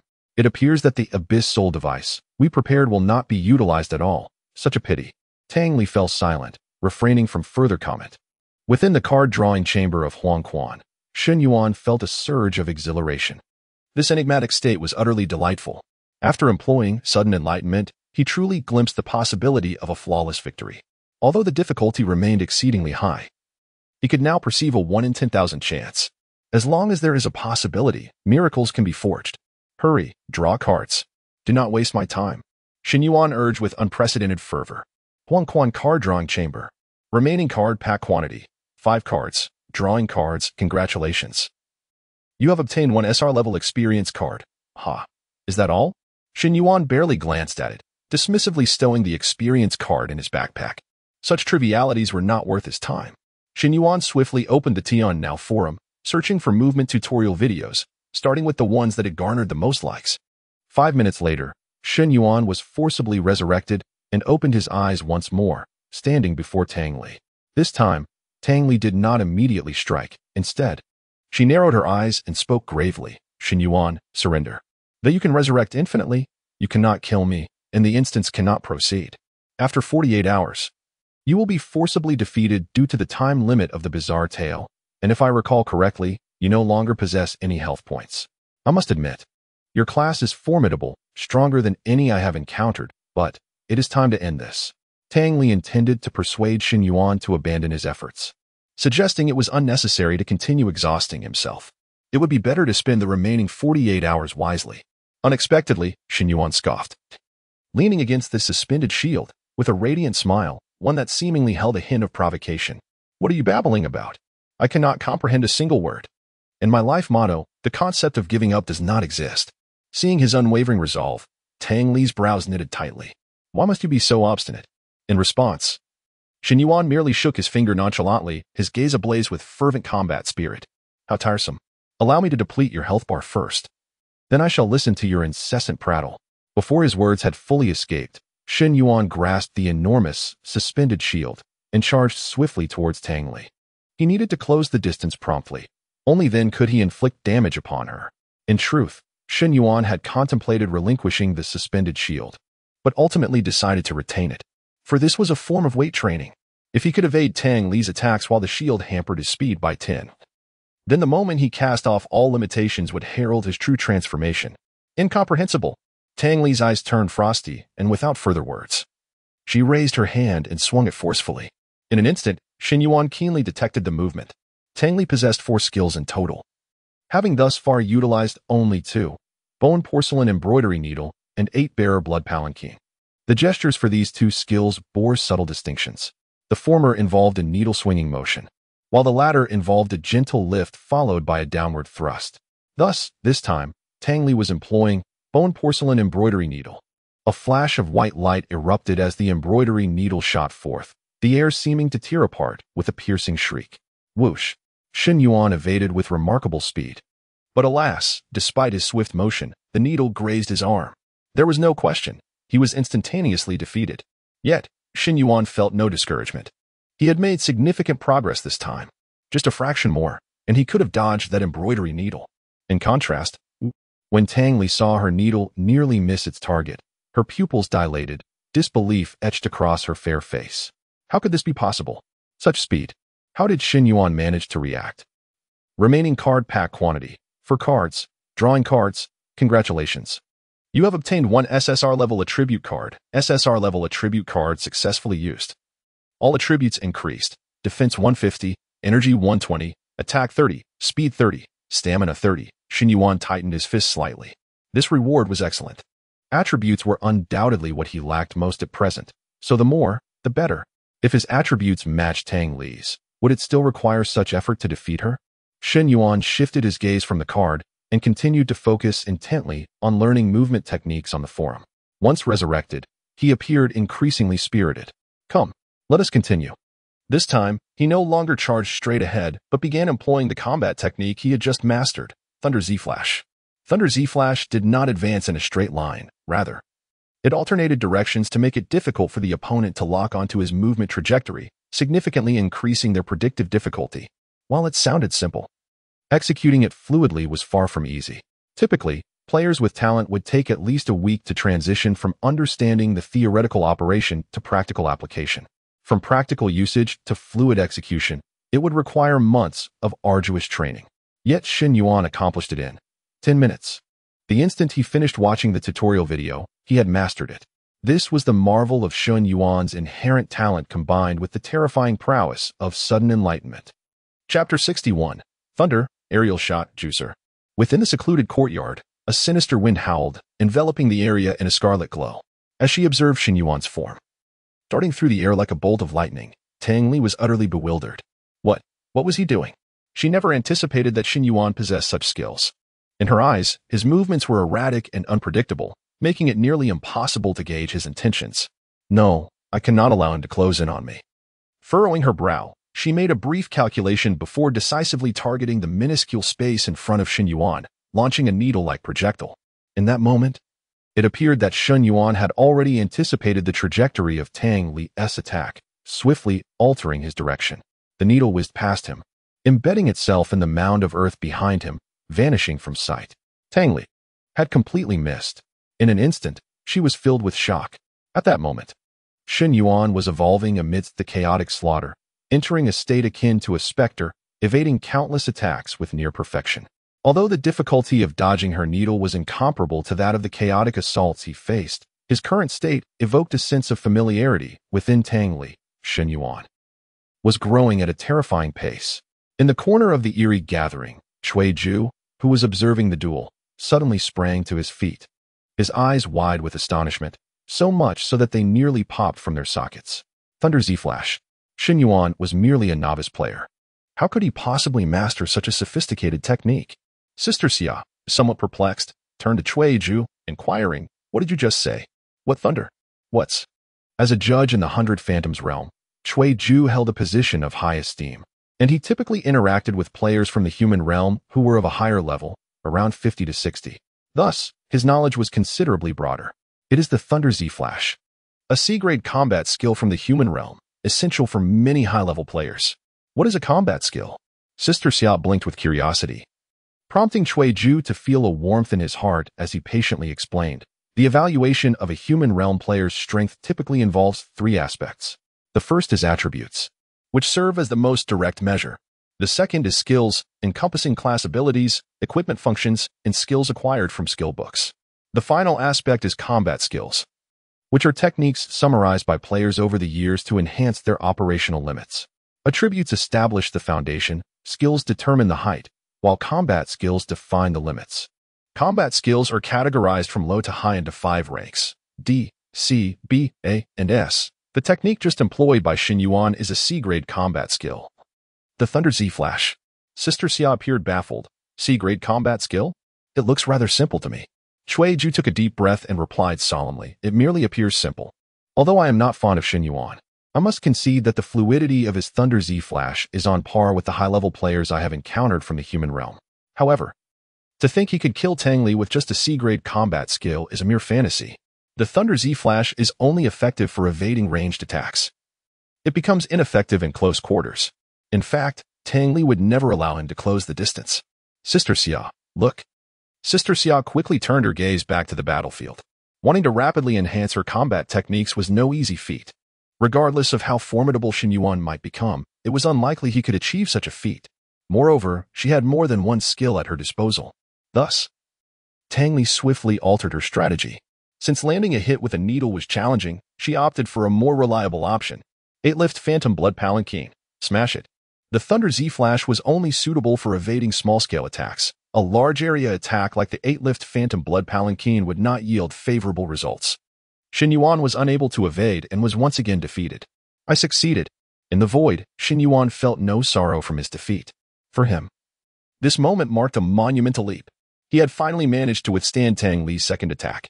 Remaining card count: 3. Drawing cards. A flash of scarlet light illuminated the space. A UR-level card had reappeared. Shen Yuan's luck was astonishing.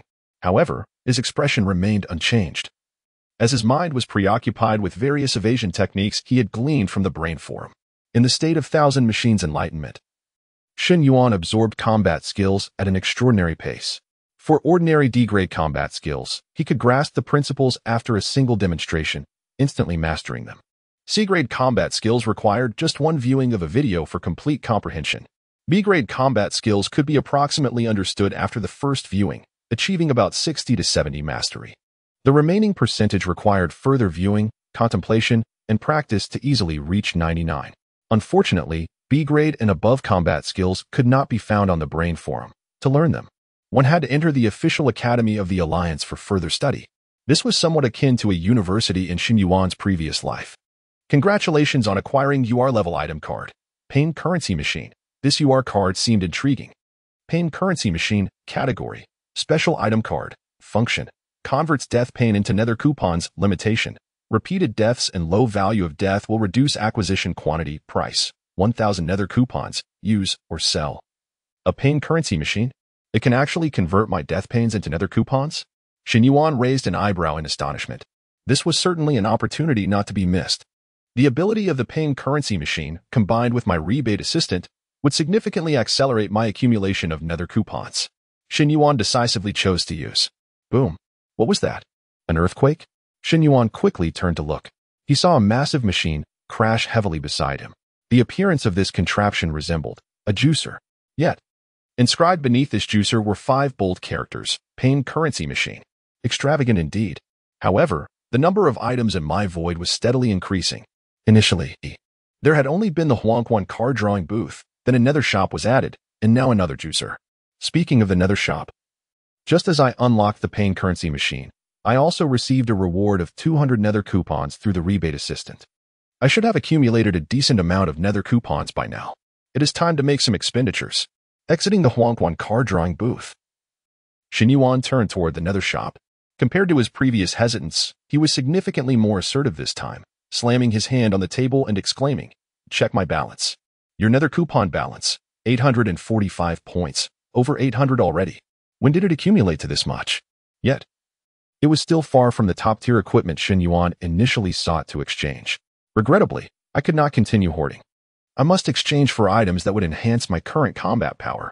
Chapter 62. Perverse, disgusting, shameless. Equipment? Shen Yuan shook his head, choosing to set that aside for the moment. The gear he possessed was already commendable, and there was no pressing need for a change. As he surveyed his surroundings, his gaze ultimately fell upon a familiar item, the attribute card. Affordable, effective, and capable of permanently enhancing attributes. It was undeniably the most suitable tool for Shen Yuan at this juncture. The attributes provided by an SSR attribute card rivaled that of a piece of silver quality equipment. And unlike regular gear, attribute cards did not have slot restrictions. As long as he possessed the Netherworld tickets, he could continually enhance his capabilities. The Netherworld shop offered 2 types of attribute cards: SR-grade random attribute card, category, item, function. Randomly enhances one of the following attributes: defense 100, stamina 80, attack 20, speed 20, endurance 20, price 50 Netherworld tickets. SSR-grade attribute card, category, item, function. Enhances all of the following attributes: defense 150, stamina 120, attack 30, speed 30, endurance 30, price 280 Netherworld tickets. Judging by cost-effectiveness, the SSR attribute card was undoubtedly superior. Without hesitation, Shen Yuan decided to go all in. His current savings were just sufficient to purchase 3 cards. Exchange successful. Would you like to use them? After decisively selecting use, 3 beams of golden light flashed, and these cards became an integral part of Shen Yuan's attributes. This shopping spree had consumed all of his time, leaving him no opportunity to study. As he revived and opened his eyes, he immediately saw Tang Li, cold as ice, raising her hand to shoot a needle.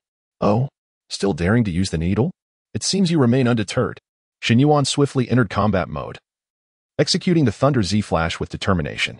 His figure darted like lightning, becoming elusive and inscrutable. The distance between Shen Yuan and Tang Li diminished rapidly. Swish, swish, swish. 3 needles were launched in quick succession, all evaded by Shen Yuan. Although 2 of the dodges were perilously close, he ultimately triumphed. A smile crept onto Shen Yuan's face as he evaded, hefting his heavy shield onto his shoulder. Hey, little Li Li. Your trick has been completely seen through. Perhaps it's time to consider a new approach? In the arena, Tang Li's expression darkened, her lips trembling uncontrollably. Watching Shen Yuan deftly evade the needles she shot, she felt a mix of anger, impatience, and a tinge of grievance. Her eyes began to sting, the urge to cry overwhelming her. This thought terrified Tang Li. No, I cannot cry. Absolutely not. She clenched her jaw, her eyes fixated on Shen Yuan's movements. Each time she believed she had predicted his steps, it ended in failure. Ironically, the more she missed, the more she yearned to strike him with her needle. Seeking to redeem her honor, she refused to concede, especially after Shen Yuan had mocked her. Little Li. Who is your little Li? Perverse. Disgusting. Shameless. At that moment, a somewhat urgent voice reached Tang Li's ears. Tang Li, what are you doing? Quickly use the 8 Palace Blood Sedan. The needles are ineffective against Shen Yuan. His Thunder Z-Flash completely counters you. Do not give him a chance to close in. Ignoring the advice, Tang Li continued to unleash her needles. This time, she abandoned prediction altogether, opting instead to overwhelm him with sheer volume, throwing needles indiscriminately in a barrage. Surprisingly, this tactic proved effective. Just as Shen Yuan dodged one needle, another arrived, blocking his escape route. Thud. The sound of the needle-piercing flesh echoed ominously. Shen Yuan, the sinner of a lifetime, finally succumbed once more to the needle. Blood spilling onto the ground. Tang Li panted heavily, her chest rising and falling, yet a faint smile graced her face. She had succeeded, having proven herself once. There was no need to prove it again. With a deft step, she distanced herself slightly from Shen Yuan's body, raising her hand as a shadow loomed above him. The sedan is ready. It awaits the moment Shen Yuan revives, so he can be crushed into a pulp. 12 needles. Quite impressive, a rapid improvement. However, Tang Li was indeed stubborn, fully aware that the 8 Palace Blood Sedan could more easily finish me off, yet she refrained from using it, denying me the opportunity for practice. Shen Yuan shook his head and glanced at the card pouch floating in the void. This was the penultimate card of this dungeon. Drawing card, congratulations. You have obtained an SSR Grade Experience Card, TSK. Is that all? While the SSR Experience Card provides a substantial amount of experience, for Shen Yuan at this moment, it was merely a useless card, destined to languish in his inventory. Perhaps when I reach the pinnacle of the novice leaderboard, it will finally see the light of day. Suddenly, a buzzing sound filled the air, emanating from the pain currency machine beside him. Shen Yuan turned to look, only to find a cloud of smoke had appeared where the juicing area had been empty. Within the smoke was the very scene of Shen Yuan's demise. The needle pierced flesh, obliterating organs, and erupting in a spray of blood mist. It appeared utterly gruesome. TSK, little Li is quite ruthless. Under Shen Yuan's watchful gaze, the juicer ground the depiction of his death to pieces. Ding dong. 5 dark coins fell from the juicer. Oh, is that the successful conversion? With a flick of his hand, the 5 coins landed in his palm. 5 netherworld tickets, not bad at all. After a casual remark, Shen Yuan shifted his gaze to the cursed infant pouch, adorning him. Even with the cursed infant pouch equipped, Tang Li's damage could still obliterate him in an instant, truly terrifying. However, the progress of the cursed infant's gestation had surged to 60. After a few more deaths, it should be successfully birthed. Chapter 63. Close Combat, Dark Messages, Unending Death. Shen Yuan focused his mind, dismissing all other thoughts, and immersed himself in the study of combat techniques. This time, he was learning skills specifically designed to counter the 8-pole blood sedan. The sedan's area of damage was extensive. Only the swiftest reflexes and the most agile evasions could offer a chance of survival. The difficulty of dodging was far greater than that of a mere needlework maneuver. Previously, he had acted too recklessly. Knowing Tang Li's character, she would undoubtedly attempt to crush him with the sedan the moment he revived. Alas, he had seen through her intentions. Before long, Shen Yuan revived once more. Without the slightest hesitation, and without even lifting his gaze, he executed a rapid and fluid roll forward. In the next moment, a shocking scene unfolded. Mid-roll, Shen Yuan abruptly canceled his maneuver, slamming both palms against the ground. His abdominal strength surged, propelling him forward like a wolf lunging prey, covering several meters in an instant. This action required exceptional bodily coordination. Even the slightest miscalculation in force application could hinder such a swift evasion. However, for Shen Yuan, it posed no significant challenge. Boom. The sedan crashed down, sending dust swirling. Tang Li's expression grew serious as she fixated on the cloud of debris. Had Shen Yuan perished? Hello? Were you looking for me? A mocking voice drifted through the dust. Alarmed, Tang Li's face paled. her body stiffening as she quickly turned toward the source of the voice. This time, Shen Yuan had not been reduced to a bloody pulp. Instead, he landed steadily, brandishing the suspended heavy shield and charging fiercely toward Tang Li. At this moment, he was merely 1 or 2 meters away. With all his might, Shen Yuan swung the shield toward Tang Li. "You've struck me for long enough. It's my turn now." "What?" Cui Ju, who had only just settled down, stood up in disbelief, his face a mask of shock. B-grade combat skill, Wolf Strike Charge. He could still wield B-grade techniques? Shen Yuan had surprised him in numerous ways. Initially, Cui Ju thought Shen Yuan was merely an ordinary player who had stumbled upon an extraordinary class. However, it was becoming clear that Shen Yuan was far more complex than he had imagined. Cui Ju stood rooted in place, his expression shifting again and again. The 2 moves Shen Yuan had just executed could be performed so adeptly by no more than 3 players below level 30 in the human realm. Thankfully, this fellow had yet to fully mature. Moreover, he had not grasped the hidden clues within this bizarre tale, based on the disparity in their stats. Tang Li was still not in danger of being slain by him. "We can surely accomplish this." Although Cui Ju spoke with conviction, his initial confidence was waning. Yet, he reassured himself that even if Tang Li fell, there was still the Abyss Soul device as a fallback. "It will be fine. With me, Cui Ju, here. Nothing will go wrong." Tang Li gazed at the shield hurtling toward her, her mind momentarily blank. Had the sedan been evaded? Had she been engaged in close combat? Despite her bewilderment, her reflexes kicked in, and she instinctively raised her hand to counterattack. Tang Li's fair hand collided with Shen Yuan's sturdy shield. With a deafening crash, Shen Yuan's hands, gripping the shield, were instantly shattered, flesh and blood flying, exposing stark white bones, which, in the next moment, also turned to dust. Shen Yuan was eliminated in an instant. The overwhelming attribute suppression was terrifying. Yet, as Tang Li gazed at the -382 floating above her head, she felt no joy. Instead, she was engulfed in a daze. Given such a significant disparity in attributes, how had she still been struck by Shen Yuan? Was there truly anything beyond his capabilities? Phew, it worked. Shen Yuan triumphantly thrust his fist into the air amidst the void, exhilarated.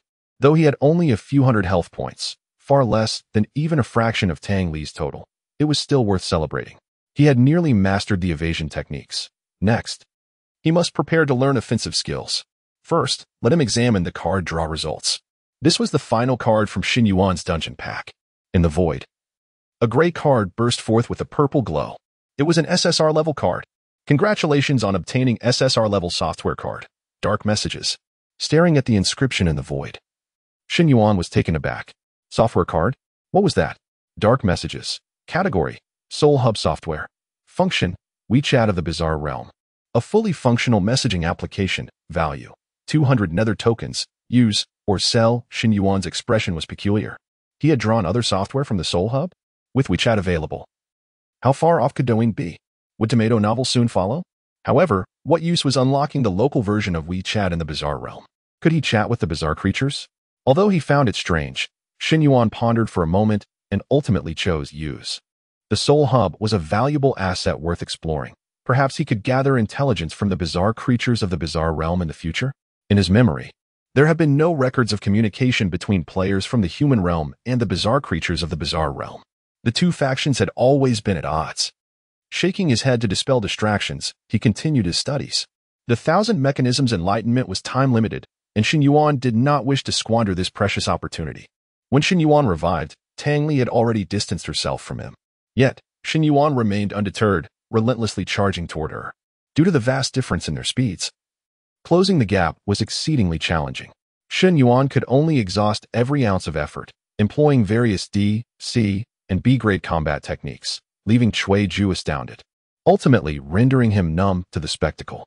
Regardless, the instances in which Shen Yuan succeeded in closing the distance to Tang Li were few and far between. He would typically require the sacrifice of 7 or 8 lives for a single opportunity to engage her closely. However, Tang Li was horrified to discover that Shen Yuan's close combat skills were rapidly becoming formidable. Though he still posed no threat to her, the duration he could endure in her vicinity was steadily increasing. The speed of his progress was truly astonishing. Shen Yuan continued to perish, dying repeatedly, relentlessly. Once, 10 times. 20 times, 100 times, 500 times. Shen Yuan had lost count of how many times he had died. All he knew was that his skills were reaching an extraordinary level of proficiency. Chapter 64, The Battle King, the Jade Bracelet, and the Ashes of Incense Burners. In the corner of the strange tale, Cui Ju's expression was grave. How on earth did he manage to accomplish this? Throughout Shen Yuan's relentless cycle of death and resurrection, Cui Ju witnessed an array of combat techniques, over 100, to be precise. What was truly terrifying was not just the sheer number, but the fact that each technique Shen Yuan executed was performed with exceptional proficiency. Sister Xia took a deep breath, her face clouded with concern. Brother Cui, are there many players in the human realm with his level of strength? The last time I encountered someone so adept in combat techniques was decades ago, back when I had not yet become a judge. That player from the human realm has since become one of the pillars of the Huaxia Anti-Disguise Alliance. Sister Xia's mouth fell open in shock. A pillar? You mean one of the top 10 human kings? Which one? Cui Ju inhaled deeply. The Battle King, Yuan. That guy is practically a walking combat machine. Over 60% of the S-rank combat techniques in the human realm originated from him. I never expected that after all these years, I would see Yuan's shadow in a mere youth. Back when Yuan first emerged, he was already above level 40. And yet now Shen Yuan is barely at a few levels. However, this news, while disheartening, also held a glimmer of hope for us. Throughout these past few hours, Cui Ju felt fortunate more than once, fortunate that Shen Yuan's level was still too low. Otherwise, they might truly have been unable to handle him. Cui Ju exhaled slowly, murmuring, "We cannot allow the human realm to have an 11th human king. This Shen Yuan must be eradicated." Yet, this time, it was Tang Li who bore the brunt of the struggle. Enduring for a full 10 hours. 10 hours of intense combat. Shen Yuan was nothing short of a madman. Did he not feel fatigued? Reflecting on it now, their earlier conjectures that he could only die 100 times seemed utterly absurd. Just in this strange tale alone, he had died well over 1,000 times, hadn't he? Sister Xia, her voice hoarse, nodded in agreement. It should be more than that. Cui Ju sighed. With over 30 hours remaining, I hope Tang Li can hold on. Once Shen Yuan has died, everything will settle. Wait. Cui Ju's gaze shifted to the arena in astonishment, followed by a surge of elation. Why was Shen Yuan standing still? Could it be he finally gave up? Please note, the duration of 1,000 machine enlightenment has ended. The system's voice echoed in Shen Yuan's mind, interrupting his advance toward Tang Li. Oh, has it really been 10 hours? Shen Yuan murmured in a daze. He had been utterly immersed in his growth and training, oblivious to the passage of time. It was only upon the system's reminder that he emerged from his reverie. As 1,000 machine enlightenment concluded, exhaustion washed over Shen Yuan like a tide. But now was not the time to rest. He lifted his gaze toward Tang Li, who remained almost unchanged in health after 10 hours. However, Shen Yuan paid it no mind. The real drama was only just beginning.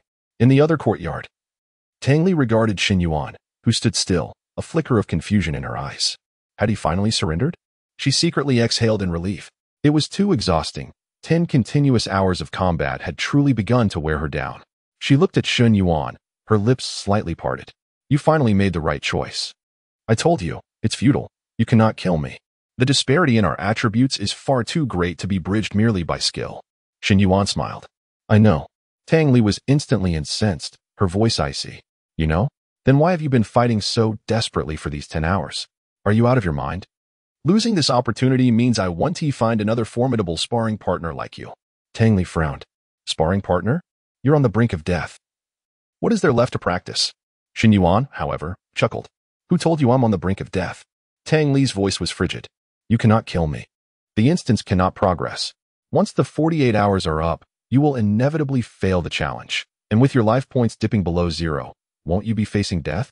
Shen Yuan shook his head, leisurely retrieving a jade bracelet from his backpack. No, you are mistaken, little Li. I cannot kill you, at least not in your prime state. Upon seeing the jade bracelet, Tang Li's complexion changed dramatically. How do you know? Shen Yuan's smile grew even brighter. I didn't know, but now I do.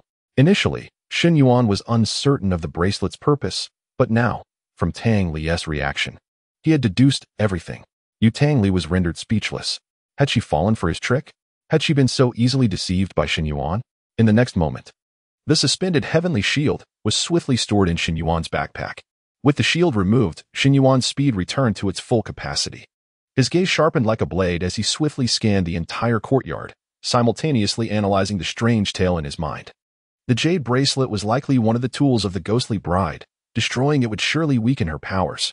Within this courtyard, the most likely object capable of shattering the artifact would be the ashes of the incense burner. The incense burner, charged with the power of offerings, contained protective abilities within its ashes. Without hesitation, Shen Yuan dashed toward the 8 immortals table. His speed was nothing short of a blur, significantly surpassing his pace upon first entering the joyful kill strange tale. The reason was simple. The pain currency machine had been an absolute workhorse during these 10 hours, tirelessly converting every death Shen Yuan experienced into nether coupons. Though the monotony of Shen Yuan's method of dying had slightly affected the yield of the nether coupons, he still amassed an impressive total of over 1,200, more than he had ever accumulated before. It could be said that he had struck a veritable gold mine. Chapter 65. Rebound, Shattered Mirror. Of course I dare. Without hesitation, Shen Yuan exchanged all these netherworld tokens for SSR attribute cards, acquiring a total of 4. Consequently, his attributes experienced a significant enhancement. Including the SSR attribute card he had previously drawn, Shen Yuan had now utilized 8 cards in total. Each card augmented his defense by 150 points, culminating in an impressive increase of 1,200 points. His defense was now nearly on par with the boost provided by the golden 1-star weapon, the suspended heavy shield. At this moment, Shen Yuan's overall attributes had been completely revitalized. Shen Yuan, level 10, class, not yet awakened, life 0, defense 7,313, energetic 2,550, attack 649, speed 729, stamina 703. Although Shen Yuan was only at level 10, his overall attributes were comparable to those of an average level 15 player. Once he underwent his class transition, his attributes would undoubtedly become even more formidable. Upon witnessing Shen Yuan charging towards the 8 immortals table, Cuiju immediately shouted, "Quick! Stop him!" However, there was no need for Cuiju's command. Tang Li had already reacted. Unhesitatingly, she unleashed the skill 9 in puppet play, aiming to restrain Shen Yuan. In an instant, several paper figures materialized within the courtyard, their pale and terrifying visages twisting rigidly. In their grasp, they tugged at crimson threads. Should Shen Yuan make contact with these scarlet threads, he would be immobilized for a duration of 3 seconds. Unfortunately, Tang Li's skill had long been deciphered by Shen Yuan. Simultaneously employing the B-rank combat technique Wolf Charge, he surged forward, effortlessly leaping out of the reach of 9 in puppet play. As Shen Yuan gracefully landed, he found himself standing before the 8 immortals table. Guess the 2 characters on the incense burner. Without a moment's pause, he hurled the jade bracelet he held into the incense burner. The instant the bracelet made contact with the ash, a violent hissing sound erupted from within the burner, reminiscent of throwing a red-hot iron block into icy water. Tang Li faltered, her bridal attire tightening suddenly, followed by an overwhelming wave of pain. The crimson bridal gown she wore began to emit smoke, and her attribute panel reflected a swift decline in all statistics. The voice of Tian now resonated slowly. The mysterious bride, Netherworld Bride, is currently undergoing a rebound. Current rebound progress, 10. Indeed, he had guessed correctly. Shen Yuan observed Tang Li, who stood clutching her chest in a daze, and remarked earnestly, "Don't cry when it hurts. I will comfort you later. My primary task now is to clear this challenge." Tang Li was left speechless from the pain. Otherwise, she would have certainly rolled her eyes heavenward before hurling a few sharp insults. "Comfort? You think I, Tang Li, would shed a single tear even if I were to perish from this agony? Such a notion is utterly preposterous. Moreover, this pain was not particularly excruciating. It was more the binding force of a chilling tale, merely a scripted scenario." Shen Yuan stroked his chin, continuing his analysis.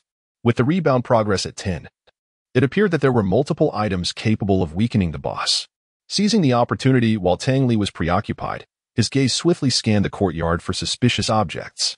The first item that caught his attention was the Swona beside the 8 immortals table, still playing an incessant BGM. This object had appeared out of nowhere, clearly suspicious. It was well known that certain characters gained enhancements under specific BGM conditions. "I've grown weary of that sound." Shen Yuan retrieved his large shield from his backpack, swung it vigorously, and struck the Swona with unerring resolve. No. Tang Li, having just regained a semblance of composure, attempted to intervene. Alas, Shen Yuan was swifter. Crack. The jarring sound of the Swona ceased abruptly. The instrument was shattered, releasing a pungent cloud of black smoke. Tang Li gritted her teeth. As pain surged through her body once more, her complexion paling even further. The mysterious netherworld bride is currently undergoing a rebound. Current rebound progress, 20. Indeed. My assumption was correct. Shen Yuan did not linger, charging towards the main house. There was another highly suspicious object, the mirror within the main house. He had not forgotten that he had been dragged into the mirror by Tang Li. This indicated that he was, in fact, inside the mirror now.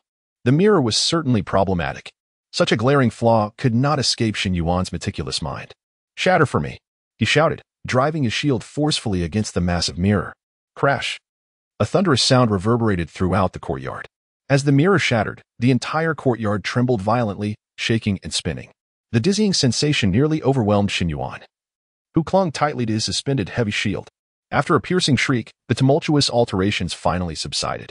The mysterious netherworld bride is currently undergoing a rebound.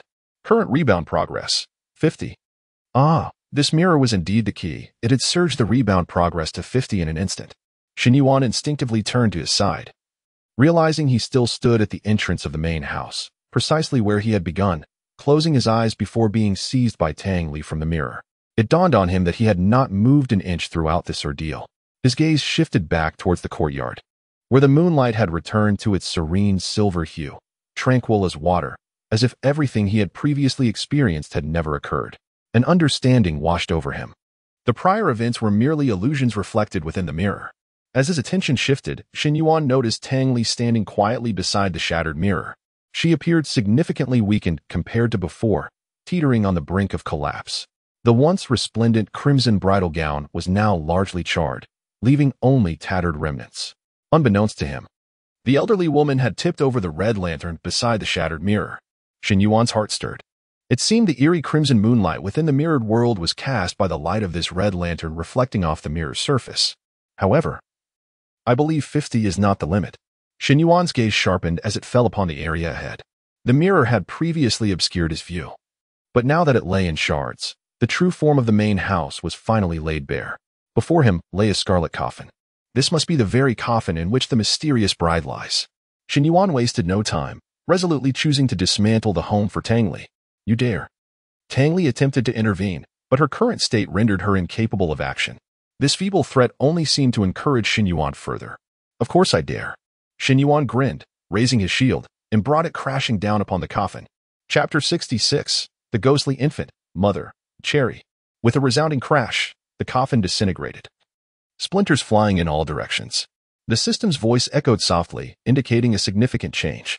"Eerie bride, dark makeup red evil current backlash progress, 80, has reached the limit." "Oh, the limit has been reached?" Shen Yuan turned his gaze towards Tang Li. At this moment, Tang Li's attribute panel had transformed dramatically. Eerie bride, dark makeup red evil, status, weakened, type, boss, health, 59,999, energetic, 39,999, attack, 1799, speed, 579. Skills, 1. Bone porcelain embroidery needle, attack type, 2. Unusable, 3. Unusable, 4. Unusable, the weakened version of the eerie bride was indeed in a pitiful state.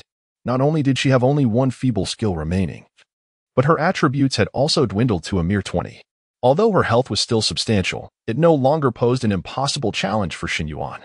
Most importantly, after being diminished, Tang Li's speed was now inferior to Shen Yuan's. With her original speed attribute of 2,899, she could not prevent Shen Yuan from closing in. What could she possibly do now? Holding the suspended heavy shield, Shen Yuan walked slowly towards Tang Li, a sardonic smile gracing his lips. "Since it has come to this, I shall make you witness the chasm that lies between us." "Tang Li, the game ends here." Tang Li's face flushed instantly. This line sounds all too familiar, doesn't it? This damned fellow. He actually returned her words to her without alteration. He was mocking her. With a swift motion, Tang Li launched an embroidery needle towards Shen Yuan. He certainly saw the needle. Evading it would be effortless. Yet, Shen Yuan remained still, allowing the needle to strike him. 891. This amount of health was trivial to Shen Yuan now. Satisfied, he nodded and murmured, "Just right. This successful hit has elevated Evil Cherry to level 10. However, it cannot rise any further. Surpassing me would not be acceptable." Tang Li was taken aback. "What Evil Cherry?" Shen Yuan grinned widely. "You called her Little Pear. So I named it Evil Cherry." It suits its image and is also a fruit. Tang Li was bewildered. Shen Yuan then recalled and continued. Oh, by the way, you probably don't know yet? It's time for you to meet it, as this child is inextricably linked to you. But don't worry. You need not take responsibility. Shen Yuan's words left Tang Li utterly confused. Have you lost your mind? What are you talking about? Responsibility? Shen Yuan ignored her, leisurely retrieving the cursed infant pouch from behind him. The moment Tang Li laid eyes on the cursed infant pouch, she recognized it immediately, her face turning even redder. This must be the very one she had worn. Is this guy insane? Why is he still wearing it? She shouted angrily, pervert. Lech, what do you mean? But the next moment, Tang Li's eyes widened in shock. Shen Yuan shook the pouch and a head. Well, it seemed not quite right. A child, pale red all over, was actually revealed by Shen Yuan. This skin tone bears a striking resemblance to Cherry's. Tang Li recognized the child's identity at once. A ghostly infant. Shen Yuan crouched down, tentatively poking the ghostly infant's body, turning its head towards Tang Li. Come, evil Cherry, call her. No, let me think. You should call her mother, Shun Tiyu? Tang Li felt as if her entire world had collapsed. Why on earth could Shen Yuan use his pouch to give birth to a ghostly infant? In the shadows of an eerie tale, Cui Ju and Sister Xia were both left dumbfounded. Even the well-versed Cui Ju felt an absurd sense of unreality at this moment. A ghostly infant? How could this be possible? Do not mistake the term ghostly infant as merely referring to the childhood of an eerie creature. The juvenile stage of an eerie creature is still called an eerie creature, not a ghostly infant.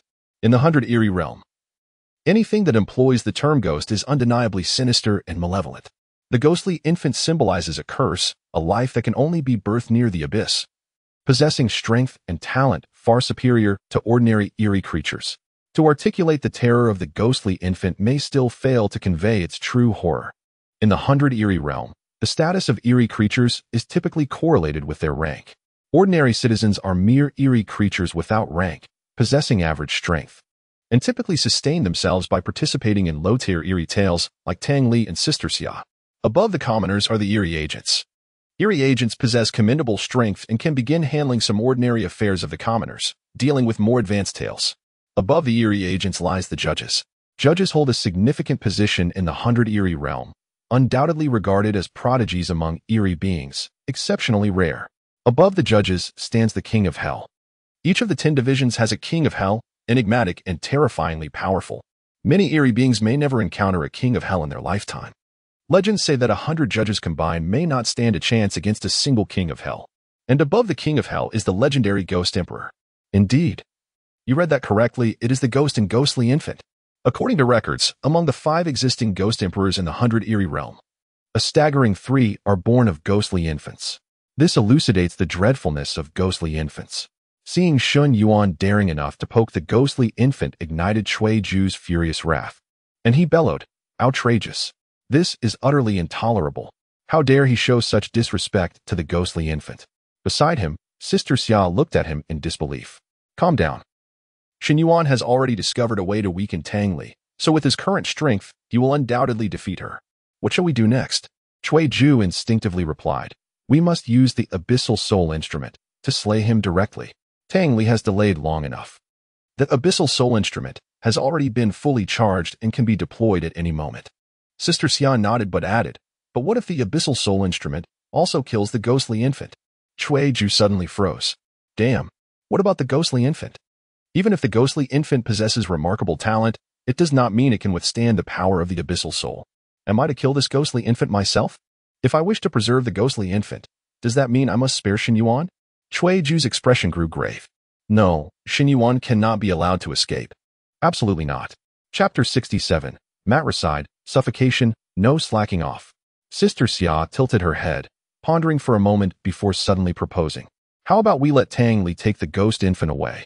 That way, we can preserve the ghost infant without hindering the elimination of Shen Yuan. Cui Ju frowned, shaking his head, not as optimistic as Sister Xia. He replied solemnly, it's not that simple. The ghost infant has clearly recognized Shen Yuan as its master. Before it grows and develops self-awareness, it will be difficult for it to approach any other entity. Before he could finish his words, Cui Ju's eyes nearly bulged out in disbelief. What? In the arena, the ghost infant, dubbed Evil Cherry, surprisingly lifted its head after hearing Shen Yuan's words and turned to look at Tang Li. The ghost infant's large eyes blinked repeatedly, and it wobbled over to Tang Li, arms outstretched as if seeking a hug. Cui Ju felt utterly slapped in the face. Cui Ge, what do you say? Sister Xia observed him with great interest, an unspoken understanding lingering in the air. Cui Ju coughed awkwardly, quickly attempting to cover his surprise. I didn't expect Tang Li to possess such charm. Even a ghost infant cannot resist? This is splendid. If that's the case, we need not hold back. Once the ghost bride Tang Li portrays is slain by Shen Yuan, she can reveal her true self and take the ghost infant away. I want them all, he declared with growing excitement. Then we can activate the Abyssal Soul device and vanquish Shen Yuan, killing the demon while acquiring a ghost infant. Who else would be promoted if not me? Cui Ju became increasingly animated, slapping Sister Xia's thigh once more. Before Sister Xia could retort, Cui Ju was rendered speechless, his expression one of incredulity as he gazed into the arena. Goodness! The situation had once again taken a dramatic turn. In another courtyard, as Evil Cherry stumbled towards Tang Li, she was momentarily bewildered. Instinctively, she crouched down to embrace the approaching ghost infant. But in the next moment, from a distance, Shen Yuan, hands in his pockets, spoke in a chilling tone. Cherry, now, strike. Eliminate your mother. In an instant, the ghost infant's innocent smile evaporated like mist, its small figure seemingly devoured by the void, vanishing without a trace. What? The rapid shift in circumstances left Tang Li's mind spinning. Before she could process the developments, the ghost infant had circled behind her at lightning speed, delivering a small punch toward her. 623. The ghost infant mirrored Shen Yuan's attributes at level 10. It replicated Shen Yuan's level 10 abilities. However, the ghost infant did not yet possess any combat skills or erratic techniques. Most importantly, like Shen Yuan, it was utterly unafraid of death. This ghost infant was undoubtedly the perfect minion. Shen Yuan intended to test the ghost infant's strength. With a soft thud, the tiny fist struck Tang Li without significant force. Yet, the damage was undeniably real. After being struck, Tang Li finally reacted, a sense of being toyed with swelling within her. Damn Shen Yuan. Moreover, the ghost infant's performance was remarkably convincing, tricking her thoroughly. The name Evil Cherry was indeed apt. With gritted teeth, Tang Li spun around, intent on retaliating against the ghost infant behind her. Unfortunately, Shen Yuan would not simply stand by and watch her take action. Hitting a child? Isn't that a bit excessive, mother? Shut your mouth, Tang Li exclaimed, her eyes wide with fury. Surprisingly, her reprimand proved effective. Shen Yuan indeed fell silent. But his actions did not cease for a moment. The shield swung with formidable force. Shen Yuan had not wasted those 10 hours. He had mastered various combat techniques, integrating them seamlessly, adapting on the fly, rendering Tang Li utterly defenseless as her health plummeted. In that moment, Tang Li truly felt the overwhelming pressure emanating from Shen Yuan. Suffocating, simply suffocating. Without the overwhelming attribute suppression, Shen Yuan's presence brought only the sensation of suffocation. Why? Was he just a new player who had participated in a few quests? Minutes passed, and Tang Li had yet to even graze the hem of Shen Yuan's garment. Behind her, the ghost infant continued to pound away, disregarding the bond between mother and child, occasionally leaping to hammer at Tang Li's knees. In its excitement, it would even emit adorable squeaks. Cherry, put in some effort, no slacking off. Shen Yuan urged the ghost infant while swinging his shield. Initially, it was rather slow to whittle down Tang Li's substantial health on his own, but with the ghost infant's assistance, the pace noticeably quickened. Tang Li was already struggling against Shen Yuan alone, while the evil cherry exerted relentless pressure with its small fists. In the corner of the scene, as Tang Li's health bar dwindled, Cui Ju and Sister Xia's faces grew increasingly grim. Cui Ju never anticipated they would truly reach this decisive moment. He took a deep breath and declared solemnly, in that case, let us prepare. The Abyssal Soul device is ready to make its entrance. Sister Xia nodded gravely in agreement. Indeed. Chapter 68. The auspicious hour has arrived. The three coffins rise. In the courtyard, at long last, the blood of Tang Li was completely drained by a person and an infant. Following a piercing wail, two beams of crimson light burst forth from Tang Li. Landing in the center of the courtyard, Tang Li swiftly retreated, heading straight for the scarlet coffin that had been obliterated by Shen Yuan. Shen Yuan, however, did not pursue. Instead, he surveyed his surroundings with keen interest. Defeating the boss, the eerie bride, merely granted Shen Yuan the opportunity to continue exploring the tale of horror. rather than signifying that he had completed the quest. With a smile upon his face, he tugged at the cursed infant's pouch and casually beckoned to Cherry. He could summon him again when the need arose. Upon seeing the cursed infant's pouch, Cherry quickly shook his head in refusal, his face a mask of resistance. After finally enjoying a brief moment of freedom, the pouch was far less entertaining than the outside world. "You little rascal, if you dare to disobey again, I shall spank you," Shen Yuan warned. Cherry trembled within the cursed infant's pouch, clearly intimidated by his master. Having dealt with the ghostly infant, Shen Yuan turned his attention to the two crimson orbs that had fallen from Tang Li. They unmistakably resembled two coffins. As Shen Yuan approached, he noticed that these coffins were engraved with two names. One read Cui Ju, while the other shockingly bore his own name, Shen Yuan. While he recognized his own name, the identity of Cui Ju eluded him. A frown creased Shen Yuan's brow as he recalled the skeleton in the well, specifically, the male skeleton. The distinctions between male and female skeletons were quite evident. Since this was a ghostly marriage, there must be both male and female parties involved. If Tang Li, as the eerie bride, represented the female, then Cui Ju must be the male counterpart. But why was there a coffin with my name? Am I the third wheel in this tale? A story involving three individuals seems rather crowded. No, something feels amiss. Suddenly, a barely audible sound of something slicing through the air reached his ears. It was so faint, it could have been mistaken for a leaf falling to the ground. Yet, Shen Yuan, ever vigilant, reacted instantaneously, dodging to the side with remarkable speed. A yellowed talisman slapped onto the coffin inscribed with Shen Yuan's name. Had he not evaded just in time, the talisman would have undoubtedly struck him directly. Indeed, you were problematic. My vigilance toward the sounds behind me was not in vain. The figure of Shen Yuan's client, the old woman, began to emerge from the pool of blood, her body gradually reassembling. The bizarre sight was enough to send Shen Yuan's rationality plummeting. The old woman's form wriggled like a maggot, reviving within the blood. Her half-recovered eyes locked onto Shen Yuan, revealing her shock. How is this possible?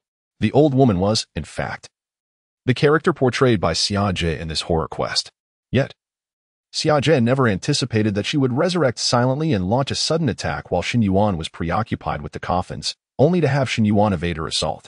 The sound made by the talisman as it shot forth would have been imperceptible to anyone not paying close attention, not to mention the instantaneous reaction required to dodge it. Is this person truly human? Shen Yuan waved his hand, interrupting Xia Jie. Nothing is impossible, especially considering the numerous flaws present from the very start of the quest. Firstly, your existence as this old woman is superfluous. The introductory text already conveyed the necessary information, so why did you need to reiterate it? As for that ridiculous lantern you provided me, it serves no purpose beyond inducing fear.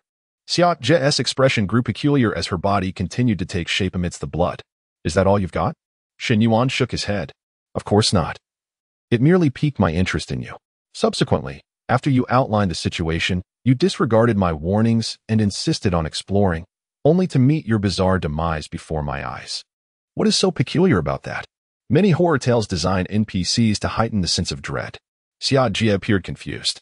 Shen Yuan chuckled lightly, continuing, when you died, your blood flowed onto my arm, and that blood was cold. The last horror tale I participated in involved the blood of NPCs being warm. Therefore, you were not right. Xia Jie wanted to laugh, her form finally fully materializing into that of the old woman. In a cold voice, she retorted, none of these reasons constitute definitive evidence. Shen Yuan shrugged. I do not require conclusive evidence. A mere hint of doubt is sufficient to instill wariness regarding the bloodstain left by your death. Now it appears I was correct in my suspicions. By the way, if that skeleton intends to ambush me, you might as well save him the trouble. It would be futile. The old woman narrowed her eyes, a flicker of surprise flashing within them. Meanwhile, Cui Ju, cautiously rising from the well, halted abruptly. What? He saw through me too? How could this be? In the center of the courtyard, Shen Yuan leaned against the coffin inscribed with his name, leisurely articulating his deductions. That skeleton must be your grandson. Preserved so well that you likely tend to it often. I suspect he is the one who truly vanished from this courtyard. And the mention of a granddaughter in the commission was merely your fabrication. That phrase, the young marriage is bait, the contract to reclaim the soul, conveys precisely this meaning. The old woman's expression shifted continuously before she erupted into wild laughter. If this joyous calamity truly is the original hidden quest, it seems we cannot stop you. Unfortunately, now, your entire analysis is rendered useless. In an instant, a chilling wind howled.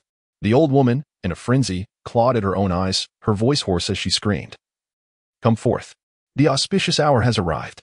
Rise, coffins." At that moment, her voice bore no semblance to that of a normal human. Its piercing sharpness rivaled that of a swana. A fierce gale swept through the courtyard. Yet, Shen Yuan sensed that this wind was unlike any ordinary breeze.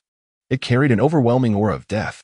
At that juncture, the two coffins beside Shen Yuan began to levitate slowly. Not only those two. The coffin belonging to Tang Li within the main house also hung, suspended in midair.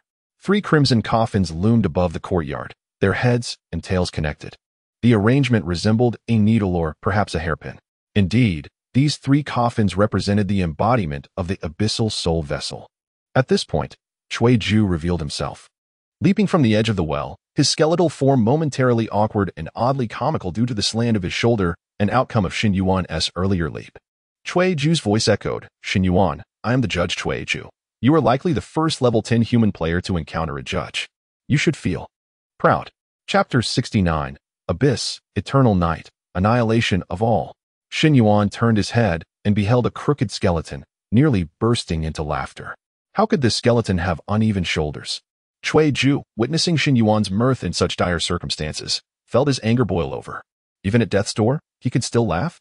I am at a loss whether to commend your resilience or to chastise your lack of empathy. Suddenly, he noticed the old woman behind him was also stifling a chuckle. Cui Ju was bewildered. "Xia, be serious. What is so amusing?" The old woman gestured to her own shoulder, and Cui Ju glanced down. Realizing that the skeleton he was inhabiting had inexplicably tilted, rendering him a comical sight. Embarrassed, he attempted to rectify his posture, but failed miserably. He was left to endure the situation as it was, cursing Shen Yuan in his mind 1,000 times. He had originally intended to record the moment he vanquished Shen Yuan and post it on the Baiguijia website to showcase his elegance and prowess. Now, it would only serve as a source of ridicule for a decade. Cui Ju's eyes turned icy as he fixed his gaze upon Shen Yuan. His voice booming with authority. "Shen Yuan, the current atmosphere of this tale has transformed into a horrific tableau. 3 apparitions looming, malevolence obscuring the sun, 3 coffins united. Heaven and earth weeping. The abyssal soul device has you accurately targeted, and the net is cast. You are like a beast ensnared, with no chance of escape. However, to perish beneath the abyssal soul device is the greatest honor of your life." Below, Shen Yuan raised an eyebrow, a flicker of intrigue passing through his gaze. Abyssal soul device? Abyss? Shen Yuan? It certainly sounded impressive, especially with its own nomenclature. In the next moment, Cui Ju's voice resonated like thunder, enveloping the entire courtyard with overwhelming force. Deep, abyss, eternal night, annihilation of all. Soul, breath, incinerate, heaven splits, 10 halls. Shen Yuan, rest in peace. As Cui Ju's declaration concluded, a pin composed of 3 coffins plummeted towards Shen Yuan below. The descent was slow, yet an unsettling sensation began to swell within Shen Yuan. He could not evade it. No matter how he tried to escape, evasion was futile. This was an unfamiliar feeling, akin to being irrevocably locked onto by the 3 coffins. Since evasion was impossible, he resolved not to flee.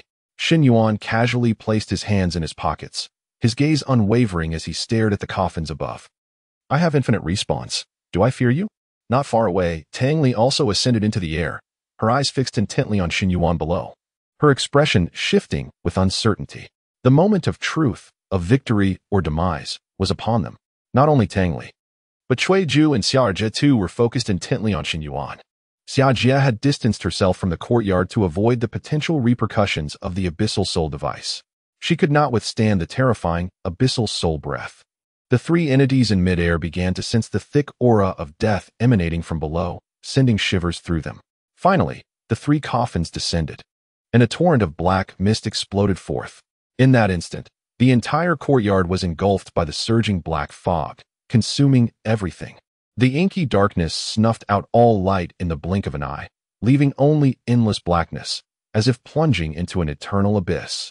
Simultaneously, an earth-shattering force surged from the epicenter of the explosion. The impact was overwhelming, and even Cui Ju and the other 2 hovering in the air could not escape its wrath. Like flies swatted away, the 3 were propelled several dozen meters back. The weakest among them, Tang Li, coughed up blood, her face paling further. Xia Jie fared little better, only Cui Ju being the strongest. managed to stabilize himself after a few coughs, sustaining minimal damage. Yet, his eyes mirrored the shock of the others. He had anticipated the Abyssal Soul device to be formidable, but it seemed he had underestimated its power. The three of them were not even at the epicenter of the explosion, yet they endured such a terrifying onslaught. Cuiju could hardly fathom the fate that would befall him had he been in Shen Yuan's position. Cuiju gazed at the swirling black clouds within the courtyard, exhaling softly, a hint of relief in his tone. Finally, it is over. Shen Yuan slowly opened his eyes in the void. Just as he prepared to resurrect once more, the voice of the system echoed in his mind. Host death detected, resurrection successful. Current remaining resurrection attempts, 999. Method of death, consumed by Abyssal Soul Breath. Rating. Curiously, the system paused at this juncture. Shen Yuan raised an eyebrow. Hey, is it stuck? Does the system lag too? After a brief pause, the system finally resumed its report. Rating. S. Shen Yuan's eyes widened in astonishment. What? Did I hear that correctly? The rating for my recent demise is an S? This marked the first time since awakening the advanced version of the death lottery system that he had received such a high evaluation. Who would have thought that those seemingly unremarkable 3 coffins were so potent? At this moment, Shen Yuan was indeed astounded. Yet, the system's subsequent commentary left him even more flabbergasted. Commentary. S is the current upper limit for ratings, but does not represent the limit of the Abyssal Soul Breath. Please continue to strive for improvements in system level. Shen Yuan felt his mind go blank. An S rating is not even the upper limit. What in the world is this Abyssal Soul Breath that is so formidable? In truth, Shen Yuan had sensed something was amiss earlier. This particular tale was far too peculiar. In previous narratives, only Tang Li was a true apparition. The others were mindless NPCs, mere actors following the script. However, this time, the characters seemed to be cunning entities, acting their roles while secretly plotting against him. For instance, the old woman and the crooked-shouldered skeleton-s dialogue bore no relevance to the tale. It felt more like they were attempting to eliminate him. Why would they bother to kill me? Are the apparitions in the Bai Gui Jie so idle? Shaking his head, Shen Yuan decided not to dwell on it further. He would first see what he had drawn from the lottery. Chapter 70. The Black Mist, Marriage Contract, Equipment Slot. Shen Yuan recalled that even if he had exhausted all the cards in the card pack for this dungeon, obtaining an S-rank evaluation for his death method would still grant him an additional card. Ding. This draw guarantees a UR-level card. Drawing. Congratulations on obtaining a UR-level item card. Equipment slot unlock card. Equipment slot unlock card. Category. Item. Function. Unlock an additional equipment slot without restrictions, allowing any type of equipment to be freely equipped. Price. 2,000 nether tokens. Use or sell. Today, Shen Yuan's mood was soaring high. An additional equipment slot. This UR card was undeniably impressive. Without hesitation, he decisively chose to use it. Congratulations on receiving a rebate of 400 nether tokens. Shen Yuan quickly opened his attribute panel. As expected, in addition to the 6 equipment slots that all players possessed, he had gained one more. Equipment slot 7. Vacant, however, at present. He lacked any spare top-tier equipment. He had sold off all his silver-tier gear, leaving only the cursed infant pouch, but he could not continue absorbing curse-type attacks. He needed to be cautious of the ghost infant's strength surpassing his own. Otherwise, the malevolent Cherry would truly become the ultimate villain. Hence, he could not equip the cursed infant pouch for the time being. In that case, the extra equipment slot would remain empty for now. He would wait to see if the system could reward him with more equipment upon clearing this dungeon. Yet, would such a special hidden dungeon even offer ranking rewards? He feared it was unlikely. He could not hold too high of hopes. Shen Yuan pinched his chin, preparing to leave the void when a thunderous noise erupted from the juicer beside him. In the next moment, a cacophony ensued. Shen Yuan was left bewildered. What was happening? Nether tokens poured out of the pain currency machine as if they were free, to the point that it could hardly contain them, causing tokens to scatter across the ground. The entire process lasted a full minute. As Shen Yuan picked up the tokens, the pain currency machine continued to spew forth more. He was unable to keep track of how many he had collected. Once the pain currency machine finally settled, Shen Yuan had the opportunity to organize his findings. He was too lazy to count, opting to store everything directly in the nether shop and then checking the total. Before this event, his nether tokens had been nearly depleted. Just moments ago, the rebate assistant had returned 400 points. Thus, the remainder must have originated from this conversion. Your nether token balance is 2,689 points. Shen Yuan was momentarily stunned. 2,689. This meant that just from this round, the pain currency machine had converted over 2,200 nether tokens? How terrifying.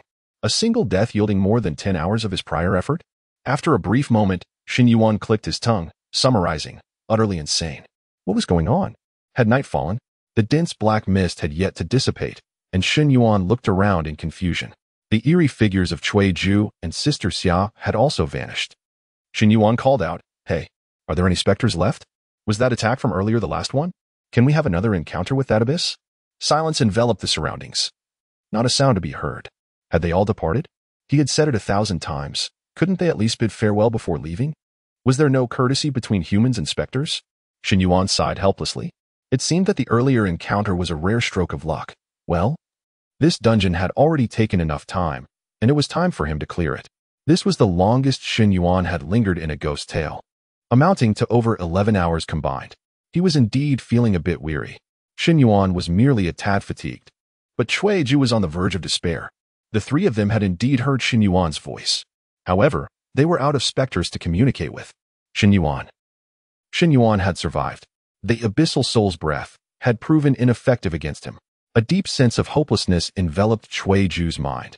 His hands trembled, and the earlier bravado and confidence had utterly vanished. He had become subdued. Tang Li stood in the corner, her gaze tranquil, lost in thought. As expected, they had failed.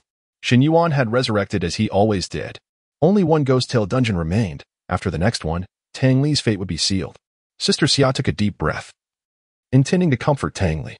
Littlely, Tang Li shook her head, interrupting Sister Xia's words. "Sister Xia, I wish to be alone for a moment. You need not worry about me. I am fine." Sister Xia looked at Tang Li with eyes filled with compassion. What? Why did it have to be Tang Li facing such circumstances? Why did Tang Li have to be entwined with someone as monstrous as Shen Yuan? A profound sense of powerlessness washed over Sister Xia. As the black mist gradually dissipated, the three specters once again beheld Shen Yuan's figure. At this moment, he was retrieving the invitation that the old woman had initially given him from his pocket. The invitation felt somewhat moldy and sticky, an odd texture indeed. At that moment, Shen Yuan also noticed the three specters suspended in midair, smiling as he asked, "Oh, you're still here? Why so quiet? Are we not fighting anymore?" None of the specters wished to acknowledge Shen Yuan, the instigator of their woes. Shen Yuan shrugged his shoulders, murmuring to himself, "Everyone's so aloof. Being aloof is the best, isn't it?" Holding the invitation in hand, he approached the octagonal table. Since they had summoned him to replace a soul, this invitation was likely a ruse. He suspected it might actually be a marriage contract. Otherwise, there would be no reason to forcibly take him away. Shen Yuan sprinkled some incense ash from the burner onto the invitation, and in an instant, the inscriptions transformed. Marriage contract. He could not be bothered to read the other jumbled content. Merely seeing the words, marriage contract, at the top sufficed. The name in the corner caught Shen Yuan's attention. Male, Shen Yuan. Female, Tang Li. This was likely a name deliberately altered by the old woman, insidiously cunning. Moreover, countless handprints of Shen Yuan appeared on this marriage contract. This explained the invitation's sticky, moldy feel. Its purpose was to ensure Shen Yuan's prints would be left behind. Unbeknownst to him, he had consented to this ghostly marriage. Shen Yuan raised his hand and ripped the marriage contract in two. Without the contract, the ghostly marriage would naturally come to an end. This was likely the method to clear this ghost tale. Crack. The marriage contract in Shen Yuan's hand shattered. The once crimson inscriptions vanished, replaced by 8 large characters. Yin and Yang in order, joyful death returns to dust. Shen Yuan softly recited this phrase. Chapter 71, The Hairpin. Supreme quality in the reconstruction stone. Tick. A drop of rain cascaded down, landing upon Shen Yuan's hand. In the blink of an eye, the rain intensified, pouring down like a torrential storm. Amidst the downpour, 3 peculiar figures gradually transformed into ashes, and even the dilapidated mansion where Shen Yuan stood began to fade away. The eerie tale of Shisha was drawing to a close. Shen Yuan stood in the rain, allowing the droplets to wash over him. Suddenly, he noticed something falling from the ashes of Cui Ju's skeletal remains. Could it be that this narrative instance could yield equipment? After pondering, he realized that since a boss had appeared, nothing was truly impossible. Thus, he approached, a hairpin quietly soaked in the rainwater, appearing utterly mundane.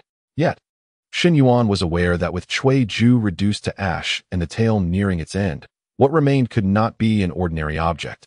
Regardless of its utility, it was prudent to collect it. Shen Yuan bent down to retrieve it. The hairpin felt chilling to the touch, yet there was nothing particularly remarkable about it. System. Display this hairpin as attribute panel, he internally commanded. Hairpin. Type. Level. Function. The attribute card indeed appeared, but it was filled with question marks, leaving Shen Yuan utterly perplexed. What was this? Never mind, he thought. It would be wise to keep it, as there was ample space in his inventory. He shrugged, having expected to find something worthwhile, only to come across a string of large question marks. After stowing it away in his inventory, the system's voice chimed in. Congratulations, player Shen Yuan, for successfully completing the hidden instance Shisha. Reward calculations are underway. Completion time, 12:09. 56. Completion rating, SSR-level. Congratulations. You have become the first player to complete the hidden tale, and a global announcement will follow. Would you like to display your real name? Shen Yuan gaped in astonishment, his jaw nearly dropping to the ground. What? This time, he was not merely the top contender, but had become the first to conquer the hidden instance? For centuries, the human realm had never witnessed anyone completing a hidden tale. Was this instance truly so formidable? Reflecting on the terrifying attributes of the eerie bride boss, he nodded in agreement. Indeed, it was quite challenging. As for the question of displaying his real name, Shen Yuan rubbed his chin, decisively making up his mind. Absolutely not. His strength was still too feeble for such ostentation. Securing a spot on the newcomer leaderboard would suffice. There was no need to stand out in a matter that could alter history. If his abilities were exposed, it could invite unforeseen troubles. Though his death draw system was impressive, its resurrection effect only functioned within the narrative instance. If a strong individual from the human realm sought to eliminate him, he would find it exceedingly difficult to defend himself. After all, he was merely a level 10 novice player. You have chosen to remain anonymous. Global announcement in progress. Calculating rewards for completing the hidden instance. 1. Random Supreme Fragment X12. Immortal Reconstruction Stone X1. 3. 500,000 gold. Upon seeing the first two rewards, Shen Yuan was utterly bewildered. What were these items? He had never heard of them before. He scoured through his predecessor's memories, but found not a single mention. Could it be that the rewards were all obscure trinkets? This time, there wasn't even a random piece of equipment. However, upon seeing the third reward, he felt a wave of reassurance. The fact that 500,000 gold was merely third on the list indicated that the first two items were undoubtedly of greater value. Shen Yuan opened his inventory and clicked on the description panel for the first item, Random Supreme Fragment. Random Supreme Fragment. Upon opening, it grants a random piece of supreme equipment or a supreme skill fragment. The description was quite simple. Shen Yuan still had no idea what supreme equipment or supreme skills entailed. However, he harbored an inkling that this item was likely extraordinary. He promptly opened the search interface and entered the term supreme. To his astonishment, he discovered that the supreme quality was indeed of a higher caliber than diamond quality. Supreme quality equipment or skills did not drop in completed form, but rather as fragments. Only by collecting all fragments could one obtain the complete supreme quality item. More importantly, supreme quality equipment or skills were unique, one of a kind globally. This item seemed rather impressive. Without hesitation, Shen Yuan decided to open it. He was eager to see what he might unveil. Random Supreme Fragment successfully opened. Congratulations, you have obtained Primordial Cataclysm with Fragment X1. Primordial Cataclysm with Fragment, ID 1. Type, Weapon Equipment, Level, Supreme, Function, Unknown, Fragments, 1-6. Legend has it that this is a branch from the ancient primordial tree that cleaved the world at the dawn of chaos. Imbued with slaughter and sin. Primordial Cataclysm with the name was indeed formidable. To forge this weapon, one needed to gather 6 fragments, which was no small feat. Given his current strength, gathering the remaining 5 would likely prove quite challenging. Shen Yuan attempted to log into the network to search for information about Primordial Cataclysm wood. Yet he was cautious in his approach, opting for indirect inquiries. Unfortunately, he found no evidence of others showcasing fragments of the Primordial Cataclysm wood. It was possible that no one had ever obtained it, or those who had were too wary to reveal it. After all, the principle that a commoner is guilty of possessing a treasure is well understood. At this moment, supreme quality equipment might not have much relevance to Shen Yuan, but it was wise to keep it for the future. After all, with his death draw system, who could say he wouldn't draw out a supreme fragment? After securing the Primordial Cataclysm wood fragment, Shen Yuan turned his attention to the second reward. Externally, It appeared to be a rather ordinary black stone, yet strangely, when held, it exuded a faint, peculiar aura. Could this be the elusive colorful black? Muttering to himself, Shen Yuan examined the introduction panel for this stone. Immortal Reconstruction Stone.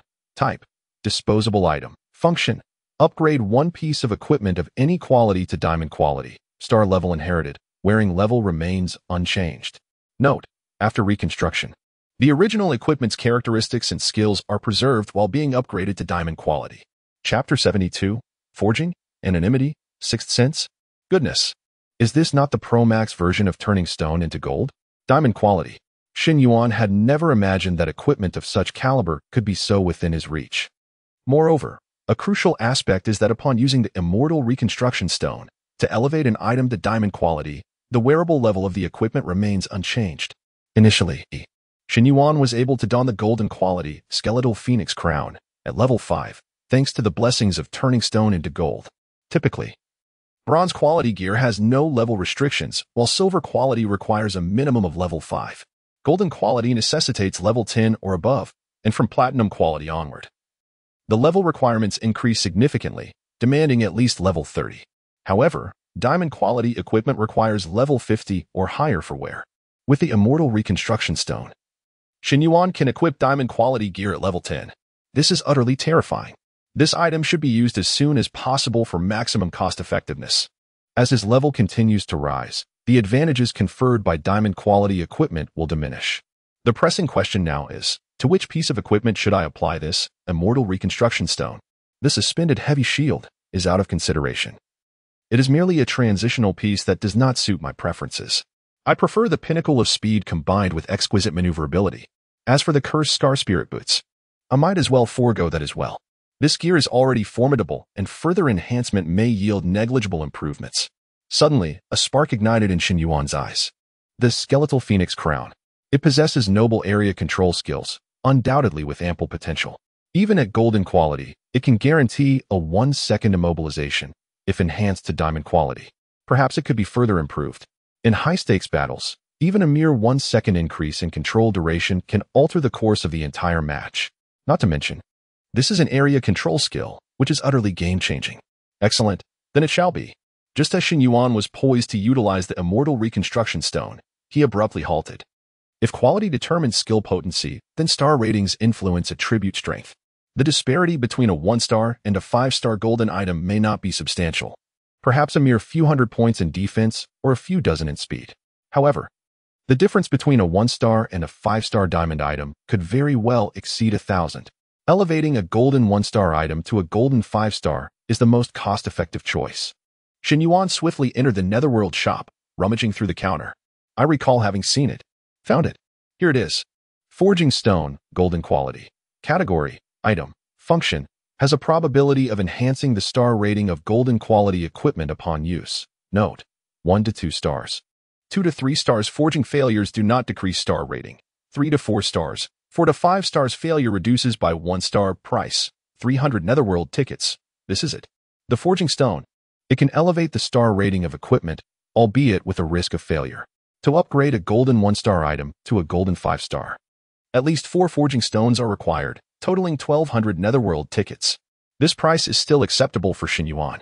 After all, such an amount would not suffice to purchase diamond 5-star equipment. Of course, this is assuming all attempts succeed at once, for stones are the minimum required. Yet, Shen Yuan is confident. He is the child of destiny and is certain that he will achieve a flawless success on his first attempt. Just as Shen Yuan prepared to purchase the forging stones and proceed with forging, a familiar voice suddenly echoed in his ears. It was Shanxi. Shen Yuan glanced around, momentarily feeling disoriented. It felt as though he had been gone for an eternity. In reality, he had only been absent for 1 hour in the mortal realm. At the dining table, the dishes remained steaming and fragrant, not significantly different from when he had left. A warmth surged within Shen Yuan. Strictly speaking, he, as a transmigrator, is an absolute outsider. Shanxi shares no connection with him. He had never known her in his previous life. Yet, how could one not feel sympathy for such a well-behaved and innocent girl? In his past life, Shen Yuan had no family, living and dying in solitude. Hence, in this life, he genuinely regarded Shanxi as his younger sister to care for. Suddenly, The broadcast from the heavenly brain interrupted Shen Yuan's thoughts. Global announcement. Congratulations to player Anonymous for their extraordinary prowess, being the first to overcome the myriad challenges of the hidden horror dungeon, achieving the world's first completion. A global celebration ensues. All global players receive the universal celebration buff. This week, all horror dungeons and monster farming dungeons have a 20 increase in reward probabilities. Shen Yuan raised an eyebrow in astonishment. So this is what is meant by a global announcement. He had not anticipated that upon being featured in the global report, all players worldwide would receive additional rewards due to his success in clearing the hidden horror dungeon. Shenxi, having grown up, had never before heard a global announcement. With a look of surprise, she exclaimed, "Brother, did you hear that? A global broadcast. This Anonymous is amazing." Shen Yuan felt a sense of helplessness. Due to her eyesight issues, Shenxi had not attended much school and lacked knowledge in many areas. Anonymous is not a person's name, but rather indicates that this player has concealed their identity and wishes to remain unknown. Shenxi exclaimed, "Oh," and innocently added, "Brother, you just came out of the horror, and this anonymous announcement appeared. What a coincidence. You wouldn't happen to be this anonymous, would you?" Shen Yuan's brow twitched. Goodness. Is this what they call a woman's, no, a girl's sixth sense? It's a bit unsettling, my friend. Chapter 73. No delusion. No worries. In Jiuzhu. Shen Yuan cleared his throat, his mind racing as he quickly exclaimed, "Ha ha ha. I'm just joking. How could it possibly be me? I'm not that capable.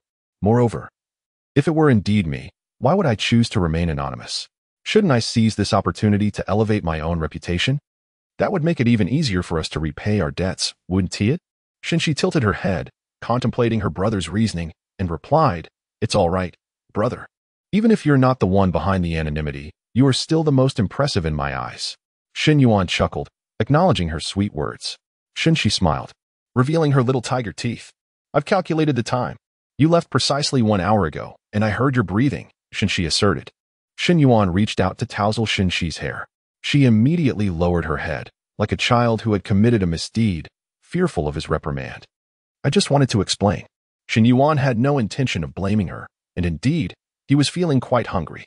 He picked up his chopsticks, savoring the food as he earnestly advised, "Our family is currently in a special situation. Those who seek debts may behave irrationally.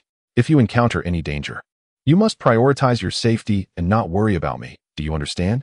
However, this situation won't last long. I will strive to repay our debts swiftly. Or once I have grown strong enough to not fear anyone, those debt collectors will no longer dare to approach us. In this human realm, power ultimately reigns supreme. Without strength, we must obediently repay our debts. With strength, there will be many eager to offer us assistance."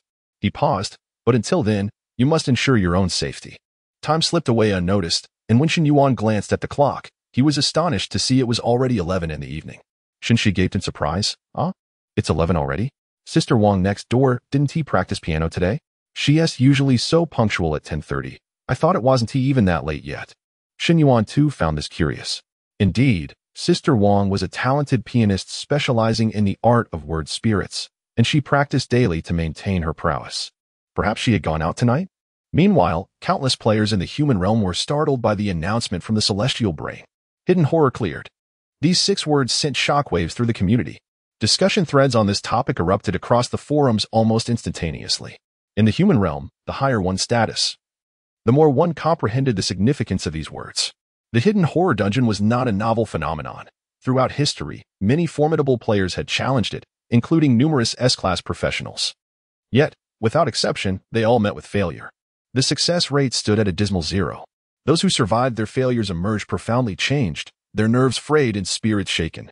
Many who subsequently participated in horror events quickly succumbed, their former confidence shattered. Due to the restrictions imposed by the celestial brain, no one knew what had befallen them. Yet it was evident to all that the hidden horror dungeon was terrifying. Among the most notorious hidden horror incidents in recent years was the case involving Night King Yi Wang's brother, Yi Wuqiu. After entering a hidden horror dungeon, he neither perished nor failed the challenge. Instead, he vanished inexplicably. Yes, he simply disappeared. The strangeness lay in the fact that Yi Wuqiu seemed to have evaporated into thin air, leaving no trace behind from that moment forth. Even after 3 long years, Yi Wang had searched tirelessly, yet he still had no leads on his brother's whereabouts. This bizarre occurrence undoubtedly added a deeper layer of mystery to the hidden horror narrative, instilling even greater fear among players in the human realm. Yet now, the undefeated legend of the hidden horror dungeon had been shattered. The entire human realm was understandably abuzz with excitement. At the headquarters of the Huaxia Anti-Mystery Alliance, a glass cup slipped from a hand and shattered on the tiled floor, instantly transforming into shards. In the large conference room filled with hundreds of people, an oppressive silence ensued, with everyone hesitant to even breathe. The act of breaking a glass was trivial, but the one who had done so was none other than Yi Wuwang, the pinnacle of existence among players, the War King. At that moment, he exuded none of his usual commanding presence. His eyes widened in shock, as if they might pop from their sockets. His mouth slightly agape but unable to produce a sound. Hidden horror? Cleared? Yi Wuwang gasped, fixated on the celestial brain's announcement, terrified of misreading a single word. After what felt like an eternity, he finally spoke, his voice trembling. Fine. I don't care what it takes. You must locate this anonymous individual who cleared the hidden horror. He may possess knowledge about the hidden horror that could help me rescue Wuchou. Tears streamed down his face as he uttered these words. Wuchou, are you all right? At the headquarters of one of the largest guilds in the human realm, Ding. President Yin Jiuzhu toyed with his wine glass, raising an intrigued eyebrow. Clearing the hidden horror dungeon and choosing to remain anonymous? Just the global announcement and rewards alone would position him as a candidate for the title of King of Humanity. I fail to comprehend why he would opt for anonymity. Could it be a disdain for fame? Or perhaps, his identity is unfit for the light of day. Fascinating. I must conduct a thorough investigation. If I could recruit such talent into Ding, our standing could rise even further. Beside him, a subordinate inquired, President, aren't we already a top guild in the human realm? Yin Jiuzhu's expression soured as he kicked out in frustration. Shut your mouth. What I desire is an insurmountable lead. Do you understand? I aim to monopolize the entire human realm.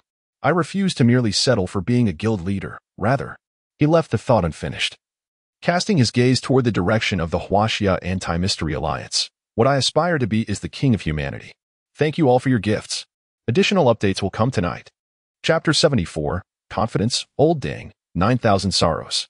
In the Tianfu Homestead 301, Shen Yuan remained blissfully unaware that half of the human realm was wide awake. Stirred by a globally broadcast announcement, many were prepared to stay up all night, grinding in monster dungeons for items. With a stroke of luck, they might even secure some coveted equipment, catapulting their fortunes. After all, ordinary players lacked Shen Yuan's extraordinary prowess and found it challenging to acquire gear. Within the human realm, numerous factions sought to uncover the identity of the anonymous player, Shen Yuan. By the time he donned his pajamas and settled into bed, it was already 11:30. He blinked at the ceiling, feeling no hint of drowsiness. After pondering for a moment, he resolutely closed his eyes and delved back into the void. I need to reach gold 5 stars soon. I want to experience the thrill of diamond quality gear. He had intended to purchase forging stones earlier, but had been interrupted. And now it was time to continue. Do you confirm the use of 1,200 nether coupons to purchase forging stone 4? Without hesitation, Shen Yuan selected confirm. I'll buy 4. Don't ask. I have confidence. Current forging target. Gold 1 star to gold 2 star, success rate, 90. Do you confirm? Of course, I confirm. With my skills, there will be no mishaps. At that moment, the confident Shen Yuan was oblivious to the fact that such messages often heralded impending misfortune. The bone phoenix crown and a forging stone levitated into the air. A golden hammer materialized from thin air and struck down heavily. Who could have anticipated that with the very first strike, the forging stone would shatter into countless fragments? Forge failed. Shen Yuan was taken aback. What the? How could it fail on the first attempt? A 90 success rate and I still crash? Is this a joke? Frustrated, he retrieved another forging stone from his backpack and coldly threatened, I'll give you one more chance. Fail again, and you'll see what happens. Perhaps the threat worked. For Shen Yuan's second forging was successful. If he were to fail 2 times consecutively with a 90 success rate, his luck would surely warrant a lottery ticket. And he could pay off his debts by tomorrow. Keep this momentum going. Shen Yuan boldly pressed on, initiating the third forging. With no surprises, it succeeded once more. However, the memory of his earlier failure made him cautious, and he refrained from prematurely celebrating. Gazing at the bone phoenix crown, suspended in the air, he murmured, now that it's at gold 3-star quality, if I fail to upgrade it to gold 4-star, I won't merely lose a forging stone, I'll lose a star. I've had my share of good fortune. It's time to find someone else to turn the tides. Just then, he recalled a new account he had, which was sure to bring good luck. Shen Yuan grinned mischievously and slowly retrieved the cursed infant pouch from his inventory. To be safe, he waved his hand. concealing the Huangquan card draw area, the nether shop, and the pain currency machine, leaving only the golden hammer in the void. Next, he grasped both ends of the cursed infant pouch and gave it a shake. The evil cherry rolled out, bewildered, and propped itself against the void floor, looking around with its tiny eyes filled with confusion. What is happening? I was sleeping soundly, and suddenly I'm summoned? And where am I? This place is dark and frightening, far worse than the pouch. The evil cherry felt a sense of balance restored upon realizing old Dang's living conditions were rather poor. Shen Yuan chuckled, helping the ghostly infant up and pointing at the golden hammer in the void. Do you see that hammer, Cherry? Be a good little one and help me press confirm in a moment. Trust me, it won't affect you at all. Without allowing the ghostly infant a chance to refuse, he took its chubby little hand and pressed it against the button in the void. The golden hammer vibrated and began to swing once more. Shen Yuan's eyes remained fixated on it. After several strikes, the bone phoenix crown radiated brilliance. Shen Yuan knew this signified success. He swiftly pulled out another forging stone, one he had purchased before summoning the ghostly infant. Cherry, this is the last chance. Put in a little more effort, and it must succeed. If it fails, you'll have to work to repay the debt. No, I can't wait until you grow up. If it fails, you'll be sent to work tomorrow. Cherry, the poor evil Cherry, unable to speak, surely felt like a mere tool to Shen Yuan. After Cherry pressed the button once again, the golden hammer swung down. The final result was, with the last strike, the forging stone and bone phoenix crown fused perfectly. It's done, Shen Yuan exclaimed, raising his arms in triumph. The unfortunate evil Cherry could only suffer in silence, used as a mere tool, though it had achieved a significant transformation. Gold 5 stars. Without hesitation, Shen Yuan produced the Eternal Reconstruction Stone and selected it for the Bone Phoenix Crown. Usage successful, equipment reconstruction in progress. Please wait. Congratulations. Reconstruction successful. Bone Phoenix Crown category, amulet equipment, level, diamond 5 stars, defense, 22,000, energy, 8,000, attack, 1,200, speed, 1,000, stamina, 3,000, 3,000 grievous threads, energy cost, 200, cooldown, 60s when equipped, hair transforms into 3,000 vengeful threads. Capable of binding up to 99 targets simultaneously. Each target is bound for a minimum of 3 seconds. With duration extending based on the disparity in strength, 6,000 deceptive threads, energy cost, 300, cooldown, 90s deceptive threads shoot forth, capable of simultaneously attacking 99 players. Each thread inflicting 50 of attack attributes as damage, 9,000 sorrow threads, energy cost, 500, cooldown, 600's 9,000 sorrow threads transform into crimson thorns. Capable of piercing through 99 players, draining one of the entangled player's maximum defense value per second while healing the user. Each blood red vine maintains its grip for a minimum of 3 seconds, with strength increasing based on the user's defense attributes. Wearing restrictions, level 5 and above, Chapter 75, The Startling Sparrow, The Lonely Grave, The Gravekeeper. Shen Yuan could surmise that diamond quality equipment would be formidable, yet he never anticipated encountering such an extraordinary model. No way. A defense bonus of 22,000 points? This figure is utterly terrifying. The diamond quality skeletal phoenix crown provides an all-encompassing attribute enhancement, showcasing no deficiencies, a veritable numerical behemoth. Each attribute's enhancement surpasses Shen Yuan's current total attributes by a significant margin. Not only is the attribute enhancement astonishing, but the 3 skills of this skeletal phoenix crown are equally formidable. The first skill, 3,000 vengeful threads, is an unparalleled control ability. Shen Yuan had never heard of a control skill capable of simultaneously managing 99 players. Controlling 99 players, each for a minimum of 3 seconds. Using a familiar phrase, if one person can control for 3 seconds, then 99 individuals would equate to a staggering 297 seconds. The second skill, 6,000 deceptive threads, is a top-tier area of effect attack skill. Although the damage increase is only 50, which is not excessively high, it excels in its ability to target 99 players.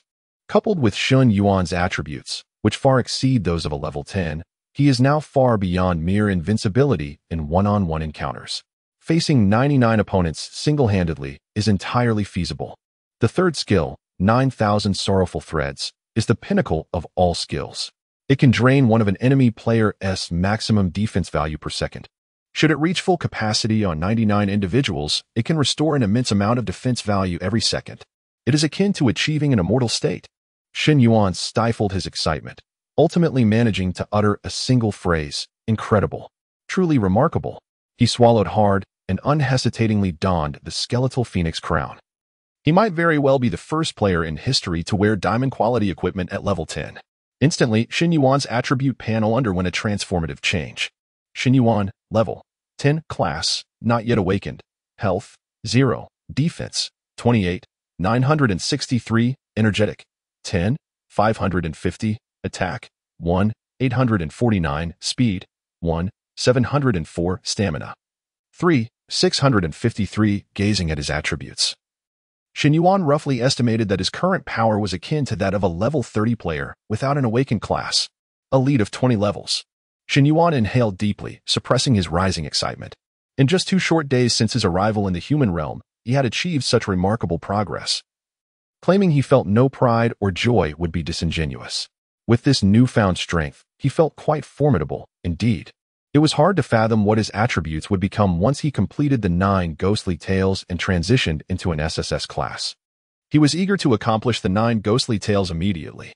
Alas, the tales were limited in number, rendering him unable to participate at will.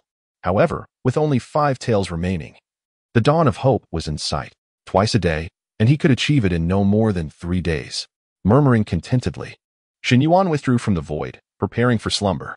Good night, world. Bang. At that moment, a thunderous sound erupted without warning, shattering the stillness of the night. The force of the noise jolted Shen Yuan awake, causing his bed to tremble violently, nearly throwing the unsuspecting youth to the ground. His complexion darkened instantly. The sound clearly emanated from his living room. A sinking feeling gripped his heart as he realized that someone had broken in. Buzz. In an instant, an alarm blared to life, sharp and piercing, akin to thunder cracking through the stillness. This sound could be heard clearly for miles around. Shen Yuan hesitated not a moment, leaping from his bed and flinging open his bedroom door towards the living room. There, he beheld devastation. The security door lay in ruins, shattered into fragments strewn across the floor. The ground sparkled with blinding crimson shards, accompanied by an excruciatingly shrill alarm sound. This was a defensive measure put in place by his father before his capture, named Startling Sparrow. If someone were to forcibly breach the door, the alarm would sound, prompting nearby law enforcement to arrive within moments. Yet the shadowy figure in the darkness stood at the entrance, hands in pockets, seemingly unfazed by the deafening alarm. He gazed at the glimmering fragments on the ground, a mocking tone in his voice as he mused. Indeed, I suspected that old fool enjoyed setting up useless contraptions, Startling Sparrow. Huh, fool. Did you truly believe this would deter me? No one can hear these alarms, nor can anyone come to your aid. This place has become a lonely grave. Shen Tian, watch closely as I annihilate your entire family. The Shadow's confidence stemmed from his ability as an A-class spatial professional, gravekeeper, endowed with the ability known as Lonely Grave. This extraordinary power can entirely seal off any area, transforming it into a desolate graveyard. Once Lonely Grave is activated, the region becomes isolated from the world, rendering any sounds within inaudible to outsiders and preventing any intrusions. Those trapped inside the Lonely Grave cannot escape. The Gravekeeper's Lonely Grave is renowned as the strongest known sealing skill in the human realm, justifying the A-class title. The duration and range of this ability correlate directly with the time invested in its activation. Today, the Shadow had lain in wait for a full 10 hours, successfully enveloping the entire 3rd floor within the Lonely Grave's confines. In the calm before the storm, Shen Yuan had unknowingly become a caged beast. So powerful, such an overwhelming sense of oppression. Almost the instant he laid eyes on the Shadow, Shen Yuan sensed something was amiss. He fixed his gaze upon the figure shrouded in darkness, his heart roiling with turmoil. The intensity of this pressure confirmed that this individual far surpassed him in terms of strength, the disparity almost beyond comprehension. Shen Yuan swiftly retrieved the Yin-Yang Eye Elixir Pro from his backpack and dripped it into his eyes. A golden radiance flickered in the night, as if granting him the ability to see through all. The Shadow's attribute panel materialized before Shen Yuan's eyes. Pei Duanhong, level 59, class, A-class, spatial, gravekeeper, health, 1, defense, 247, 310, energetic, 100, 910, attack, 14, 591, speed, 8, 038, Stamina, 26. 772.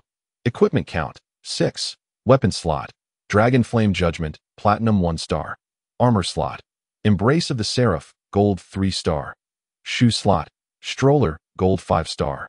Ring slot, Chaotic Twin Rings, Platinum 2 star. Talisman slot, Eternal Oath, Silver 5 star. Cloak slot, Dark Abyss, Gold 1 star. Chapter 76. Crisis. Cornered Beast, no escape? A gasp of cold air escaped Shen Yuan's lips, and his heart plummeted into despair. Level 59. 6 pieces of equipment fully equipped. Such terrifying strength surpassed even the marriage fiend within Shisha. The fiend's speed attribute was merely 2,999 points, yet this individual boasted an astonishing 8,038 points. His attack attribute soared to a staggering 14,000. At present, Shen Yuan's defense could withstand only 2 of his assaults. Even accounting for the damage reduction of blood overflowing wedding dress, he could barely endure a few more hits. Just moments ago, Shen Yuan believed his strength had reached a commendable level, but now, reality dealt him a harsh blow. Not enough. Far from sufficient. His power remained too feeble, rendering him susceptible to manipulation. Anger surged within Shen Yuan as he clenched his fists, his voice cold and resolute. Who are you? Why have you intruded upon my home? Pei Duanhong smirked, glancing at Shen Yuan at the bedroom door, mocking him. What's wrong? Have you forgotten me? I allowed you to continue lurking. Did you forget the task I assigned you? Boom. Shen Yuan's mind erupted like thunder. So it was him, the man behind Hui Yuzhu. In an instant, Shen Yuan's gaze turned icy. So it was you. You intend to kill me. Pei Duanhong laughed heartily, nearly gasping for breath. The moment Hui Yuzhu perished, I was aware. I never anticipated that they couldn't even handle a fledgling like you. Truly pathetic. Alas, I must intervene personally. Discreetly, Shen Yuan cast a glance toward Shenxi's room, silently praying for her not to emerge. He inhaled deeply, fixing his gaze on the shadow in the darkness, his voice steady. You seek money, do you not? I possess wealth. I can provide you with it. I will gradually repay my parents' debts. If you kill me, you will gain nothing. I have found no money in my home. Your act of murder would be utterly meaningless. My parents have not set up any concealment talismans. Pei Duanhong, however, shook his head, his voice sinister. The concealment talismans were arranged by Shen Tian, and I am certain he has hidden them. Shen Yuan, your futile arguments are in vain. I require the information within that safe. I must uncover what they have discovered. As for money, do you think I need that filthy currency? At my level, money is mere trifles. Shen Yuan was utterly bewildered. No money? What is this safe? What connection does Pei Duanhong have with his father, Shen Tian? That he could observe the arrangement of concealment talismans? What? The lies have been exposed, and you have nothing more to say? Pei Duanhong's patience seemed to be waning. He stepped forward, slowly approaching Shen Yuan, entering the moonlight. For the first time, Shen Yuan beheld his face. Pei Duanhong possessed a square jaw. His features were sharp and well-defined, with thick brows and prominent eyes that rendered him striking. He could be deemed handsome among middle-aged men. Yet, his eyes exhibited an almost eerie crimson hue, swirling with complex emotions of savagery, fury, and malice, as if they would devour Shen Yuan in the next moment. Such a gaze was more terrifying than mere monstrosity. At this moment, Pei Duanhong seemed to scrutinize Shen Yuan contemplatively. Shen Yuan, I have encountered you before, yet this time, you exude a different aura. Shen Tian's genes are indeed formidable. Should you continue to grow, you might become a paragon among men. Regrettably, today you shall undoubtedly perish. Shen Yuan remained composed, asserting, You heard that piercing alarm, did you not? Soon, someone will arrive. If you kill me, you too shall be trapped. Pei Duanhong scoffed, stiffly shaking his neck. Having decided to act, I will not allow any unforeseen circumstances. Neither you nor your sister she shall escape. Shen Yuan's expression shifted drastically. This man actually knew about Shun Shi and had no intention of sparing her. Pei Duanhong continued, Only by eliminating both of you can I locate that safe. Only then can I obtain their research results. Absolutely. Absolutely must not be discovered by humanity. Therefore, you shall die. As his words fell, Pei Duanhong raised his hand casually, preparing to crush the ant before him. However, he underestimated Shen Yuan, who remained alert, keenly observing his movements. Almost simultaneously with Pei Duanhong's hand rising, Shen Yuan acted. He decisively unleashed the B-grade combat skill Wolf Strike charge, swiftly darting to the side, creating distance from Pei Duanhong. Upon landing, he rolled seamlessly and sprang to his feet. maintaining his momentum as he rushed toward the entrance. A flawlessly executed combination. In this manner, not only did he distance himself from Pei Duanhong, but also drew his attention away, ensuring the safety of Shen within the room. A twofold triumph. He is incredibly fast. What level is this guy? How can his attributes be so high? Wasn't he just of age recently? Could I have misremembered? Moreover, if I am not mistaken, the skill Shen Yuan just employed must be a B-grade technique, right? He has mastered such advanced combat skills? Though Pei Duanhong felt some confusion, he dismissed it. Even if Shen Yuan was stronger than he anticipated, he remained merely a slightly more formidable ant, easily crushed.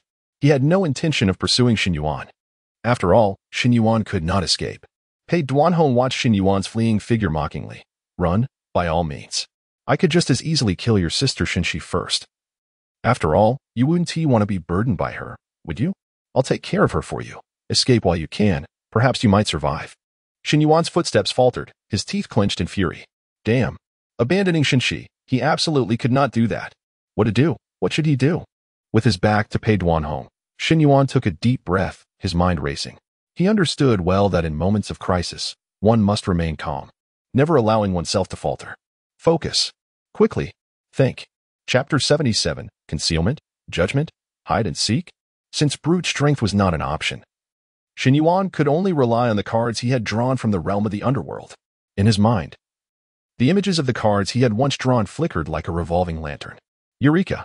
In an instant, his thoughts crystallized, and he suddenly recalled having drawn an item, the box of concealment. The function of the box of concealment was to render him invisible, and it could also cloak Shen alongside him. Once concealed, the two of them could seize the opportunity to escape from this place. However, the box of concealment required a 5-second activation time, during which he needed to be in close proximity to Shen. Thus, he had to enter Shen's bedroom. Without hesitation, Shen Yuan activated 3,000 grievous threads. Thousands of fine strands of hair, blending into the night, shot towards Pei Duanhong. By the time Pei Duanhong discerned the strands, it was already too late. The 3,000 grievous threads instantly ensnared him, binding him in place, rendering him immobile. What on earth? Pei Duanhong was taken aback. What is this? He instinctively tried to break free, only to discover that the threads were utterly unyielding. As the 3,000 grievous threads bound Pei Duanhong, Shen Yuan wasted no time and sprinted towards Shen's bedroom. He had a mere 3 seconds.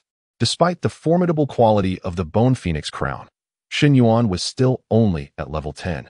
And the disparity in levels between him and the level 59 Pei Duanhong was insurmountable. He could only manage to control for a maximum of 3 seconds. Even an additional second would be a challenge. As Shen Yuan unleashed the 3,000 grievous threads, the box of concealment began its activation. With a 5-second guidance time and 3 seconds of control, there was a 2-second gap. In merely 98 seconds. Shen Yuan dashed to the threshold of the bedroom like an arrow released from a bow. He swiftly yanked open the bedroom door, then slammed it shut behind him, the sound echoing ominously. Yet, he knew full well that this door might not hold for even a second. Nevertheless, he needed it to obscure Pei Duanhong's line of sight. A plan was already forming in his mind. Just as Shen Yuan burst into the bedroom, a stick came hurtling towards him. Intruder, I will kill you. You shall not harm my brother. Shen, mistaking him for an assailant, swung the blind cane Shen Yuan had gifted her wildly in the air. Shen Yuan reached out, seizing the cane mid-swing, and urgently whispered, Shi, do not be afraid. It's me. Shen immediately ceased her assault, her eyes lighting up with surprise. Brother, are you all right? But her expression quickly shifted to one of alarm. Shen Yuan had no time to elaborate, his voice urgent as he instructed, listen to me, hold your breath, and do not make a sound. Do you understand? Shen paused for a moment, then obediently nodded. All right. 3 seconds passed. Outside the door, Pei Duanhong suddenly felt the 3,000 grievous threads loosen their grip on him. And with a slight exertion, he shattered the threads into ashes. The bindings had been lifted. Pei Duanhong's sinister voice resounded slowly. It appears your father truly left you with quite a few impressive items. This thing managed to control me for a full 3 seconds. Truly a fearsome device. Unlike anything I have encountered. Alas, what use are such tricks in the face of overwhelming power? A striking crimson longsword materialized in Pei Duanhong's hand. This was his weapon. The Dragon Flame Judgment, a platinum 1-star item of exceptional quality. With a casual flick of his wrist, he unleashed an explosive force. And the wooden door of Shen's bedroom was obliterated, reduced to a shower of splinters. The shattered wood, propelled by a tremendous force, even embedded itself deep into the bed. Pei Duanhong peered into the room. The window stood wide open, yet Shen Yuan and Shen Shi were nowhere to be seen. It seemed they had jumped out the window to escape. Heh. Pei Duanhong scoffed softly, entirely unfazed. He understood that Shen Yuan had deliberately opened the window to mislead him into believing they had fled through it. Unfortunately for Shen Yuan, the entire floor was sealed off by his own lonely grave, making it impossible to escape through that window. Shen Yuan's misguided ruse was merely the folly of a jester. They must still be hiding here. What good would hide-and-seek do? Shen Yuan, you are rather naive. Pei Duanhong's voice dripped with malice as he stepped into the room, his gaze sweeping over every possible hiding spot. Since this was Shen Shi's bedroom, the furniture was minimal to accommodate her blindness, consisting solely of a bed and a wardrobe. However, after checking beneath the bed and inside the wardrobe, Pei Duanhong found no sign of Shen Yuan or Shen Shi. Not here. Pei Duanhong raised an eyebrow, his expression tightening. After a moment's contemplation, he sensed something amiss. No way. With both the window and door blocked and no hiding places beneath the bed or in the wardrobe. After eliminating all possibilities, the remaining likelihood, no matter how absurd, was indeed the truth. Shen Yuan was still in this room, simply concealed from sight. It could be some sort of invisibility item. After all, Shen Yuan possessed top-tier control items. It was not entirely implausible that he had acquired an invisibility device as well. Yet, based on Pei Duanhong's knowledge, invisibility items would be easily pierced in the face of such a significant disparity in strength. Why had he not seen through Shen Yuan's disguise? Perhaps Shen Yuan's invisibility device was extraordinarily powerful. After a moment of hesitation, Pei Duanhong feigned a casual stroll towards the window, leaning out to peer outside. Meanwhile, Shen Yuan and Shen Shi remained hidden within the box of concealment, scarcely daring to breathe. Shen Yuan noticed Pei Duanhong's attention entirely focused outside the window. Just as he intended to gently guide Shen Shi towards the exit, he suddenly halted. Something was amiss. Pei Duanhong should not have been so composed. Shouldn't he be furious for failing to find them?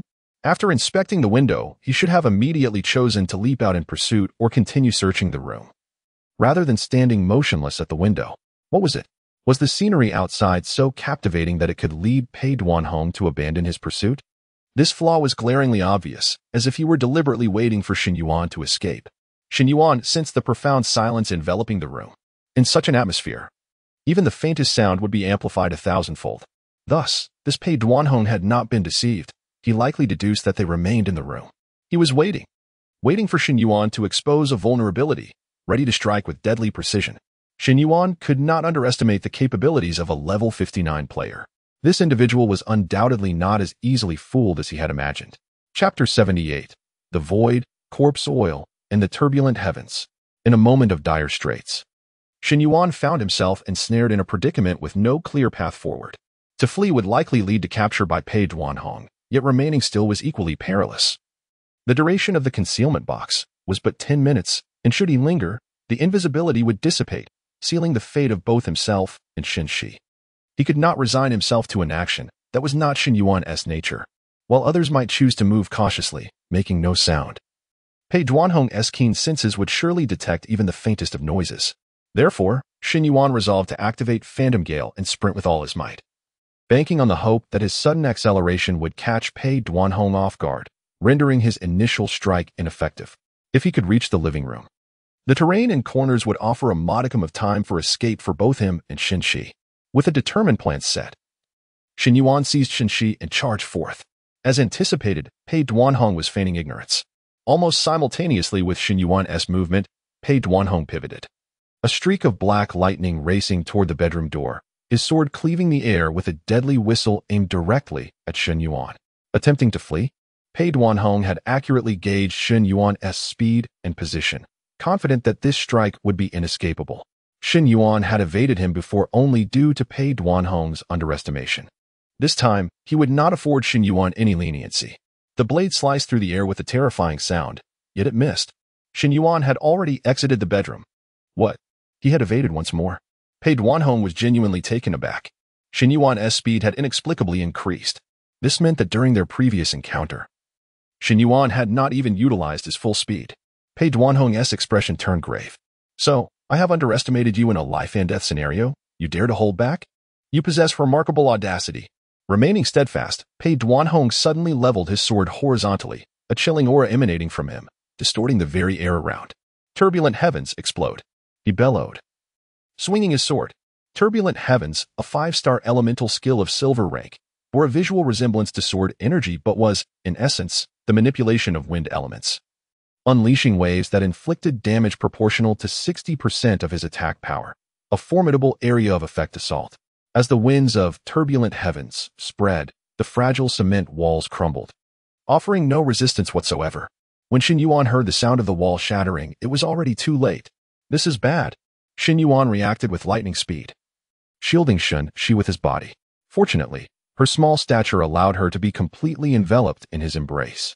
8754. A terrifying crimson numeral appeared above Shen Yuan's head. This single attack had stripped away about a third of his defense. The violent shockwave felt as though it had rearranged his internal organs, causing him to taste blood as he spat a mouthful of crimson. Congratulations, you have successfully used blood to dye the wedding dress, gaining an additional 25 damage reduction effect. The system's voice echoed in his mind. Yet, at that moment, he had no time to dwell on the bloodshed. With the attack, the invisibility of concealment box vanished, and both Shen Yuan and Shen Shi were once again illuminated by the pale moonlight, laid bare before Pei Duanhong. Having emerged, they were now vulnerable to Pei Duanhong's all-encompassing turbulent heavens. This was indeed troublesome. Desperate times called for desperate measures. This was an item Shen Yuan had acquired during the Coffin calamity, classified as R rank, seeming rather trivial compared to his later acquisitions. Had he not been in a crisis, he might have forgotten its existence entirely. Corpse oil candle. Category: R rank item. Function: seals an area within a 10-meter radius for 10 minutes. No one or entity may leave unless the user dies or voluntarily cancels the effect. From the description of the item, it appeared quite powerful. However, being merely an R rank item, Shen Yuan was uncertain of its true efficacy. Yet, with no other options left, he had to place his trust in it. As the corpse oil candle soared through the air, the oil splattered in rings around Pei Duanhong, bubbling on the floor and releasing a noxious scent. In the next moment, pale, lifeless corpses emerged from the oil, standing in a line and obstructing Pei Duanhong's path. Had this been a novice player, they would surely have lost their wits at the sight. However, Pei Duanhong was no novice. At level 59, he had faced countless battles. He merely raised an eyebrow, intrigued. What is this? A sealing item? Even at level 59, he had never encountered such a sinister tool. Quite interesting. Shen Tian, what treasures have you acquired? And how much have you concealed from me? With a powerful swing of his sword, the corpses before him disintegrated into dust. Such trifling items could not hope to hinder him. Yet, he was caught off guard when another row of corpses appeared behind the first. Pei Duanhong swung his sword once more, smirking. Oh, you have more? If you dare, summon another. Before he could finish, yet another line of pale corpses emerged, their vacant gazes fixed intently on Pei Duanhong. The relentless onslaught of corpses began to wear on Pei Duanhong's patience. Is this never-ending? Chapter 79, A Dead End. Betting on a standstill. Initially, Shen Yuan had acquired 3 corpse oil candles, which he used all at once. As he reached the doorway, he glanced back and was startled to find that Pei Duanhong had already extinguished 2 of the candles. What? Wasn't it supposed to last 10 minutes? How could it falter in less than a second? Were they counterfeit? Fortunately, at this moment, Shen Yuan's 3,000 grievances skill had cooled down. Without a moment's hesitation, he decisively unleashed it, buying himself another 3 seconds. With those fleeting moments, he successfully carried Shen Shi and burst through the door into the corridor. He even took a moment to consume a small recovery pill, hoping to restore some of his defensive value for any unforeseen circumstances. As long as they could escape the building and reach the nearby Alliance police station, they should be safe. Surely, this madman wouldn't dare to continue his slaughter in plain sight of the Alliance. The pitch-black corridor was devoid of any light, and the usually sensitive sound-activated lights seemed to be malfunctioning, unresponsive as ever. Shen Yuan dashed towards the staircase, knowing he could not afford to take the elevator. If Pei Duanhong were to block them, they would have no avenue of escape. As he reached the staircase, a sticky sensation underfoot compelled him to look down. To his horror, he found the ground soaked in blood. A glance towards the corner revealed several corpses. Thanks to the dim moonlight, he vaguely recognized the face of Sister Wang from next door, along with a few burly men dressed like typical debt collectors. A chill ran down Shen Yuan's spine. No wonder.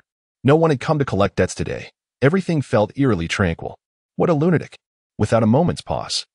Shen Yuan surged into the stairwell. Ignoring the pain, he hurriedly lifted the fallen Shen Shi onto his back, standing up to test the waters. Though the stairwell appeared empty, Shen Yuan sensed an invisible barrier blocking his path. Jumping from a height and sustaining injuries was better than facing certain death, and with Shen Yuan's strength, he was certain he wouldn't be harmed. However, what sent shivers down his spine was the realization that there was also an invisible wall outside the window. They were trapped, unable to escape.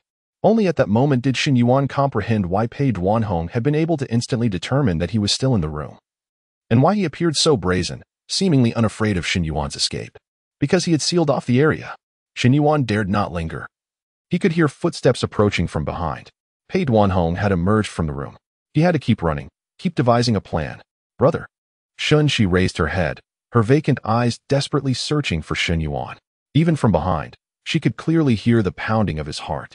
In that moment, she loathed her own eyes. If it weren't for them, she wouldn't be a burden, and her brother wouldn't have to carry her to flee. Brother. That bad man is very strong. Isn't he? Shen Yuan ran frantically while trying to reassure Shen Shi. It's nothing. He is just trash. Nowhere near your brother and me. Brother, let me down. You should run fast without worrying about me. You won't slow me down. But if I set you down, you'll surely perish. But, Cici, no more words. Shen Yuan interrupted her, his tone more serious than ever. If I were to survive by abandoning you, I would live in the shadows for the rest of my life, forever looking down upon myself. So even if I must die, I choose to die standing. Shen Shi was taken aback by Shen Yuan's words, falling into silence. Shen Yuan, meanwhile, listened intently to the footsteps behind them. Pei Duanhong was drawing ever closer, and the corridor ahead was nearly exhausted, leading to a dead end. He was about to run out of options. Was he really going to perish here? Shen Yuan refused to accept such a fate. Was it time to confront Pei Duanhong? Even though he possessed countless combat skills, his experiences in the joyful death had taught him that a significant disparity in attributes could not be compensated for by technique. A desperate fight against Pei Duanhong would undoubtedly lead to a dead end. He could not rely on brute force. He needed to think. In that instant, a desperate plan formed in Shen Yuan's mind, one that seemed fraught with peril yet offered a glimmer of hope. A narrow chance at survival was surely better than a certain demise. Taking a deep breath, he glanced at the time. 11:55, just 5 minutes until midnight. It was a gamble. If he succeeded, he would live, so long as he could surpass this deadlock. Shen Yuan firmly believed he would one day reach the pinnacle of this mortal realm, gazing down upon all. Should he lose the gamble, then death awaited him. After all, he was originally a dead man who had crossed over. What was there to fear?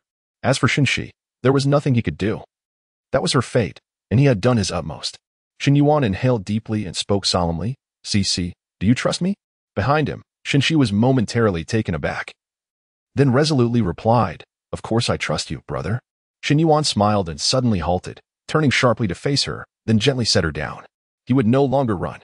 Since escape was impossible, there was no need to flee any longer. The only path to survival lay in embracing death. Shen Yuan retrieved the suspended heavy shield from his bag and positioned it before Shen Shi. "Cici, crouch down and hide behind this shield. Don't move. You're not yet 18, and your attributes haven't awakened. One touch, and it's over for you. Do you understand?" Shen Shi nodded immediately, tentatively reaching out to feel the shield before quickly crouching behind it. In the distance, Pei Duanhong's figure was slowly approaching. Shen Yuan took a few steps forward, distancing himself from Shen Shi, then closed his eyes, selecting a skill card from his bag.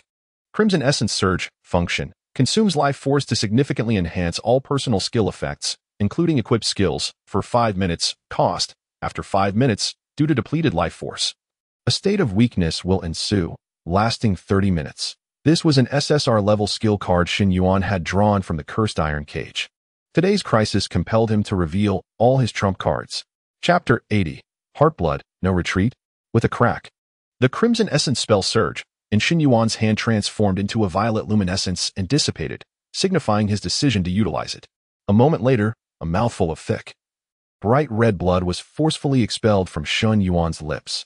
His gaze sharpened. This was heart blood, the purest essence of life within a human body, immensely precious. After expelling this heart blood, he could distinctly feel a significant portion of his energy being siphoned away, leaving him momentarily weakened. Yet, in a swift turn of events, the blood transformed into countless small droplets in the void, rushing back into Shen Yuan's body. His weakened state was instantly restored, even revitalizing him further than before. At that moment, his skin appeared enveloped in a crimson barrier, reminiscent of the evil cherry. Congratulations, all your skills have received a substantial enhancement. Shen Yuan paid no heed to the announcement from the celestial brain, his demeanor calm to the extreme. He retrieved the cursed infant pouch from his backpack, casually shaking it to release the evil cherry. Such a formidable fighter should not remain idle at this crucial juncture. The small cherry, brimming with indignation, clambered up from the ground. What are you doing? What are you plotting, old man? But soon, the cherry sensed something was amiss. He quickly turned his head to observe his surroundings, soon noting the imposing figure of Pei Duanhong not far away. The ghostly infant's perception was astute. He could perceive that Pei Duanhong harbored ill intentions and possessed immense strength. The cherry suppressed his expression of anger, becoming serious as he fixated on Pei Duanhong. His heart filled with trepidation. Shen Yuan exhaled silently as he extracted another item from his backpack, commanding, "Cherry, intercept him. Whatever it takes, create time for me." The cherry shook his head vehemently, nearly resembling a rattling drum. "Are you joking? Although I lack the yin-yang potion, I am acutely aware that I cannot possibly defeat this guy." Disregarding the cherry's refusal, Shen Yuan coldly stated, "Let me remind you. The cursed infant pouch is bound to me. If I perish, you shall not survive either." Upon hearing this, the cherry's expression changed instantly. He could discern the difference between a temporary death and an eternal one. With a cry, he lunged toward Pei Duanhong. Meanwhile, Shen Yuan began to activate another card in his possession. Like the Crimson Essence spell Surge, it was also an SSR-level card. Wall of Ghosts. Function. After guiding, select any player to create a Wall of Ghosts area. The player will be trapped within and cannot leave until the wall is breached. Limitation. Can only be used once within 24 hours. Durability. 100. The faster the wall is breached, the greater the durability loss. The item disappears when durability reaches 0. Shen Yuan intended to use this card to stall Pei Duanhong. However, as he began the guidance, his mood sank. The guidance time for the Wall of Ghosts was an astonishing 30 seconds, far longer than he had anticipated. Moreover, he could not move during the guidance and was not in an invulnerable state, making him a mere target for attacks. With no retreat left, Shen Yuan had to gamble on his success in guiding. 30 seconds. It was now or never. In the darkness of the night, Pei Duanhong approached Shen Yuan leisurely, reveling in the sensation of cornering his prey. His profession suited this task perfectly, trapping the quarry, pursuing it, and ultimately driving it into a corner, savoring the despair, tremors, and cries of his victims, just as he did with Shen Yuan now. Not running anymore? Have you given up? No more struggles? Aren't you known for your cleverness? Pei Duanhong mocked, yet Shen Yuan remained motionless, as if gripping something tightly in his hand. Obscured from Pei Duanhong's view. With a disdainful scoff, Pei Duanhong declared, "You still possess items? How amusing, yet I have no interest in playing games with you any longer. Eliminate you, and the safe will be mine. It all ends here. Blame not me, but your two esteemed parents." He raised his long sword, preparing to deliver a swift end to Shen Yuan. The night had already dragged on long enough. Suddenly, a diminutive shadow lunged from an unknown direction, startling Pei Duanhong. What the? Upon recognizing the ghostly infant, Pei Duanhong could hardly believe his eyes. How does this resemble the ghostly infant from the 100 Ghost realm? Why is it here? Have I unwittingly wandered into a bizarre tale? For a moment, Pei Duanhong was taken aback. This ghostly infant must have been summoned by Shen Yuan. Pei Duanhong gazed at Shen Yuan in astonishment. Summoning a ghostly infant? How is that possible? Could it be that incident was true?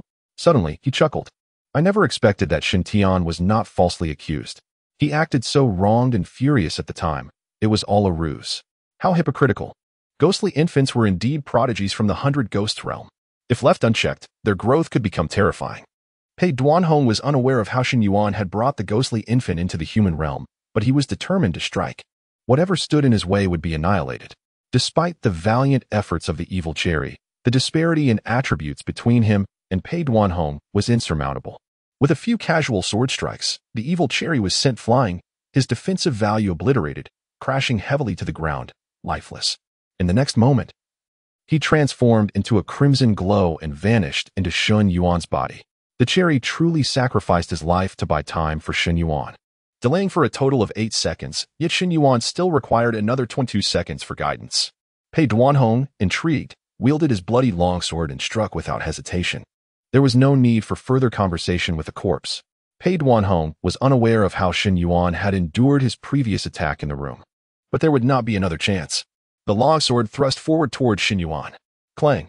Contrary to Pei Duanhong's expectations of piercing flesh, it felt as though he had struck a formidable armor. This indicated that Shen Yuan's defenses had yet to be breached. How could this be? Pei Duanhong's eyes widened in disbelief. How much defensive value did this fellow possess? As he observed the number floating above Shen Yuan's head, Pei Duanhong found himself engulfed in self-doubt. 2918. Why is my damage so low? Pei Duanhong blurted out. With an attack attribute of 14, 591 points. How could his strike on Shen Yuan result in less than 3,000 damage? Was this fellow cheating? From the very beginning, Shen Yuan had been slapping Pei Duanhong's face repeatedly. He had dodged one attack, endured a blow from Hunting Sky, and now had withstood a sword strike. Was it truly so laborious to kill a mere young man? This left Pei Duanhong feeling quite disgruntled. Chapter 81. One sword, yet another sword. Shen Yuan, too, noted the damage value hovering above his head. He was acutely aware that it was the blood-overflowing wedding garment that had mitigated the substantial damage he had sustained. With the enhancement from Crimson Curse Surge, the damage reduction effect of blood-overflowing wedding garment had reached an astounding 80. Yet, even so, his health would not endure for long. During the casting process, he was unable to move, rendering him incapable of utilizing combat skills to evade or maneuver. He could only grit his teeth and withstand the onslaught. And there were 19 seconds left.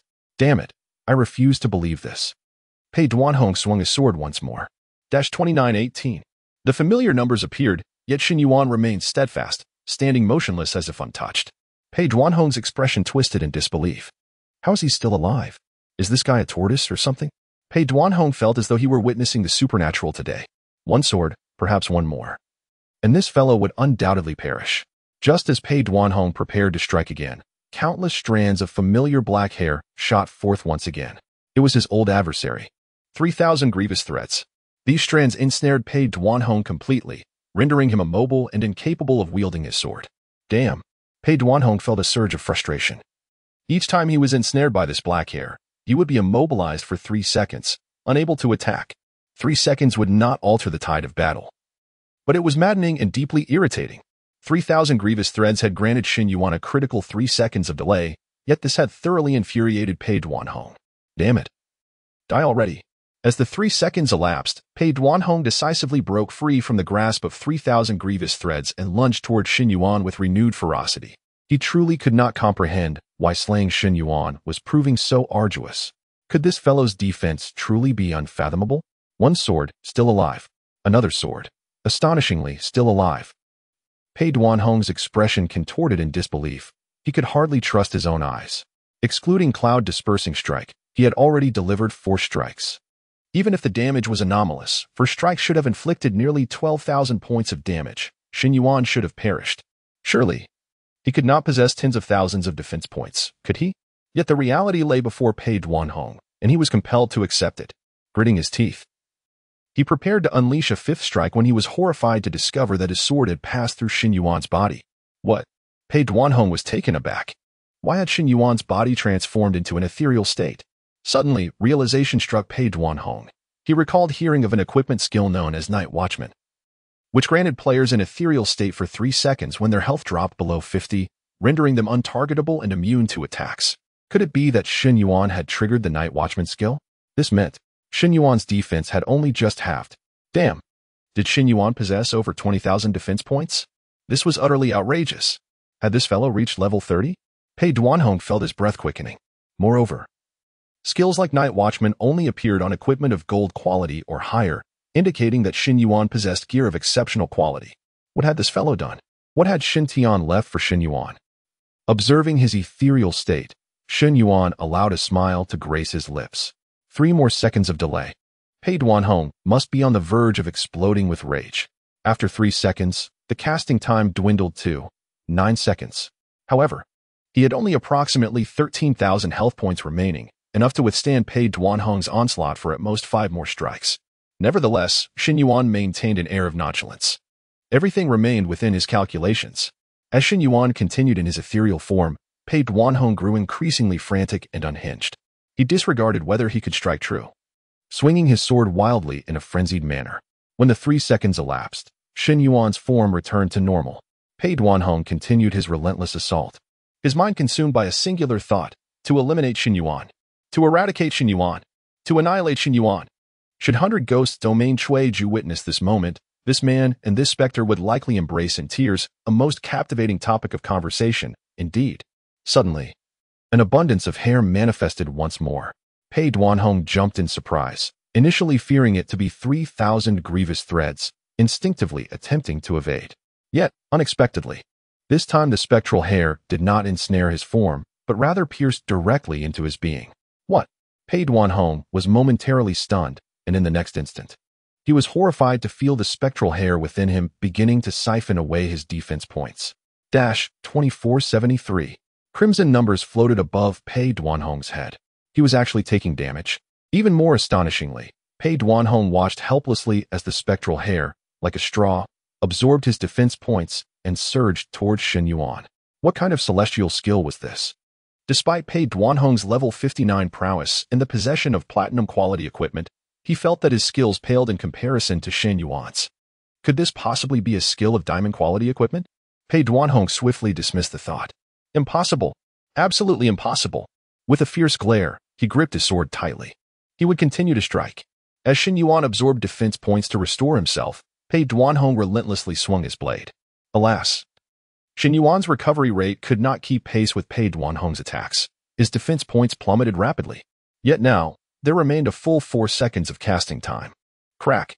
At the sound, Pei Duanhong's eyes widened in excitement. It shattered. Shen Yuan's defense had finally broken. Aha. Give me. In that moment, Pei Duanhong felt an urge to laugh skyward, yet in the next second, his smile froze upon his face. A layer of gray-white shield materialized around Shen Yuan. What the hell? Pei Duanhong roared in rage, utterly breaking through his defenses. Chapter 82. The Abandoned Child, Soul Guard, The Wall of Ghosts. Shen Yuan could hardly suppress a laugh at the sight of Pei Duanhong's face, flushed with fury. He recognized that the gray-white shield was indeed the Skill Guardian Spirit Shield from the suspended Heaven Heavy Shield. This skill was exceptionally unique. When the defense value of the wielder was insufficient to withstand an attack, it would form an immense shield, equivalent to twice the wielder's maximum defense, lasting for a maximum of 3 seconds. Although this skill could only be triggered once, it was undoubtedly life-saving in critical moments. Under the enhancement of Crimson Curse Surge, the original 2-fold shield had transformed into a 3-fold one, resulting in an astounding shield value of 84,000. Even if Pei Duanhong swung his sword with fervor, he would be utterly incapable of breaking through that shield within 3 seconds. This meant that Shen Yuan was invincible for those 3 seconds. Meanwhile, the guidance of Wall of Ghosts was down to its final 3 seconds. He had won the gamble. Pei Duanhong's eyes were bloodshot. His grip on the sword was so tight that his palms twisted and contorted, yet he remained oblivious to the pain. All he could think about was killing Shen Yuan before him. 1 sword strike, 2, 3. His speed of attack was nearly imperceptible. Yet, the gray-white shield remained unmoved.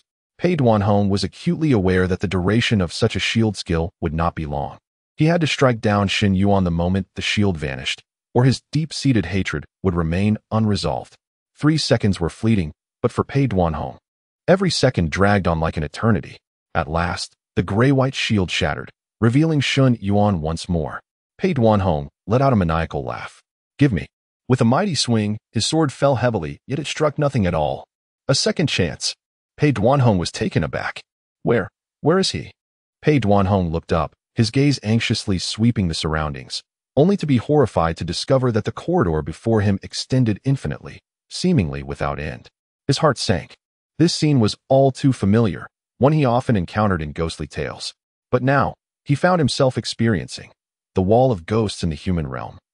Within the 100 Ghost realm, the Hall of 10 Yama Kings, sturdy stone pillars silently stood throughout the palace, each adorned with grotesque and fearsome carvings of vengeful spirits, their claws outstretched and blood-curdling wails echoing, as if attempting to break free from their cold stone confines. A massive bronze candlestick flickered with ethereal blue flames, casting eerie shadows that danced precariously.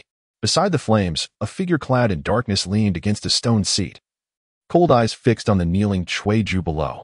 The atmosphere within the palace was so oppressive that it felt as if it could crystallize into ice. So, You mean to say that after activating the Abyssal Soul device, not only did you fail to eliminate that player from the human realm, but you even lost the Abyssal Soul device, correct? The raspy voice from the stone seat made Cui Ju tremble involuntarily. He quickly lowered his head, striving to keep his voice steady. Yes, that's correct. The figure on the stone seat showed little reaction, merely chuckling ominously. Cui Ju, you truly possess remarkable capabilities.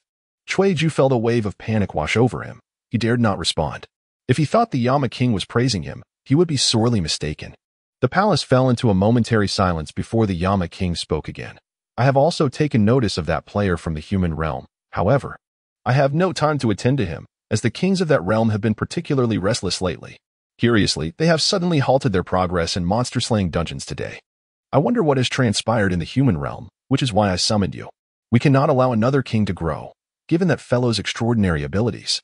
You should deliver this soul-binding nail to that female specter. As the words fell, the Yama King waved his hand, and a dark, chilling steel nail landed before Cui Ju. His expression turned to shock. He had certainly heard of the soul-binding nail. Its greatest power was to seal the occupational abilities of players from the human realm. However, the price was steep, requiring the sacrifice of a specter's life. The Yama King's gaze locked on Cui Ju, his tone flat. I believe you understand my intent. The soul-binding nails are scarce. If we are to use them, they must be wielded with precision. Cui Ju remained silent, fully comprehending the Yama King's meaning. Tang Li had forged a karmic bond with the players of the human realm. After 5 dungeons, either Tang Li or Shen Yuan would meet their demise. If Tang Li could not kill Shen Yuan, then it would be Tang Li who perished. If Tang Li was destined to die, why not make the greatest contribution before her end, assisting the 100 Ghost realm in eliminating a formidable adversary? Moreover, Shen Yuan's situation was most suitable for employing the soul-binding nail. The higher the level of a player from the human realm, the lower the success rate of the soul-binding nail. Once players reached level 30 or above, the success rate plummeted to nearly 0. It was only against players at level 10 and below that the success rate soared to an impressive 100. Cui Ju took a deep breath, accepting this soul-binding nail and bowing his body. Understood. In the corridor, Shen Yuan remained composed as the phantasmal sword passed through his body. At the very moment Pei Duanhong was about to strike, Shen Yuan successfully completed the guidance, trapping Pei Duanhong within the wall of ghosts. Thus, Pei Duanhong was unable to continue his assault on Shen Yuan. He and Shen Shi had temporarily survived. Nevertheless, Shen Yuan was acutely aware that the celebration was premature. This was merely the first step. True survival was still a distant prospect. Pei Duanhong was only temporarily confined. I've momentarily trapped that guy. We must leave this place. The relentless sounds of sword strikes and Pei Duanhong's desperate roars had terrified Shen Shi, leaving her in a state of anxiety regarding Shen Yuan's safety. Upon hearing Shen Yuan's voice, she finally sighed in relief, allowing him to carry her on his back. Shen Yuan sprinted while carrying Shen Shi, silently praying in his heart. Please, an SSR should surely last longer than an R-level card, right? Do not let me down during these life and death 30 seconds. Chapter 83, Reinforcements, Truly Enticing, Entering the Strange Tale. Shen Yuan lowered his head once more to glance at the time. The process of guiding the ghost wall had felt interminable, yet it had only been a little over 30 seconds. There were approximately 4 minutes left until midnight. Once the clock struck 12, the instances of entering the strange tale would reset, and Shen Yuan would immediately delve into the tale, completing his 5th strange encounter alongside Tang Li and unlocking the blood contract, successfully binding himself to Tang Li. This was, at present, the only viable method for Shen Yuan to ensure survival. If Shen Shi were to be found by Pei Duanhong, her fate would be sealed. Thus, he had to act swiftly to secure an absolutely safe hiding place for Shen Shi. As he had been guiding the ghost wall, Shen Yuan had been pondering this issue incessantly, and now he had come to a tentative conclusion. Shen Yuan could discern that Pei Duanhong was an astute individual. Yet, it is often the cleverest minds that fall prey to their own intellect, for they place excessive faith in their judgments.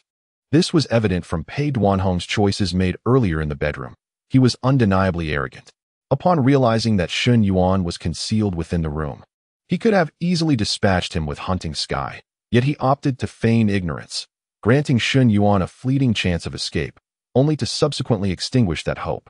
This demonstrated an exceedingly arrogant control psychology.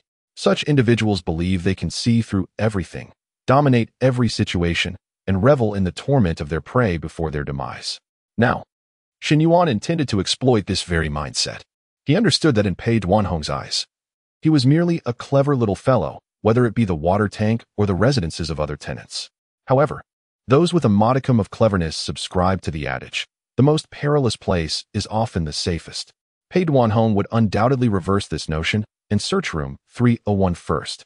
Only when he found nothing there would he begin to seek elsewhere. As you wish, I have indeed chosen to hide within room 301, but you may find it exceedingly difficult to locate me. Shen Yuan's lips curled into a cold smile, his gaze brimming with strategic confidence. The so-called battle of wits is merely about thinking one step further than the opponent. Shen Yuan's advantage lay in the mysterious and unpredictable items within the system, something Pei Duanhong could not foresee.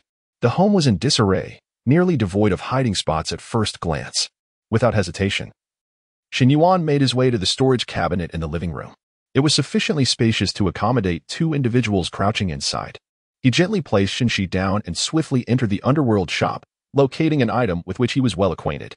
Void Shroud Bag category, item function, upon use.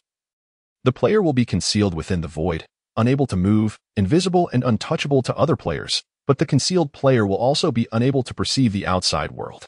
Duration, 15 minutes. Price, 120 underworld coupons. It was somewhat embarrassing to admit that Shen Yuan had previously drawn this item, but, unaware of the impending circumstances, he had sold the Void Shroud Bag.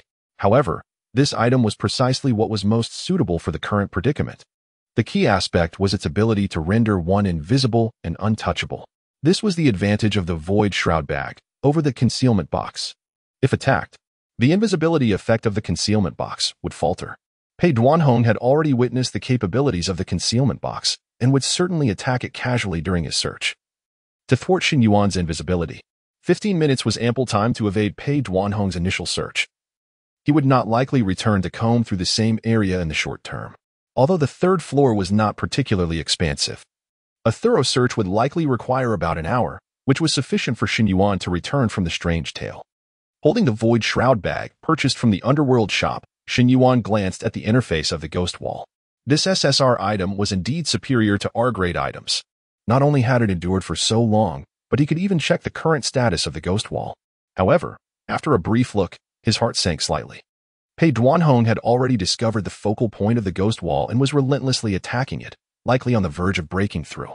Without delay, Shen Yuan opened the cabinet door and said to Shen Shi, whose small face displayed a hint of confusion, "Reinforcements?" Shen Yuan smiled. "Indeed, a formidable ally." Shen Shi nodded obediently, and under Shen Yuan's guidance, she nestled into the cabinet. Shen Yuan hastily joined her, closing the cabinet door behind them. Just then, the clock struck midnight with a resounding chime, harmonizing with the system announcement echoing in Shen Yuan's mind. Your item ghost wall has been dispelled. Durability consumed, 67 points. Currently in cooldown, Pei Duanhong had emerged. Shen Yuan took a deep breath. The success of his plan hinged entirely on Pei Duanhong's choices. He swiftly donned the Void Shroud Bag on Shen Shi and decisively activated it. In the next instant, the Void Shroud Bag enveloped Shen Shi, gradually fading into the void. Rendering her invisible, Shen Yuan reached out to feel, and indeed, he could grasp nothing at all. Ah, this item is truly remarkable.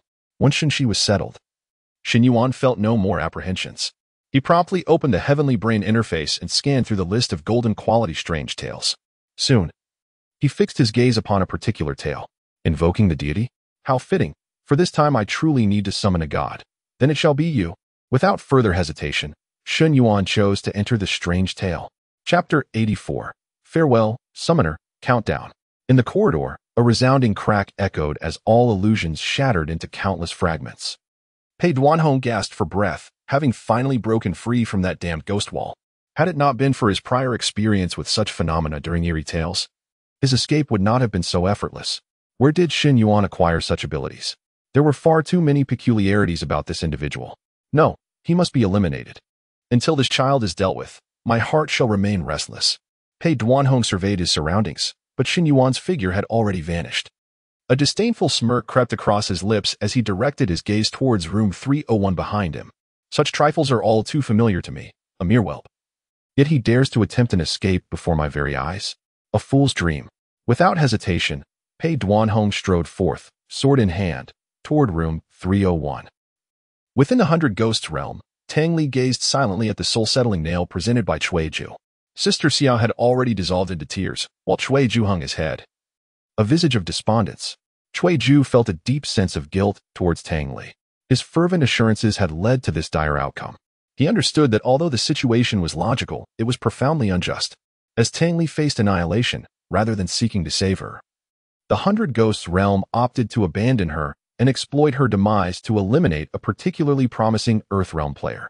Such a lack of intrigue was disheartening. After a prolonged silence, Tang Li finally spoke, her tone chilling. "It's all right, Brother Chui, I understand. This is not your fault. You all have done your utmost.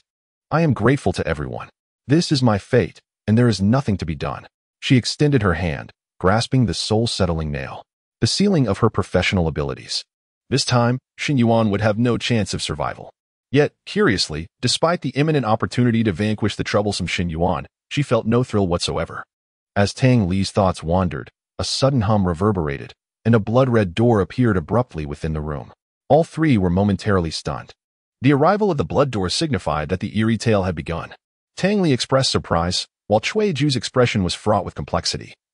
And Sister Xia's face betrayed disbelief.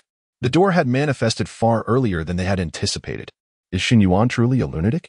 Does he have nothing better to do than partake in these eerie tales day after day? Sister Xia's composure shattered as she vented her frustrations, cursing Shen Yuan with abandon. "Calm down, Sister Xia," Tang Li reassured, adjusting quickly to the situation as she turned her gaze towards the information regarding this eerie tale. No surprises awaited her. Just the exceedingly familiar name. Eerie tale information, participating player, Shen Yuan, level 10, 0 health, record 47. Tang Li's eyes reflected no emotion.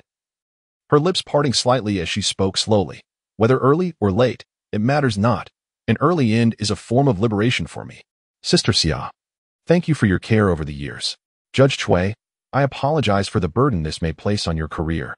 Farewell, everyone, until we meet again." Closing her eyes and tilting her head slightly upward, she fought back tears, clutching the soul-settling nail as she stepped through the blood door. Behind her, the two specters were already in tears. "Ding. This eerie tale recommends a party of 8 to 12 players. Do you confirm choosing one player to enter?" The voice of the celestial brain resonated in Shen Yuan's ears. 8 to 12? Shen Yuan raised an eyebrow in surprise. This was the highest recommended player count among the several instances he had participated in. Nevertheless, he opted to face the challenge alone. Collaborating with other players was a cumbersome affair. It was neither pleasant nor straightforward to meet an untimely end. Being alone afforded him greater freedom. Welcome to the eerie tale instance, current instance, summoner, introduction, quick. Listen. Do you hear the whispers of bronze? It seems to speak of the countdown at midnight. Quick, smell. Do you sense the acrid scent of blood? It appears to speak of the summoner offering flesh to the deity. Quick look. Do you see the towering staircase? It seems to speak of the top contender ascending to divinity. Shen Yuan frowned.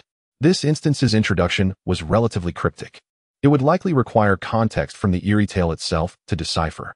Analyzing it simply, he surmised that the players in Countdown would be at great risk and that to succeed, one might need to become the top contender. Shen Yuan's expression grew peculiar. Was there a ranking among players in this instance? If I enter alone, do I count as the top or the bottom? Please note, your current health is 0. Another failure will result in annihilation. Number of participants in this instance, 1. Instance difficulty, golden 5 stars. The celestial brain wishes you an enjoyable experience in this eerie tale. As per usual. Before entering the instance, the celestial brain relayed some data, reminded Shen Yuan of his impending demise, and concluded with a wish for him to enjoy the experience. Indeed. Shen Yuan was quite pleased. As the surroundings shifted, upon reopening his eyes, Shen Yuan found himself standing before the entrance of a school. Faint sounds of indistinct reading emanating from within. He glanced up to see the prominent words Tree Confusion Middle School arching over the entrance. Subconsciously lowering his gaze, he realized that his attire had transformed into a fresh school uniform, a notice of admission tightly clutched in his hand. A school, indeed, given the eerie tale's title. He had anticipated a folkloric or supernatural theme. Muttering softly, Shen Yuan unfolded the admission notice for Tree Confusion Middle School. No significant anomalies presented themselves, except for a startling statement in the introduction section. Students who successfully graduate from this school have a 100 admission rate to Qingbe. A 100 admission rate. Is this institution truly so formidable? Or perhaps, this statement is merely a play on words. If the admission rate for successful graduates is 100, what of those who fail to graduate?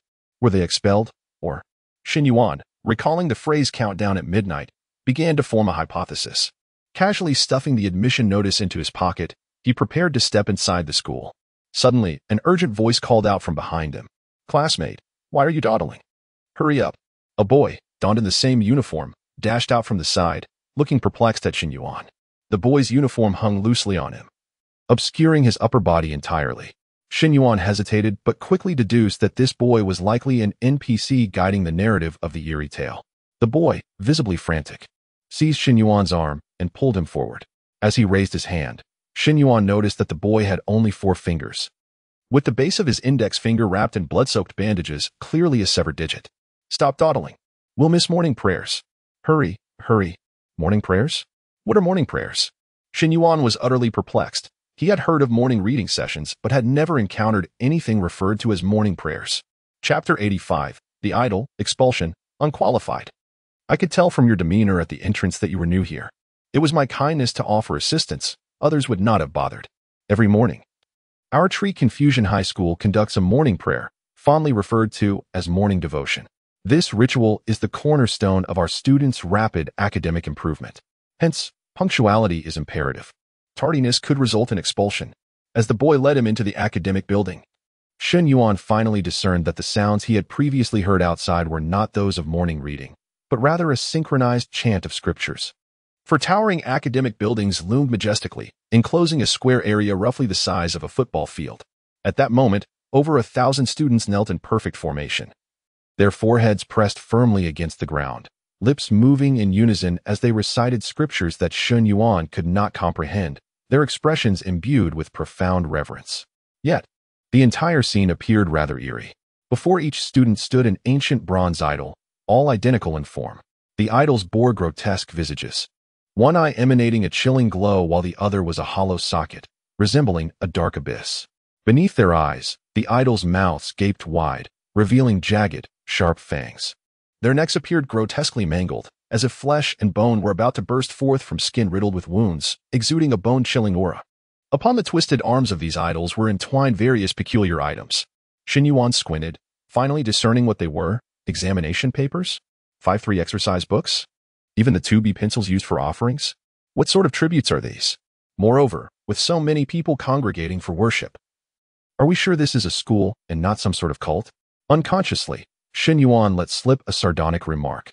However, his audacious words startled the boy beside him, who quickly grasped his arm, placing a finger against his lips, his eyes nearly bulging from their sockets as he gestured for silence. "Are you insane? That is an idol. It watches over us constantly. We must show utmost respect.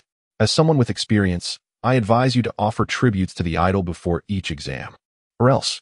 Suddenly, the boy's voice was silenced as a crimson flower erupted violently, warm blood splattering across Shen Yuan's face. The boy's head transformed into a gruesome mess of flesh and blood. For a moment, Shen Yuan was at a loss. Did he just die suddenly? Was this like what happened with the old woman? Had the bizarre tales finally run dry? However, this time, the boy's blood was warm. With a thud, his body swayed before collapsing lifelessly to the ground.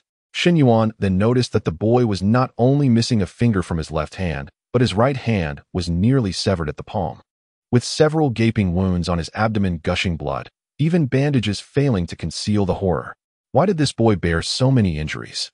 Suddenly, a chilling voice echoed. In yesterday's daily assessment, Wang Juinjia from Class 1-3 scored below the passing mark of 150 in mathematics, achieving only 149. This is deemed an unqualified result. Furthermore, Wang Juinjia nearly arrived late today, which is a blatant disrespect towards the idol. Expulsion from the school records is warranted. From the rear, a figure clad in a suit emerged slowly.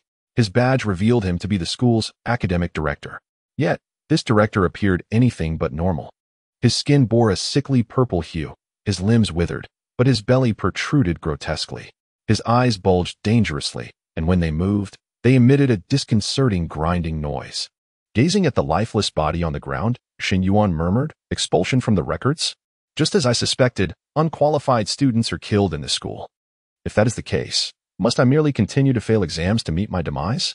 Achieving full marks may be challenging, but failing should be a simple feat, right? If 149 warrants death, then surely a score of 0 would send them into a frenzy. Perhaps I might even receive an S-class death. The gruesome demise of Wang Juanjia and the director's frigid pronouncements failed to capture the attention of the other students, who remained devoutly kneeling, solemnly reciting their prayers. Shen Yuan sharply noted this disconcerting scene, committing the uniform number of the figure to memory. Strangely, the back of this individual seemed familiar, though he could not immediately recall where he had encountered them. Class 1, 1. Number 6, Class 1, 1. The admission letter indicated that I, too, was assigned to Class 1, 1. This individual is in the same class as I am. It cannot be mere coincidence. This person undoubtedly holds clues for my escape. I cannot afford to miss this. After exhausting my death counts, I must swiftly navigate through this ordeal to rescue CC. Otherwise, my heart shall remain restless. While Shen Yuan observed his surroundings, the academic director's gaze fixated upon him, chillingly articulating, "You are the new student, Shen Yuan, correct? Your backpack contains the idol assigned to you. Now, immediately, produce your idol and kneel, imploring the deity's blessing like the others. Otherwise, Wang Juanjia's fate shall be yours." Shen Yuan, hands tucked into his pockets, showed no inclination to comply. Instead, breaking into a grin, the director squinted, his eyes bulging even further. "Did you not hear my command? Invoking the deity is a fundamental rule of Archery Confusion High School. Those who refuse to do so will be expelled. Not just me, but every subject teacher will not spare you. Here, our sole objective is to reach Qingbei, and invoking the deity can aid you in achieving this ambition. Do you understand?" Chapter 86. Cooling, Class, Familiar Enigma. Upon hearing the words, Shen Yuan's eyes sparkled with excitement. "Really? You won't let me off the hook? We had an agreement, remember? No deceit." Shen Yuan beamed with delight. Who would have thought that not summoning a deity could yield such advantages? It appears that this time, the method of drawing cards for the eerie tale no longer posed a concern. Perhaps this director could swiftly assist him in achieving a remarkable start to the current supernatural narrative. However, Shen Yuan's words rendered the director utterly dumbfounded, his expression one of sheer confusion. Had this boy suffered some head trauma in the past? How could he not comprehend the situation? What kind of dregs had managed to enter high school? Shuhua High School does not require your sort. The director's gaze darkened, his violet-tinged arm suddenly raised, striking unhesitatingly toward Shen Yuan's head. In Shen Yuan's perspective, the director's movements appeared almost sluggish, akin to a slow-motion scene. If he wished to evade it, he could have dodged at least 99 times out of 100. Yet, Shen Yuan had no intention of escaping. It was death he sought as his final destination. With a sharp sound, akin to that of Wang Juanjia moments prior, Shen Yuan's head burst open, his body collapsing lifelessly. Detection of host's demise. Resurrection successful. Current remaining resurrection attempts, 999. Drawing cards for this round. Congratulations, the total number of cards for this round is 8. 8 cards. Though somewhat scant, it was still acceptable. This round's method of demise rated B. Card drawing in progress. Congratulations. Acquired SSR grade item card. Mengpa Cooling Potion X5. Mengpa Cooling Potion. Category. Item. Function. Upon use, instantly reduces the cooldown time of all personal skills by 60 seconds. Cooldown for use. 120 seconds. Price. 80 yen coins. Use or sell. Shen Yuan stroked his chin, murmuring to himself. Produced by Mengpa? Has she expanded her business ventures? Will this affect my memory after consumption? Nevertheless, despite his musings, the item was indeed enticing. Reducing a cooldown by 60 seconds meant that his 3,000 grievances skill, which had a cooldown of exactly 60 seconds, could be utilized twice in quick succession. An exceedingly formidable prospect. Stretching languidly, Shen Yuan reopened his eyes from the void and resurrected. As he rose, he noticed the director turning away, clasping his hands toward the sky, forehead touching palms, fervently engaged in prayer. Shen Yuan, intrigued, approached and followed the director's gaze upward. He discerned something vaguely visible amidst the overcast sky. Was that a bronze cauldron? Director, what are you busy with? The sudden voice startled the director, causing his cheeks to quiver, and he swiftly turned to the side. Upon seeing Shen Yuan, his terror intensified. Rubbing his almost popping out eyeballs, he stammered. You were expelled by me. Why are you still here? Shen Yuan flashed an innocuous smile. That was my cousin. Director, I don't summon deities either. Why not expel me as well? The director examined Shen Yuan with disbelief, seemingly convinced by his words. However, he refrained from taking any further action, merely frowning. Consider yourself fortunate. My quota for expulsions today has been reached. I cannot act further. Instantly, Shen Yuan's expression fell, losing interest in conversing with the director. Just then, a distant, ethereal bell tolled.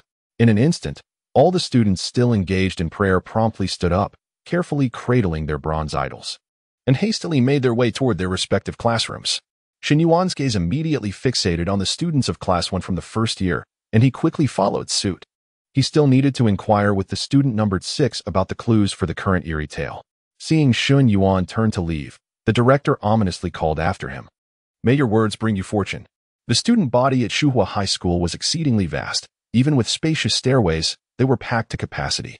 After a few minutes, Shen Yuan finally located the back door of Class 1. Upon entering through the rear, most of the students were already seated and prepared for class. Scanning the room, he quickly spotted the student with the number 6. However, someone was already seated beside him, a student numbered 28. This, of course, posed no challenge for Shen Yuan. He marched directly toward the student numbered 28, patted him on the shoulder, and deliberately adopted an arrogant tone, declaring, "Hey, I'm sitting here, so move aside." Shen Yuan's intent was to provoke the student numbered 28, fully prepared for a counterattack, anticipating another opportunity to meet his demise. Yet, to his astonishment, the student numbered 28 exhibited nearly no reaction, not even glancing up at Shen Yuan, silently gathering his belongings and leaving. Shen Yuan was perplexed. What was happening? Such a good temper? If this continued, he would feel rather foolish. Rubbing his nose awkwardly, he cleared his throat and disregarded it, plopping down in a seat. At least the outcome was favorable. Turning to the student numbered 6 nearby, just as he was about to strike up a conversation, he froze in surprise. "Oh, isn't this a familiar face? Or rather, a familiar enigma? No wonder I found the silhouette of student number 6 somewhat recognizable." Shen Yuan grinned widely, pleasantly surprised. "Xiao Lily, it's you. Why aren't you playing the role of the eerie bride this time?" Chapter 87. See-through, rules, new equipment. Tang Li subtly tugged at the corner of her mouth and replied with irritation. "If you can't speak properly, it's better to say less." One must admit that Shen Yuan was truly insufferable, always poking at sensitive issues, raising topics better left untouched. The character of the mysterious bride was one Tang Li wished never to encounter again in her lifetime. As this thought crossed her mind, her eyes dimmed, revealing a hint of melancholy. Indeed, she would never have the chance to revisit it. Despite her words, Shen Yuan disregarded what she said and, after scrutinizing her from head to toe, remarked with an odd expression, "You aren't about to play a human, are you? Hiding among the human players, waiting for the opportunity to eliminate them?" Tang Li glanced helplessly at her school uniform. Shen Yuan was indeed astute, having seen through her in an instant. His guess was correct. In this instance of the horror tale, she was to assume the role of student number 6, disguised as an ordinary human, capable of appearing at will. Normally, players participating in this horror scenario would never discern the identity of student number 6. They would merely perceive him as an NPC guiding them, leading them step by step into the abyss of annihilation. This represented a rather innovative approach within the horror tale. The entity personally entered the fray, guiding the human realm players to make choices. Such types of horror tales were exceedingly popular on the 100 Weird Realm streaming platform. However, this tactic was utterly ineffective against Shen Yuan. He recognized her and knew she was the entity. How was she supposed to play her part? It was too much to ask of an entity. Tang Li took a deep breath to steady her emotions. In truth, being recognized was of little consequence. It did not impair her current mission. All she needed to do was wait for Shen Yuan to violate the fatal rule and then seal his professional abilities using the soul-binding nail, leading them both to mutual destruction. The issue was that this horror tale had unfolded far too abruptly. She had not yet had the opportunity to modify the scenario with the judge's roulette, meaning she could not act as freely as she had in the cursed iron cage instance. She could only wait for Shen Yuan to genuinely break the rules. The fatal rules of this horror scenario consisted of 2 stipulations. The first rule stated that the first player in the team to summon the spirit would perish. Since Shen Yuan had entered the horror tale alone, this meant that once he summoned the spirit, she could spring into action. Yet, during the morning prayer, Tang Li had observed him for a long time, and he showed no inclination to summon the spirit. Other players might feel compelled to do so under the threat of the principle, but Shen Yuan was unafraid. In fact, he relished the prospect of being killed a few times. Tang Li, feeling rather unfortunate, rubbed her temples. Thankfully, there was still the second rule. The second rule dictated that after the daily evening study session and the announcement of that day's results, if any player in the team had a score lower than the top 100, the entity could take action once. This rule was relatively reliable. Within Tree Confusion High School, everyone's scores were astonishingly high. Without summoning the spirit, Shen Yuan would definitely not make it into the top 100, ensuring that by the end of the day, he would trigger the fatal rule. That would be her moment to act. As for the daylight hours, Tang Li decided to play her final role to the best of her ability. Did I guess correctly? Shen Yuan, observing Tang Li's expression, immediately realized he was right. Unable to restrain himself, he let out a chuckle. I truly have a knack for choosing well, huh? This horror scenario, where an entity infiltrates among the players, is quite challenging, yet I could see through it effortlessly because of my acquaintance with you. No matter, even if you don't expose yourself, you can't deceive me. If you feel frustrated, I can pretend not to know you. Shen Yuan patted Tang Li's shoulder in a gesture of comfort. Tang Li's face tightened, and she coldly replied, "Thank you, but I don't need it." Shen Yuan shrugged in self-deprecation. Ah, the aloofness, it suits her well. Just then, the school bell chimed once more. Upon entering the classroom, Shen Yuan had already noted the schedule on the blackboard. Morning prayer, mathematics, physics, lunch break, chemistry, daily test, evening study, results announced. This school's curriculum was even less extensive than that of Shen Yuan's high school in his past life. They treated students like mere Japanese citizens. Shen Yuan mused, indeed. Reality is far more terrifying than horror tales. Tap, tap, tap. The students within the class quickly lowered their heads to rummage through their desks. Shen Yuan initially thought they were fetching their textbooks, but to his astonishment, they carefully retrieved yet another bronze statue. However, this time, the statue was cradling a mathematics textbook. Leaning closer to Tang Li, he whispered, "These students won't be praying during class, will they?" Shen Yuan's sudden proximity startled Tang Li, causing her cheeks to flush slightly. She hastily distanced herself a tad before responding in a whisper, "Indeed." On Tang Li's desk, a bronze statue was also present. Shen Yuan nodded in understanding. The mathematics teacher who entered the classroom resembled the principal, with bizarrely purple skin, bulging eyes, and somewhat distorted limbs, most abnormal. As the mathematics teacher's gaze swiftly scanned all the students, preparing to commence the lesson, she suddenly paused, her eyes fixing on Shen Yuan. While all other students had a bronze statue on their desks, his desk was conspicuously bare, save for a mathematics textbook. The mathematics teacher immediately reprimanded coldly, "Student number 50. Why have you not summoned the spirit? The first thing we do in class is summon the spirit, are you not aware?" Student number 50 was indeed Shen Yuan's student number. Shen Yuan raised an eyebrow. Here it comes. Just as the principal had indicated, as long as Shen Yuan did not summon the spirit, all the subject teachers would not let him off easily. Unsurprisingly, a piece of chalk swiftly pierced through Shen Yuan's head, resulting in his demise once more. Unfortunately, the kill scores from these deaths were not particularly high, merely AB rating. Remaining card quantity in card pack, 7 cards. Drawing cards, congratulations on obtaining SSR-level equipment card. Crimson Elegy, category, armor equipment, level, gold 3 stars, defense, 1000. Energetic, 800, blazing crimson, passive skill after receiving an enemy attack. Recover energy based on 10 of the lost defense value. Soul Elegy, passive skill when dealing damage to an enemy. Recover defense based on 10 of the inflicted damage. Wearing level, level 10. Price, 350 phantom tickets. Use or sell. Oh, my additional equipment slots can finally be put to use. Discovering that he had drawn an SSR-level card, and it happened to be an equipment card, Shen Yuan felt immensely satisfied. This was precisely what he needed most. Gold 3-star equipment was already the highest quality piece aside from the diamond 5-star skeletal phoenix crown he possessed. Without a moment's hesitation, Shen Yuan donned the armor. Now, he possessed a total of 7 pieces of equipment. If this sight were to reach the other players in the human realm, it would undoubtedly cause quite a stir. The 2 instances of death had yielded Shen Yuan a modest paying benefit of merely 6 phantom tickets, but it was better than nothing. The rebate amounted to 70 points. The accumulation of phantom tickets still required a steady and gradual approach. Such circumstances, akin to the previous ghostly tales, are certainly not encountered at will. After all, where could one find an abundance of rare artifacts from the realm of 100 oddities, wouldn't you agree? Chapter 88. The Pervert, the Academic Overachiever, Cheating. When Shen Yuan opened his eyes again, the classroom had returned to tranquility. The mathematics teacher was standing with his back turned, gripping the remaining half of the chalk with which he had struck Shen Yuan, diligently inscribing notes on the blackboard.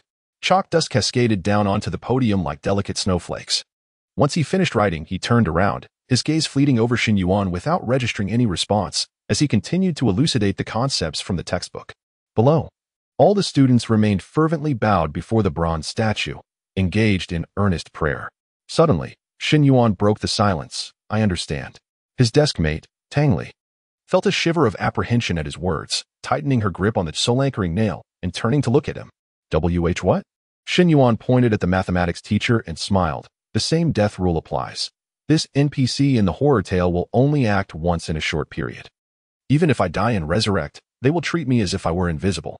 Tang Li sighed in relief, though she felt somewhat exasperated. "Is that all? I thought you had made a significant discovery. Perhaps these NPCs in the horror tales have never encountered your peculiar resurrection ability and are at a loss on how to handle it." Hey. There's no need to call me a pervert," Shen Yuan retorted. "Am I not? The entire 100-odd realms has no means to deal with you, ultimately." Tang Li paused, refraining from continuing. Shen Yuan paid no heed to her comments. He was engrossed in contemplating his death plan for this horror tale. Including the time he had been killed by the dean during morning prayers, he only needed to find opportunities to die 3 more times to complete his task. This was not a daunting challenge for him. If all else failed, he could simply die again in class tomorrow. With no pressure regarding death count, Shen Yuan could begin to seek out the means to clear the game. The mathematics teacher's voice droned on monotonously from the podium, mechanical and devoid of any inflection. Back in his previous life, Shen Yuan had always dreaded such teachers. On top of that, he had not had a moment's rest before being chased by that detestable Pei Duan Hong, hastily plunging into the horror tale, leaving him weary both physically and mentally. The duration of the Crimson Essence Surge skill had long expired, and the repercussions of his lost vitality were now manifesting. Shen Yuan was not in a good state. Coupled with the teacher's teaching style, he felt as if he might swoon from sheer boredom. Tang Li noticed Shen Yuan's head bobbing, initially thinking he was attentively listening to the class. A glance revealed that his head was nearly buried in his desk, fast asleep. In her entire life, Tang Li had never encountered anyone so exasperating. "Hey, buddy, this is a horror tale. While others are screaming and fleeing for their lives, you choose to sleep. Is that polite?" Moments later, Shen Yuan abruptly lifted his head, his gaze gradually sharpening from its haziness, his consciousness returning, albeit a bit slowly. He sat there vacantly, staring ahead, lost in thought. After a brief pause, he suddenly asked Tang Li, "Little Li, didn't they say that scoring low in this school would lead to death? Someone just died with a score of 149, yet why are these students not paying attention in class? Aren't they afraid of dying?"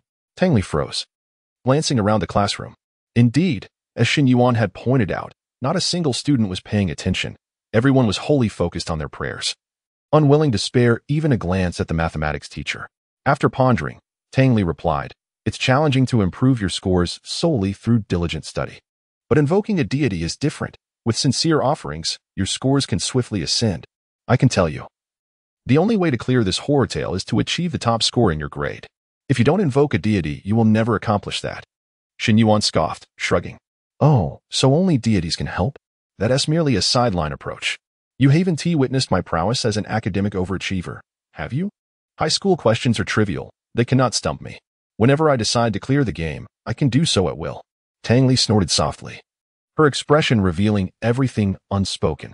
At that moment, all students in the class abruptly lifted their heads, directing their attention toward the podium. Shen Yuan followed suit and discovered that the mathematics teacher had begun distributing test papers. In a frigid tone, the mathematics teacher proclaimed, "This is today's impromptu test. I hope everyone takes it seriously. The results will be announced immediately." Shen Yuan turned to Tang Li, noticing her watching him with keen interest. She softly urged, "Come on, academic overachiever, show us what you've got." Perhaps due to their imminent shared fate of death, Tang Li felt less of a divide between the 100-odd realms and the human realm players, making their interaction somewhat more natural. After all, she was in a hurry to kill Shen Yuan. Tang Li knew that Shen Yuan wouldn't be able to invoke a deity anytime soon since he was unafraid of death. To conclude this ordeal, they would have to wait until the evening when the rankings were announced. Tang Li could afford to linger for a few more hours. Shen Yuan braced himself to look at the test paper in his hands, which appeared as incomprehensible as an ancient script. This is a bit too easy," he rasped, stubbornly declaring. He did not wish to be underestimated by Tang Li.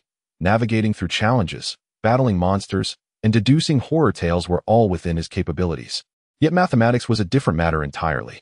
Unfortunately, Tang Li had already seen through him, letting out a cold laugh as she lowered her head to write. Shen Yuan caught her derisive laugh. Laughing at me? I refuse to believe that you, a creature of the horror realm, can solve math problems. Come, let me check your answers. Stretching his neck, he leaned toward Tang Li's paper.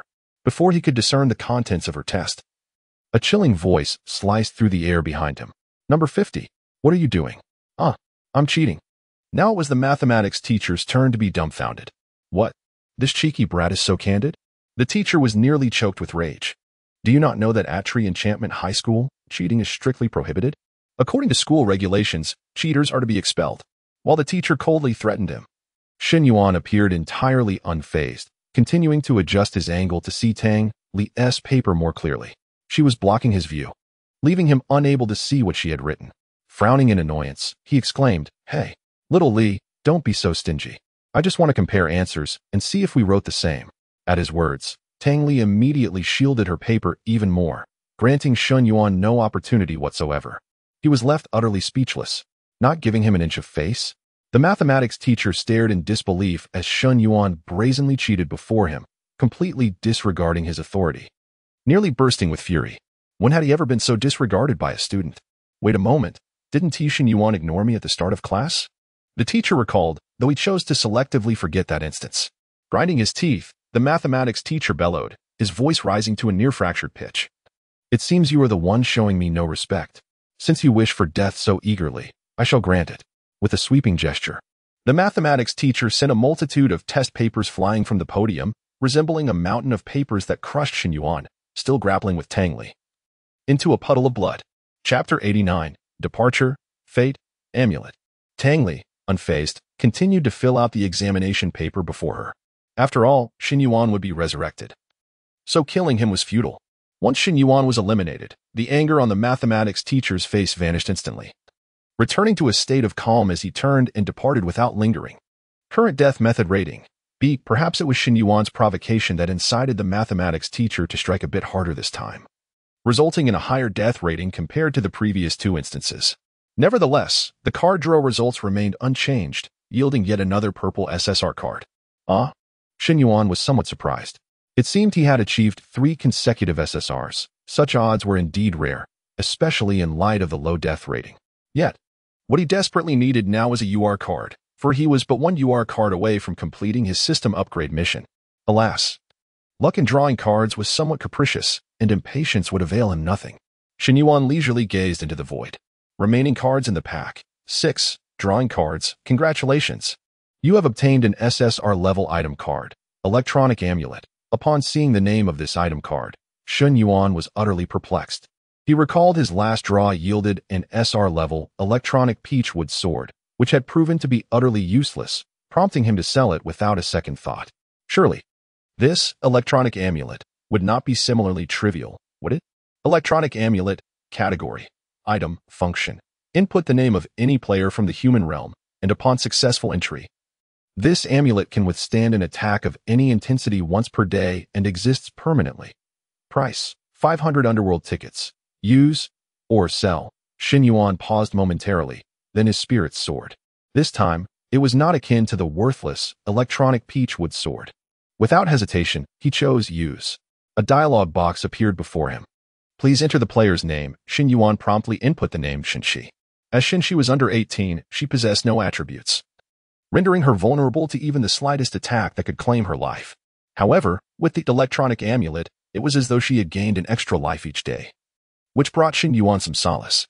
Once this monstrous tale concluded, even if he successfully contracted with Tang Li, an inevitable fierce battle awaited, and Shenshi could not escape being caught in the crossfire.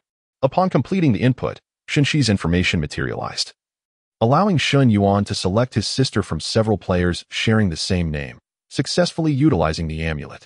Wow, I step away for just a moment. And there are so many papers? Upon his resurrection, Shen Yuan was astonished to find a plethora of examination papers on his desk. He casually sifted through them and glanced back at Tang Li, who had already completed a substantial portion of her exam. May I take a look? Does a scholar need to see another's work? If you won't show me, then I shall copy from someone else's. Shen Yuan huffed with a mix of pride and mischief, rising to peer at the neighboring student's paper. Observing Shen Yuan's movements, Tang Li relaxed her guard slightly, releasing her grip on the answers. In a moment of embarrassment, Tang Li nearly smacked Shen Yuan's head, but alas, the power of rules forbade her from doing so. This time, Shen Yuan successfully glimpsed the answers on Tang Li's exam paper, yet he furrowed his brow in confusion. After a prolonged silence, Shen Yuan hesitated. In the cursed iron cage instance, your handwriting wasn't this illegible, was it? Now it resembles a ghastly scrawl, incomprehensible at best. Is this Martian script? Tang Li cast a sidelong glance at Shen Yuan and replied coolly, "This is divine script, and of course, one such as you, who has not sought the divine, cannot hope to comprehend it. Moreover, these answers are not mine. They were provided by the statue. Thus, the so-called examination is not a test of knowledge, but a trial of one's ability to offer tribute to the statue. Do you understand, Shen Yuan? Without divine guidance in Tree Confusion Academy, one cannot advance." Shen Yuan fell silent, merely gazing at Tang Li. Noticing his unwavering stare, Tang Li instinctively looked up at him and was startled to find him so close, his intent gaze fixed upon her. She quickly lowered her head again, her voice tinged with fluster. "Why you? What are you staring at?" Shen Yuan chuckled, straightening his posture. I am merely observing your performance, though it is somewhat lacking. You should know me well enough. The more you urge me to seek the divine, the less inclined I am to do so.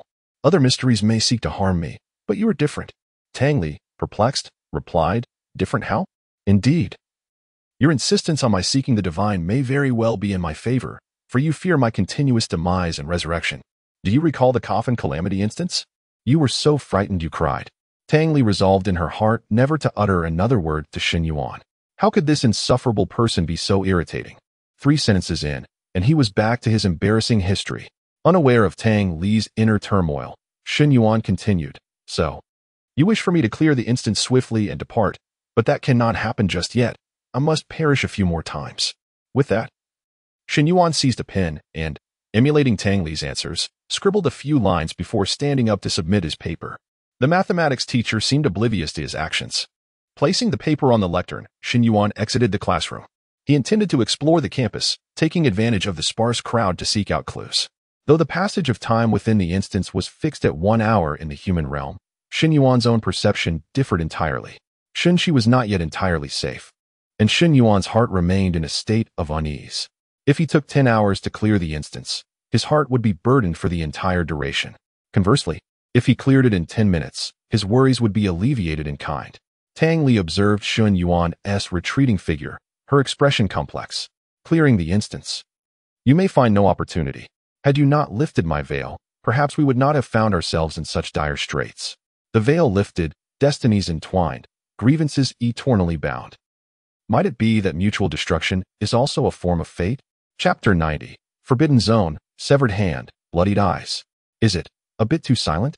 Not even the sound of reading or lecturing from the classrooms can be heard. As Shen Yuan walked, he glanced through the glass to observe the circumstances in the other classes. To his dismay, every single classroom was engaged in a simultaneous examination. The students were engrossed in their writing, entirely oblivious to Shen Yuan passing by outside. It seemed that weekends were a distant thought, certainly non-existent. It was utterly inhumane. The students resembled spinning tops, relentlessly driven by the school, forced into an unending cycle. The thin mist that had shrouded the sky during morning prayers had dissipated, revealing the once ambiguous outline of the bronze giant cauldron suspended in the heavens, which now gleamed with a chilling luster under the sunlight. Yet, Shen Yuan could not shake the feeling that this object resembled a sinister altar. Its presence was jarringly out of place. Any intelligent observer would surely recognize that something was amiss. Upon catching sight of the altar, Shen Yuan recalled the phrase from the introduction, "The top scorer ascends to divinity." He pinched his chin thoughtfully.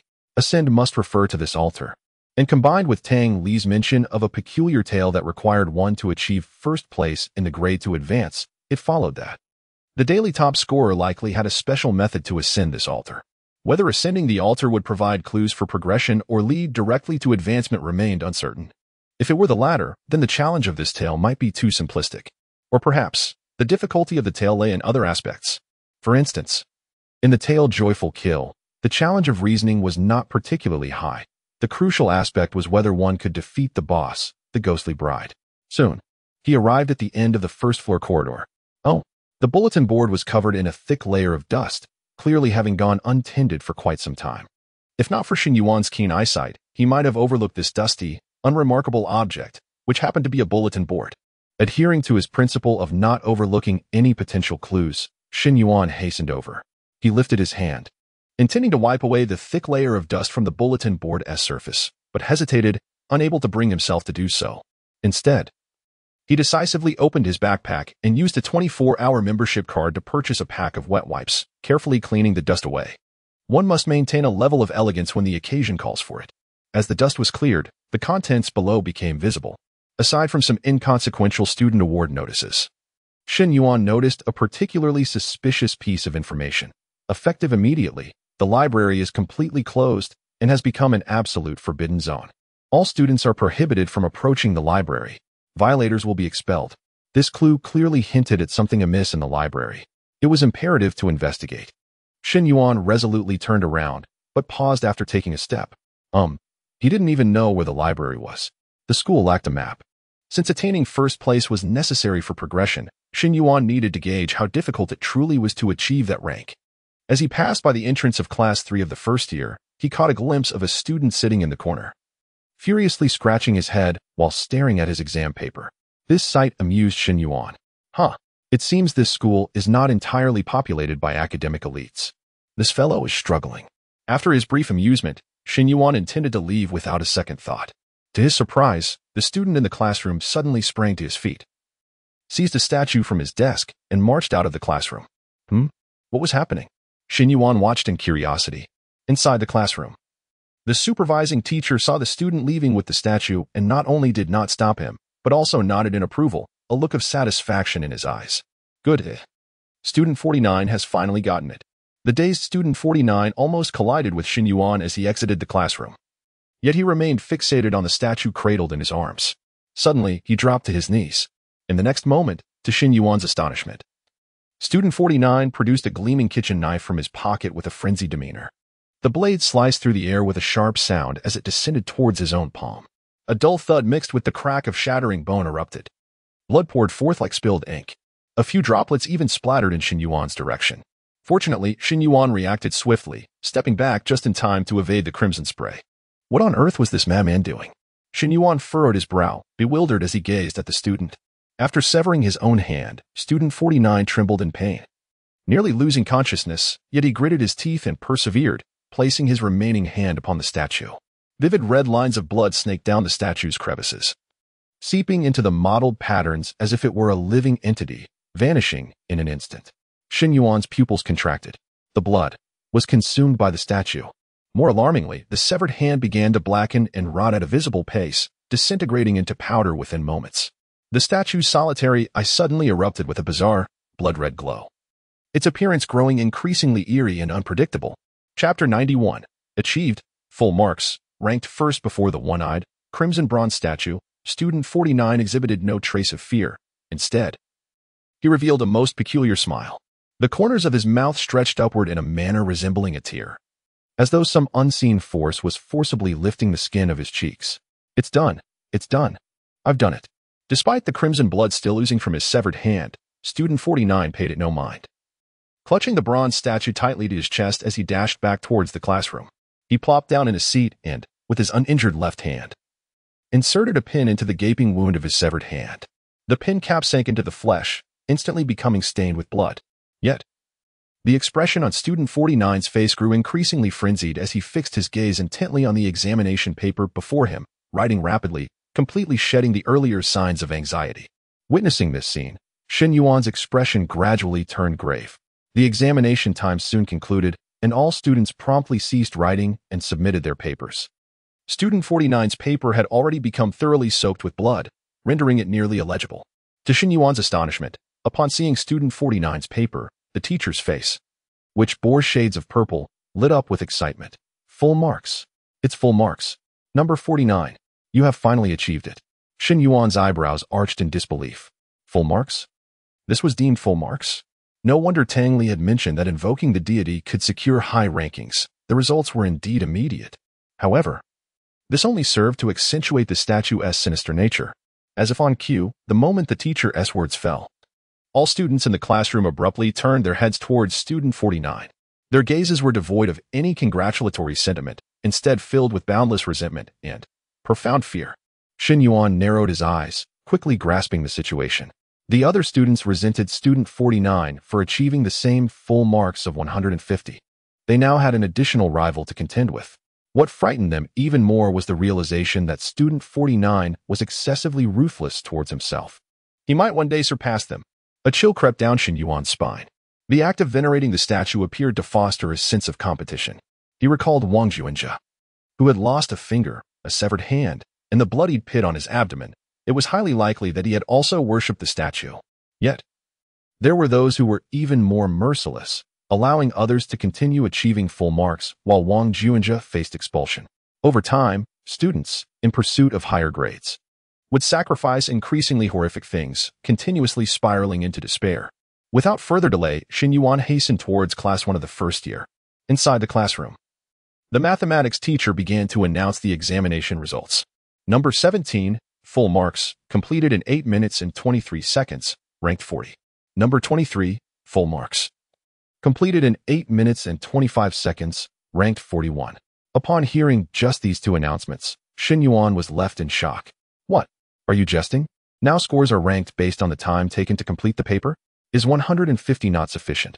Must we compete on speed as well for those who achieve full marks? In that moment, Shen Yuan finally understood why Wang Juinjia, with a score of 149, was deemed unqualified. The competition was exceedingly fierce. What score did I achieve? Without moving her head, Tang Li replied nonchalantly, You haven't been announced as the last yet.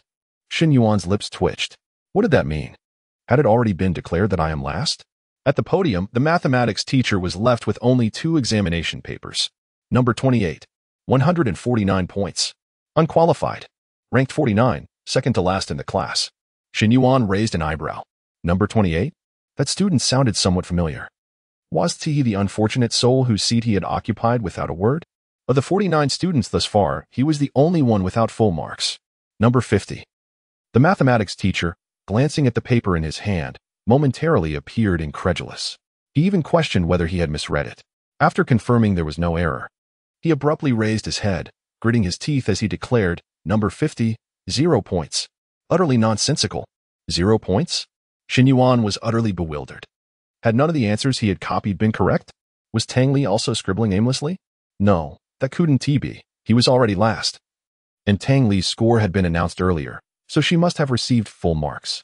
Could it be that the scribbles resembling Martian text had some sort of anti-counterfeiting mark, rendering his copied answers invalid? Just then, as Shen Yuan pondered his existence, a faint chuckle floated beside him. He swiftly turned to glare at Tang Li. She maintained her serious demeanor, her expression cold, as if she were miles away. Keep pretending. It's you, isn't it? Shen Yuan was certain that Tang Li was laughing at him. Tang Li paid him no mind, as if she hadn't heard. Just as Shen Yuan was about to continue his accusation against her, a deafening crash of tables and chairs echoed from behind. Accompanying the noise was a heart-wrenching scream. It was the student numbered 28. He had overturned his desk, tears streaming down his face, seemingly murmuring something. I have given you everything. Even my brother's life. Why can't my grades improve? Why? The student stared intensely at the statue in his hands, and with a desperate shout, he raised it high, poised to smash it down, but ultimately hesitated at the apex, unable to let go. He was unwilling, yet too fearful to act. At Chua High School, no one dared to show disrespect towards the statue. The classmates glanced toward the direction of student 28, their gazes revealing a flicker of anticipation. There he stood, as if frozen. Suddenly, number 28 felt his grip loosen. Looking up, he was horrified to discover that the statue was no longer in his hands. What? Panic-stricken, he swiftly turned to see Shen Yuan had snatched the statue away from him. Shen Yuan had shattered student 28's statue. In an instant, all the students' gazes converged on the scene, but they were not focused on Shen Yuan and student 28. Rather, they were fixated on the fragments of the statue scattered across the floor. Student 28 stood there, dumbfounded, trembling as he stared at the bronze shards littering the ground. Shen Yuan patted him on the shoulder with a radiant smile. No need to thank me. It was a mere act of kindness, just a little help from a friend. The pupils of student 28's eyes constricted suddenly. His neck emitted a sound reminiscent of a brittle branch snapping as he whipped his head towards Shen Yuan. His gaze was rife with malice, as if it could solidify into a tangible form. Why did you shatter my statue? It's over for me. My brother died in vain. I want to be able to get into Qingbei. His nails dug deeply into his palm, blood oozing between his fingers and dripping onto the ground. Shen Yuan remained unfazed, still smiling. I was helping you. Your indecision was holding you back. And I merely made a decision for you. Rationality had abandoned student 28 entirely. He lunged at Shen Yuan with a sudden ferocity. Shen Yuan did not flinch, clearly prepared for the consequences. Bang! Student 28's fist struck Shen Yuan with tremendous force. However, Shen Yuan was astounded to find that he had not perished. Chapter 92. Purple, purple, and yet more purple. Shen Yuan was perplexed. Why was he still alive? Shouldn't number 28 have eliminated him instantly? Much like the director of education and the mathematics teacher? After a moment's hesitation, Shen Yuan swiftly retrieved the ordinary version of the yin-yang eye elixir from his backpack and instilled it into his eyes. In the next instant, number 28's attribute panel materialized before him. High School Class 1, number 28. Category, NPC Monster. Defense, 2,800. Energetic, 1,200. Attack, 1,000. Speed, 200. What? Shen Yuan was utterly bewildered. Was this NPC monster rather feeble? In comparison to the NPC Akai from the Cursed Iron Cage, this creature was laughably inadequate. How could such attributes qualify as an NPC? It seemed likely that the students in this horror tale were deemed unimportant, hence their diminished stats. Perhaps the designers of the tale had not anticipated that players could encounter conflicts with their classmates. Given number 28's attributes, it would take considerable effort to bring him down. Surely, he couldn't just stand there and take the beating? After some contemplation, Shen Yuan decisively stripped himself of all his equipment. This way, his attributes would diminish significantly, making it easier for number 28 to slay him. Alas, it seemed that wishing for death was no simple feat. He had to weaken himself in the process. With a sigh of exasperation, Shen Yuan stood firm, awaiting the fury of number 28 to end his life. At that moment, Shen Yuan suddenly noticed that the shattered statue on the ground was enveloped in a swirling black mist. The air was thick with an overwhelming scent of blood. Suddenly, the classroom erupted with the sound of chairs toppling over. Shen Yuan looked up. Except for Tang Li, all the students in the classroom had abruptly risen, their eyes bulging. Fixated on the black mist, they appeared to yearn for it. No, rather than the students desiring the mist. Shen Yuan felt as if the statues in their hands were the ones longing for it. They swayed their rigid bodies, rushing toward the mist, stretching out their hands to touch the dark cloud hovering in the air. The single eye of the bronze statue in their grasp glowed crimson once more, voraciously absorbing the encroaching black mist, its hue becoming increasingly sinister. As Shen Yuan observed, number 28 depleted his defense, ultimately sending him to the realm of the afterlife for a card draw. After eliminating Shen Yuan, number 28's gaze turned vacant once again. He staggered and slowly made his way out of the classroom. On Shen Yuan's side, the cards in the void began to flip slowly. It was an alluring shade of purple. Once again, an SSR. 4 in a row. Shen Yuan was utterly dumbfounded. Was it truly this remarkable? Remaining cards in the pack. 5 drawing cards. Congratulations on obtaining an SSR-level item card. Death's Omen. Death's Omen. Category. Item. Function. The agony obtained through death will be doubled. Price. 280. Use. Or. Sell. Death's agony doubled. After a brief moment of astonishment, Shen Yuan immediately comprehended the significance of this card. Goodness, with this item card, did it not imply that the rewards obtained from the pain currency machine would also be doubled in the future? Moreover, the accumulation speed of the pain piggy bank would accelerate. Without a shred of hesitation, Shen Yuan decisively opted to use it. If this card were obtained in isolation, it would be the most worthless of items, yielding no benefits and only side effects. Yet for Shen Yuan, Death Skip, Pain Piggy Bank, Pain Currency Machine, and Death's Omen formed an unparalleled Pain Mastery card set. He felt no adverse effects, and the benefits were significantly amplified. What a delightful turn of events. When Shen Yuan opened his eyes again, number 28 had vanished without a trace. Outside the classroom, a middle-aged male teacher, sporting the round belly, gently nudged the old wooden door, which creaked open with a groan. The physics teacher had arrived. Similar to other instructors, this physics teacher also bore a pallid complexion, bulging eyes, and an overall half-alive demeanor. Upon reaching the podium, his gaze swept across the classroom and instantly fixated on Shen Yuan's empty desk. His expression shifted dramatically, turning fierce as he began to berate Shen Yuan, echoing the very phrases of the mathematics teacher. Did the designers of this horror tale not bother to change the dialogue? Were they truly so lazy? Shen Yuan could hardly muster the energy to respond, waiting for the physics teacher to finish his tirade before resigning himself to his fate. Compared to the ordeal with number 28, this was far more straightforward. The physics teacher retrieved a small iron ball from seemingly thin air, perhaps a prop for his lesson, and promptly smashed it against Shen Yuan's head. Remaining cards in the pack: 4. Drawing cards, purple. Yet another shade of purple. Shen Yuan felt as if he were on the brink of a breakdown. 5 consecutive SSRs. It wasn't that he despised SSR-level cards, but to upgrade the system, UR-level cards were required. Just one UR-level card was needed for the upgrade. Would this horror tale prevent him from advancing? Was there no savior to rescue him? Ideally, someone who could eliminate him using top-tier items. With a sigh, Shen Yuan turned his gaze to the card's details. Congratulations on obtaining an SSR-level skill card. Drop scroll, beginner. Drop scroll, beginner. Category, item, function, when equipped. After defeating a player from the human realm, there is a 20% chance of the defeated player's equipment dropping. Each equipment slot is judged separately. Price: 460 soul tickets. Use or sell. Chapter 93. Leap from the building. Life: invoking the divine. Who wishes to be my deskmate? Shen Yuan's mouth fell agape, his eyes widening in astonishment. The notion that defeating a player could yield equipment was undoubtedly a boon. In the realm of mortals, once an item is donned, it becomes indestructible unless willingly traded or gifted by its owner. Otherwise, it cannot be forcibly taken. However, with the skill card in hand, Shen Yuan could now slay opponents and obtain their gear. Each equipment slot could be individually assessed, each with a 20% chance of success, meaning, if fortune favored him, acquiring 3 or 4 pieces in one go is certainly within the realm of possibility. As a purveyor of equipment, Shen Yuan's newfound acquisition would likely enhance his already bountiful inventory. Truth be told, the SSR-level card he drew from this peculiar tale was rather impressive.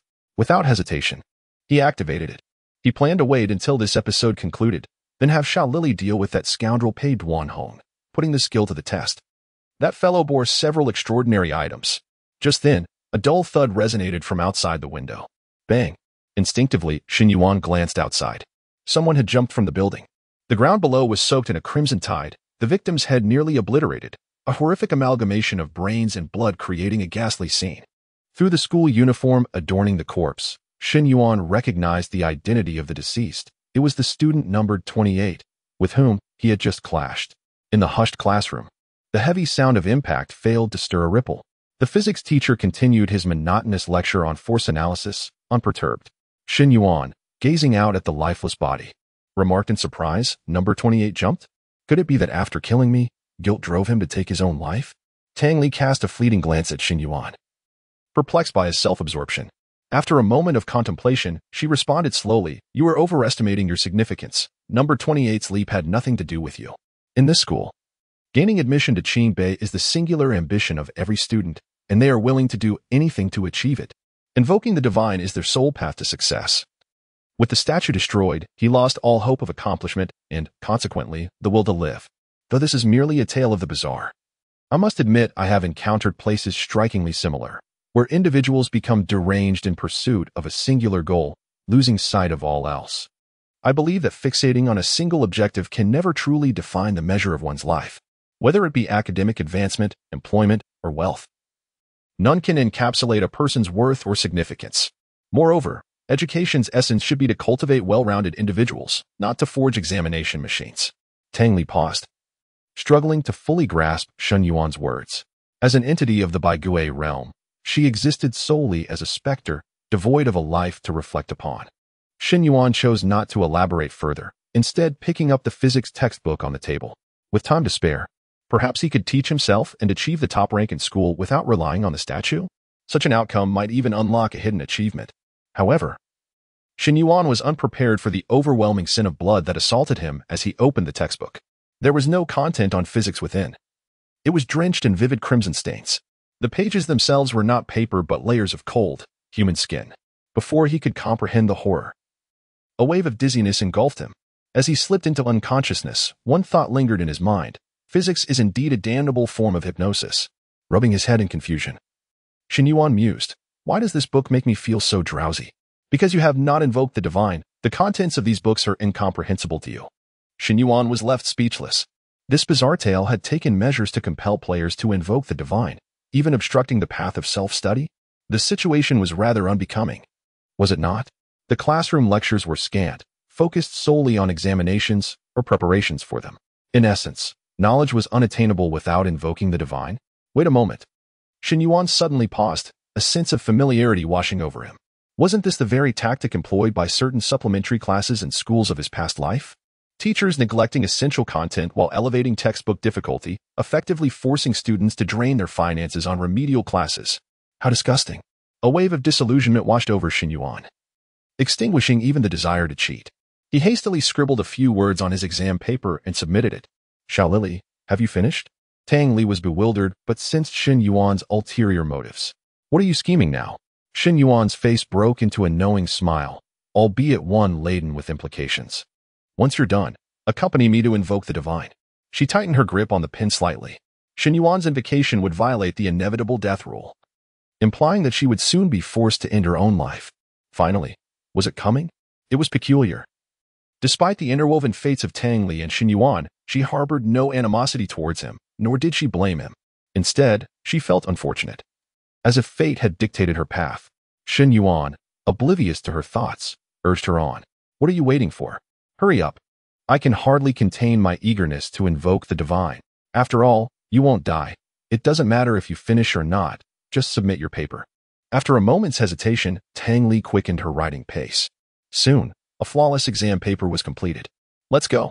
Shen Yuan, unable to contain his excitement, seized Tang Li's arm and strode out of the classroom. The physics teacher paid no heed to their actions. Let go of me. Once outside the classroom, Tang Li forcefully wriggled free from Shen Yuan's grasp.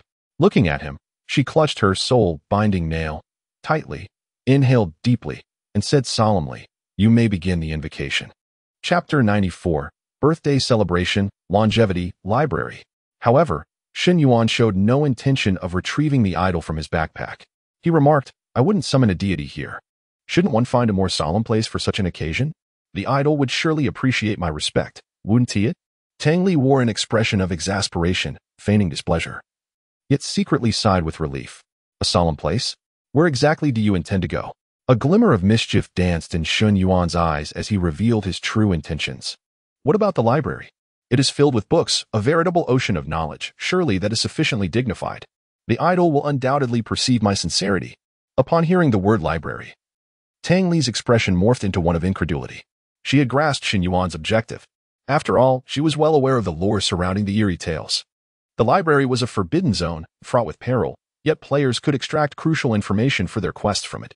Shen Yuan could not possibly have intended to summon a deity. Perhaps he merely did not know where the library was and sought her guidance instead.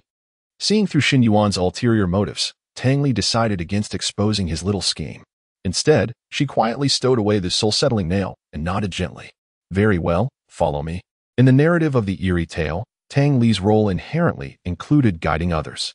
It was rather challenging for players to locate the library on their own. Under her guidance, the two exited through the back door of the teaching building. Ahead lay two paths. The left led towards a cluster of buildings, while the right meandered into a small grove. Just as Shen Yuan assumed Tang Li would veer towards the buildings, she unexpectedly plunged straight into the grove, clearing his throat. Shen Yuan spoke shyly. Is it appropriate for us to venture into a small grove together? Tang Li rolled her eyes, too weary to respond, and continued onward. Shen Yuan pondered for a moment, tightened his coat, and followed suit. However, Tang Li did not linger in the woods. They soon emerged into a clearing. Hidden deep within the grove stood an old building. Without Tang Li's prompting, Shen Yuan surmised this must be the fabled library. He felt fortunate for his clever decision to have Tang Li lead the way. Had he searched alone, he would have been lost for ages. Tang Li halted, casting Shen Yuan an irritated glance as she muttered, "We've arrived." Shen Yuan nodded, ready to step inside. Yet, Tang Li abruptly raised her hand, blocking his path, and with a hint of curiosity, remarked, "Aren't you here to summon a deity? You can't enter the library. You can summon the deity right here at the entrance." Only then did Shen Yuan notice the iron chains tightly wrapped around the library's door. He chuckled, nodding in agreement. "All right then, this shall be my celebration." Tang Li raised an eyebrow, confused. "What did you say?" Shen Yuan repeated with a smile, "A birthday celebration. Today is my birthday, and I am here to celebrate." Tang Li nearly sputtered in disbelief. "What? This rascal is making puns. That's ridiculous. A birthday celebration? Why the nonsense about idols and solemnity then? Unfazed, Shen Yuan replied, indeed. Because I wish to celebrate with the idol. Naturally, I must choose a place that satisfies its expectations. Tang Li was nearly exasperated to laughter and decided to challenge this obstinate Shen Yuan. All right, fine. Celebrating, you say? But what do you have for the celebration? Celebrating with empty hands? Before she could finish her sentence, Shen Yuan astonishingly produced a bowl of longevity noodles as if by magic. Tang Li was left dumbfounded. Is this guy serious? Of course, I wouldn't celebrate empty-handed. I prepared longevity noodles. Tang Li face-bombed. She had given up. This was utterly shameless. Shen Yuan was simply invincible. As she watched him lift a poached egg from the noodles and pop it into his mouth, she couldn't help but say, "Don't humans eat cake for birthdays? Why noodles?" Shen Yuan, with his mouth full, mumbled, "What do you mean humans? Aren't you human too? This is longevity noodles. Meant to ensure I live long enough to avoid dying in these eerie tales." Upon hearing his words, Tang Li fell silent, gripping the soul-settling nail once more. Choosing not to respond. Longevity. In the current context, Shen Yuan's statement carried a poignant weight. Tang Li ceased her banter, instead observing Shen Yuan as he savored his noodles. The noodles were long, and Shen Yuan took his time eating. Watching him, Tang Li felt a pang of hunger. Swallowing hard, and curiously inquired, "Is it delicious?" After finishing the last strand of noodle, Shen Yuan wiped his mouth and shook his head. "Not particularly. It pales in comparison to the noodles I make myself. Now, the celebration is over. Let us see what awaits us inside." Discarding the bowl, Shen Yuan's gaze fell upon the iron chains at the library's entrance. The chains appeared robust. Shattering them would likely be no simple task. Yet swiftly, he redirected his attention. Scoffing, "The one who locked this door is quite something. What good is such thick chain? Can't they replace this decrepit wooden door?" Before the last words left his lips, Shen Yuan disregarded the chains entirely and kicked the wooden door down. As the door splintered, a deafening bell tolled incessantly within the library, an alarming sound echoing throughout Shuhua High School, a warning that someone had intruded into a forbidden zone. Seemingly oblivious to the alarm, Shen Yuan remained remarkably calm. The more defenses there were, the more significant the information within must be. Even if it meant perishing multiple times, he would willingly accept that fate. An S-rank death evaluation would be even better. Tang Li watched Shen Yuan's retreating figure as he entered the library, chuckling softly to herself, murmuring, "Those with infinite respawns certainly exude confidence, daring to venture forth amidst the alarm." With that, she contemplated for a moment and followed Shen Yuan inside. When she found him, he was busily rummaging through every bookshelf, yet he appeared to find little of interest. His eyes swiftly scanned each row, muttering to himself, "With the alarm ringing, the principal would surely arrive shortly, so the clues shouldn't be too difficult to unearth. At least something would stand out as a miss." Finally, an old notebook caught Shen Yuan's eye. This item seemed distinctly out of place among the other books. Without hesitation, he pulled the notebook from the shelf. Opening it, he was relieved to find it contained no bloody writings or pages made from human skin. Instead, the contents within only deepened Shen Yuan's excitement. He had indeed found the right lead. Chapter 95, The Diary of Xiao Lu and Zhang Yongfu. The contents of the diary are somewhat trivial, filled with numerous inconsequential details. Shen Yuan has summarized the key elements concerning the supernatural tales contained within. This diary belongs to a student from Shuhua High School, which at that time had yet to establish itself as a prestigious institution, and the academic performance of its students was far from intimidating. Most importantly, Shuhua High School had not yet acquired its infamous idol. The diary's author is named Xiao Lu, whose academic performance consistently languished at the bottom of the class, leading to frequent beatings. The initial entries predominantly reflect Xiao Lu's despair and frustration over his plight. During a casual stroll, he stumbled upon a rather peculiar idol. From the very first glance, he was irresistibly drawn to it. Mimicking the protagonists of the novels he read, he made a wish upon the idol, hoping for a modest improvement in his grades. To his astonishment, his wish was granted. The next day, he experienced a remarkable surge in his test scores, prompting even his teachers to suspect he had resorted to cheating. However, even when subjected to a private examination, he still achieved the highest marks in his grade, leading the teachers to incredulously accept the veracity of his progress. Xiao Lu then realized that he had encountered a genuine idol. Though he intended to keep the existence of the idol a secret, it wasn't long before his closest friend inquired about the sudden leap in his academic performance. This friend, like Xiao Lu, faced severe repercussions at home for poor grades, often resulting in painful beatings. Unable to bear the thought of his best friend enduring such torment, Xiaolu chose to reveal the idol's existence, insisting fervently that it remain confidential. At this point, the diary abruptly concludes. Shen Yuan, flipping through the pages, discovered that the handwriting had transformed entirely. Clearly, a different individual had taken over the diary. Why would Xiaolu entrust his diary to another? It was evident that an unexpected turn of events was imminent.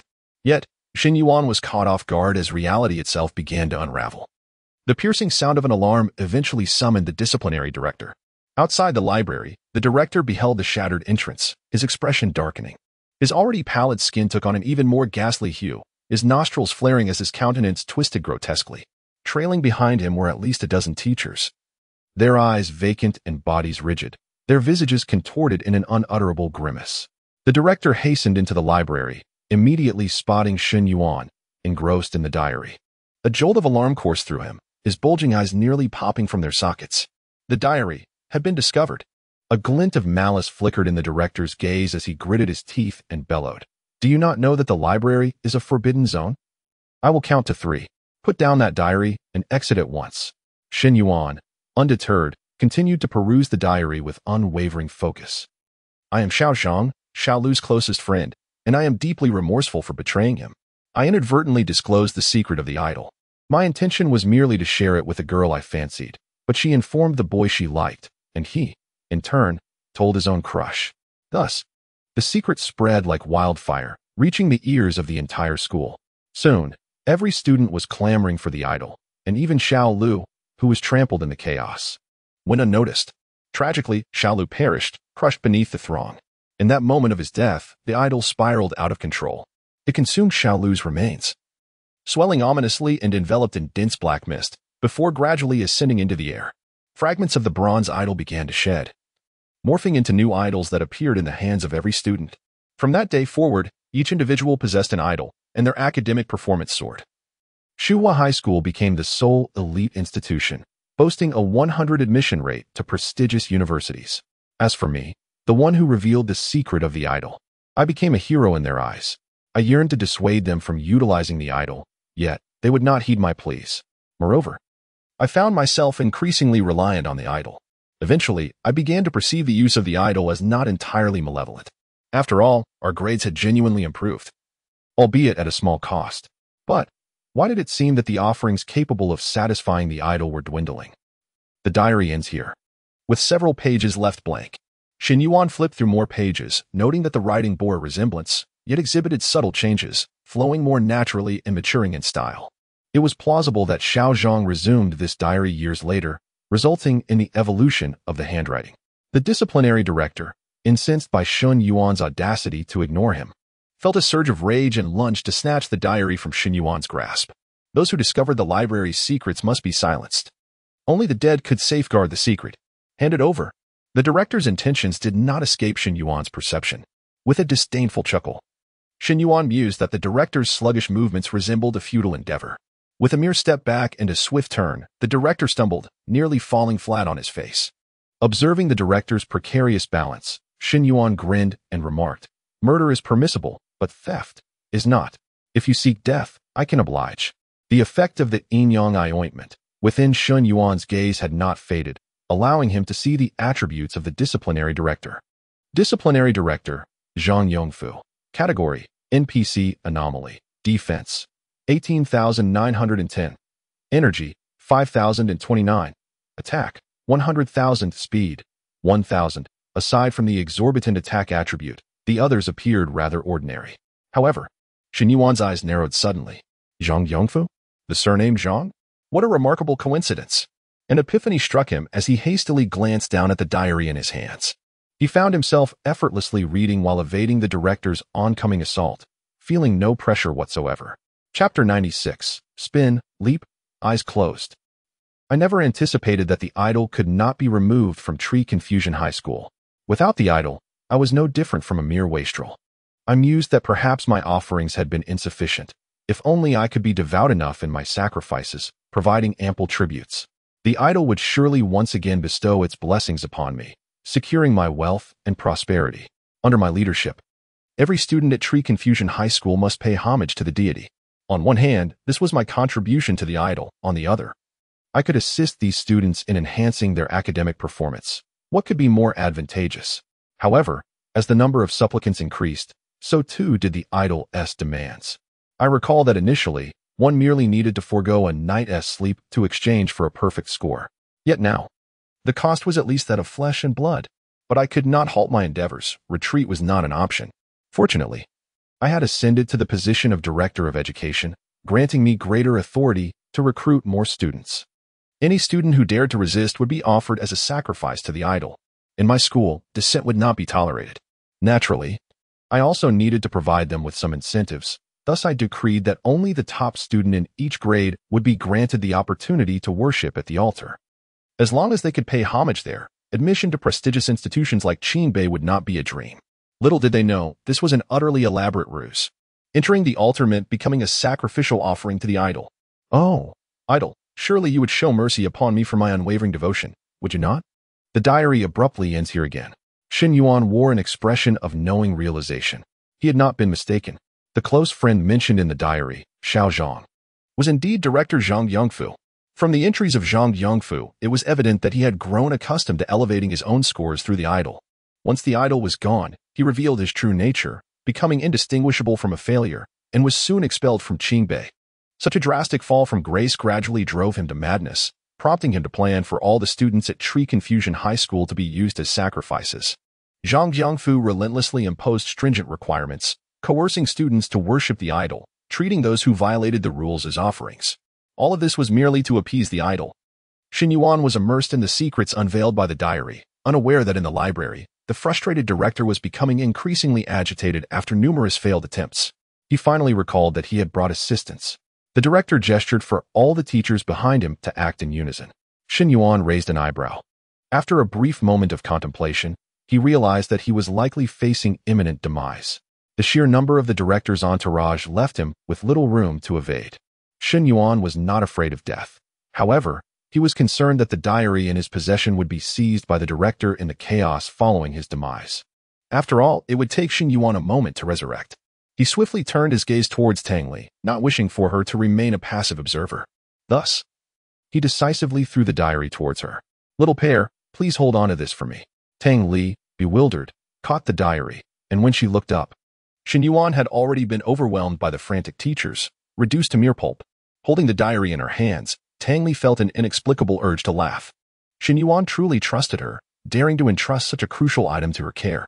If she were to tear the diary apart, wouldn't Shen Yuan explode in fury? The underworld card draw chamber. Shen Yuan gazed at the cards slowly flipping in the void, a sense of foreboding washing over him. This time, it couldn't possibly be another SSR, could it? No. Forget I said anything. Just give me a UR. Underworld card draw chamber system. I shall grant your wish, but only the first half. A purple light blossomed once more, resplendent as an enchanting flower. 6 consecutive SSRs. Shen Yuan was utterly stunned. Very well, SSR it is. This time, he drew an SSR-level attribute card, and without hesitation, he utilized it. Upon resurrecting and opening his eyes, Shen Yuan expected that after the director and his cohort had killed him once, they would depart. To his surprise, they remained by his side, now fixated on Tang Li. Yet, they were merely observing and did not dare to take action. After all, Tang Li was an official worker of the 100 Ghost Realm. Far beyond the reach of these NPCs, even surrounded by grotesque beings with mottled skin, Tang Li exhibited no fear, for she was a far more terrifying entity. I'll take it.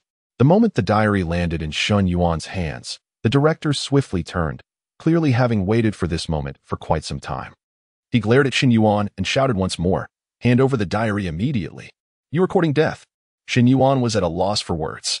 Just moments ago, he had not dared to breathe before Tang Li, yet now the director dared to bark orders at him? Did NPCs also judge their approach based on the individual? The director lunged at Shen Yuan again. Only after instinctively dodging did Shen Yuan realize something was amiss. Why was the death-refreshing hatred not functioning? Was it because this diary was so crucial that its high hostility value meant they would only relent once he left the library? Shen Yuan pondered anew. With 2 draws remaining, perhaps he should seize this opportunity to exhaust them all, then focus on completing the quest. With that thought, Shen Yuan decisively tossed the diary back to Tang Li. "Hold on to this for me a little longer." After throwing the diary, Shen Yuan was once again engulfed by the frenzied loss of teacher. Number of cards remaining in the pack. 2. Drawing cards. Congratulations, you have obtained SSR-level experience card X3. Not bad. Typically, one would only receive 1 experience card per draw, yet he had acquired 3 this time. However, it was not a UR-level card, rendering it of little use. Shen Yuan casually placed the experience cards into his backpack for later use and resurrected once more. As he opened his eyes, he was astonished to find the diary already suspended in midair. The director was intently focused on the diary, leaping into the air, his gaunt body spinning and leaping. Eyes closed, Shen Yuan was alarmed, leaping up to intercept the diary before the director could reach it. As he landed, he caught a glimpse of Tang Li stifling a laugh. This girl, she had the audacity to predict the timing of his resurrection and threw the diary over early. This was utterly unreliable. Never mind, he should quickly finish reading the diary. Shen Yuan opened the diary and continued to peruse. This was already the final page of the diary. Chapter 97. Soul Sound, Abstraction, Come Soul Come. Why can't I destroy this diary? I have tried every possible means, yet I cannot succeed. Is it the content recorded within? But why is this diary even unable to leave the library? I understand now. Could it be because the library was converted from an old teaching building? This is the place where Xiaolu met his demise, the very origin of the statue's ascendance. Hence, the diary cannot depart from here. The statue has grown increasingly powerful, and I am closer to realizing my dream of divinity. I cannot allow others to seize my rewards. No, I must confine this object, ensuring it remains undiscovered by others. In that case, let us seal the library. After all, students of Tree Confusion High need not rely on such a useless thing as a library to enhance their grades. No one will ever uncover my secret. I shall forever be the most diligent dean of Tree Confusion High, leading the institution towards glory. Of course, most importantly, I shall remain eternally loyal to the statue. Thus concludes the entire diary. Shen Yuan has gained a fundamental understanding of the origins of Tree Confusion High, no longer evading the dean's assaults. Shen Yuan discarded the diary and met his demise at the dean's hands once more. In the void, Shen Yuan anxiously gazed at the card in the abyss. The final draw of this eerie tale. The last opportunity to enhance the system. Will it be successful? Give me. Open. As Shen Yuan's voice echoed. Another burst of purple illuminated the entire void. Well, an 8-time SSR. Shen Yuan was at a loss, uncertain whether to laugh or cry. Congratulations on acquiring the SSR software card. Soul Sound, category. Soul Hub software, function, a fully featured video and live streaming application for 100 Eerie Realm, value. For 150 nether tickets, use. Or sell. Shen Yuan nearly lost his composure. What on earth? Soul Sound? Even 100 Eerie Realm has its version of TikTok? Does this mean I can casually browse 100 Eerie Realm videos? The anger from not drawing the UR card dissipated immediately, and Shen Yuan decisively chose, use, retrieving the Soul Hub from his backpack. Currently, the Soul Hub only contained 2 applications, Nether Message and Soul Sound. Beyond that, he could only chat with nearby eerie beings. Without a hint of hesitation, Shen Yuan opened Soul Sound. The moment it launched, it was a critical hit. An elderly woman stood by an ancient bridge, buffeted by howling winds, stirring a large vat before her. The sign beside her boldly proclaimed, Mangpa Soup Snail Noodles, newly launched collaboration. Shen Yuan was left utterly bewildered. Mangpa Soup and Snail Noodles? What in the world is that? He quickly swiped away. The next video left Shen Yuan even more flabbergasted. A stark white skeleton was holding a microphone, passionately performing a painfully off-key song. On the incense burner, paper money burns into white and yellow cards. Devoutly bow 3 times. Adding hundreds to the death ledger. Easy as Mangpa Soup. Hard is waiting for rebirth. Come soul, come. Come soul, come. Soul Hub, Soul Sound. Souls from all directions. Shen Yuan, frightened, swiftly swiped away. Truly, this is the soul sound of 100 Eerie Realm, filled with all manner of bizarre beings. I shan't watch any longer. It is too peculiar. Just as Shen Yuan was about to exit the software, he accidentally clicked on the trending section at the bottom. There, he spotted a name he found startlingly familiar. Shen Yuan? Isn't that my name? Upon closer inspection, Shen Yuan was nearly infuriated enough to smash the Soul Hub in his hands. Why is Shen Yuan still alive? What in the world is this? It's even trending first? Wait, how does 100 Eerie Realm know about me? Coming back to his senses, Shen Yuan realized something was amiss and, bewildered, clicked on the trending topic to investigate further. It was then he discovered that his previous encounters with Eerie Tales had been streamed live. Unlike the human realm, which kept the content of Eerie Tales confidential, 100 Eerie Realm had made live streaming quite popular within these tales. Now, he had become a top figure in 100 Eerie Realm. Yet, almost all the eerie beings within 100 Eerie Realm fervently wished for this top figure to perish swiftly. Shen Yuan became intrigued, eager to see what the eerie beings of 100 Eerie Realm had to say about him. But before he could delve deeper, the time he could linger in the void reached its limit, and he had to revive. Thus, Shen Yuan resolutely opened his eyes. In the library, the dean and others had already retrieved the diary, their gazes fixed hungrily upon Shen Yuan and the others. Shen Yuan paid them no mind. Turning his attention to Tang Li, neither Shen Yuan nor Tang Li had participated in the impromptu chemistry test, resulting in the expected score of 0. However, neither the person nor the eerie being cared. After all, one was an NPC that could not be killed, while the other was an NPC that dared not kill. After the results were announced, the chemistry teacher at the podium, holding a flask, spoke in a stiff tone after reading the diary. Shen Yuan understood why Tree Confusion High had so many exams. The dean was deliberate in his actions. He intended to compel all students to continuously improve their grades through an abundance of examinations, using their own flesh and blood as offerings to appease the statue. Truly a scoundrel, unworthy of being a teacher. The students, however, continued their fervent prayers, heads bowed, creating an eerie atmosphere in the classroom.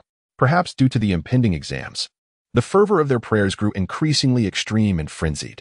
Some even took out small knives to begin cutting their flesh, the dull blades slicing through skin and sinew with a nauseating sound. The scent of blood gradually permeated the air. Yet, Tang Li looked at Shen Yuan with a hint of confusion. The fellow merely sat at his desk, seemingly engrossed in fiddling with something unknown. Tang Li was quite curious about what Shen Yuan was so earnestly engaged in. Was he seriously contemplating self-studying to achieve the top score? Shen Yuan did not strike her as that Navi. Chapter 98, Live Broadcast, Sacrificial Piece, A Blaze of Glory. After much hesitation, Tang Li ultimately resolved to steal a glance. After all, Shen Yuan had his back turned and would not notice her actions. Tang Li slowly shifted her body, leaning forward to peek. Her demeanor was akin to that of a thief. "What are you up to?" Shen Yuan's voice erupted like thunder, startling her. Had he grown eyes on the back of his head, or was it her own guilt that led her to believe he was addressing her? In the next moment, Shen Yuan turned around. His interest piqued as he looked at Tang Li with a playful smile. "Little Li, what are you sneaking around for? I've caught you red-handed. Are you trying to take advantage of me?" Tang Li's lips parted slightly, ready to scold Shen Yuan. But her gaze suddenly fell upon the soul pivot in his hand, leaving her utterly stunned. This was not the first time Tang Li had been aware of Shen Yuan possessing a soul pivot. She had seen it during the cursed iron cage incident and even conversed with him about it. However, at that moment, the soul pivot in Shen Yuan's hand displayed the scene within the classroom. A chill ran down Tang Li's spine. How could this be? It seemed as though Shen Yuan was watching a live broadcast from the 100 Weird World, but quickly she dismissed that possibility. Firstly, all communications within the Tales of the Strange Realm should be severed. Even if Shen Yuan had a soul pivot, how could he possibly connect to the underworld network? This time, Tang Li was certain she had not aired like during the same Coffin calamity, and she had not accidentally turned on a live broadcast. After all, this was her last Tale of the Strange, and she did not wish to broadcast her tragic demise for all the 100 Weird World entities to witness. Becoming fodder for their gossip, Tang Li merely wished to depart quietly. Thus, she diligently confirmed this several times. Swallowing hard, she tentatively asked Shen Yuan, What are you watching?" Shen Yuan had no intention of concealing anything, offering her the soul pivot. "Don't you know? It's the live broadcast from your 100 Weird World. This account called Official 10 Halls is currently streaming our Tale of the Strange. I just saw you sneaking up on me through the live feed, which is why I decided to scare you. I must say, it's quite marvelous that your 100 Weird World can even broadcast Tales of the Strange. In our human realm, simply discussing such matters would invite divine retribution." Tang Li's gaze fixated on the soul pivot screen, her mind going blank. At the center of the image were Shen Yuan and herself huddled together. Official 10 Halls. It was the King of Hell, as the pinnacle of authority in the 100 Weird World. The king possessed the power to forcibly activate hidden cameras within the Tales of the Strange, broadcasting without the knowledge of the entities involved. Generally, the decision to broadcast lay with the entities themselves, and the king would not intervene. However, now, the King of 10 Halls not only demanded her life but seemed to intend to leverage this situation, showcasing how his subordinate dealt with Shen Yuan. This new star from the human realm, Tang Li felt utterly like a mere pawn in the King of Hell's game, used and discarded after serving a purpose. Her mind was a whirlwind of suppressed resentment, injustice, and fury. Beside her, Shen Yuan raised an eyebrow in curiosity at the frozen Tang Li. What's wrong? Did you not know? Was this live broadcast not your consent? Tang Li remained in a daze, but Shen Yuan seemed to grasp the entirety of the situation. You guys in the 100 Weird World engage in such underhanded tactics? How despicable. Moreover, the comments are vile. They all wish for my demise. Do they truly despise me so? With vacant eyes, Tang Li muttered, the 100 Weird World and the human realm are inherently incompatible. Your formidable rise would naturally incite panic among the 100 Weird World. Shen Yuan chuckled softly, leaning in closer. Do you despise me as well? Tang Li froze, hastily distancing herself from Shen Yuan. Shen Yuan did not press further, casually shutting off the soul pivot, a grin on his face, his tone light and confident. You know, I relish the sensation of others disliking me, yet being unable to eliminate me. These comments may be loud, but when faced with the tale of the strange, they might just soil their pants in fear. Since they wish for my end, I shall live splendidly. I intend to become their nightmare, ensuring they think of my smiling face every time they awaken in terror at midnight. Tang Li lifted her gaze to Shen Yuan. In that moment, he radiated an indescribable vigor. The invigilator entered the classroom, silent, beginning to distribute the examination papers. Shen Yuan's eyes were resolute as he suddenly raised his arm, stretching his neck and wrists. Tang Li stared blankly at Shen Yuan. What was he doing? Why was he starting to move his body? Was he preparing for a massacre? Yet, mere slaughter would not suffice in this tale of the strange, would it? Wait, what if Shen Yuan merely saw it to vent his frustrations toward the 100 Weird World? For instance, by unleashing his wrath upon these NPCs. They claim they want me dead? Then I shall slay all their NPCs before their very eyes. Shen Yuan intended to roar his fury in such a manner, showcasing his anger and strength for all the 100 Weird World to witness. Youthful exuberance is often unrestrained, audacious, and blazing, a sword unmatched in this realm. Tang Li's heart raced. She felt as though her entire being was on fire. What Shen Yuan was about to do was something she dared to envision but not to execute. In the next moment, Shen Yuan sprang into action. Would he target the invigilator first? Tang Li was wholly focused on Shen Yuan, and then she saw him simply lay his head on the desk and drift off to sleep. Tang Li was left utterly bewildered. What was happening? Wasn't this supposed to be a bloody battle? Why had he suddenly chosen to lie down? Bewildered, she raised her hand and poked Shen Yuan, utterly perplexed. What are you doing? Shen Yuan squinted his eyes, groggily lifting his head. What? Chapter 99. Betrayal, Vitality, like a startled swan. Tang Li reiterated her words. What are you doing right now? Shen Yuan scratched his head in confusion. Me? I'm sleeping. Can't you tell? How can you sleep at a time like this? How can you possibly sleep in your current situation? I don't understand the exam, and if I don't sleep, what else can I do? I might have a guess about the way to clear it, but I can only try when the results are announced. Right now, I have nothing else to do. Tang Li felt truly helpless. It turned out that the fervent scenario was entirely her own imagination. Shen Yuan had no intention of resisting at all. Indeed, he likely did not care about the opinions of the 100 Ghosts realm. She sighed, a sense of disappointment washing over her, and ceased to engage with Shen Yuan. Her gaze becoming somewhat dazed as it fell upon the exam paper, writing on it absent-mindedly. Her own strange life was destined to conclude within the shoddy exam paper. Seeing Tang Li silent, Shen Yuan continued to sleep soundly. In the classroom, besides the rhythmic sound of his breathing, only the swift scribbling of pens could be heard. Every student was fixated on their exam papers, desperately writing down answers at the fastest speed possible, all striving for the top position. In the corner of the desk, a bronze statue exuded a chilling glow. Time passed second by second. As the bell for collecting papers rang, Shen Yuan slowly awakened.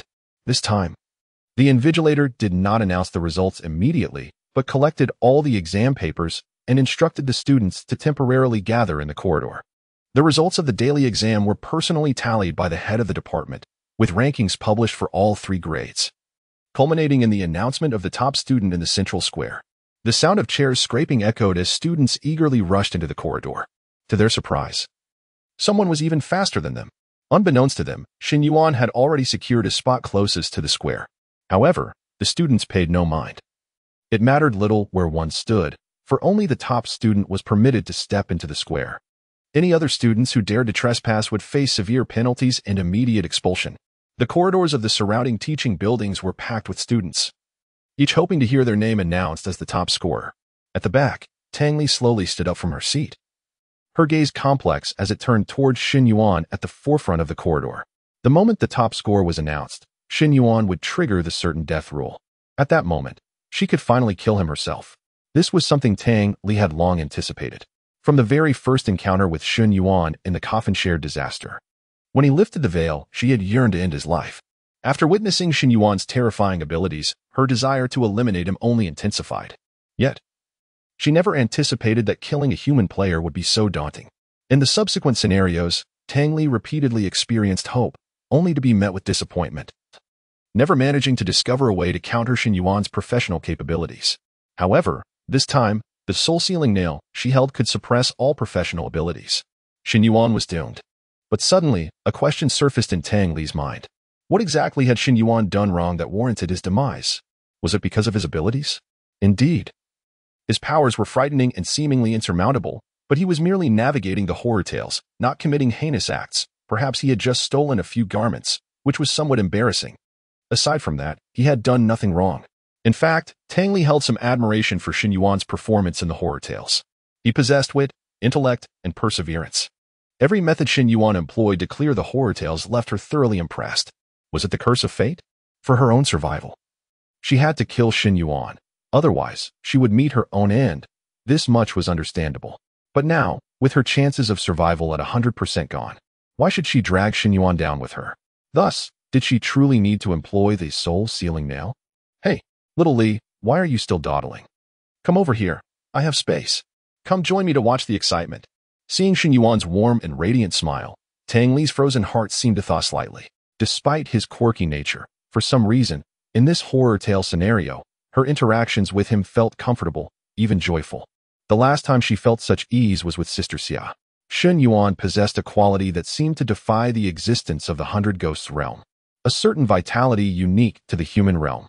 Tang Li rarely experienced such a sensation. After a moment's hesitation, Tang Li seemed to finally resolve herself. She quietly stowed the soul-sealing nail and gracefully moved, weaving through the throng of students to stand shoulder to shoulder with Shen Yuan. In that fleeting moment, unnoticed by anyone, Tang Li revealed a relieved smile. In an instant, it was as if an iceberg had melted, bringing everything back to life. This smile was as beautiful as a startled swan. Perhaps, among one person and one ghost, it would be quite good if one could survive. As for whether Shen Yuan would impact the Hundred Ghost realm in the future, who cares? By then, she would be long gone. Moreover, such matters were not for a discarded pawn to ponder. Did not the 10 Kings of Hell relish in orchestrating grand spectacles? Then let all the strange beings witness how Shen Yuan persevered through countless dire situations. Within the Hundred Ghosts realm, in the abode of the 10 Kings of Hell. Upon the stone seat, the cold and sinister gaze of the 10 Kings of Hell fixated upon the live stream in the void. Tang Li's subtle expressions were not lost on the 10 Kings of Hell's keen eyes.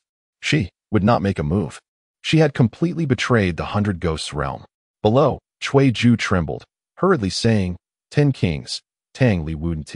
You might not be aware, but in the previous horror tales, Tang Li was severely bullied, so she is the one most eager to kill Shen Yuan. She would never betray. The icy gaze of the king swept toward Cui Ju. In that instant, Cui Ju felt as though a bucket of chilling water had been poured over his head, an overwhelming cold enveloping him. You mean, I misread the situation? Upon hearing this, Cui Ju became even more terrified, momentarily at a loss for words. Bowing his head in silence, the King of Hell seemed to disregard Cui Ju entirely, a sinister smile slowly curling upon the shadowed face of the vulture beneath. No worries. This little Tang Li is still too young, and thus she does not comprehend a fundamental truth. Within the 10 Kings, nothing can escape my control. Absolutely nothing. Chapter 100. Opportunities, Seizures, and the Path to Heaven. A fragrant breeze wafted through, accompanied by the gentle voice of Tang Li. Hey, what is the point of standing so far ahead? You submitted a blank paper. Even a blindfolded dean wouldn't call your name, would he? Having come to a complete understanding, Tang Li's mindset underwent a profound transformation, evolving into an unprecedented sense of ease. In that moment, she wished to relish the final moments before oblivion, even playfully teasing Shen Yuan. Shen Yuan leaned in closer, his head nearly brushing against Tang Li's. His deliberately softened tone carried an air of feigned mystery. Who says standing at the front is pointless? You simply do not comprehend. Didn't I mention before that I have a rough idea of how to navigate this bizarre tale? While success is not guaranteed, one must at least endeavor to try. Tang Li frowned. She had clearly stated that only those who ranked first in their grade could conquer this bizarre tale. What was Shen Yuan hoping to achieve by attempting something with a blank paper? It seemed she truly struggled to keep pace with his line of thought. At that moment, Shen Yuan continued, "Moreover, there is something of utmost importance I must share." "What is it?" Tang Li's curiosity piqued, her wide eyes blinking with anticipation. "I don't go by He. I am called Chu." "No, wait, I am Shen Yuan. Although you are a peculiar being, you must learn to be polite in the future, understand? You cannot just greet others with He. Get lost." Tang Li rolled her eyes. The quality of education in this 100 strange realms truly needed enhancement. Suddenly, the breaths of the students around them quickened, and Shen Yuan could distinctly hear their hearts pounding. He turned his gaze toward the center of the square, and indeed, the dean had made his appearance. In an instant, all students fixated their attention on the exam paper clutched in the dean's hand. That was the paper of the top scorer for the day. The students' eyes widened, brimming with unmasked desire. Who could it be? Who would emerge victorious today? Under the intense gaze of the entire student body, the dean deliberately cleared his throat and slowly announced the name of the top scorer. The first place for today is, from class 2-3, student number 12. A chorus of anguished wails erupted throughout the school. No. Countless envious glances shot toward class 2-3, filled with bitterness. Meanwhile, the sole fortunate soul stood dazed for a brief moment before joyously breaking free from the crowd and racing toward the center of the square. Observing the ecstatic student number 12, the dean's eyes glimmered with a hint of sarcasm. These fools truly believed this was a divine blessing? How naive. In the next moment, the sarcasm faded, replaced by a look of satisfaction. Congratulations. You are about to receive the opportunity to ascend the altar for prayer. You will undergo additional special training on the altar, and upon completion, you may directly report to Qi Bei. Student number 12 nodded vigorously, overwhelmed with excitement. Yes. However, the force of his enthusiastic nod caused his collar to slip, revealing what lay beneath. The area around his neck could scarcely be called a neck anymore. Flesh had nearly vanished, leaving only tattered remnants clinging feebly, while white bone lay exposed, glistening ominously. In the corridor, Shen Yuan raised an eyebrow. Wow, this guy is truly ruthless. He has already begun to sacrifice the flesh of his neck. Moreover, Shen Yuan noticed the vacant sleeves of student number 12. Clearly, his arms were long gone. As for how he managed to write, don't ask. It was precisely his terrifying dedication that enabled him to attain the coveted first place. Shen Yuan suddenly turned his head to Tang Li. Ordinary players seeking to gain first place through summoning would likely have to pay an equally hefty price, wouldn't they? Tang Li hesitated for a moment, feeling it unnecessary to conceal the truth any longer, and nodded gently. Indeed. Moreover, the cost on the first day of the bizarre tale is the least. As time progresses, students grow increasingly frantic, making it ever more challenging to secure the top spot. Shen Yuan stroked his chin, pondering. Then why did our class S student number 28 claim he sacrificed his brother's life yet failed to surpass the others? Quite simply, because he sacrificed his brother, not himself. Had he offered his own life, I believe his final exam paper would surely have been the top score. Tang Li paused momentarily, then spoke with implied significance. Even deities disdain those who sacrifice others for their own gain. Though Shen Yuan could not grasp the deeper meaning behind her words, he nonetheless nodded earnestly. Well said. At that moment, in the square, the dean abruptly waved his hand and looked skyward. In the next instant, a stunning scene unfolded. The altar, once suspended high above, began to descend slowly, casting a massive shadow over the entire teaching building. As Shen Yuan observed, a fissure appeared in the altar above, and with a thunderous rumble, a bronze staircase began to lower from the clouds. With each step it descended, the air quaked in resonance. Student number 12 trembled uncontrollably, his ecstatic expression nearly distorting his face as he stared unblinkingly at the bronze staircase. Just stepping upon this staircase would fulfill his lifelong dream. But just then, an unexpected turn of events occurred. A figure blurred with speed suddenly appeared, racing ahead of student number 28 to ascend the staircase. It was Shen Yuan. Indeed. Seizing the opportunity, this was the trial Shen Yuan aimed to undertake. From his diary, he had discerned that the source of the bizarre tale at Tree Confusion High School lay within the enormous altar above. The bronze statues held by the students had also split from the altar. To unravel the tale, only one path remained: to destroy the altar. The prerequisite for this destruction was to approach the altar. Therefore, securing first place was not the key to overcoming the challenge. As long as one could ascend the bronze staircase and draw near to the altar high above, they could conquer this bizarre tale. Shen Yuan's sudden emergence was utterly unexpected by everyone. After a brief moment of shock, the dean was the first to react. His expression shifting to alarm as he bellowed, "Quick! Everyone, take action! Stop him!"